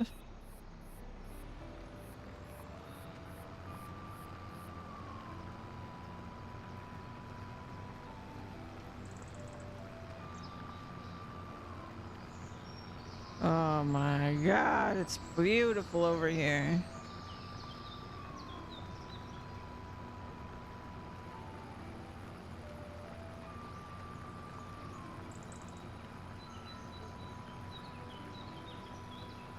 I can't stand it. Ba-dum, ba-dum, ba-dum, ba-dum, bum, bum, ba-dum, ba-dum.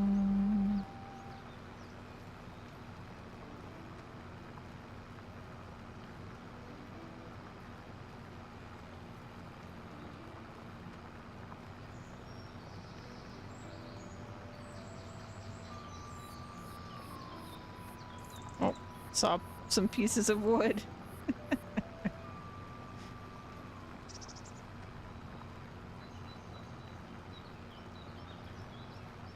I'll drive around with the wood chipper once we're done. Try to catch anything.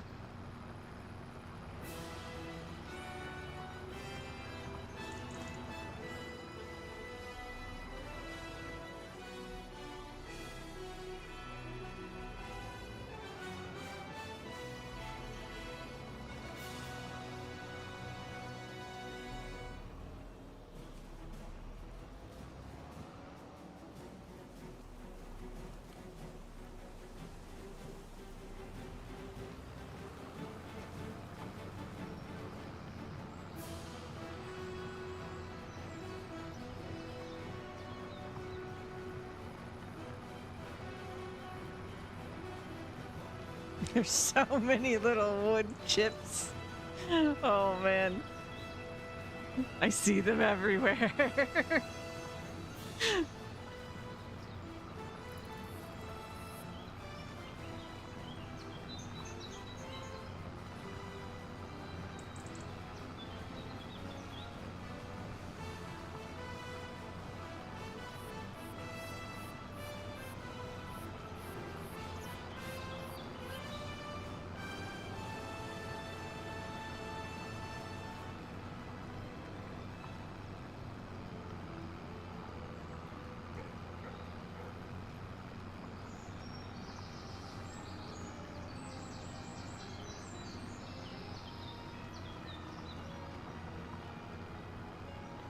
That straight edge makes me incredibly happy.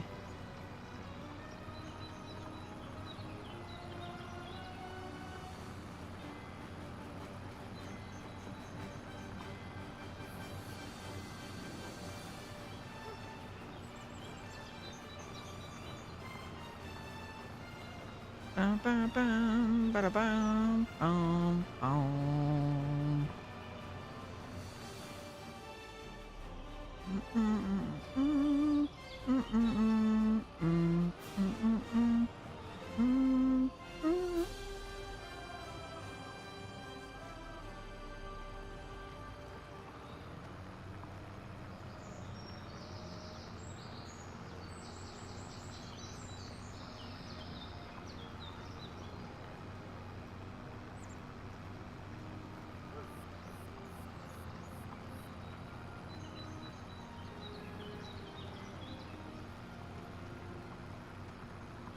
Thousand trees may have died for this field, but dang if this isn't a field.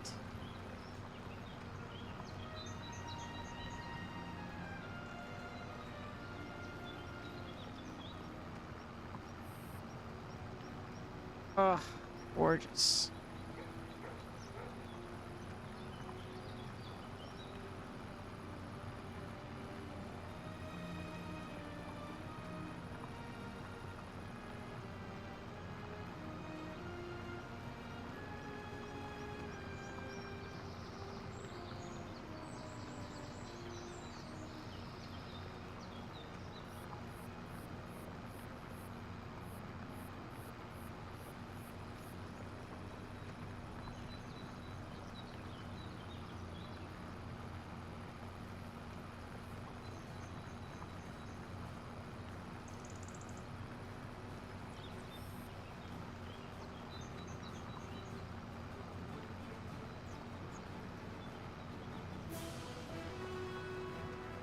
Bum, bum, bum, bum.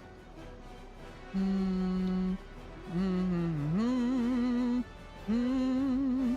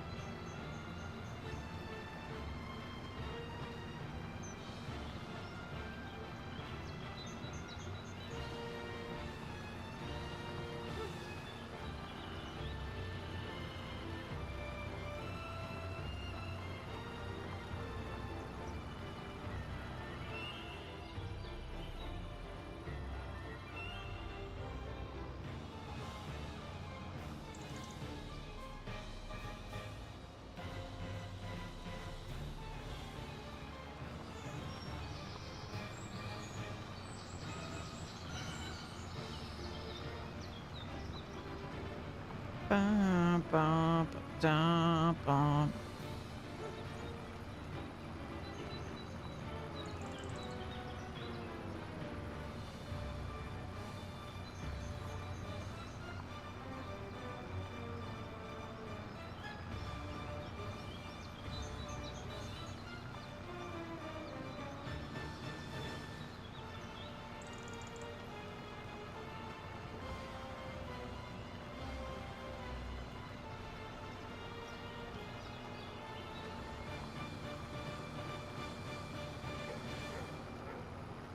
Thank goodness I got this second plow though. That other one is at least half the width of this. So projects like this would take a very long time.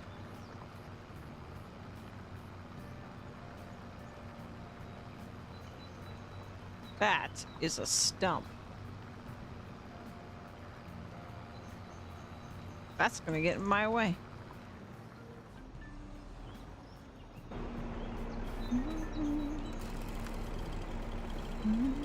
That's two stumps even.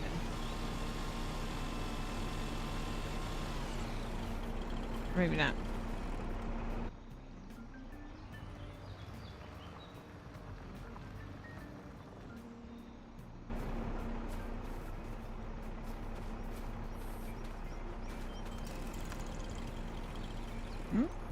Oh, that's loose.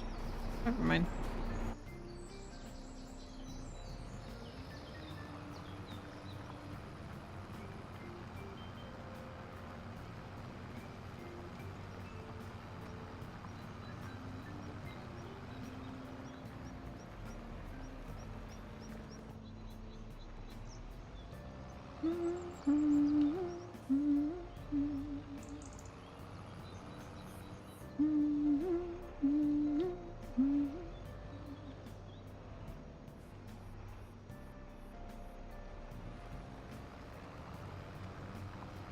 Put too much Persona on this playlist, and it makes me want to play more Persona games.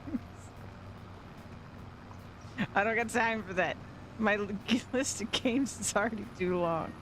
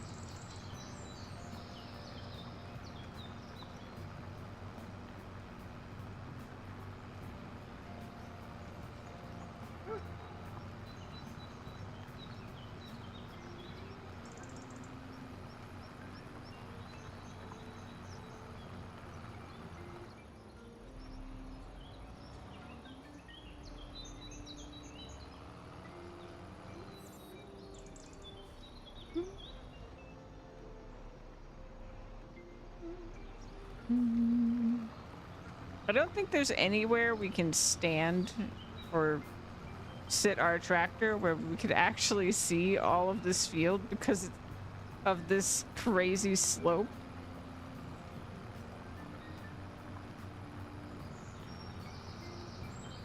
I cannot catch all of this field in a camera shot unless I go like maybe construction mode.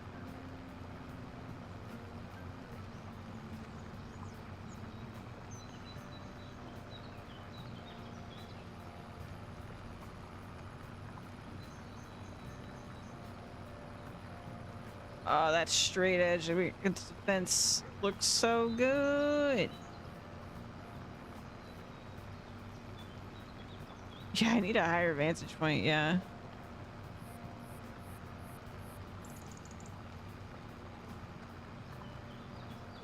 But it's also L-shaped, or it will be L-shaped once we finish plowing it. And there's trees in the way, of course.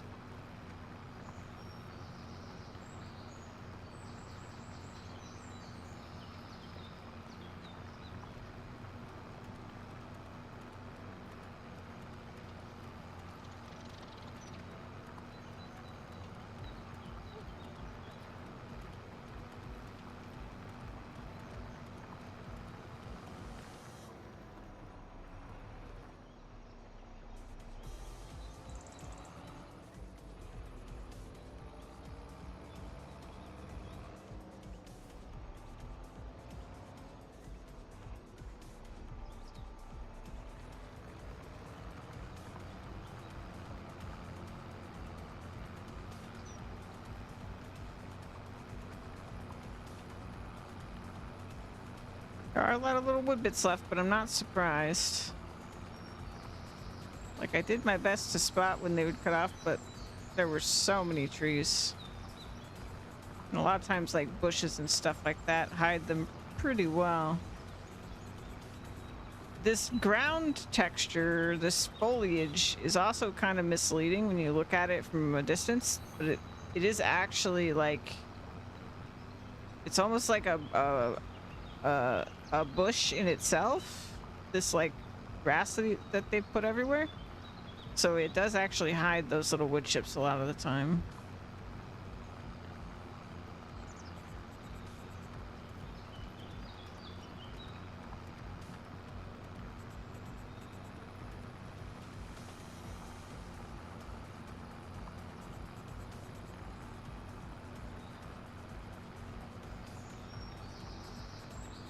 That's okay. That's why I kept the wood chipper here, because I knew we were going to find a bunch of them.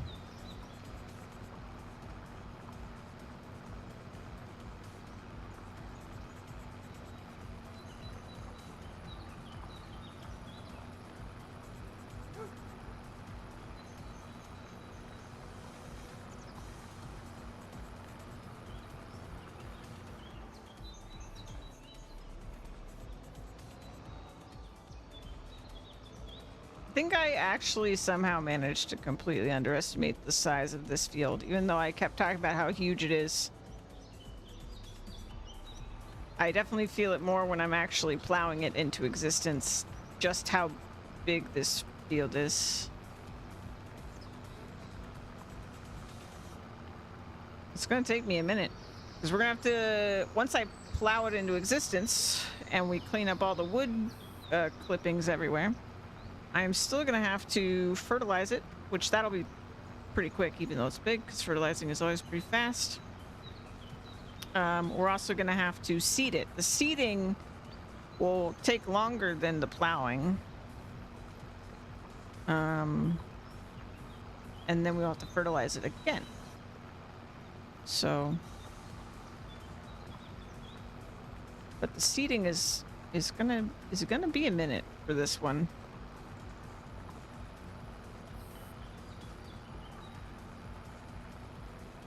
And it's big enough that I wonder if we'll have to refill our seeder in the middle of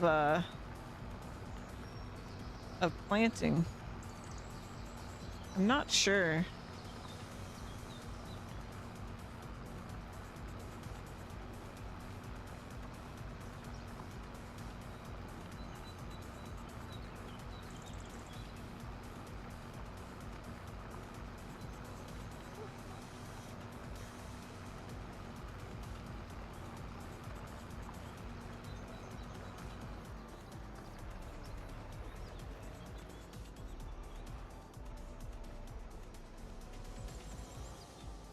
Save. I want to save off in the middle of this.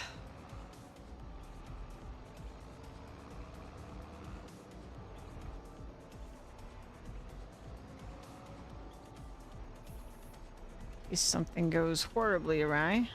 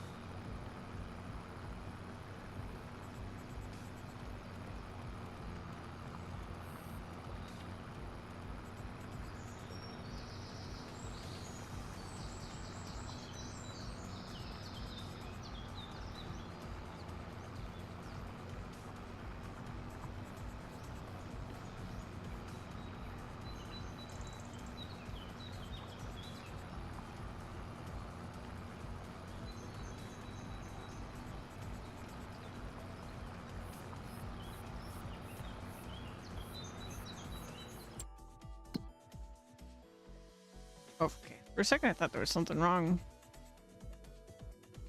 in the corner of the field. Look, it's like a little boot.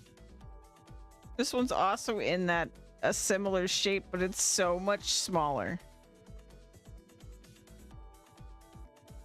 It's crazy.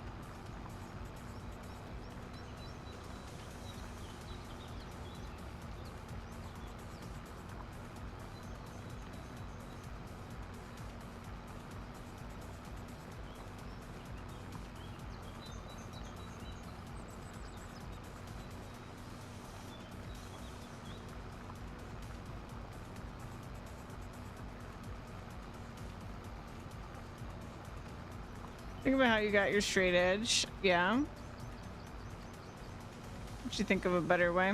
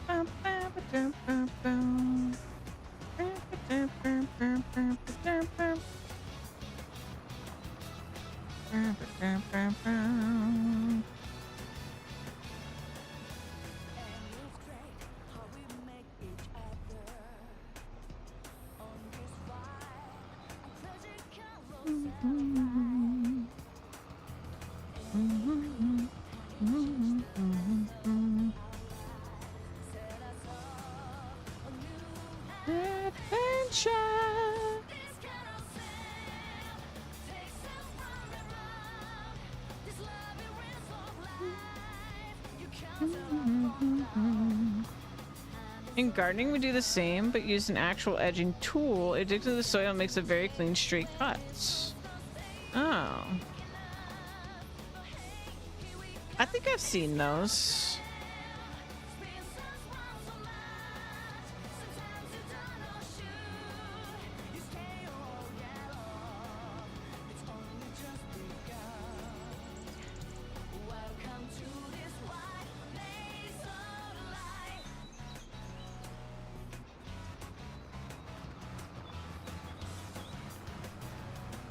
I think I saw one of those. Wait, I raced the edge was similar. Yeah, I think I saw one of those as like an alternative mower in the mod hub actually. It wouldn't have really functioned like the edging tool, but it looked like that tool.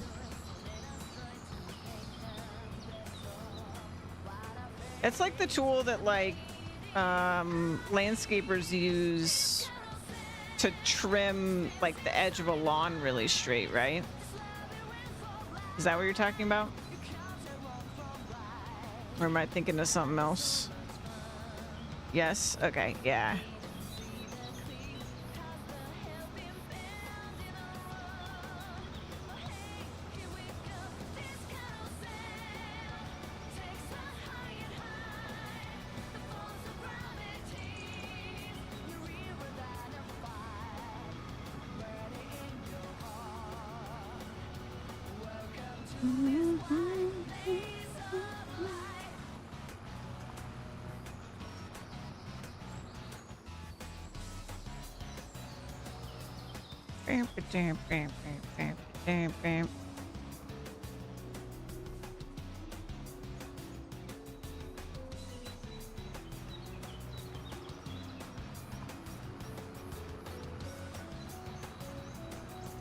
Snap chalk lines for planting seeds, builds. Yeah.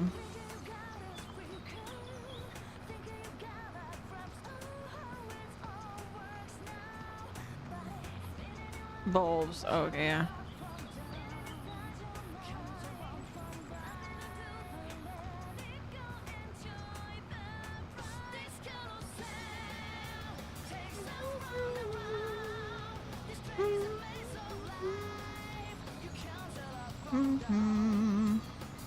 Chalkline like a carpenter uses? Okay, yeah.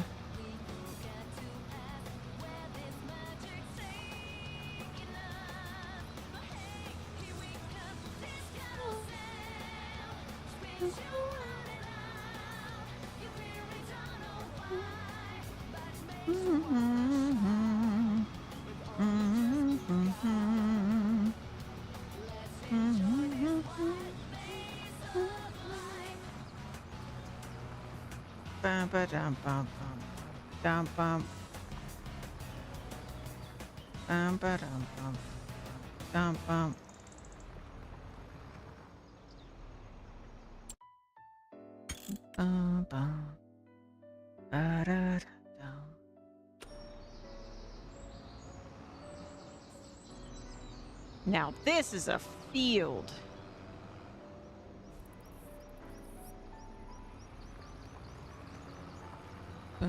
boom, boom. Bow, bow, bow.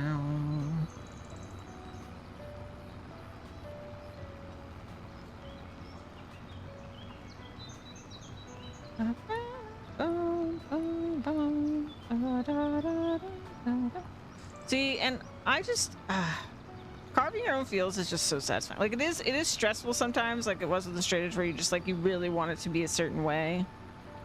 And I do wish that like there's a handful of like little things that don't really work, which gets less and less with each farming sim, honestly. That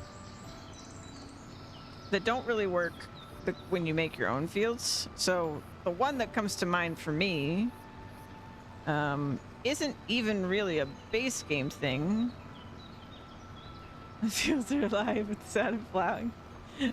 Is that I have a mod that's like really nice that just is like a neat and tidy summary of the status of all your fields, but it doesn't actually detect my made fields. It only like properly, it knows I own them, but doesn't know that what's planted on them.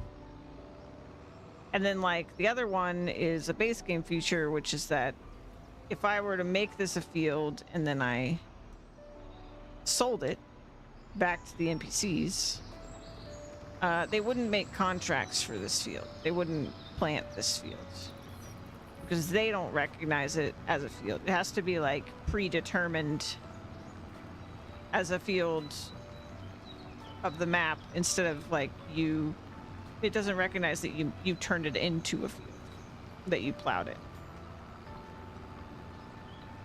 And those two things would be really cool.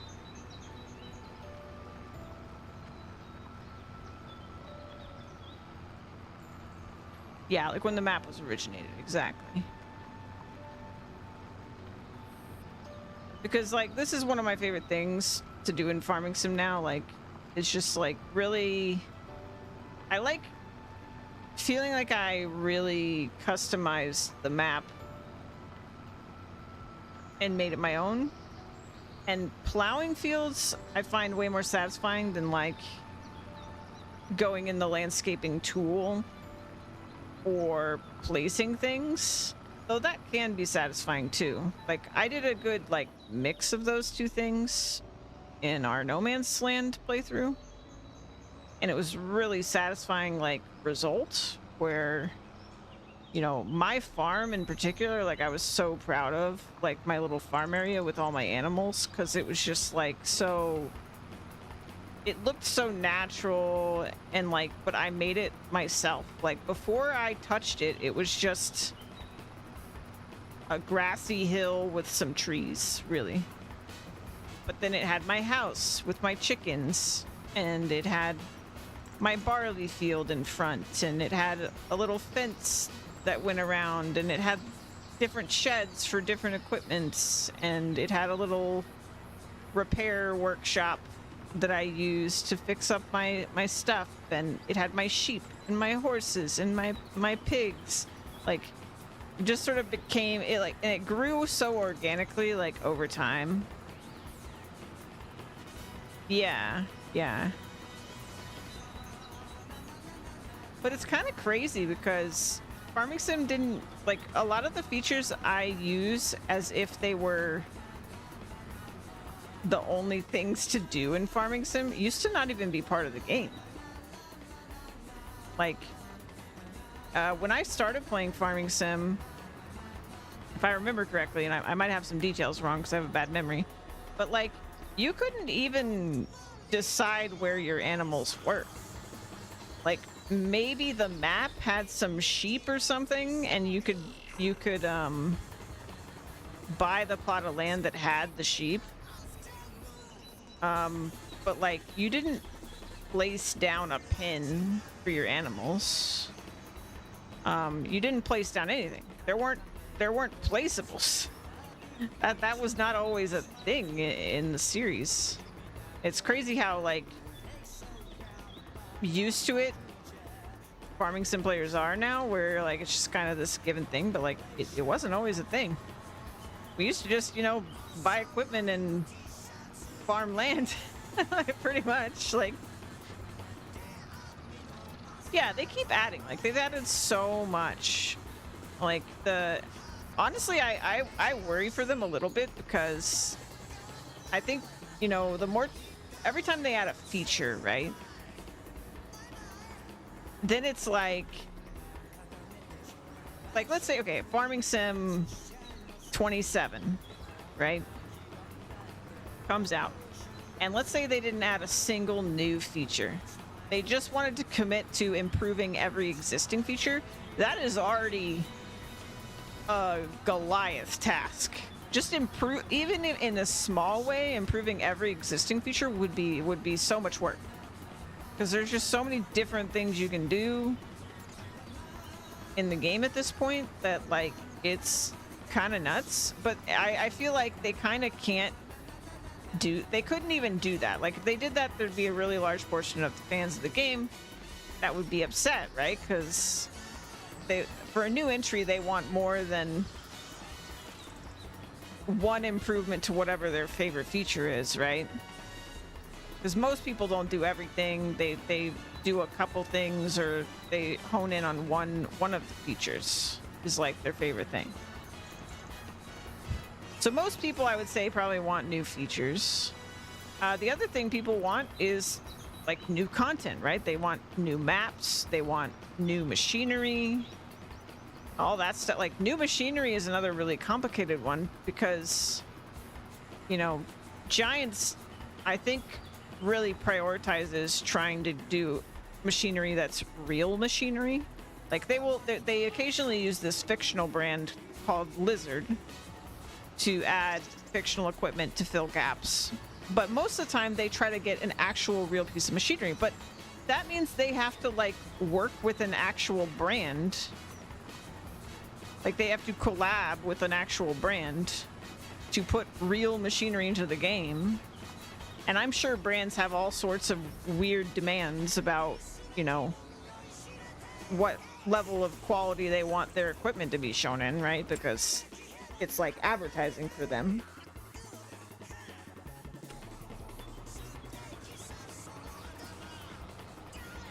Yeah, we're fishing in November. I know, that's a new feature, right? I think from everything we've seen, I guess my point is really that I'm impressed with Giants. Like, I think they add a lot, and it's I worry about them because they keep adding new features, right? And it just means that they're kind of giving themselves more and more work. And the other thing that could happen too is that some features won't get updates. Like, okay, let's say if this was a game only about logging, right? Then every time you got a new logging simulator game, logging would be drastically improved with every entry because it's the only thing they're worried about. There'd be loads of new equipment for logging. They'd improve the physics for logging. There'd be lots of new types of trees. Like, that'd be great. And there's some people that play this as if it is logging simulator. However, it is not logging simulator. And so there's only going to be a couple things that you get for logging with every entry, because they also have to work on animals, and they have to add new animals for the people that love animals, and they have to improve the animal animations and the animal art and the animal features and like what all you can do with animals, right? And that has its own sets of equipment. And then they gotta add some fancy new crop for the people that are really here for pure farming, right? So like, for example, with 25, it was rice fields. And that was like, they had to do this whole thing so you could flood fields and you could make your own flooded fields. And then they had to add all this specialized equipment. Like, every single thing has all this stuff attached to it. Like, you could just love being a rice farmer, right? But man, you're kind of up. Your personal thing that you're upset about is that there's not very many options for rice farming equipment, right? Or like maybe you have complaints about how the placing of rice fields works, or how like flooding the fields works, or maybe you want the water physics to be better. Like you have all these individual concerns as a rice planter enjoyer. Yeah, I think they've definitely had the same concerns, and I guess I'm just worried because the game just keeps getting bigger, right? And I'm worried, but I'm also excited because like I enjoy all of it, really. Like I don't know how rare I am to be the person that's just like, I'm happy about all of it. Like I don't do all of it a bunch. Like I don't do everything a bunch. There are definitely things that I like to do the most, like grass stuff. But I enjoy trying everything out, every new game. Like I enjoy all the different things they add. I'm gonna enjoy trying out fishing. Super excited about fishing. But then there's some features like productions where I want to do more productions, but I do feel like the base game doesn't really support what I would like to do with productions because of my playing in real time. Otherwise, I would really like doing productions. But yeah, my point is I worry because there was a lot of negativity when this game came out. And before this game came out, actually. Like when they were showing off like the trailers and stuff, there was a very large portion of the fan base. Like I remember watching like, there was some live stream or something, which I don't even remember if I streamed it or not, but I just remember seeing the chat of the live stream and how absolutely like furious they were. Like the people that were typing in that chat were all complaining. It was crazy. They were just like, oh, it barely, like, because then there's people that their only concern, and this is a really loud, I hope, minority of people, that every single time a new farming sim comes out, they're complaining that the graphics don't look good enough. I think each title looks drastically better from the next, personally. I'm not like a super technical person. When I look at graphics, I don't know, I can say like something looks better than something else, but I'm not sitting here being like, oh, it's not 120 FPS and the lighting is whatever. Like, I don't know any of the technical terms for that stuff, but I think it's nice to look at. Is it the most gorgeous video game I've ever seen? No. But I think it looks good to look at. I mean, in terms of like realistic looking farming games, it's certainly the best looking one I know of. But that's the thing people are the loudest about every time a farming sim comes out. Want true realism, go outside. I mean, there's that too, right? But it is a simulator game. I can understand the desire, and like, it is marketed as a realistic farming sim, like compared to a lot of other farming games, and you don't have very many options if that's what you want for a game. So I can get that that's what you want, I think, but I do wonder how good it would have to look for those people to actually be happy, and if they really understood what they would be sacrificing to get those looks, would they still want it? Because like, that would mean out of all the bajillion things that they do for this game, like adding features, like everything I just listed with like feature stuff, and oh my god, this field looks so good. Oh my god, this field looks so good. Oh my god. Oh my god.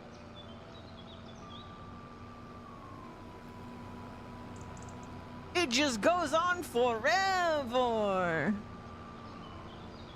Oh my god.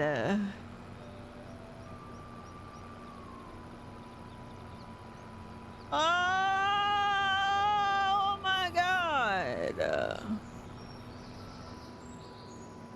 Oh. Oh man, I love making fields with a couple trees in it. I love making fields with a couple trees in it. Oh my god. I love this field.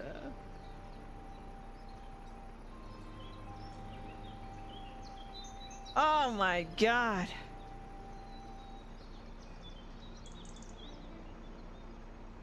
Oh yeah, that's soil, right? That looks fertile. It looks fertile. Oh my god. All right. That's beautiful. Let me go grab the wood chipper. But anyway, like I was saying, like with all the things I was just mentioning, with how big the game is getting, how many features there are, all this stuff, and like there's things people love, and you know, you like what you like, whatever. I can only imagine how many fewer things, new content, like new machinery, new features you would get if they completely, you know, from the ground up redid their engine every time they were going to release a new farming sim. Also, how frequently would you even get a farming sim? Every 5 years? Every 6 years? Like, what are we talking, right? And also, who would suddenly not be able to play farming sim? Like, look what happened with Monster Hunter Wilds, right? They pushed and they pushed and they pushed to be on the bleeding edge or whatever. They didn't do a super great job, and then even people with high-end NPC. Oh yes, I do. Thank you.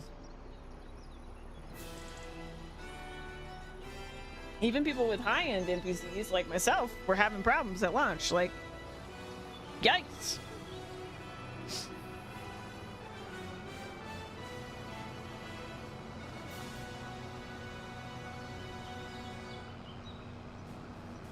I don't know. It's kind of I don't know how I feel about like what the really loud people say in the gaming world nowadays. I think it's probably mostly just that more people play games now.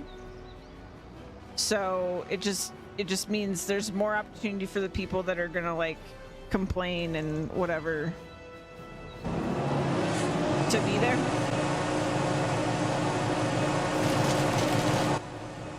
But I was talking about it yesterday with Digimon. Digimon was a little bit late to show up on Steam. Like, I pre-ordered it.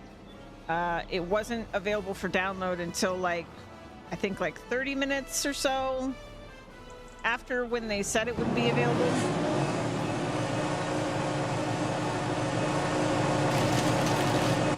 And the devs were streaming the game from the time that it was supposed to have been released, and I saw the stream because it was on the Steam page. Sorry.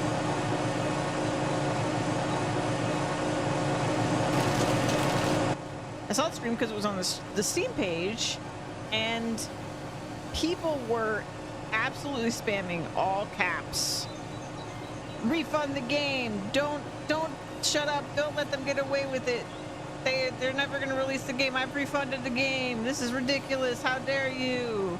And they were like counting down the minutes of how late the game was, and like, how dare you play the game when the game started out? Release the game. Rechat. Release the game. Like screaming, and like I get it. I was excited too. I was frustrated that it wasn't there, surely, especially because I was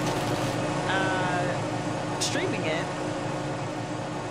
and I hated that I couldn't give you guys a time. because it was out of my control. But like, at no point was I thinking I'm never gonna get the game.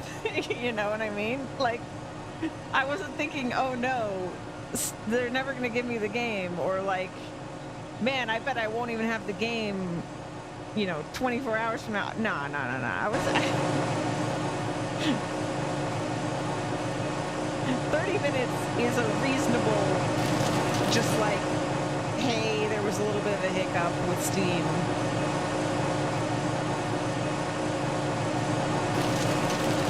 Situation. And also, I think it's a Steam problem, to be fair, more than it's that, because I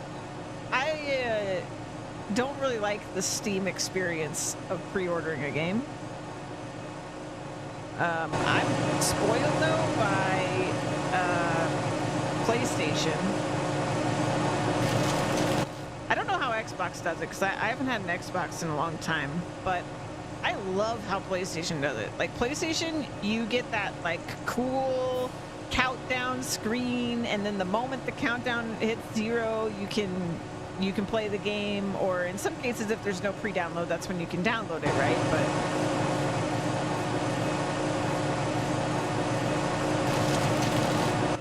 Steam is incredibly vague. It's frustrating when you're excited, but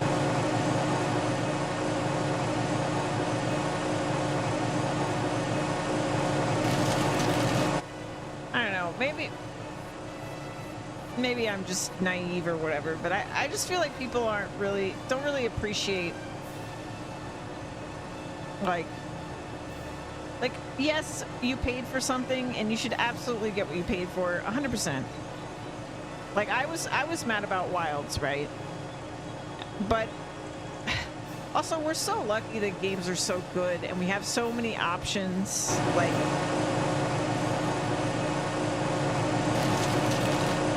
games are great, man. I'm just glad games even exist.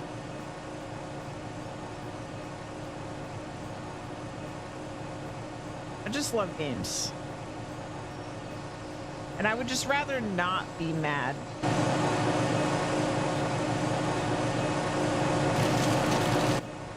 Like, if in the end everything's gonna work out, like, do we have to get mad about it?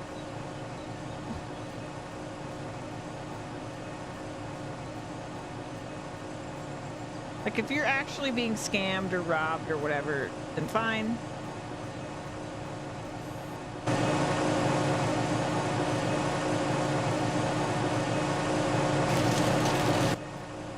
Xbox One Pre-order will download the game, but upon release sends an update that unlocks the game for playing. Yeah, that's kind of what PlayStation does. Does it have a countdown on Xbox? I love the countdown. It's very dramatic on PlayStation, but I do love it. Because then you always know when you're actually going to be able to play it.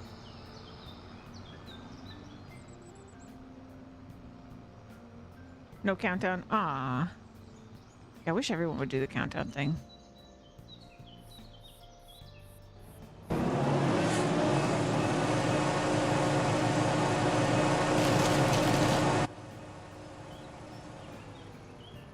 Da da da da da. Da da da da da da da. Yeah, I don't know. It's just like, if you don't think the game looks good, then don't buy it. If you bought the game, especially on Steam, where like it's just easy for you to refund it, just refund it. I mean, tell your friends or whatever, but you don't need to go like shouting all caps on the internet for 5 hours. You don't need to go like hunt down every person who's streaming the game and tell them how shit the game they're playing is if they're having a good time. Like, just don't play it. Like, I don't know, man. Go play one of the million other games. Go talk to your friends about how sad you are for like 10 minutes and then move on. You never seen it, but it may do it for Call of Duty. Oh, that's true. Yeah, there is like slight differences depending on the game, even on PlayStation. But I think every game now on PlayStation, even if like, because it's, as long as it has a release date, it'll just have a countdown. Even if there was no like pre-download or anything like that, it just works. It's like tied into the system or something. Think I see any more little pieces of wood.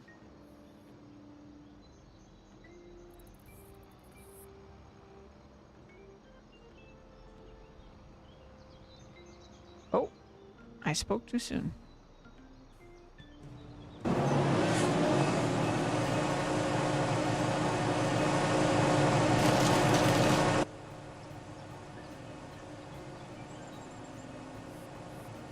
I don't know, and maybe it just speaks to like just the general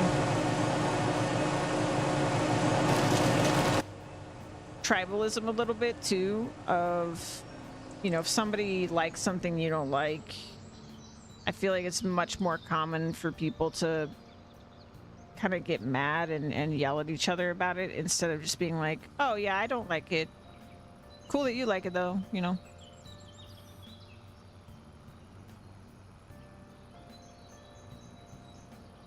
I don't know, just like don't yuck somebody's yum, you know? If it doesn't actually affect you, just don't yuck somebody's yum.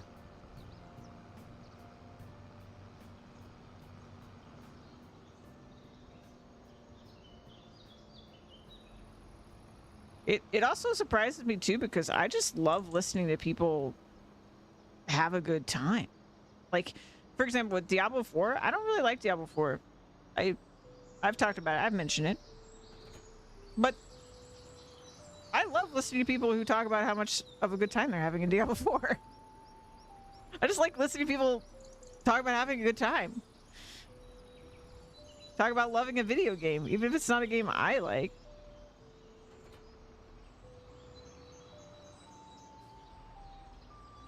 Like, good for you. That's great.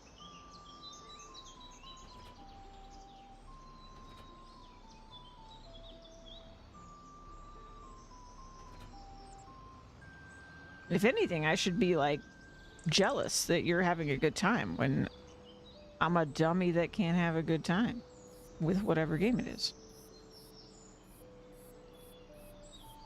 Oh. I must be a stick in the mud if I can have a good time.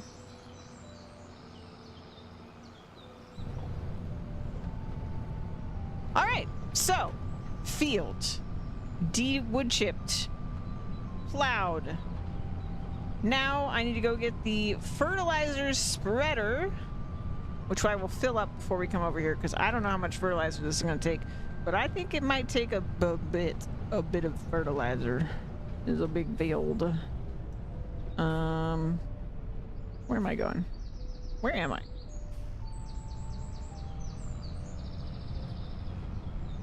I think we're going over here.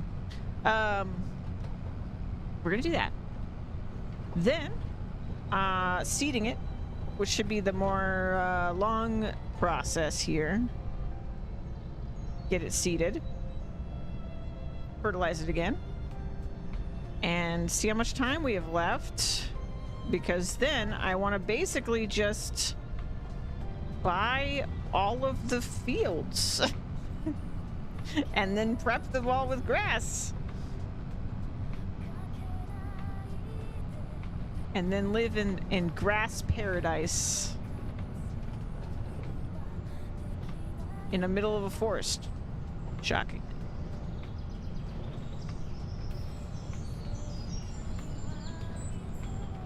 This, you know, the other thing I like about this map is that it just, because there's not a bunch of town everywhere, it feels so spacious. Like, like we can have a map that feels like this massive forest while also having, I don't even know, like 30 plowed fields, and yet it still feels like a forest, you know?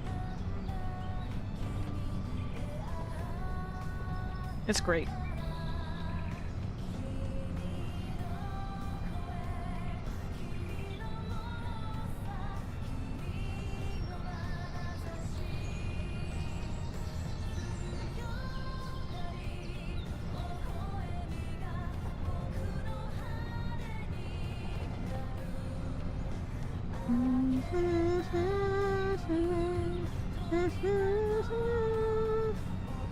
So our Digimon math from earlier today. Let's maybe say that Digimon takes me 2 weeks to finish. What's today? The 5th? So then it would be the 19th.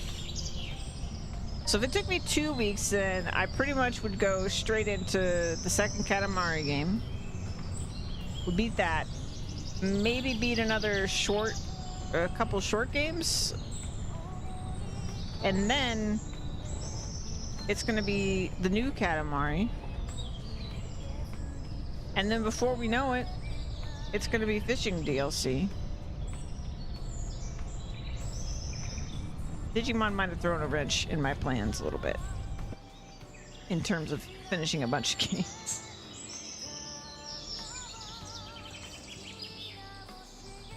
I'm just gonna have to do 20-hour streams, guys.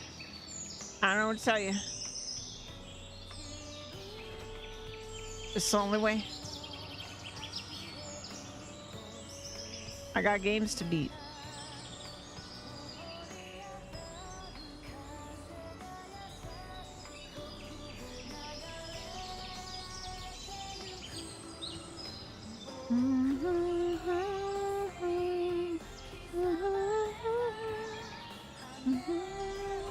Nope, no way. Gotta keep you healthy.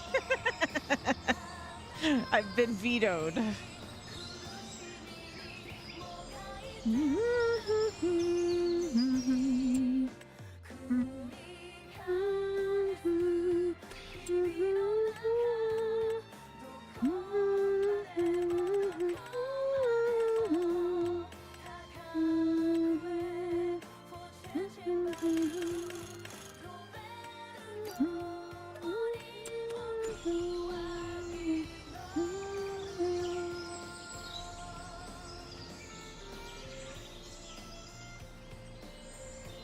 See, I left some seeds over here.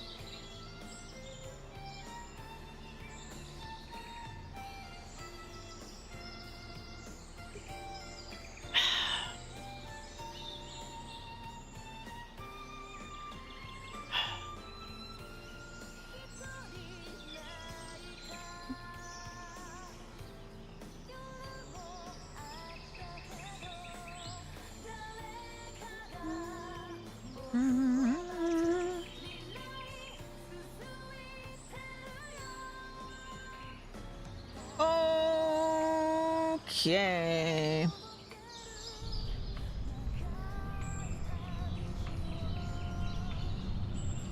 Fertilizing time.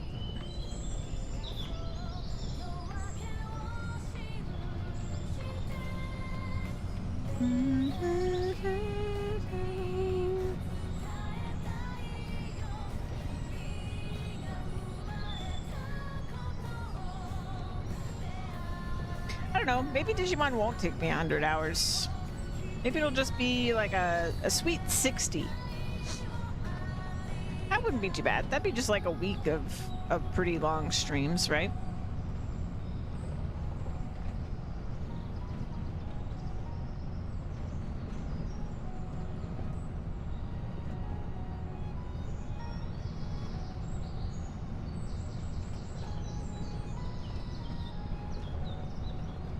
I refuse to rush through it, though.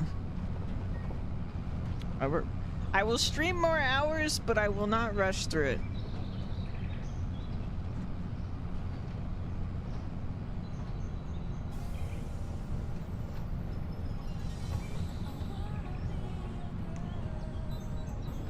It's so good so far, too.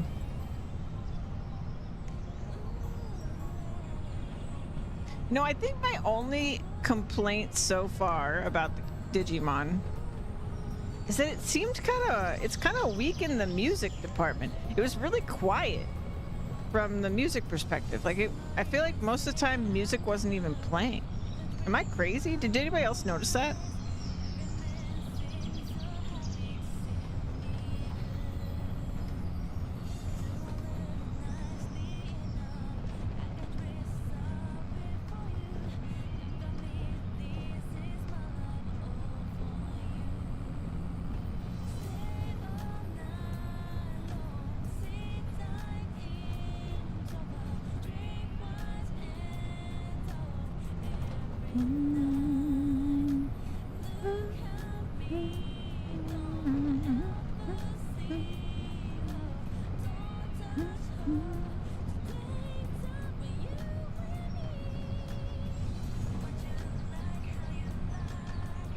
What do you like best?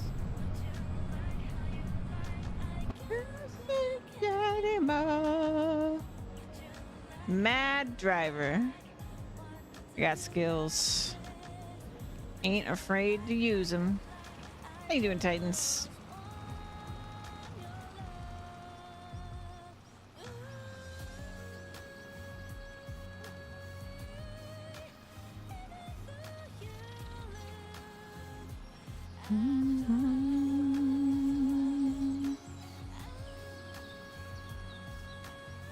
That is a wood chip.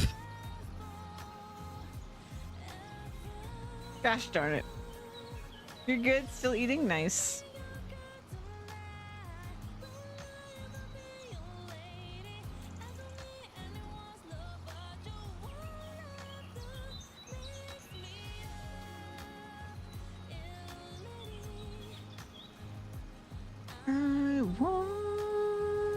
Oh my god, I see another wood chip. They're everywhere. Ah. I didn't actually bring the wood chipper home, so I suppose it's fine.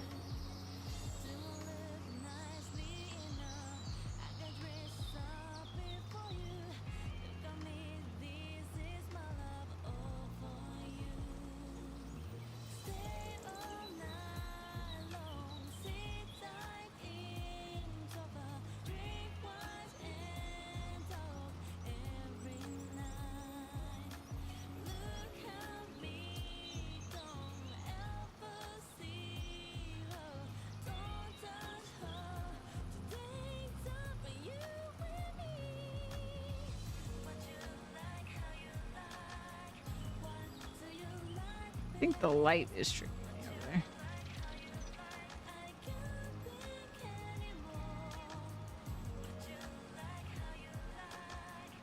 What do you like best? Want your love.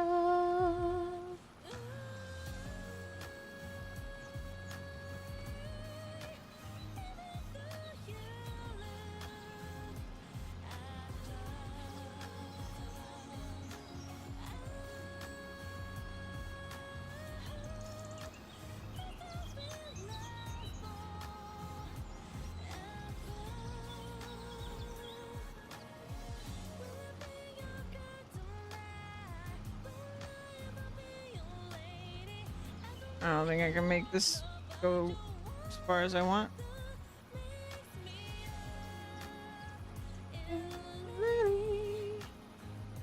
I want to be a girl.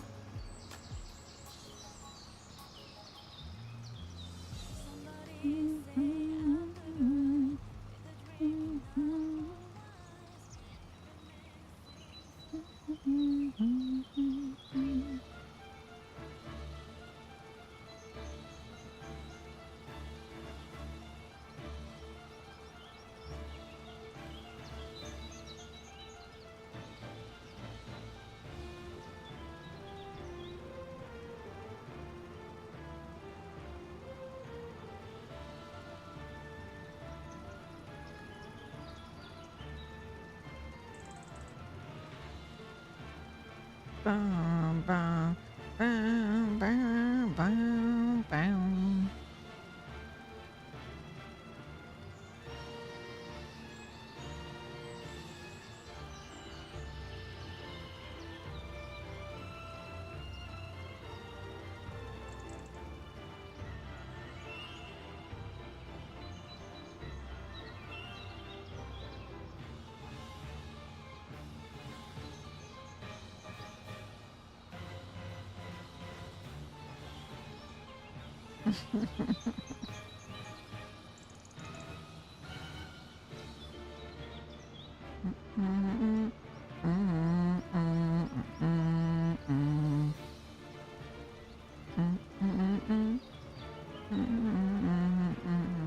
That sounds like a new category of like TV drama show. Straight edge field drama.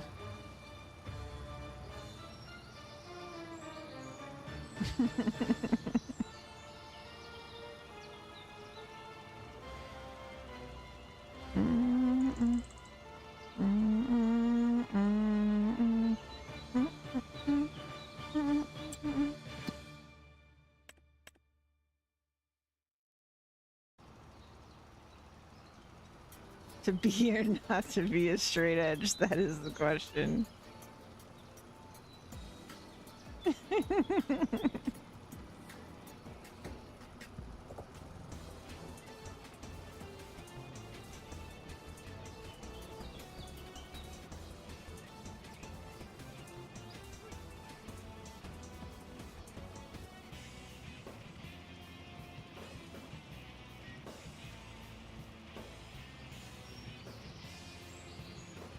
I mean, I guess in a way I am your TV drama because I'm streaming, but I guess I forget to think about it that way sometimes.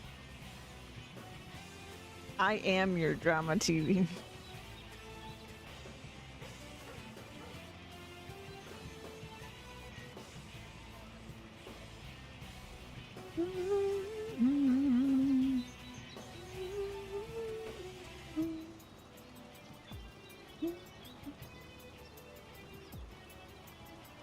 God, that straight edge looks fantastic, though. Ah, I love it. My kingdom for a straight edge mod. Well, the streamer.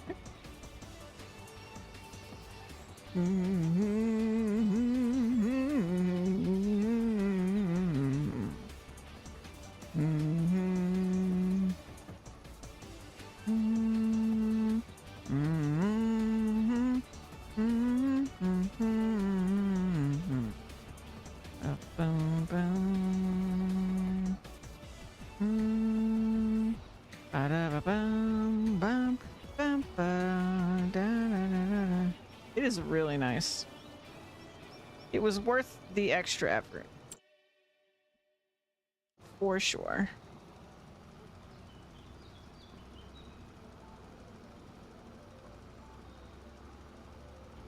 And now I know. Now I know how to do it. Yeah, pleasing to the eye.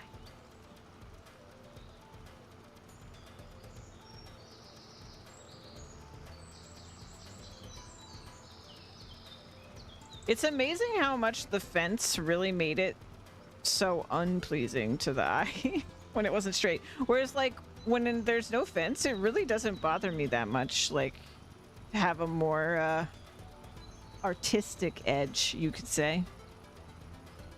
But, yeah, with the fence there, it was driving me absolutely insane.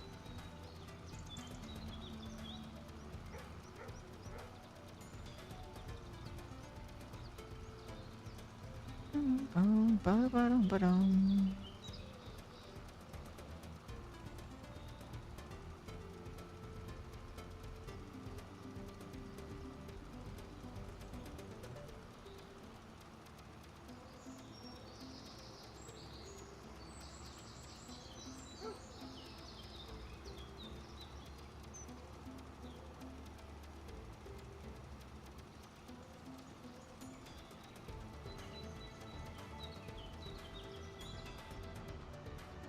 Bum, bum, bum, bum. Ba-da-bum-bum.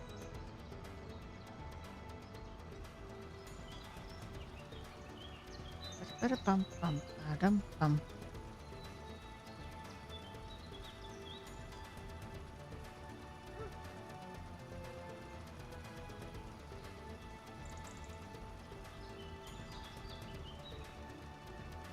Bum, bum, bum, bum, bum.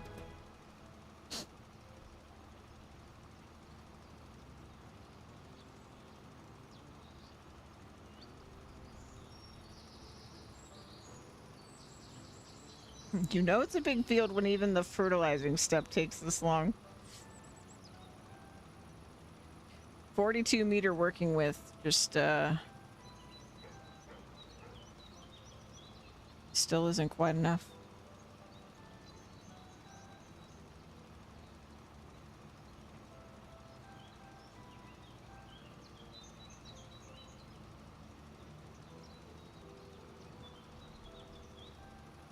God, I cannot wait to mow this though.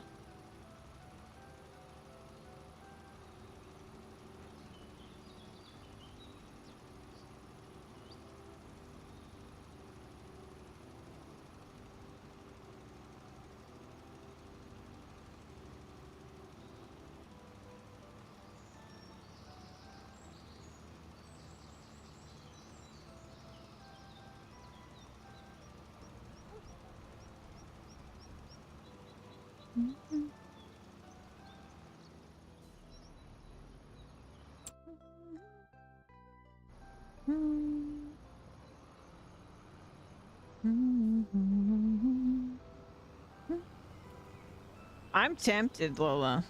I really am. I love doing it. I know it's crazy, but I really do love doing it.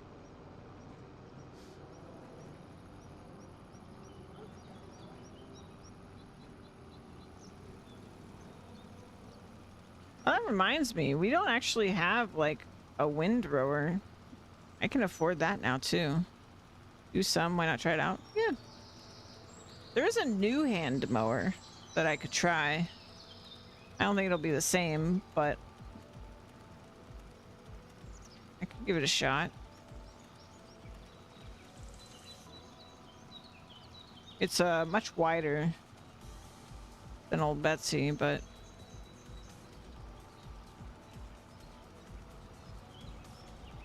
the modded one I showed you isn't really the same, so I don't really want to use that one, but yeah.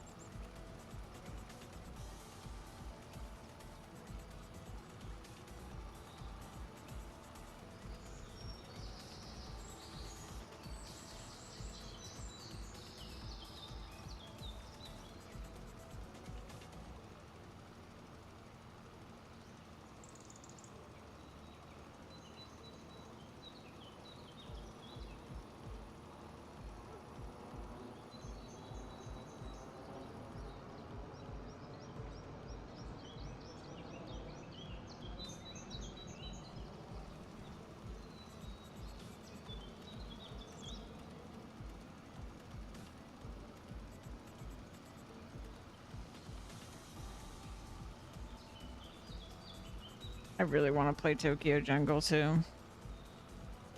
Why has it gotta be such a pain to access?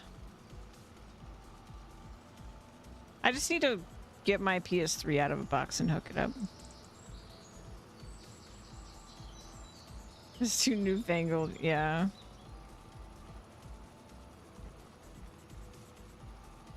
I feel like it's just like, it's too similar to Betsy while also disrespecting Betsy. And that's why I don't want to use the modded one. But whatever, the new like base game one maybe would be good.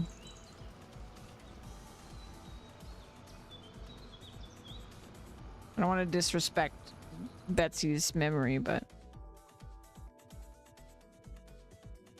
yeah, we're pretty much fertilized. I just gotta get this little bit over here.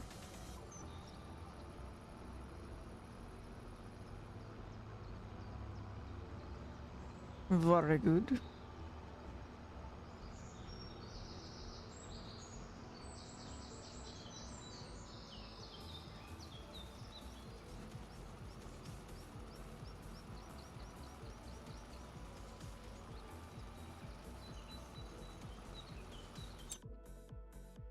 All right. I'm just gonna put the fertilizer spreader over here. So we will do this again in a minute. Because now I gotta go get the cedar.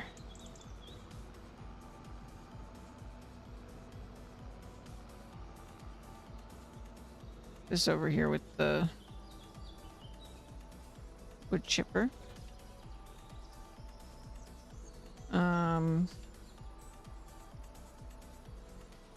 Yeah. I think what I'll do is I'll just attach this so I don't forget to pick up wood chips when we see them. But let's go back. Go back home. Get my cedar.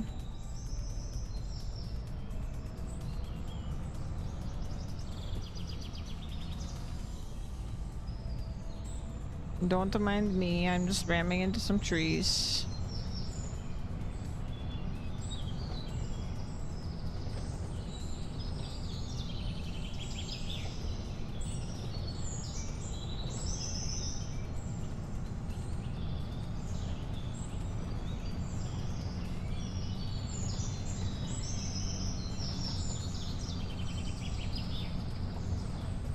Stupid tree getting in front with the death wish, yeah.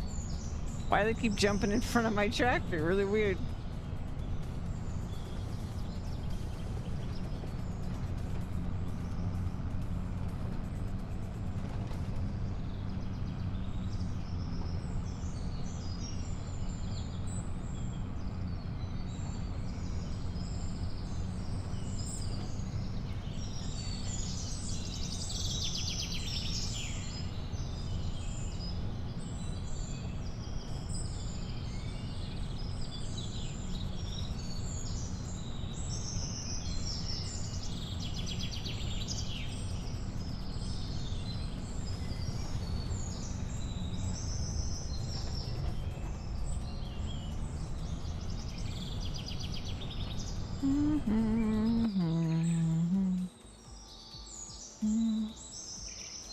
I'll be curious to see how much seed we actually use for this. Oh, dang it. Well, that's annoying. I'll deal with that problem later. I just shot those wood chips into the trailer. Whoops.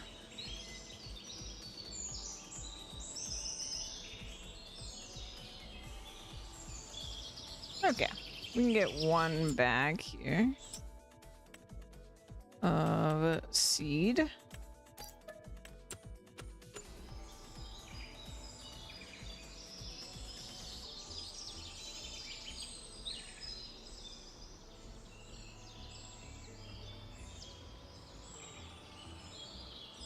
All right.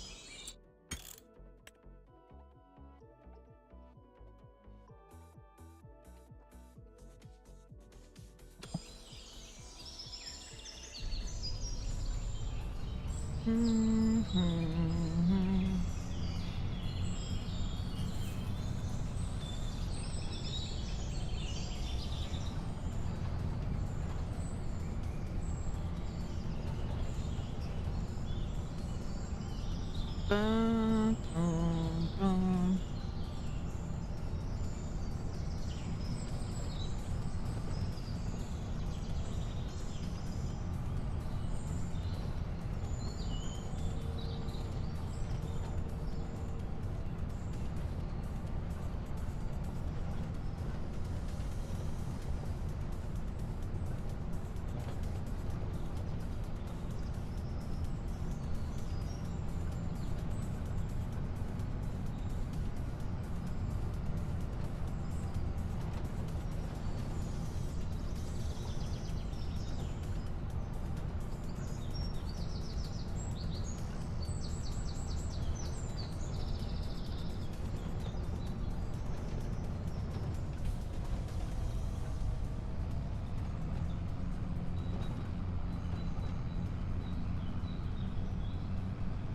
Okay, we're almost there. This field has been a labor of love in of itself.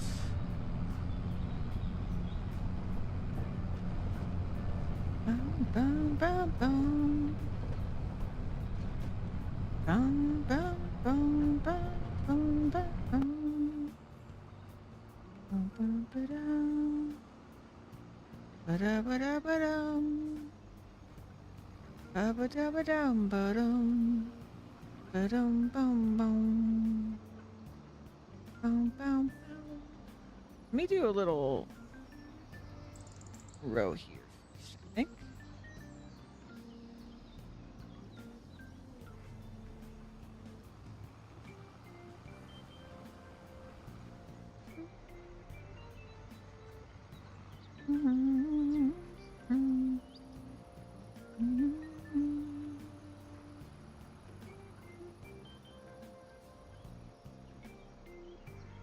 Okay. Oh yeah, let's look at the store real quick too. It would be miscellaneous, I think. This guy. This is the new one. This is the new push mower. It is more than double the working width of old Betsy. I don't remember how fast Betsy went. I don't remember. This one goes 4 miles per hour. Yeah, I don't know.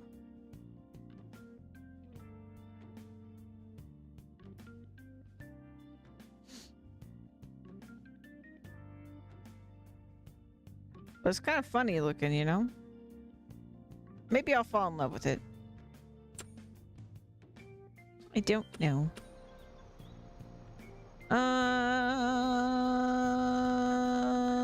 Lower. Turn on. Go.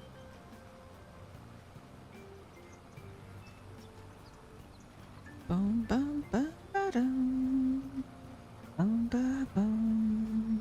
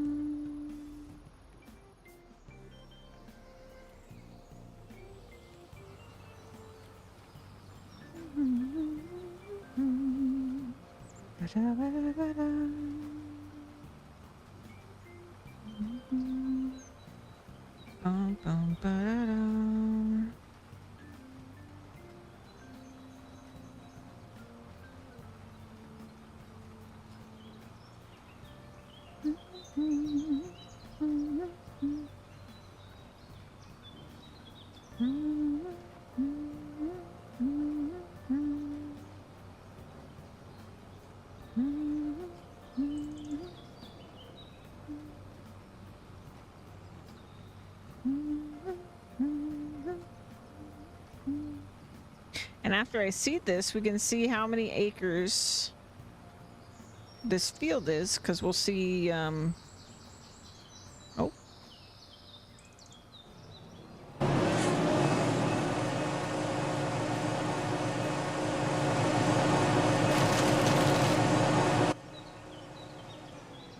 We will see in the statistics for this play session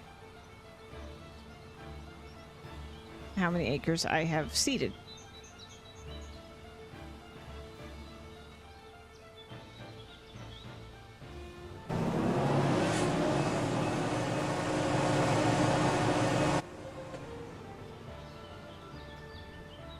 Ba-da-bum. Set. All right, I'm losing my mind. Oh, it is.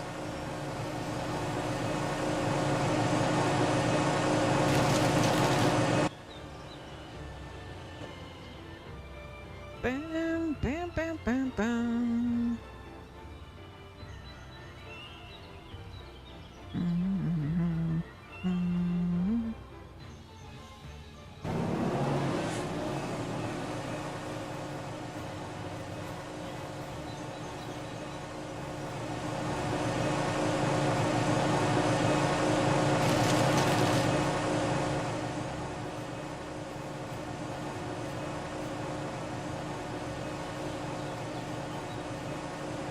Okay, I saw more. Hold on.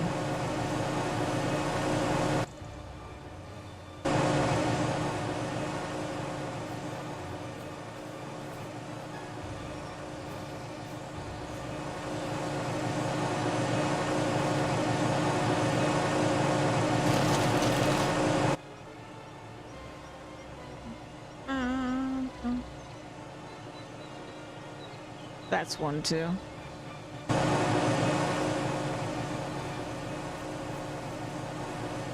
But where is it?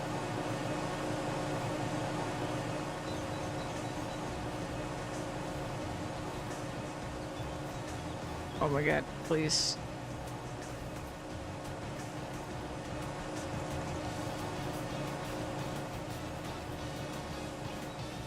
Oh no.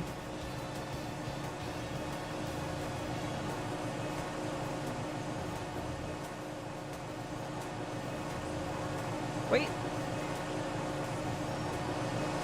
Found it.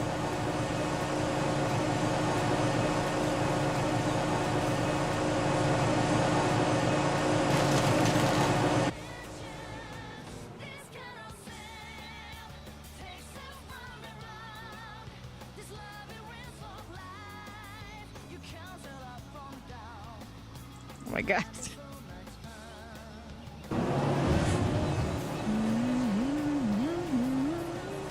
Where is it? I saw it. Show yourself.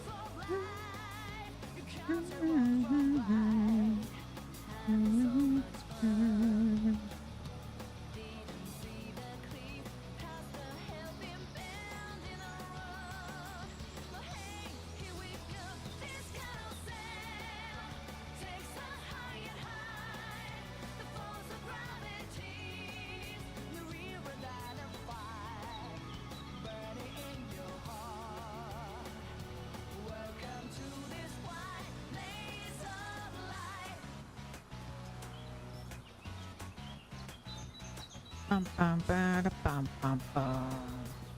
Ba da bum bum bum bum ba dum bum.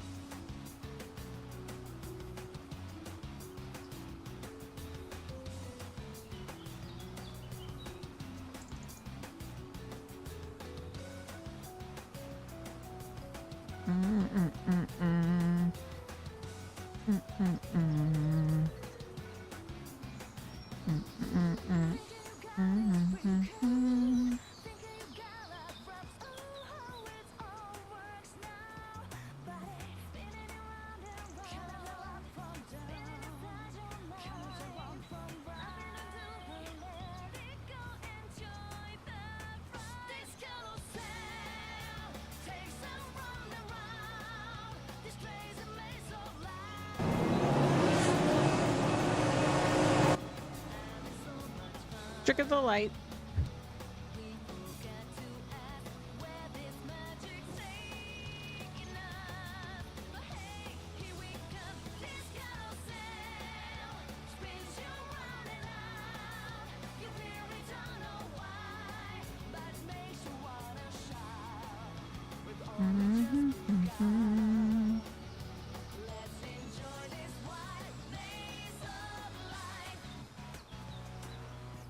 Ba ba dum bum bum bum ba dum bum.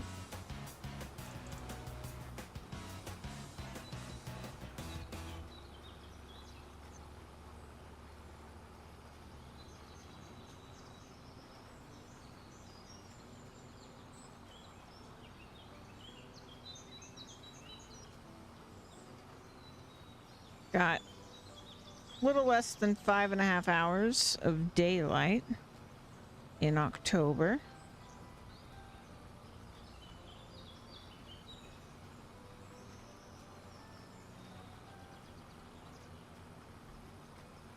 Ba ba ba ba ba ba bum.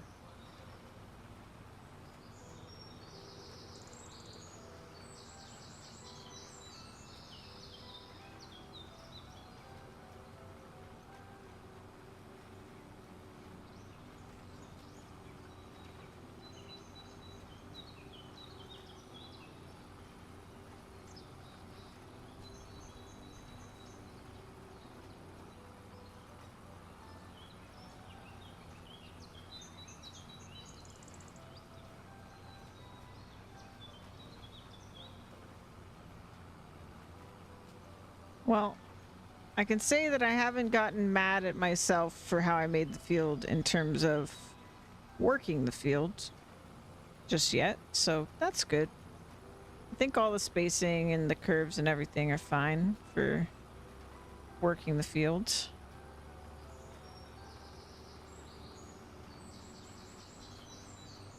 It really was just that straight edge that was giving me trouble. And I mean, I've been watching too when we're on the north side of the field, because the other potential problem is stuff rolling past our, like, off of our land, and therefore being able to roll past the fence and then be in an unreachable zone. But I think we're good there. I don't think the slope slopes in a way that will be a major problem,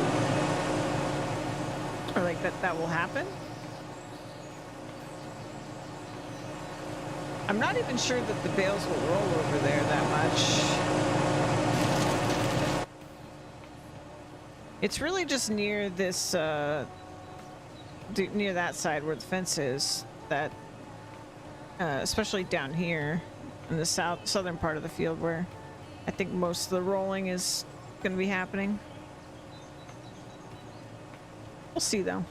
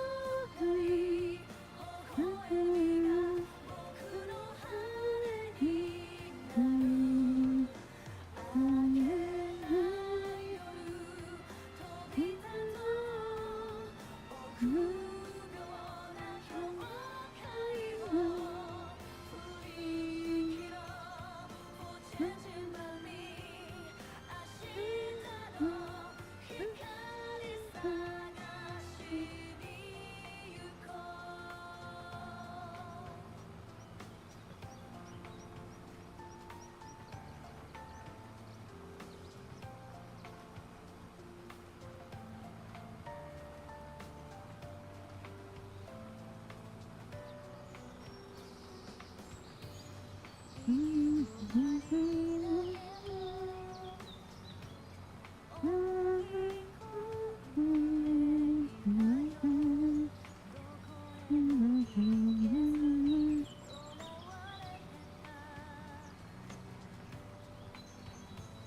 think we can see this without refilling too, so.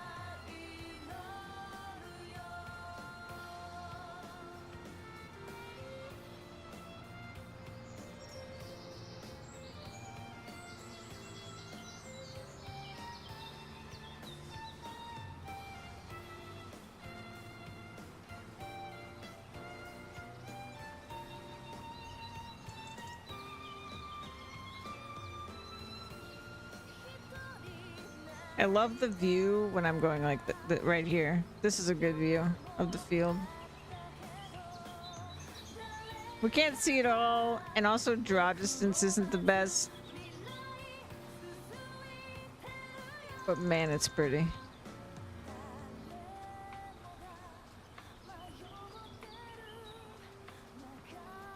Ugh. What a good field.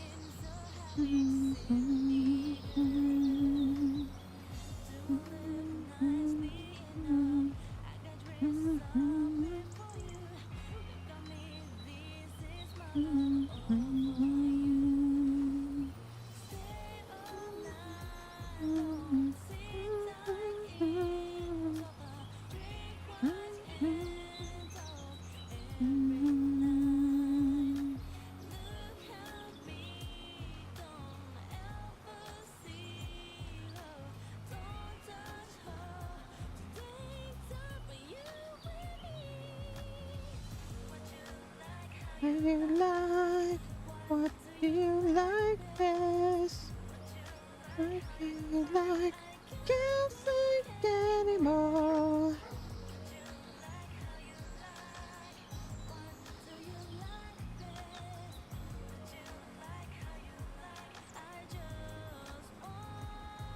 Wonders whose dog is barking when we hear the dog barking. Does Robert have a dog?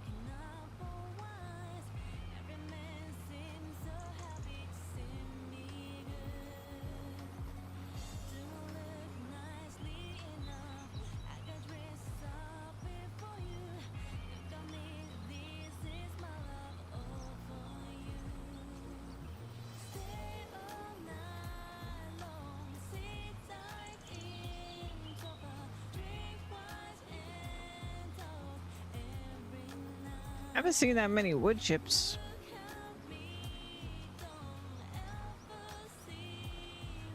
I think they're on the higher part of the fields.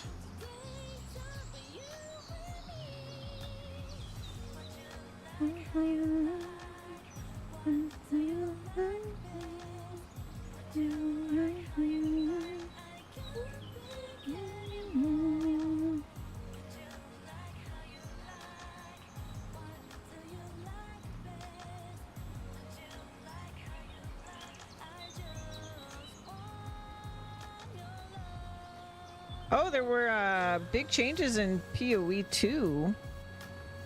For those of y'all interested in that, they've been changing the end game pretty drastically. They made a lot of changes that make it more like PoE 1, but they didn't make the most important change, in my opinion, to make it like PoE 1. Because my biggest complaint with the end game is I want the choice that PoE 1 has. Because PoE 1 you can like choose what content you're doing in the end game really well.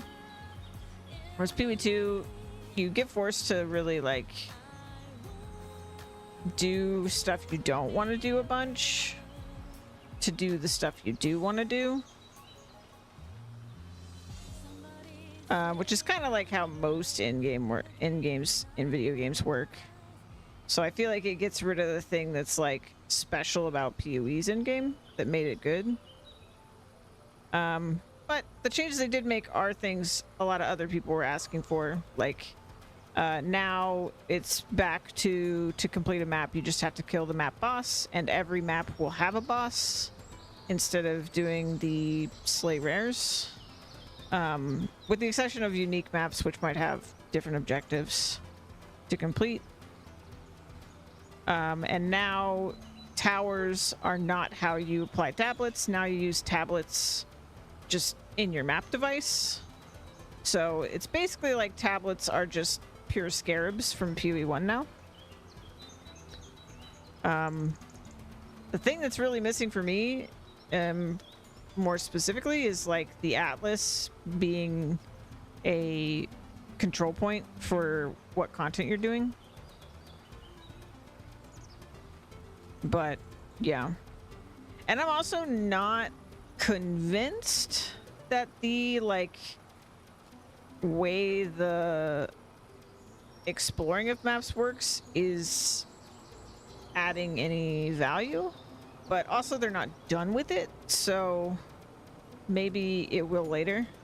But right now I'm not really convinced, which is basically like the infinitely randomly generated nature of the maps where they're like interconnected. They're basically, it's basically Delve right now, but Delve I felt convinced that within Delve it like felt good the way it was, whereas like I don't feel like PoE2's in-game map system is like even as good as Delve and PoE1 yet. So that's unfortunate. But the game's not done. Like, we don't even have all the acts for the campaign. We don't even have all the classes. We're in early access. But I am hoping that they shift to something that it doesn't need to be PoE1, but I do hope that they recognize the strengths of their own game, because PoE1 has probably the best end game of any game. Like, it is so good. Like, it really, it's so good. It is, there's so much player choice. There's so many things to chase. There's so many things for different types of players. Like, it is really, really good. I can't even think of a game that comes close to having the end game that PoE1 has. Not even just ARPGs, but just games in general. So, I'm like, probably the closest thing would be Serial Ultimate that I was talking about yesterday, that Monster Tamer game. But the reason that that's the closest thing is because it's emulating PoE1. But even that, like,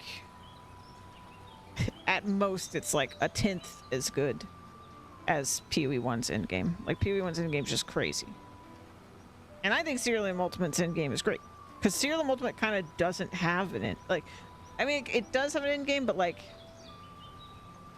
you're kind of in the mode that you are in when you get to the endgame from the very beginning of Serial Ultimate, which is really cool.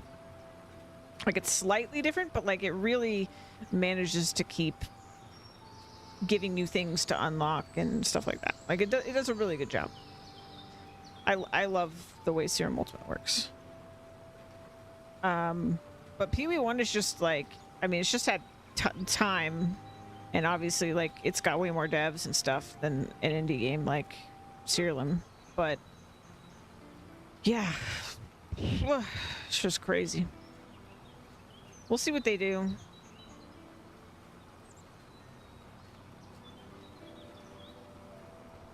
I hope it works out. I've been kind of like wanting to dive more into PoE, but at the same time, I'm like, do I really want to do that when there's all these other games? It's like kind of a good thing that they're not firing on all cylinders right now for me personally, because it just gives me time to enjoy other games.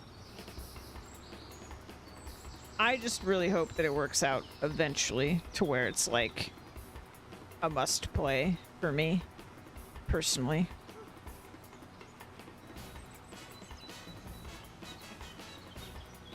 When I was looking at my statistics the other day, when I made that post about my like how emotional I was feeling and stuff, because I love looking at the stats, because it's just like fun information to see how many games I've played and how many hours I've streamed and all that good stuff. One of the things that I was looking at was the games I've played by hours played, and I was genuinely shocked that my most played game on stream is Path of Exile 1. I had no idea. I would have if I had to guess blindly which single category I had spent the most time in, I would have guessed Farming Sim. And then the next game I would have guessed would have been like one of the Monster Hunter games, which a couple of the Monster Hunter games are way up there in terms of hours I've streamed it, but wow. I really didn't think I'd stream PoE that much, but... And then PoE 2 was my third most streamed game in terms of hours. I was really surprised. But I guess what happens with PoE is that, like, especially PoE 1, what happened multiple times was that a league would come out and I would just non-stop play, right? And so it felt like I didn't stream it that much because it was like at most like a week's worth of time, but the hours I streamed in that week were crazy compared to normal because I was like playing in a degenerate fashion, you know, for the league.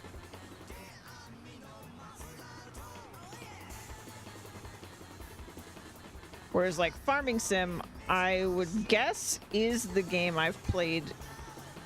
If you were to say like, I've played it the most. If you were to just count the number of streams, I think I have the most streams, more streams of Farming Sim than any other game. Not by a crazy amount because I've streamed a lot of games, but like, I think I've probably had more separate streams of Farming Sim. And compared to PoE, probably like 10 times the number of streams compared to PoE. But I've also had like 2-hour Farming Sim streams versus a 33-hour Path of Exile stream. So who knows? Oh, it's gonna rain. Oh, it's raining. I love rain. Ah, beautiful.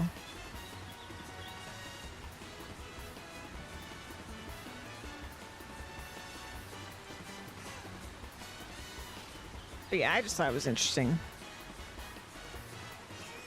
I can't remember what was my second most streamed. I was just really surprised to see PoE 1 as the first one and PoE 2 as the third one.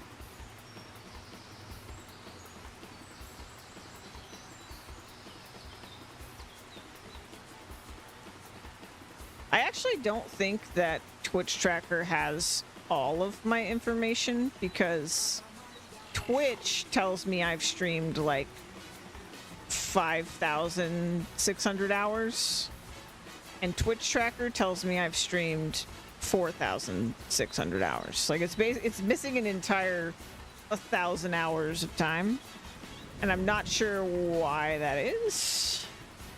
Like maybe Twitch is just twitchy. that's a very strong possibility. But maybe Twitch Tracker doesn't count you until you're an affiliate or something, and maybe Twitch is counting my pre-affiliate time. Not sure what's going on there.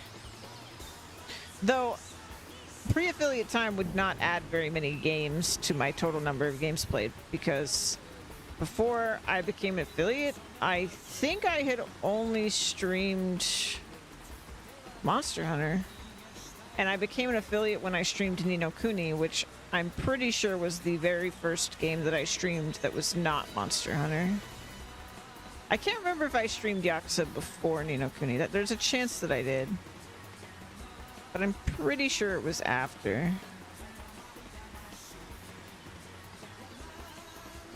I don't know. Hard to say. I have a pretty bad memory.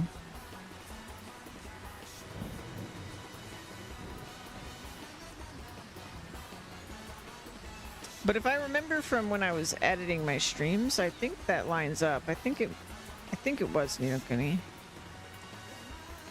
It's such a weird game that I chose to stream first, honestly. I don't even remember what spurred me to play something that wasn't Monster Hunter on stream. And Ni no Kuni was such a random choice. And like, I had no idea how much I was going to love Ni no Kuni either, because I didn't really know anything about it. Like, I knew it was Studio Ghibli art before I started playing it, but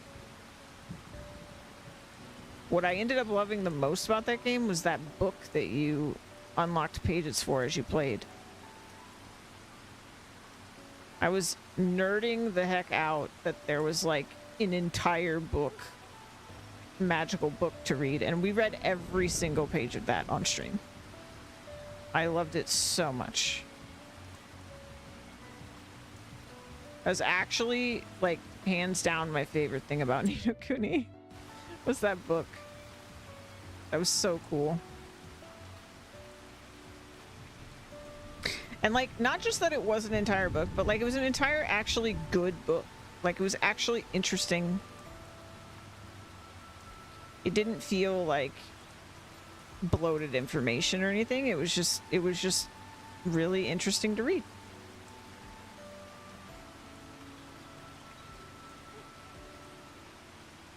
It kind of reminded me of like when I was a kid, there was this book.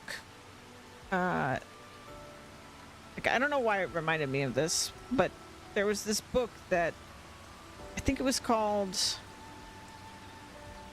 How to Be a Magician, something like that. And it was written like a guide, like it basically like magic is real. Here's how to like train to do magic.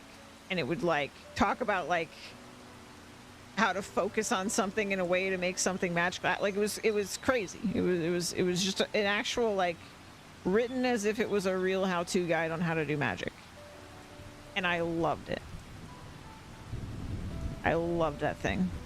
I don't know, I probably still have it because I don't really get rid of books, so it's probably somewhere. And I remember it had a purple cover. But there was something about the Ni no Kuni book that really reminded me of that. I guess just like the whimsical feeling of it, like it was just because it was explaining how like the magic of the Ni no Kuni world worked. And there was something that just like I loved about that. Like it just like gave me this like nerd joy. like just because I love fantasy so much. And yeah, I just love getting immersed in fantastical worlds, and that book just made me feel like a happy little kid reading that book in Ni no Kuni. I need to play the second one still, actually. I always meant to play it. And I actually always meant to play it for an affiliate anniversary. Originally, I was planning on playing it for my year one affiliate anniversary, and there were a couple following anniversaries where I planned to play the sequel, but I just never did. I never got around to it. There was always something else going on, just like there's going to be something else going on this time. And the very little I know about the sequel, I will probably like it much more than I even liked the original. Because the original, I loved the art, and I loved like the lore of the world, and I loved the creatures and all that stuff. I loved all that very, very much. The one thing I didn't really like is that it had a like the combat had a little bit of, I guess you would call it like it was action mixed with turn-based a little bit in a way that I didn't like. I'm super picky about that stuff. I wouldn't say it was a bad system. I just wasn't a huge fan of it. And I think, if I remember what Gabe told me 4 years ago now, he told me something about the sequel having combat I would like better based on my complaints at the time about Ni no Kuni 1.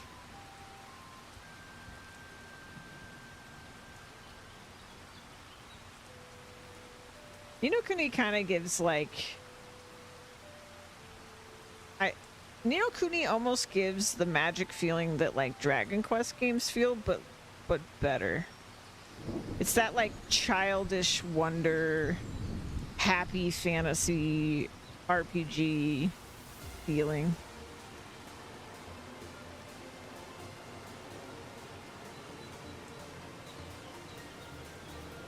I don't know. Thinking back to how I like transitioned into games, maybe it does make sense that it happened the way it did. Because I like, if I say it out loud, like I randomly decided to play Ni no Kuni after only being a Monster Hunter streamer, a completely different genre like of RPG game, other than being also a Japanese game, I guess. But like, other than that, pretty different. And then after Ni no Kuni, I randomly decided to binge through Yakuza games. Just really random choices on my part. And then at some point, Farming Sim became a staple of my channel. That was also incredibly random.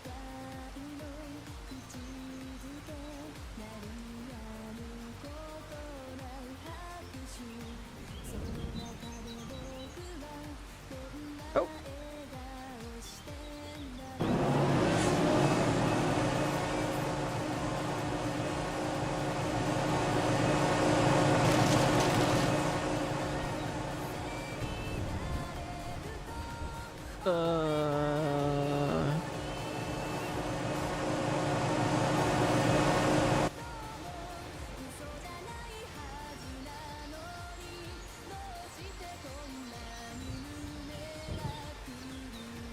Yeah, and like during the period of time where I was like, I'm gonna take this like more like a business, you know, situation, or like a career choice, streaming, because it's something I can do and I enjoy it and all this stuff.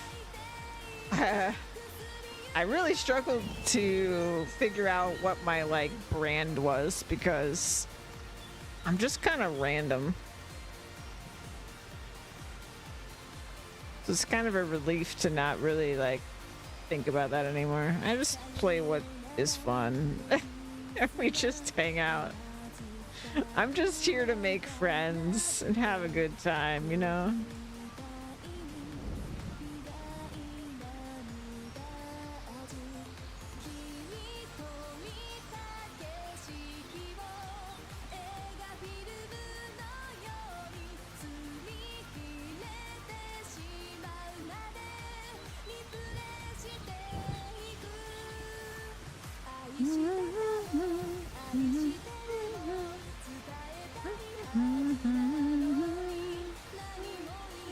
Oh my god, I love the rain.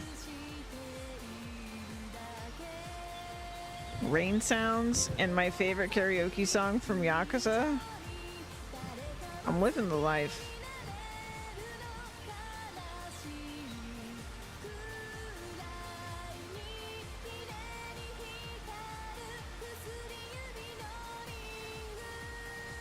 This is what satisfaction looks like.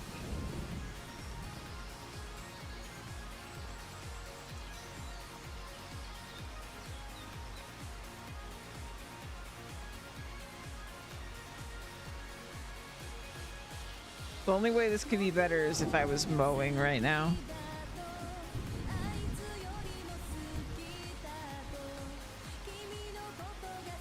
Oh, I don't know if rain reduces the harvest amount for grass. It might.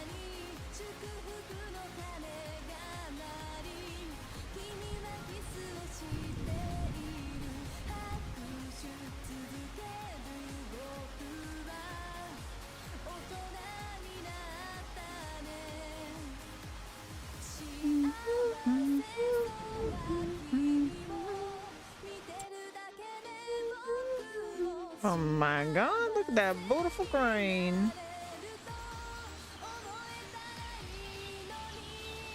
Hey! Oh, I thought Vertex was here for a second. I got so excited. We haven't seen him in a bit. We haven't seen Duke in a bit either. I hope Duke's okay.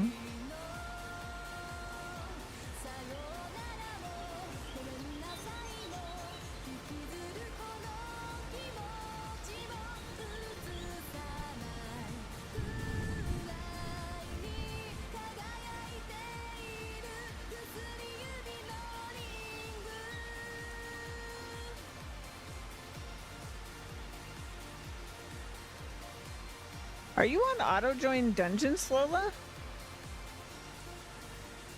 I didn't see you join the dungeon.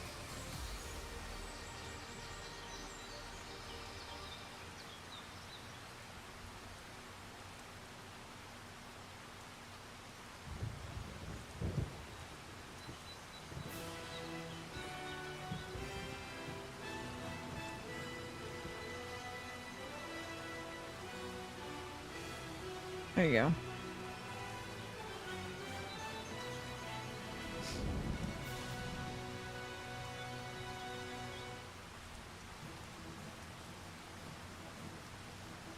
I'm on auto join so that I don't have to, like, you know, stop whatever I'm doing on stream to join.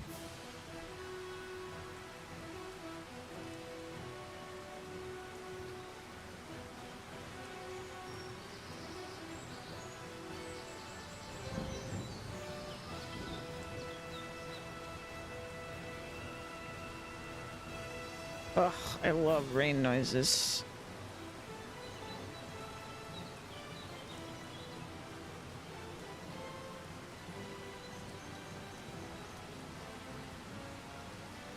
Speaking of Yakuza, I still really hope, oh, off-leveling a character on another stream? Oh no.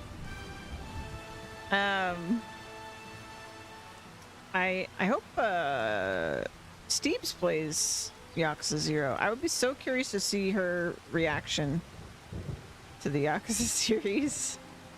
She's a big fan of Japan-related things as well.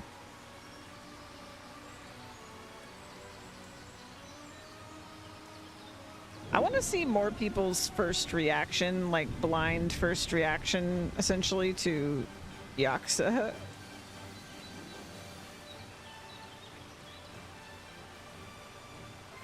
Yakuza 0 is such a good, like, starting game. Like, it's such a good entry into a incredible series. Like, yeah, you're starting at the beginning of the actual story, and it's just so good.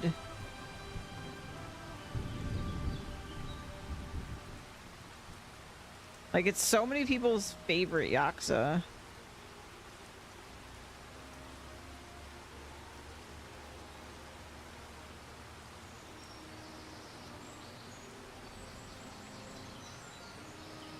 Like, it's nice when the entry point is, like, because it is a very story-focused series, it is nice when the entry point is actually so good.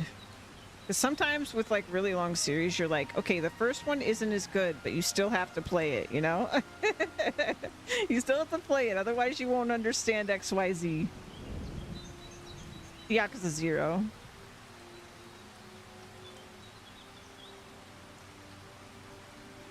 Like, I'm glad that that is the entry point that, like, I would recommend for story reasons, but also that it's actually such a good game.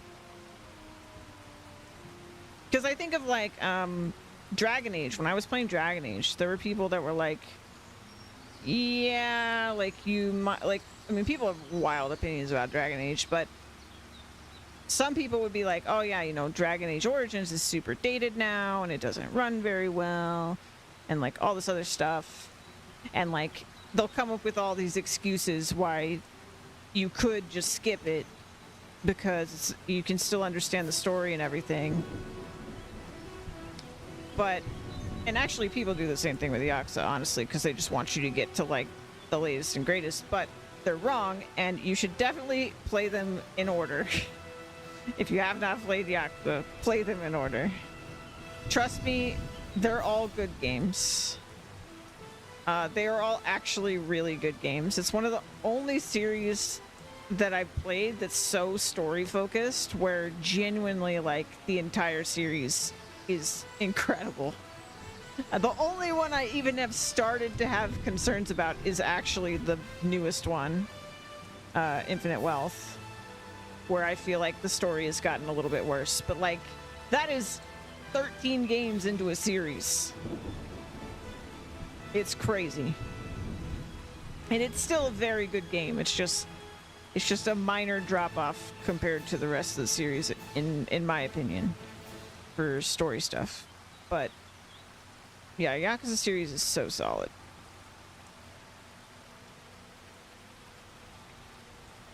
I think Siren, Rogue of Light TV, was planning on playing Yakuza at some point too. I would love to see her start Yakuza. There's so many of my friends I would love to see start Yakuza. I wonder if Jammy has played any Yakuza. Surely Jammy has seen Yakuza gameplay. I think like everybody in my like little circle of streamer friends has seen Yakuza gameplay.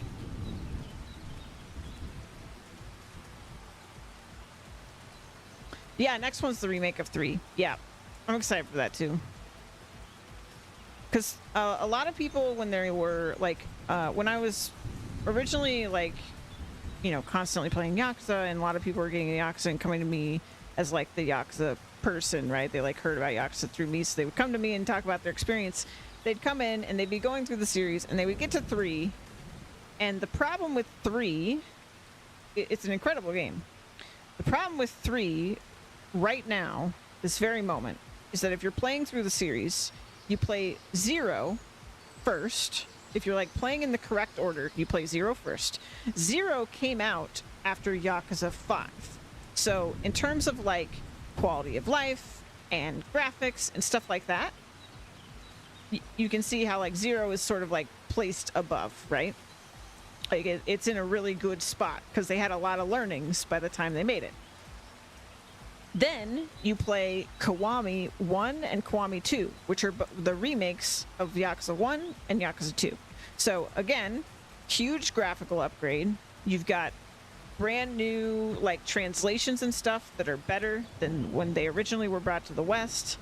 And the translations were a little bit weird, and some of the voice acting was a little bit weird, and stuff like that. Still very good games, the originals. I watched Louise play them. And then they've also got way more like mini games and like some extra side stuff from the originals. So still really great. Then you get to 3. And 3 is already a very differently paced game. So that can kind of like throw you off. You go backwards in time a little bit to a little bit more dated feeling combat.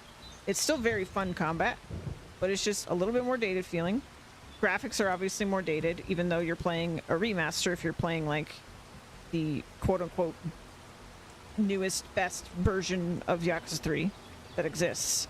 And then like the pacing throwing you off mixed with the jarring, almost like shock of the transition from brand new, beautiful, like Kiwami 2 is gorgeous, and the combat is like, oh, it is like this, I don't even know, it's so smooth. It's like a smooth dance. You like hear these jazzy tunes and you swing your legs around and you're just vibing, man. Like it's so good. And then you go to 3 and you're going way back in time to when it's much like more stiff combat, but still good. Still that like fighting game style, but simplified combat with some like easier combos and stuff like that. It's still the same combat at its core, but it's not as new and shiny, really, is the problem, right? And then you've got like slightly clunkier like UI and stuff like that because it's an older game, like basically just older game problems. But the game itself is good. And there were so many people that would come to me and just be like, I want to skip it, or I'm gonna put the series down for a while. Like they were blasting through the games, right? Like one after the other. These huge 60-hour games. They were blasting through them. They were obsessed. And it's Yakuza 3 that knocks everyone off the hype train temporarily. It's what I always hear. So, I am really excited about the remake because I think just a fresh coat of paint is going to do wonders for that, like, just fluidity of someone who's new to the series going through the series.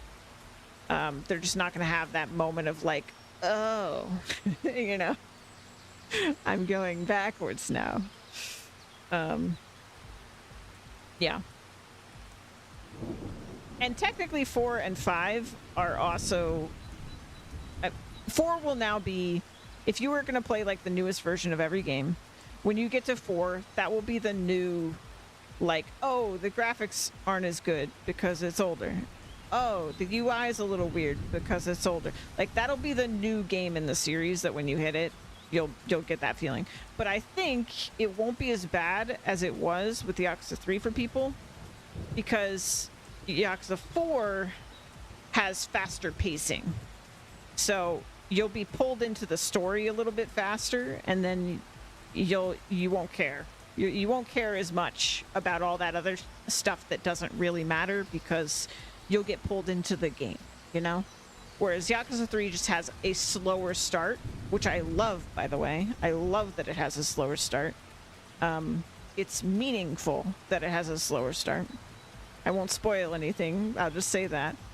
Oh, there's a new game bundled with it for original story of a character. Oh, nice.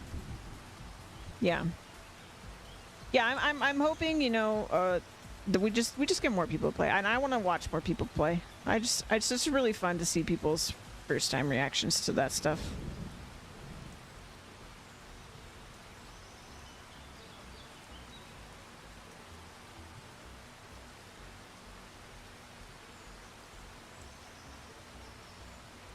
And I just love weird games. It's really like, I love when games are just, because weird games, like the ones that are good, like it's just,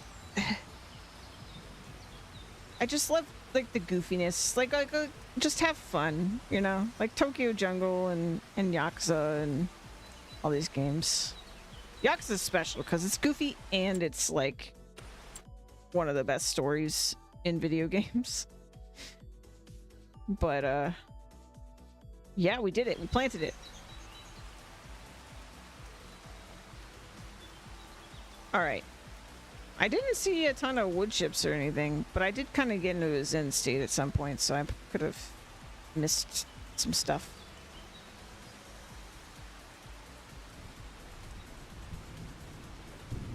Let's fertilize it before I forget, like last time.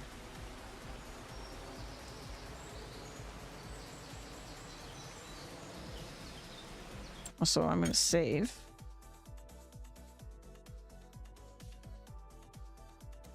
Also, I want to check Ravenfall real quick. I thought so. What's the next island? I'm on... away, I think? Oh, it's telling me. I need to go to Kyo.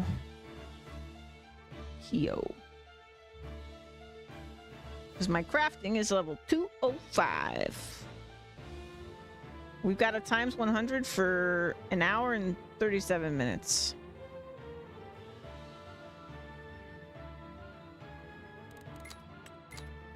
Bum, bum, bum, bum, bum, bum.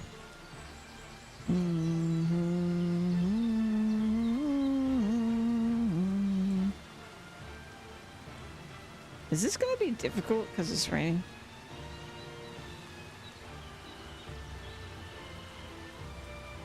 Can I see this? Oh, I can see it. Okay.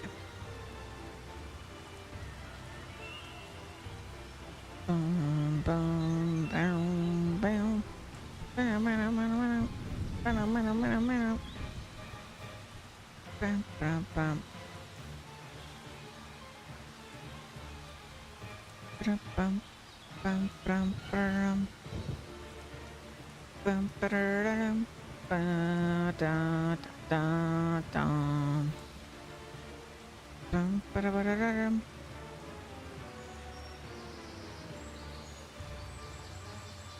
Ba-dum. Bum, bum, bum, bum, ba-dum, ba-dum.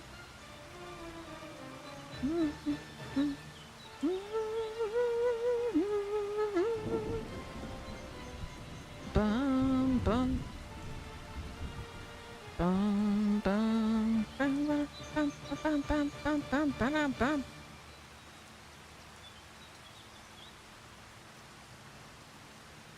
We got so much done today already.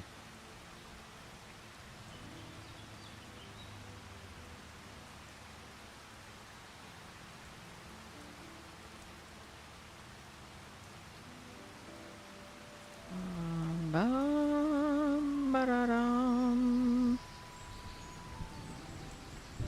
Ba-do-da-dum.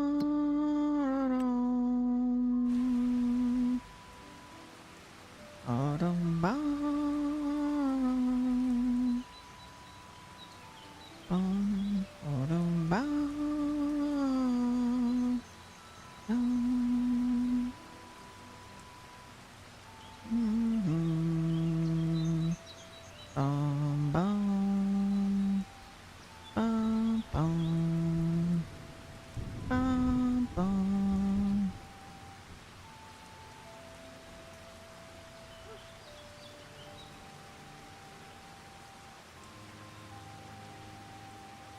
I don't know if that mobile game for Monster Hunter came out either. It was like Monster Hunter Outlanders or something. Hey, boy, mage.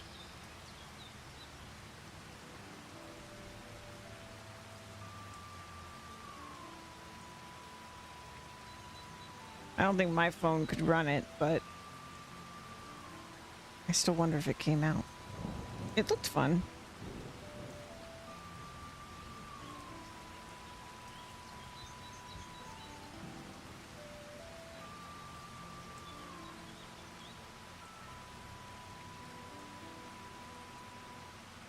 Bum, bum.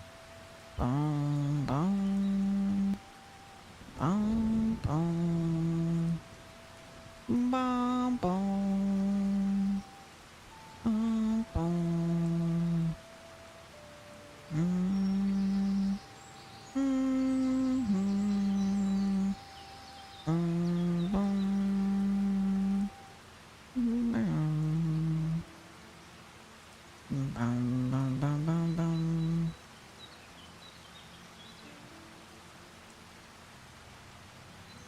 Can I just have Zelda music and rain sounds in my ears all the time? That'd be great.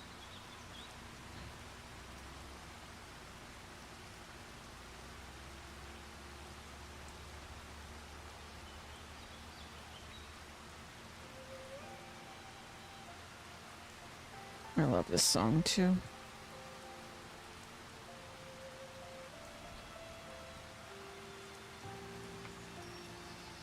This is from Persona Q.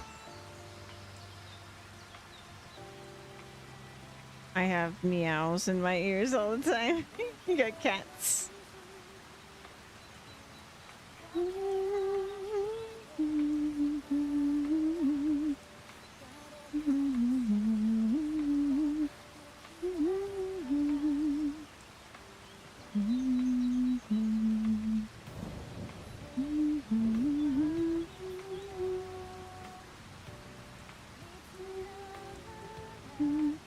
Only one, but his meows counts for several.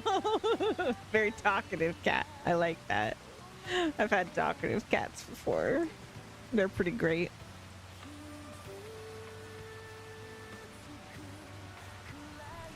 We are animal lovers around here. I used to have a puppers. He passed away, but he was my stream companion, Bear. That's where the bear snuggles come from. He was my farm dog as well. So he was beside me when we were, oh, there's the little emote. There's Bear. Sometimes you could hear him on my stream too, because sometimes he would talk. He had words. He wouldn't really bark. He would just roar, roar, roar, roar, roar. He was like Scooby-Doo.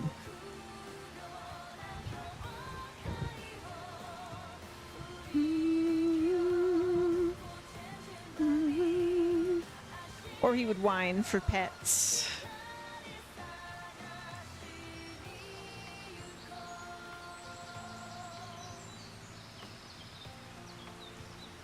Yeah, he was a big sweetheart.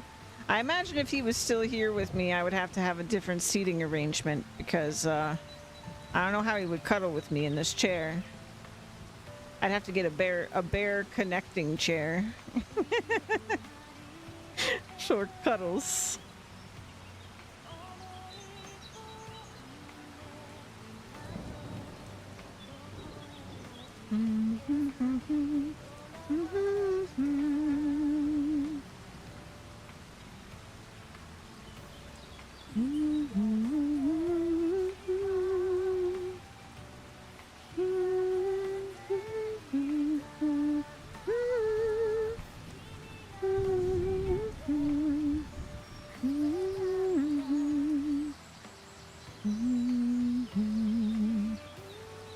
I was watching a little bit of Ko's stream the other day and I was cracking up because one of his cats was on his camera, like behind him, and I swear that cat was watching the screen. Like they were like watching a cutscene or something, and the cat was watching with them and was completely intrigued. Like they were both looking the same way. I remember when Bear would do that too, and I'm just like, I wonder what you see. Like what are you looking at right now? Because Bear was a really smart dog. Like I didn't train him, and like he just seemed to like understand English. Like he really wanted to please me. He was a good boy. And he just seemed to understand. Like if I wanted something, he just seemed to know. If I said something to him, he just knew what I meant. And so it makes me wonder, like, when he would look at the screen, or like when animals look at the screen, like, because I know they also like see things. I think dogs see in like black and white, right? I think, and then, but I wonder too with like cats. Like I'm sure cats see like a television screen differently than us, because their eyes are like kind of, I mean, better than ours, right? But also like I would imagine like how bright screens are would be like weird, right? But also yeah, FPS would be weird for cats, right? Like if you had a lower FPS, are they like consciously seeing a slideshow? Like they're like, oh yeah, that's a bunch of pictures, or like, you know, like what does that look like to a cat? And then like, is the brightness to the point that it's actually hard for them to understand what the image is of? I always wonder.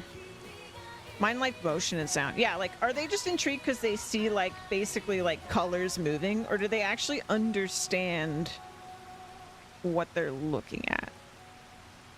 Or do they just have a completely different interpretation of what it is because their senses are different than ours, right? People skeptical about the range of understanding of other species, but we have the ability to bond with. Yeah, no, I think animals in a lot of ways are way smarter than we are. It's just, you know what humans do that's really awful? Is that whenever something cannot communicate in our native tongue, so like an animal that maybe doesn't make any noise, for example, we kind of just treat them like they're dumb. Or like another human that doesn't speak your language. You're just like, oh, they're just dumb. Right? Like your brain, there's something in your brain that's like telling you they're dumb because you don't understand them, which is so backwards, right? Like, actually, it means you're dumb because you don't understand them.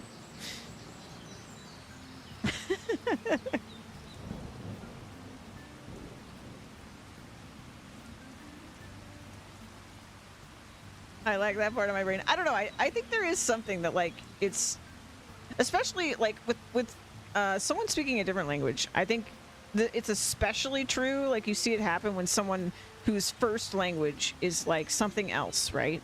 And then they speak, and then they speak like broken English or something. People will treat them like they're not very smart, even though, you know, in a lot of cases, the person who's treating them like they aren't very smart can only speak English. Like, so who's the smarter person here? And I feel like that's kind of where animals are at. Like, I kind of think animals, especially like cats and dogs who spend a lot of time with humans, largely understand us. Like, whether they actually understand English, who knows? Like, they can certainly distinguish the sounds as different. We've proven that much. Like, they can at least learn to recognize the sound of a specific word, right? Now, what that means in terms of like how they actually interpret it, maybe it's different than we interpret it as, like, you know, sentences and things like that. But they do interpret it. Whereas we don't really interpret them. Like, at all. Like, maybe your specific cat or your specific dog, you can, like, tell when your dog's gotta pee and when your cat wants something from you or whatever it is, right? Like, you understand your animal, but you don't just, like, most people don't innately just understand cats and dogs, right? Might actually mimic the sound. Yeah, mimicking that too. They mimic us. I heard that, like, dogs evolved to have more expressive facial features. I don't know how true it is, but, like, I know Bear had a super expressive face. Like, his eyebrows and, like, you know, I would swear he'd, like, smile at me and stuff like that. But, like, they evolved to do that basically as a survival thing, right? Because pleasing us is a survival thing for domestic animals, right? I know when my cats want water. Exactly. Like, stuff like that has a certain pitch. Yeah, exactly. Yeah, like, if it's your animal, right, you might know things like, oh, they're hungry, or like with Bear, like, he would whine sometimes, and there were times, if most of the time I knew his whines were just like, pay attention to me, but sometimes it was like, I gotta go pee, and then other times it was like, I mean, the worst time near the end was like he was in pain. That was a totally different sound, right? Mine wanted food. He wanted to come up and make chewing. Oh yeah, Bear had a different noise when he was like, "Can I come up there? Can I come on the couch?" Like, sometimes he would ask permission to get on the couch, even though he had free reign on the couch. But yeah. We know our animals, but I think, like, I don't know, maybe to a certain extent that's true with specific animals too. Like, perhaps Bear understood me better than he understood just humans in general. That would probably make sense, right?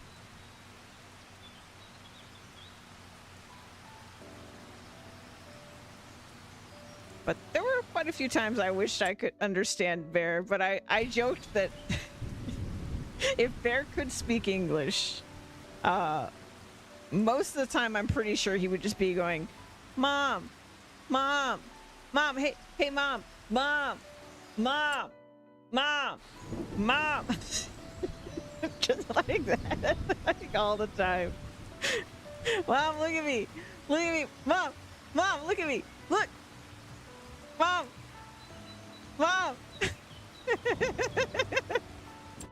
Yeah. Mom, can you pet me? Mom. I noticed you're not petting me. I noticed you're not looking at me. Mom. Yeah, especially when he was younger. He would like bat when I would like text someone or something, he would bat the phone out of my hand if I wasn't looking at him for long enough. I'm not sure what's going on with that. I think maybe I didn't do the initial fertilize on that one. But I would call that done. Beautiful. Look at all our fertilized lands. What is going on over here? Oh, I guess I didn't fertilize that one. Yeah. People on voice call. My cat gives bollocks and talks to. Yeah, Barry used to do that when he was younger. He would just like go crazy when I was in a voice call or something. But after he started streaming, I feel like he went through phases. Like where originally he like got used to me streaming and talking, where he like realized, oh, you're not talking to me. Like his reaction to me streaming initially was like almost as if he was concerned that I was not okay. Because he's like, who do you think you're talking to? Basically, you're clearly not talking to me. So who are you talking to? Like he was very concerned. Like he would like cry, but he didn't want anything. It's kind of like his original reaction to me streaming. Mom has gone crazy vibes, 100%. Yeah. But then he got used to it and he was just chill. He was like, all right, you're doing that thing again. Sure. But then the next phase was he realized if he made noise that someone was telling me to give him attention.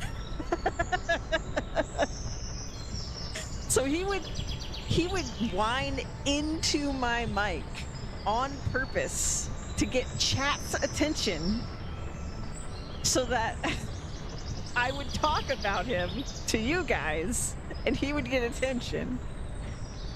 Clever boy. Yeah, very clever. And I mean, of course I give it to him because he deserves all the attention, but like, it's so funny. But there were definitely a couple times where I'm like, guys, he's okay. I'll talk about him and I'll pet him, but I promise he's okay. There's nothing wrong with him. He just wants to say hi. Yeah.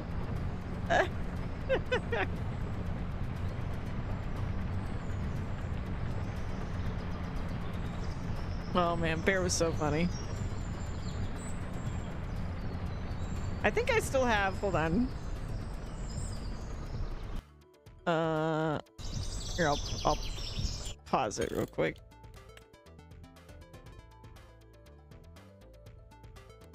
Bear used to be kind of all over my stream. And I think... Is it this one? This one. That's Bear. And you see, he has a very expressive face, as you can see from these pictures. He's a goober.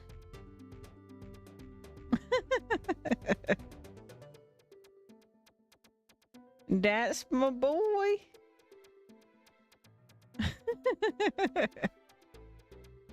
He was so sweet.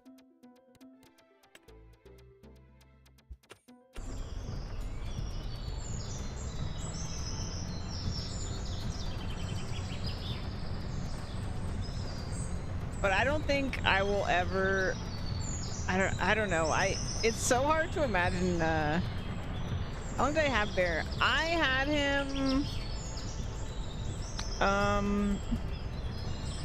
I think he was. They guessed he was like 1 or something when I rescued him, and then. Oh gosh, I can't remember. How old was he? I feel like it was at least... I want to say it was at least like 13 years or something. I don't know. Now I don't remember how old he was. when we lost him. But yeah, long time.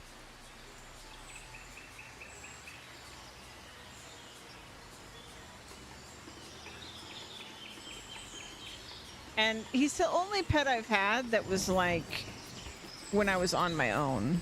Because like I grew up with a bunch of cats. We had 2 dogs. We had 2 frogs. We had fish. We had a hamster at one point. Like we had animals all the time. But Bear was my dog. Like I got him. I actually moved out because I rescued Bear, essentially. Because I dropped out of college, was living with my mom for a while, and then I rescued Bear unplanned, and then that's when I got my own place because my mom's dog. I guess I had 3 dogs because my mom's dog as well, who was also amazing. My mom's dog did not do well with other dogs, so I had to move out. So Bear actually temporarily stayed at a friend's house for like 2 weeks while I was getting a place. Was it love at first sight when you found him? Yeah. Yeah, it was. Yeah, my friend at the time,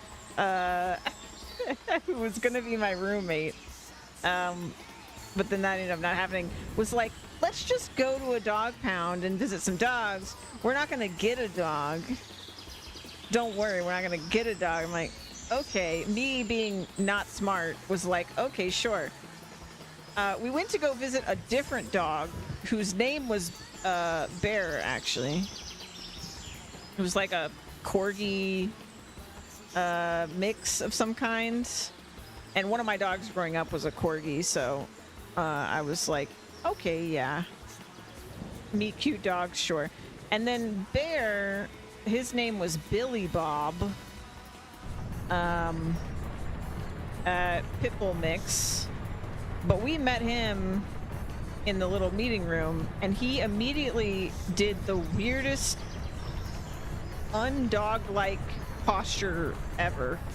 Because my friend was sitting on the floor, like with her legs straight out, and he went over to her, and he just, like, he was big even as a puppy, like as a 1 year. He leaned back and used her legs like armchair arms, and then had his legs out like she did. He basically imitated her posture, but was in her lap. So weird. He was so weird. And then we're like, okay, he's so sweet. Like, he was so sweet. He just wanted love. We were loving on him. And he didn't make any noise when we met him. And like, for most of his life, he really didn't bark. Like, if he barked, something was wrong. He was not a barker, which I was not used to, because all my dogs growing up were yappers, man. Because I had tiny dogs. I had Corgi, I had Dachshund, and then my mom's dog was a like Dachshund Jack Russell mix or something. And they were all quite yappers, yeah. So Bear being quiet was like interesting to me. But I learned later that like bigger dogs are much quieter usually. But yeah, he was super chill. So we go and we took him out to play with him, like in the you know, like they have like yards in the back to like play with the dogs, right, to get to know them and like play fetch and stuff like that. And on the way out there, I noticed he was kind of smart, because they used those types of leashes that are often used at like shelters and stuff, where if the dog pulls, the it's like connected so that the thing around their neck tightens. It's kind of awful, you know? Like it like tightens around their neck. Well, Bear, as soon as he was put on the leash, he put the leash in his mouth. Like just near, like the part near his neck, he put in his mouth. So that when there was tension, it would just tug against his mouth and it wouldn't tighten around his neck. Yeah, like a choke leash. And he just immediately like prevented it from choking him. Which was something when I got him, I had to train him out of doing because I obviously didn't get a choke leash. And I had to teach him that he didn't need to do that because he was like, he was a pit bull mix. So like, even though he wasn't trying to, he was like tearing through all the leashes because he was holding it like that. Like it was like chewed through on the leash. But I trained him out of that, or like taught him not to do that. But yeah, I noticed he did that. And yeah, Bonnie, yeah, I got him like a harness usually when I did it. He's surprised that the dog was like, joke's on you, I'm into it. I don't know. Yeah, but I noticed that, and then like he immediately like knew how to play fetch and stuff, and he was so sweet. And the shelter told us that they had found him at a park, and some parents had called them because he was playing with their kids. And I'm sure they were scared because he even as a puppy, he's a pit bull, he's a big dog, and people are scared of pit bulls. And obviously, like, it's a stray dog, you don't know what they're gonna do. But I quickly learned once Bear was my dog that he loved babies and kids a lot. It was sometimes a problem because he would see a mom with a baby and he would just run for it. He would gun it. He would get so excited. When he was a puppy, he would just start running towards the poor mothers holding their babies. He would run full speed towards them and they would panic, you know, because giant dog running at them. And I'd have to slow him down and be like, he's obsessed with babies, puppies, like any animal that was younger. It's like he knew immediately and he was so excited. And the same held true as he got older. He just knew when it was a younger person or a younger animal, he would get really, really excited. I still feel guilty that I never got him trained to be like certified so that he could go to hospitals and visit sick kids, because he would have been perfect for it. And he would have been so easy to properly train. He was super food motivated. He was super wanting to please everyone, not just me. So yeah, that's really my bad. I never did it, but he was a happy dog, so at least he was happy. But he could have brought joy to a lot of kids because he loved them. I don't know. He was like a Disney character, honestly. He was in his own little Disney movie. Like, I remember I would take him out. Like, he always wanted to meet every creature. Like, he'd see a squirrel and he didn't want to chase a squirrel or kill a squirrel. He wanted to play with a squirrel. Squirrels did not understand that at all. They were terrified. Same with like bunnies, cats, like anything he saw, he just wanted to like play and say hello. Like my mom's dog, who I mentioned, who hated other dogs, he wanted to be friends with him so bad, and like her dog was so mean to him. It was awful. He was so mean to him, and like it was such a problem because we really tried, but her dog was just so mean, and Bear just tried so hard. Bear would like try to get really small to be unassuming, you know. Pit bulls are very loving. It's bad owners that train them to be aggressive. Yeah, I mean the thing is they're just so strong, right? Even if you don't intentionally train them to be bad, if anything goes wrong with a pit bull, like if they're hungry, like if you neglect them and they're hungry, and they like, if you think of a person, right, who's like in a bad situation, like think of what a person does when they're in a bad situation. If you put an animal that's that strong and that dangerous in that situation, it's just a recipe for disaster, no matter how kind and sweet the animal is. You got to take care of them, right? Like it just is how it is. But yeah, because I saw a bear chew through bones when I would give him, like, you know, bones for treats and stuff. He'd chew through those like they were just a slice of cake. Like, that boy had jaws. That would be terrifying if he was actually violent in any capacity. If he had any idea how strong he was, which he definitely had no idea. Yeah, I can only imagine. So I definitely understand people that are, like, scared of them and everything, but bear was a sweetie for sure. And I don't know what I would have done without him. Okay. So here's what's happened, guys. I have finished prepping this field. This is grass. It is growing. Field 1 is growing. It's grass. Field 7 is growing. It's grass. We've got 53, 11, 16, 94. All grass, all planted, all growing. We've got field 44, which was our first field. It is now canola. It is growing. We have field 8, which I believe is our wheat, is growing. And we have field 12, which is our barley, which is growing. The next crop that I can plant that would be different from the crops I currently have would be cotton. Cotton can be planted in February. So we have the rest of today, November, December, and January to be doing something.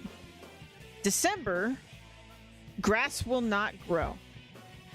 So I have no idea. We might sleep through the winter. I have no idea what we're gonna do because I don't really want to cut more trees because we have plenty of money. We might sleep through December. Was an American Pit Bull Terrier smart dogs? Yeah, he was so smart. Yeah, so December we might sleep through it. I have no idea. But November and the rest of October, I can still plant grass. So here's my plan. We're gonna buy. Did I save? I have $6.1 million. We're gonna buy field 2, field 4, field 5, field 10, field 13, field 14, field 15, field 18, field 19, field 17, and field 6, and field 3. Am I forgetting anything? Okay, we now own every... Oh, wait.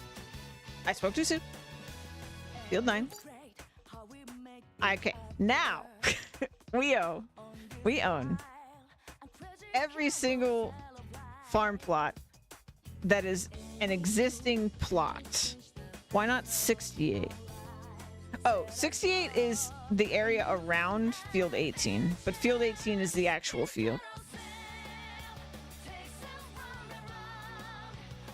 So normally I would wait until crops were like ready to harvest on a field before I bought it, just to get that little bit of extra oomph from the fields.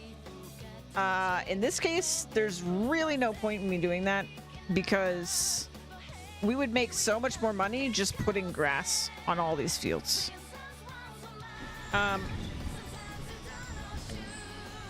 And some of these aren't even growing. They're like withered, and like the peas are withered, the potatoes are withered. Corn we could leave, I guess. It's close.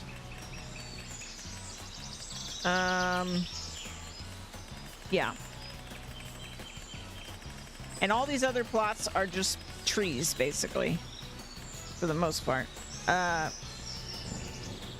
Temporary. Yeah, we're basically, for the winter, going to turn everything to grass because every 2 months we can harvest grass. And if we look at the crop calendar, right? Anything planted now, 2 months from now, even though December grass will not grow. So pretend December isn't even there, right? But if we plant it now, all this grass will be ready by the time we could even plant cotton. And I'm only going to have one cotton field. So we don't even need to worry about that. And then March, all we're going to be planting is oat, peas, and potatoes, spinach, sugar beets. We have a lot to plant in March. And then the most we're going to plant is April, because that's carrots, corn, green beans, parsnips, red beet, sorghum, rice, soybeans, and that's it. Oh yeah, and in March we also do sugarcane and sunflowers. So like these first 3 months, spring is going to be crazy. We're going to be planting like crazy, tons of different crops. I'm going to do one field per crop. Friday is Farmer Nightly streams. Yes, it is. And then in May we have a little bit less, but we still have quite a bit. But I'm never going to do, in this playthrough, we're not going to do grapes, and we're not going to do we're going to do long grain rice, but we're not going to do the other rice. We're not going to flood a field for rice. We're not going to do oilseed radish because that's not a real crop. It's like I forget what they call it, but it's a thing to improve other crops. It's not an actual crop. We're not going to do olives. So grapes and olives we're not going to do because they're essentially, you make like you place them. They're like placeables, and they're essentially like an orchard almost, the way you grow them. We're not going to do those. We're not going to do poplars because those are just trees. But everything else, soil improver plants. Exactly, Lola. Yeah. Everything else, we are going to have at least one field for each crop. That's my goal. So basically, and then the other like secondary like bonus objective, which we are totally going to hit at this point because we're so good on money, is to by the time a full year has passed, so like when we get back around to August, I want to have already planted every one of those crops that I just mentioned that we're going to plant. And at this point, I think that's pretty much a given. We just have to do it because money is not a problem. We already determined that even if I got my most favoritist equipment for every single crop, it is less than $4 million, and we have $5 million. Welcome in.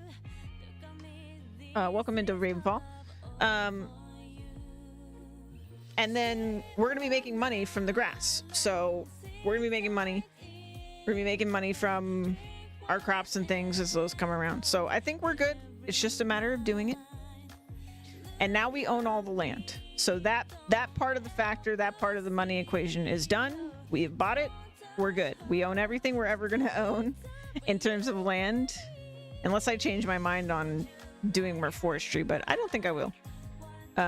So I think we're good. And now I need to decide which field to prep first. Let's just go in number order. So, field 2. What is this? Nothing. Okay.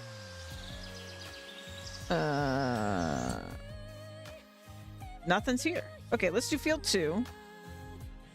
So we're gonna bring the fertilizer over. Do we need to... Am I gonna need to plow it? What is this? What is the state of this field? Cultivated. Okay. Okay, not fertilized. Okay. Yeah, no, we'll do just the fertilized spreader. What's happening here? There we go. Fertilized spreader. Let's buy... I mean, I guess the part I didn't factor in is all the freaking fertilizer I'm gonna buy, but... I think with $1 million, we can manage. Let's do 6 of these.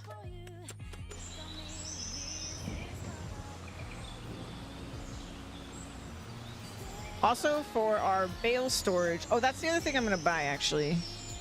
We're not going to buy it this month, but as soon as our first grass is ready, I'm going to change my grass harvesting setup. We already have the baler I want. I'm probably good with the mower. We might buy the push mower just for fun. It's not that expensive anyway. Mess around with that.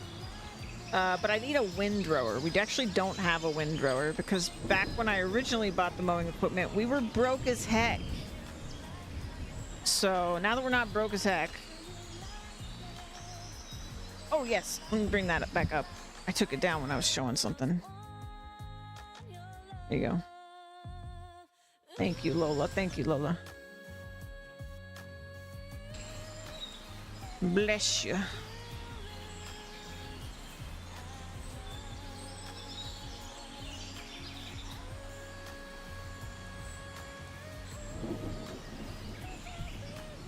But we're cooking now.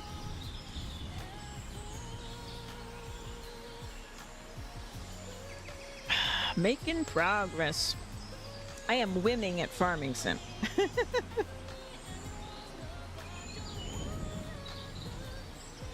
And my goal, I think my goal for the new playthrough we're gonna do for November. Sorry, I was moving away from the mic. For November is I want to try to do my start from zero. It depends on how you get into fishing. Start from zero plus have access to fishing, I guess. $0, but have access to fishing. And then not do any forestry. I will never take away my right to do grass stuff though, because I love doing grass stuff. But not do any forestry and still find our way to do my typical do every crop thing. And depending on how the new map is, because I think we'll probably play on the new map. I might do like grapes and the normal rice that you flood the fields and olives and like we might do everything depending on how the map is. And we might do like productions and stuff as well. I'm not sure. I'm still really hoping somebody makes that mod from 22 or ports it over that let you essentially pay an excess fee. Like you would pay as much as you would pay to make another, like if you had a sawmill, you'd pay as much as it would cost you to build another sawmill plus a little bit extra to essentially make your sawmill behave as if it was or it would behave at 2 times the speed. I want that mod back because it is amazing for playing in real time. And I really wanted to do a playthrough that I never really did fully in 22. I was planning on doing it with the Frontier map, but we like this game came out basically. I want to do a playthrough where I really ramp up production. Like I spend the absolute fortune it would cost to ramp up production to be really, really fast. And we really like make all the different products and stuff like that in a playthrough. That'd be really, really fun. But just with the way I play, it would be completely impossible unless that mod becomes or like comes back into the game. There's another mod that lets you just speed up production sort of like cheaply, but it's just kind of like, it's just kind of cheating kind of mod. Like I don't feel like it's very well balanced. The way the other one was. Should I? I'm just gonna leave this here. I'm gonna try to do this somewhat fast. Let's grab the cedar.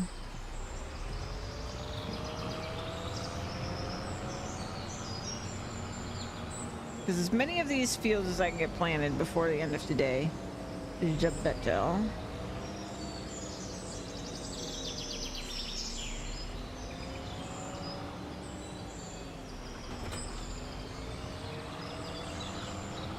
Let's grab a little bit of seed over here.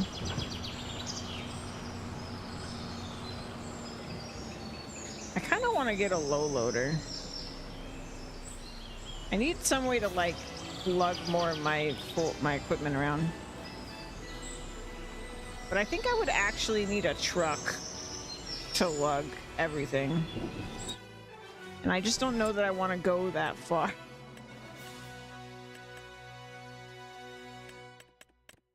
I don't know. We're kind of like in a weird place because I don't really need... we're not actually that active in terms of doing a bunch of farm work. We're just really active right now. It'll actually be pretty spread out once everything gets set up. I guess maybe not so much with the grass stuff, because grass every 2 months the grass stuff's gonna be a little bit chaotic right now because I'm gonna have so much grass. But outside of that, like once I've planted all the crops and it's not all grass, that's when it's gonna be like, well, we're not like crazy busy all the time.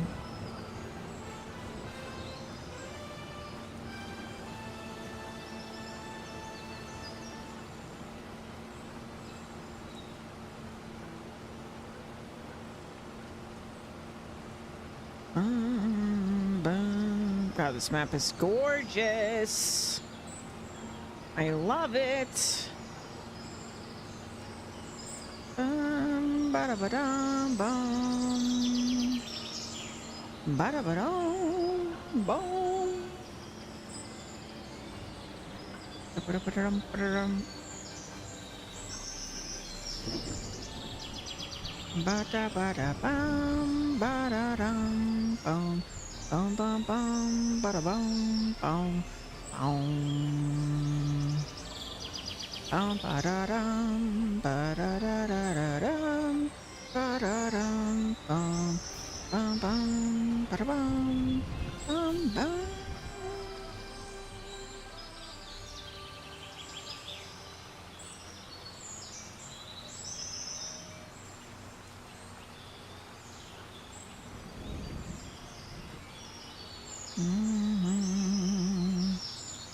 The praying mantis machine, yes indeed.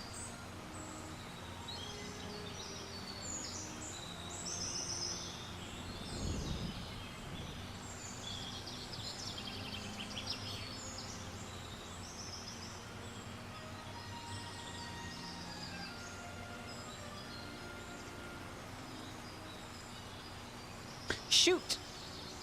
I forgot to check the statistics. I wanted to so bad.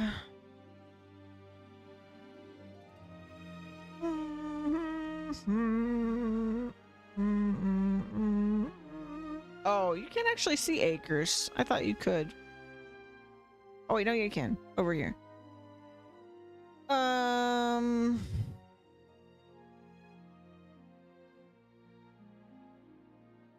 Well, I think that other field was around 27 acres. Because this field's pretty small, and I only did like one little line.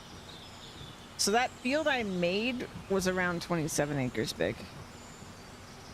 Of actual, like, farm plot, plowed land.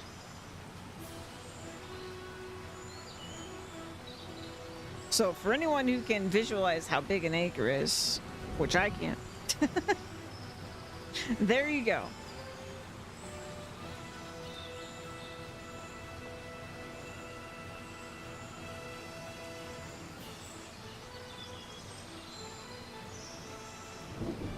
Bum, bum, bum, bum, bum, ba-da-bum, bum, bum. We are gonna have a lot of grass. And I'm so excited. That bunker storage I got for bales gonna come in real handy.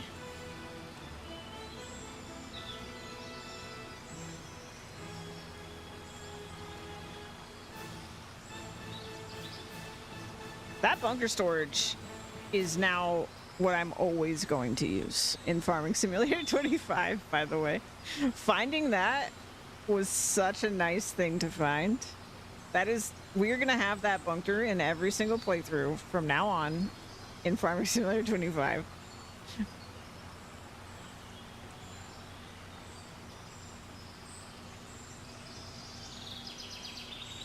Virtually infinite bale storage? Yes. Yep, the underground bunker of holding. Exactly. Exactly. 200,000 bales. Not liters. Bales. Absolutely absurd. Completely unreasonable. Exactly how I like my storage.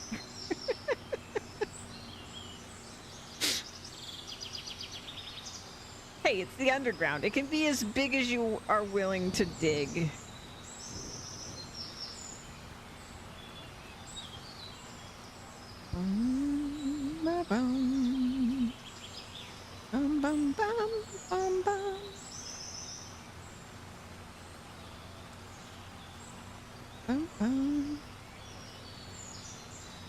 Imagine if you could actually go in there.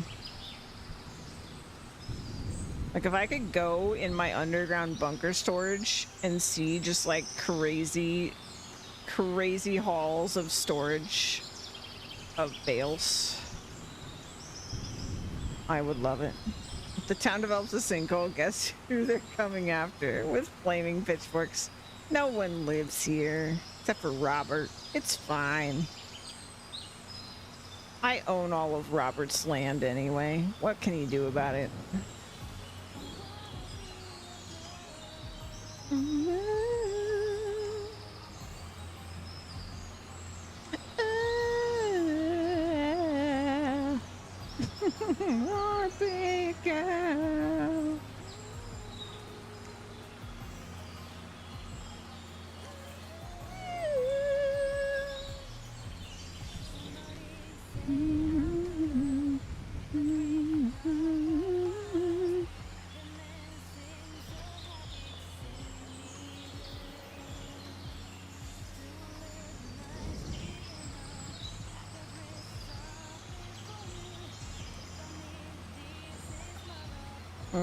I mean, there's definitely other people around.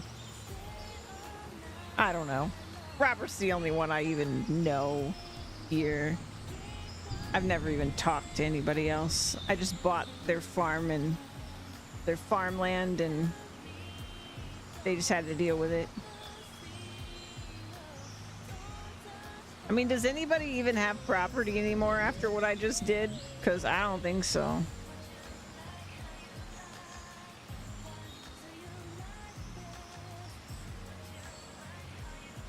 I think I already destroyed everybody's livelihoods in this town.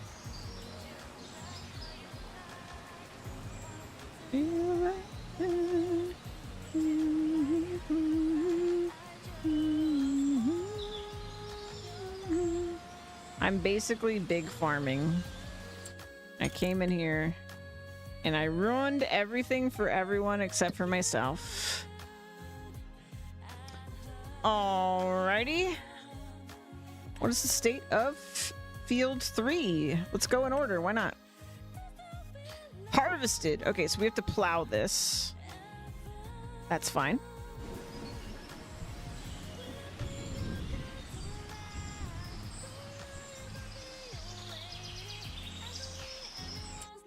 I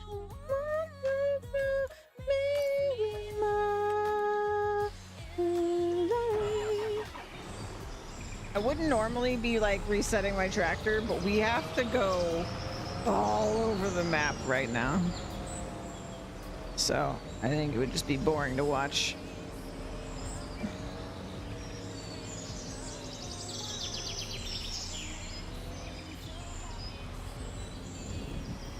I really should just get like some way of that would be the better way to do it. I need to get some way of actually carrying all this stuff.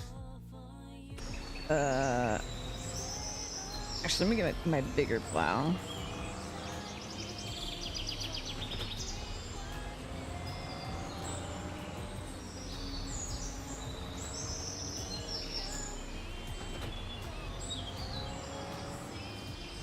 Let me move this.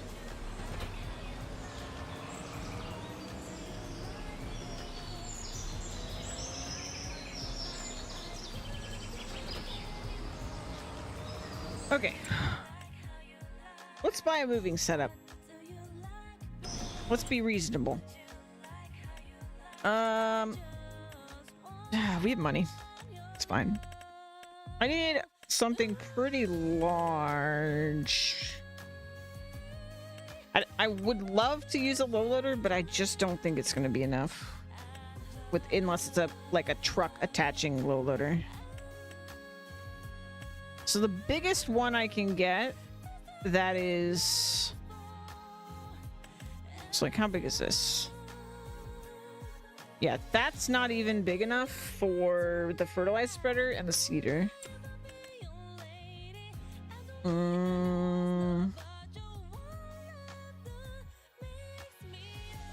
That might be big enough.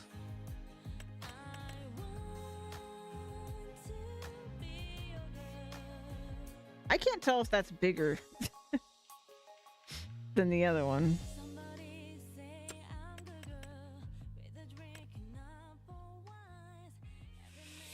It's so hard to gauge size.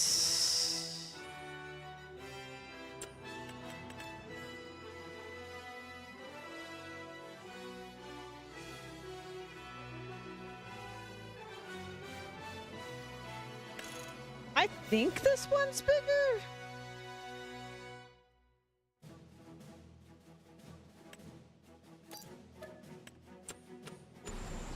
Let's try it.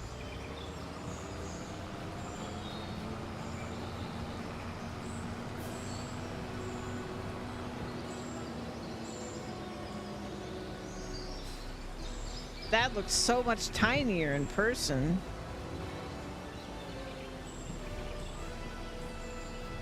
Okay, I'm just gonna buy them both. Hold on.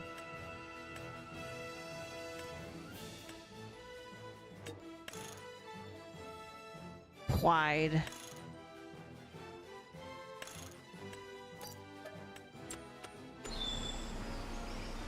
Okay, well the yellow one is bigger. Okay, hold on. Bum, bum, bum, ba-da-bow, bow, bow. Let me also, since I'm already quit out of the game, let's look at low loaders. Ba-da-ba-da-bow-bow. Ba-da-ba-dow-bow. Motorcycle trailer. Ba-da-ba-dow-bow. 10 meters? Is that a lot?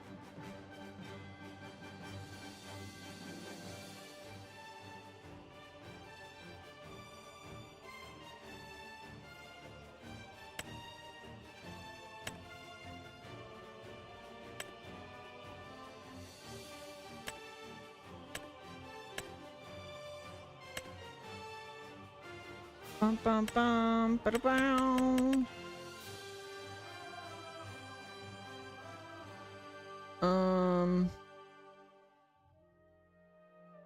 Da da.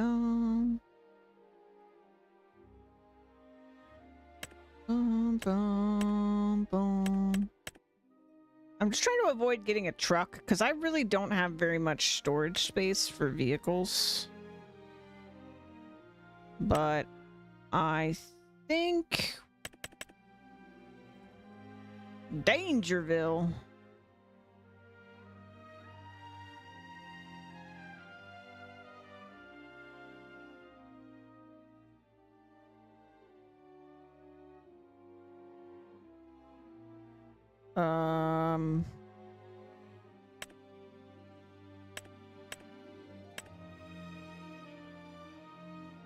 That seems pretty long.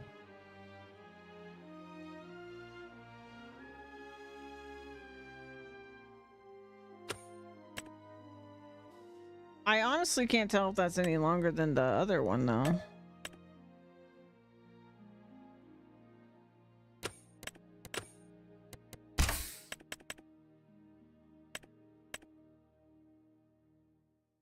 Time to check.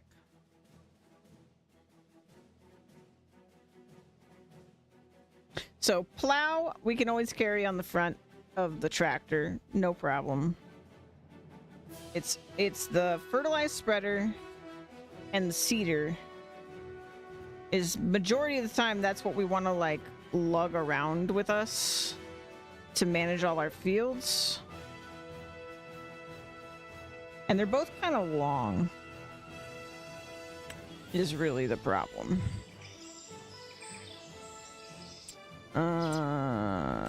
Loaders. Boom, boom, boom. How much is that? 17. Okay. That seems way longer.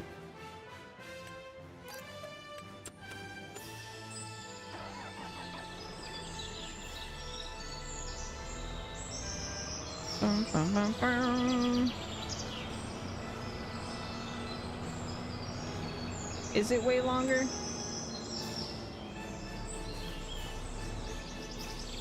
Genuinely, I can't tell.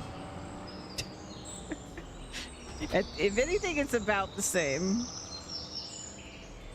But that's fine. I'll take it. I like that it gets so compact. That's pretty handy.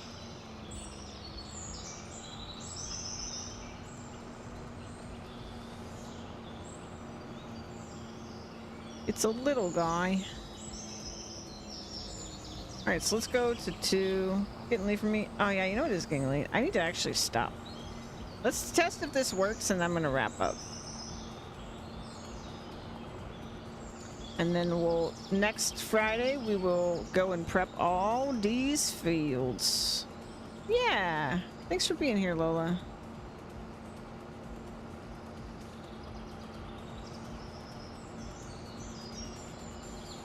Yeah, it's been a 10-hour stream. You saying that made me realize.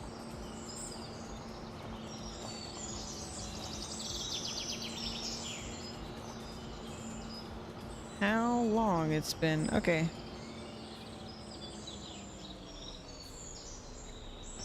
So, well, I guess I need to lower the thing first.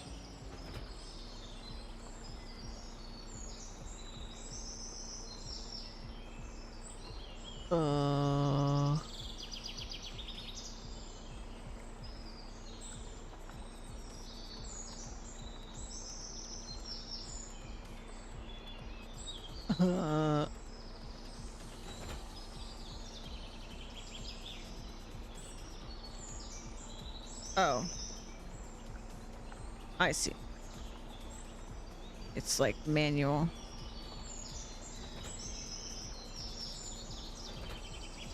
Okay.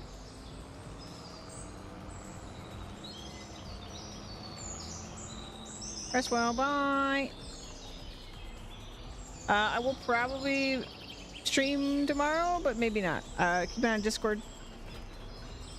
Just depends. I might spend it with Juan if he's around. If he's not around, I'll probably stream Digimons.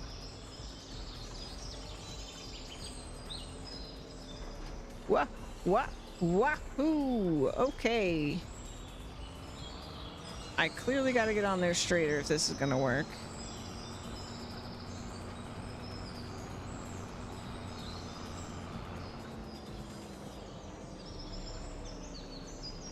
Why is Farming Sim always making me do things straight?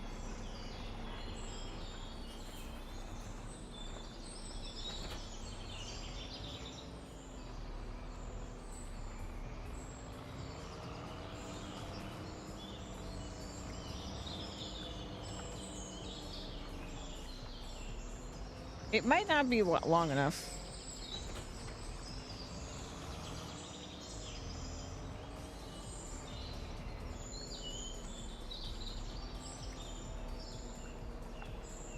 It just might not be enough.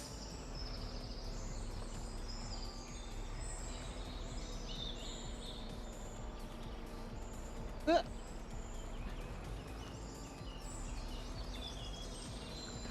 Oh, okay, careful, careful, careful.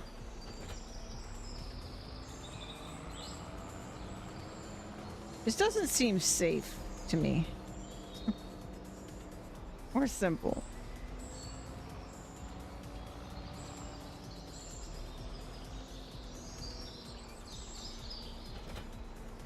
Mm-hmm.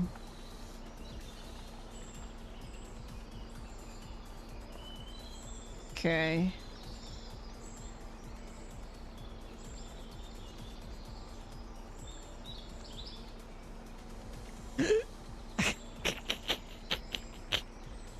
Yes.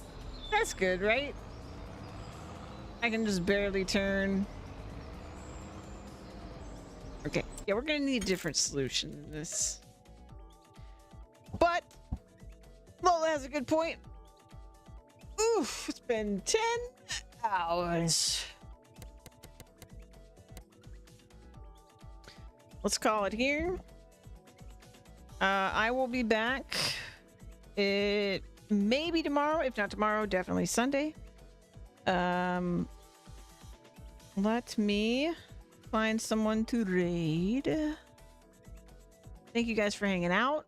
It's always a good time. Farming Fridays are great. We got a lot done. Made a whole field. Planted a bunch of grass. Made a bunch of money. I love making money. We made over like $2 million just in today's stream. $6 million in like a single day in Farming Sim. Pretty good. Pretty good. Where are we going today? We are.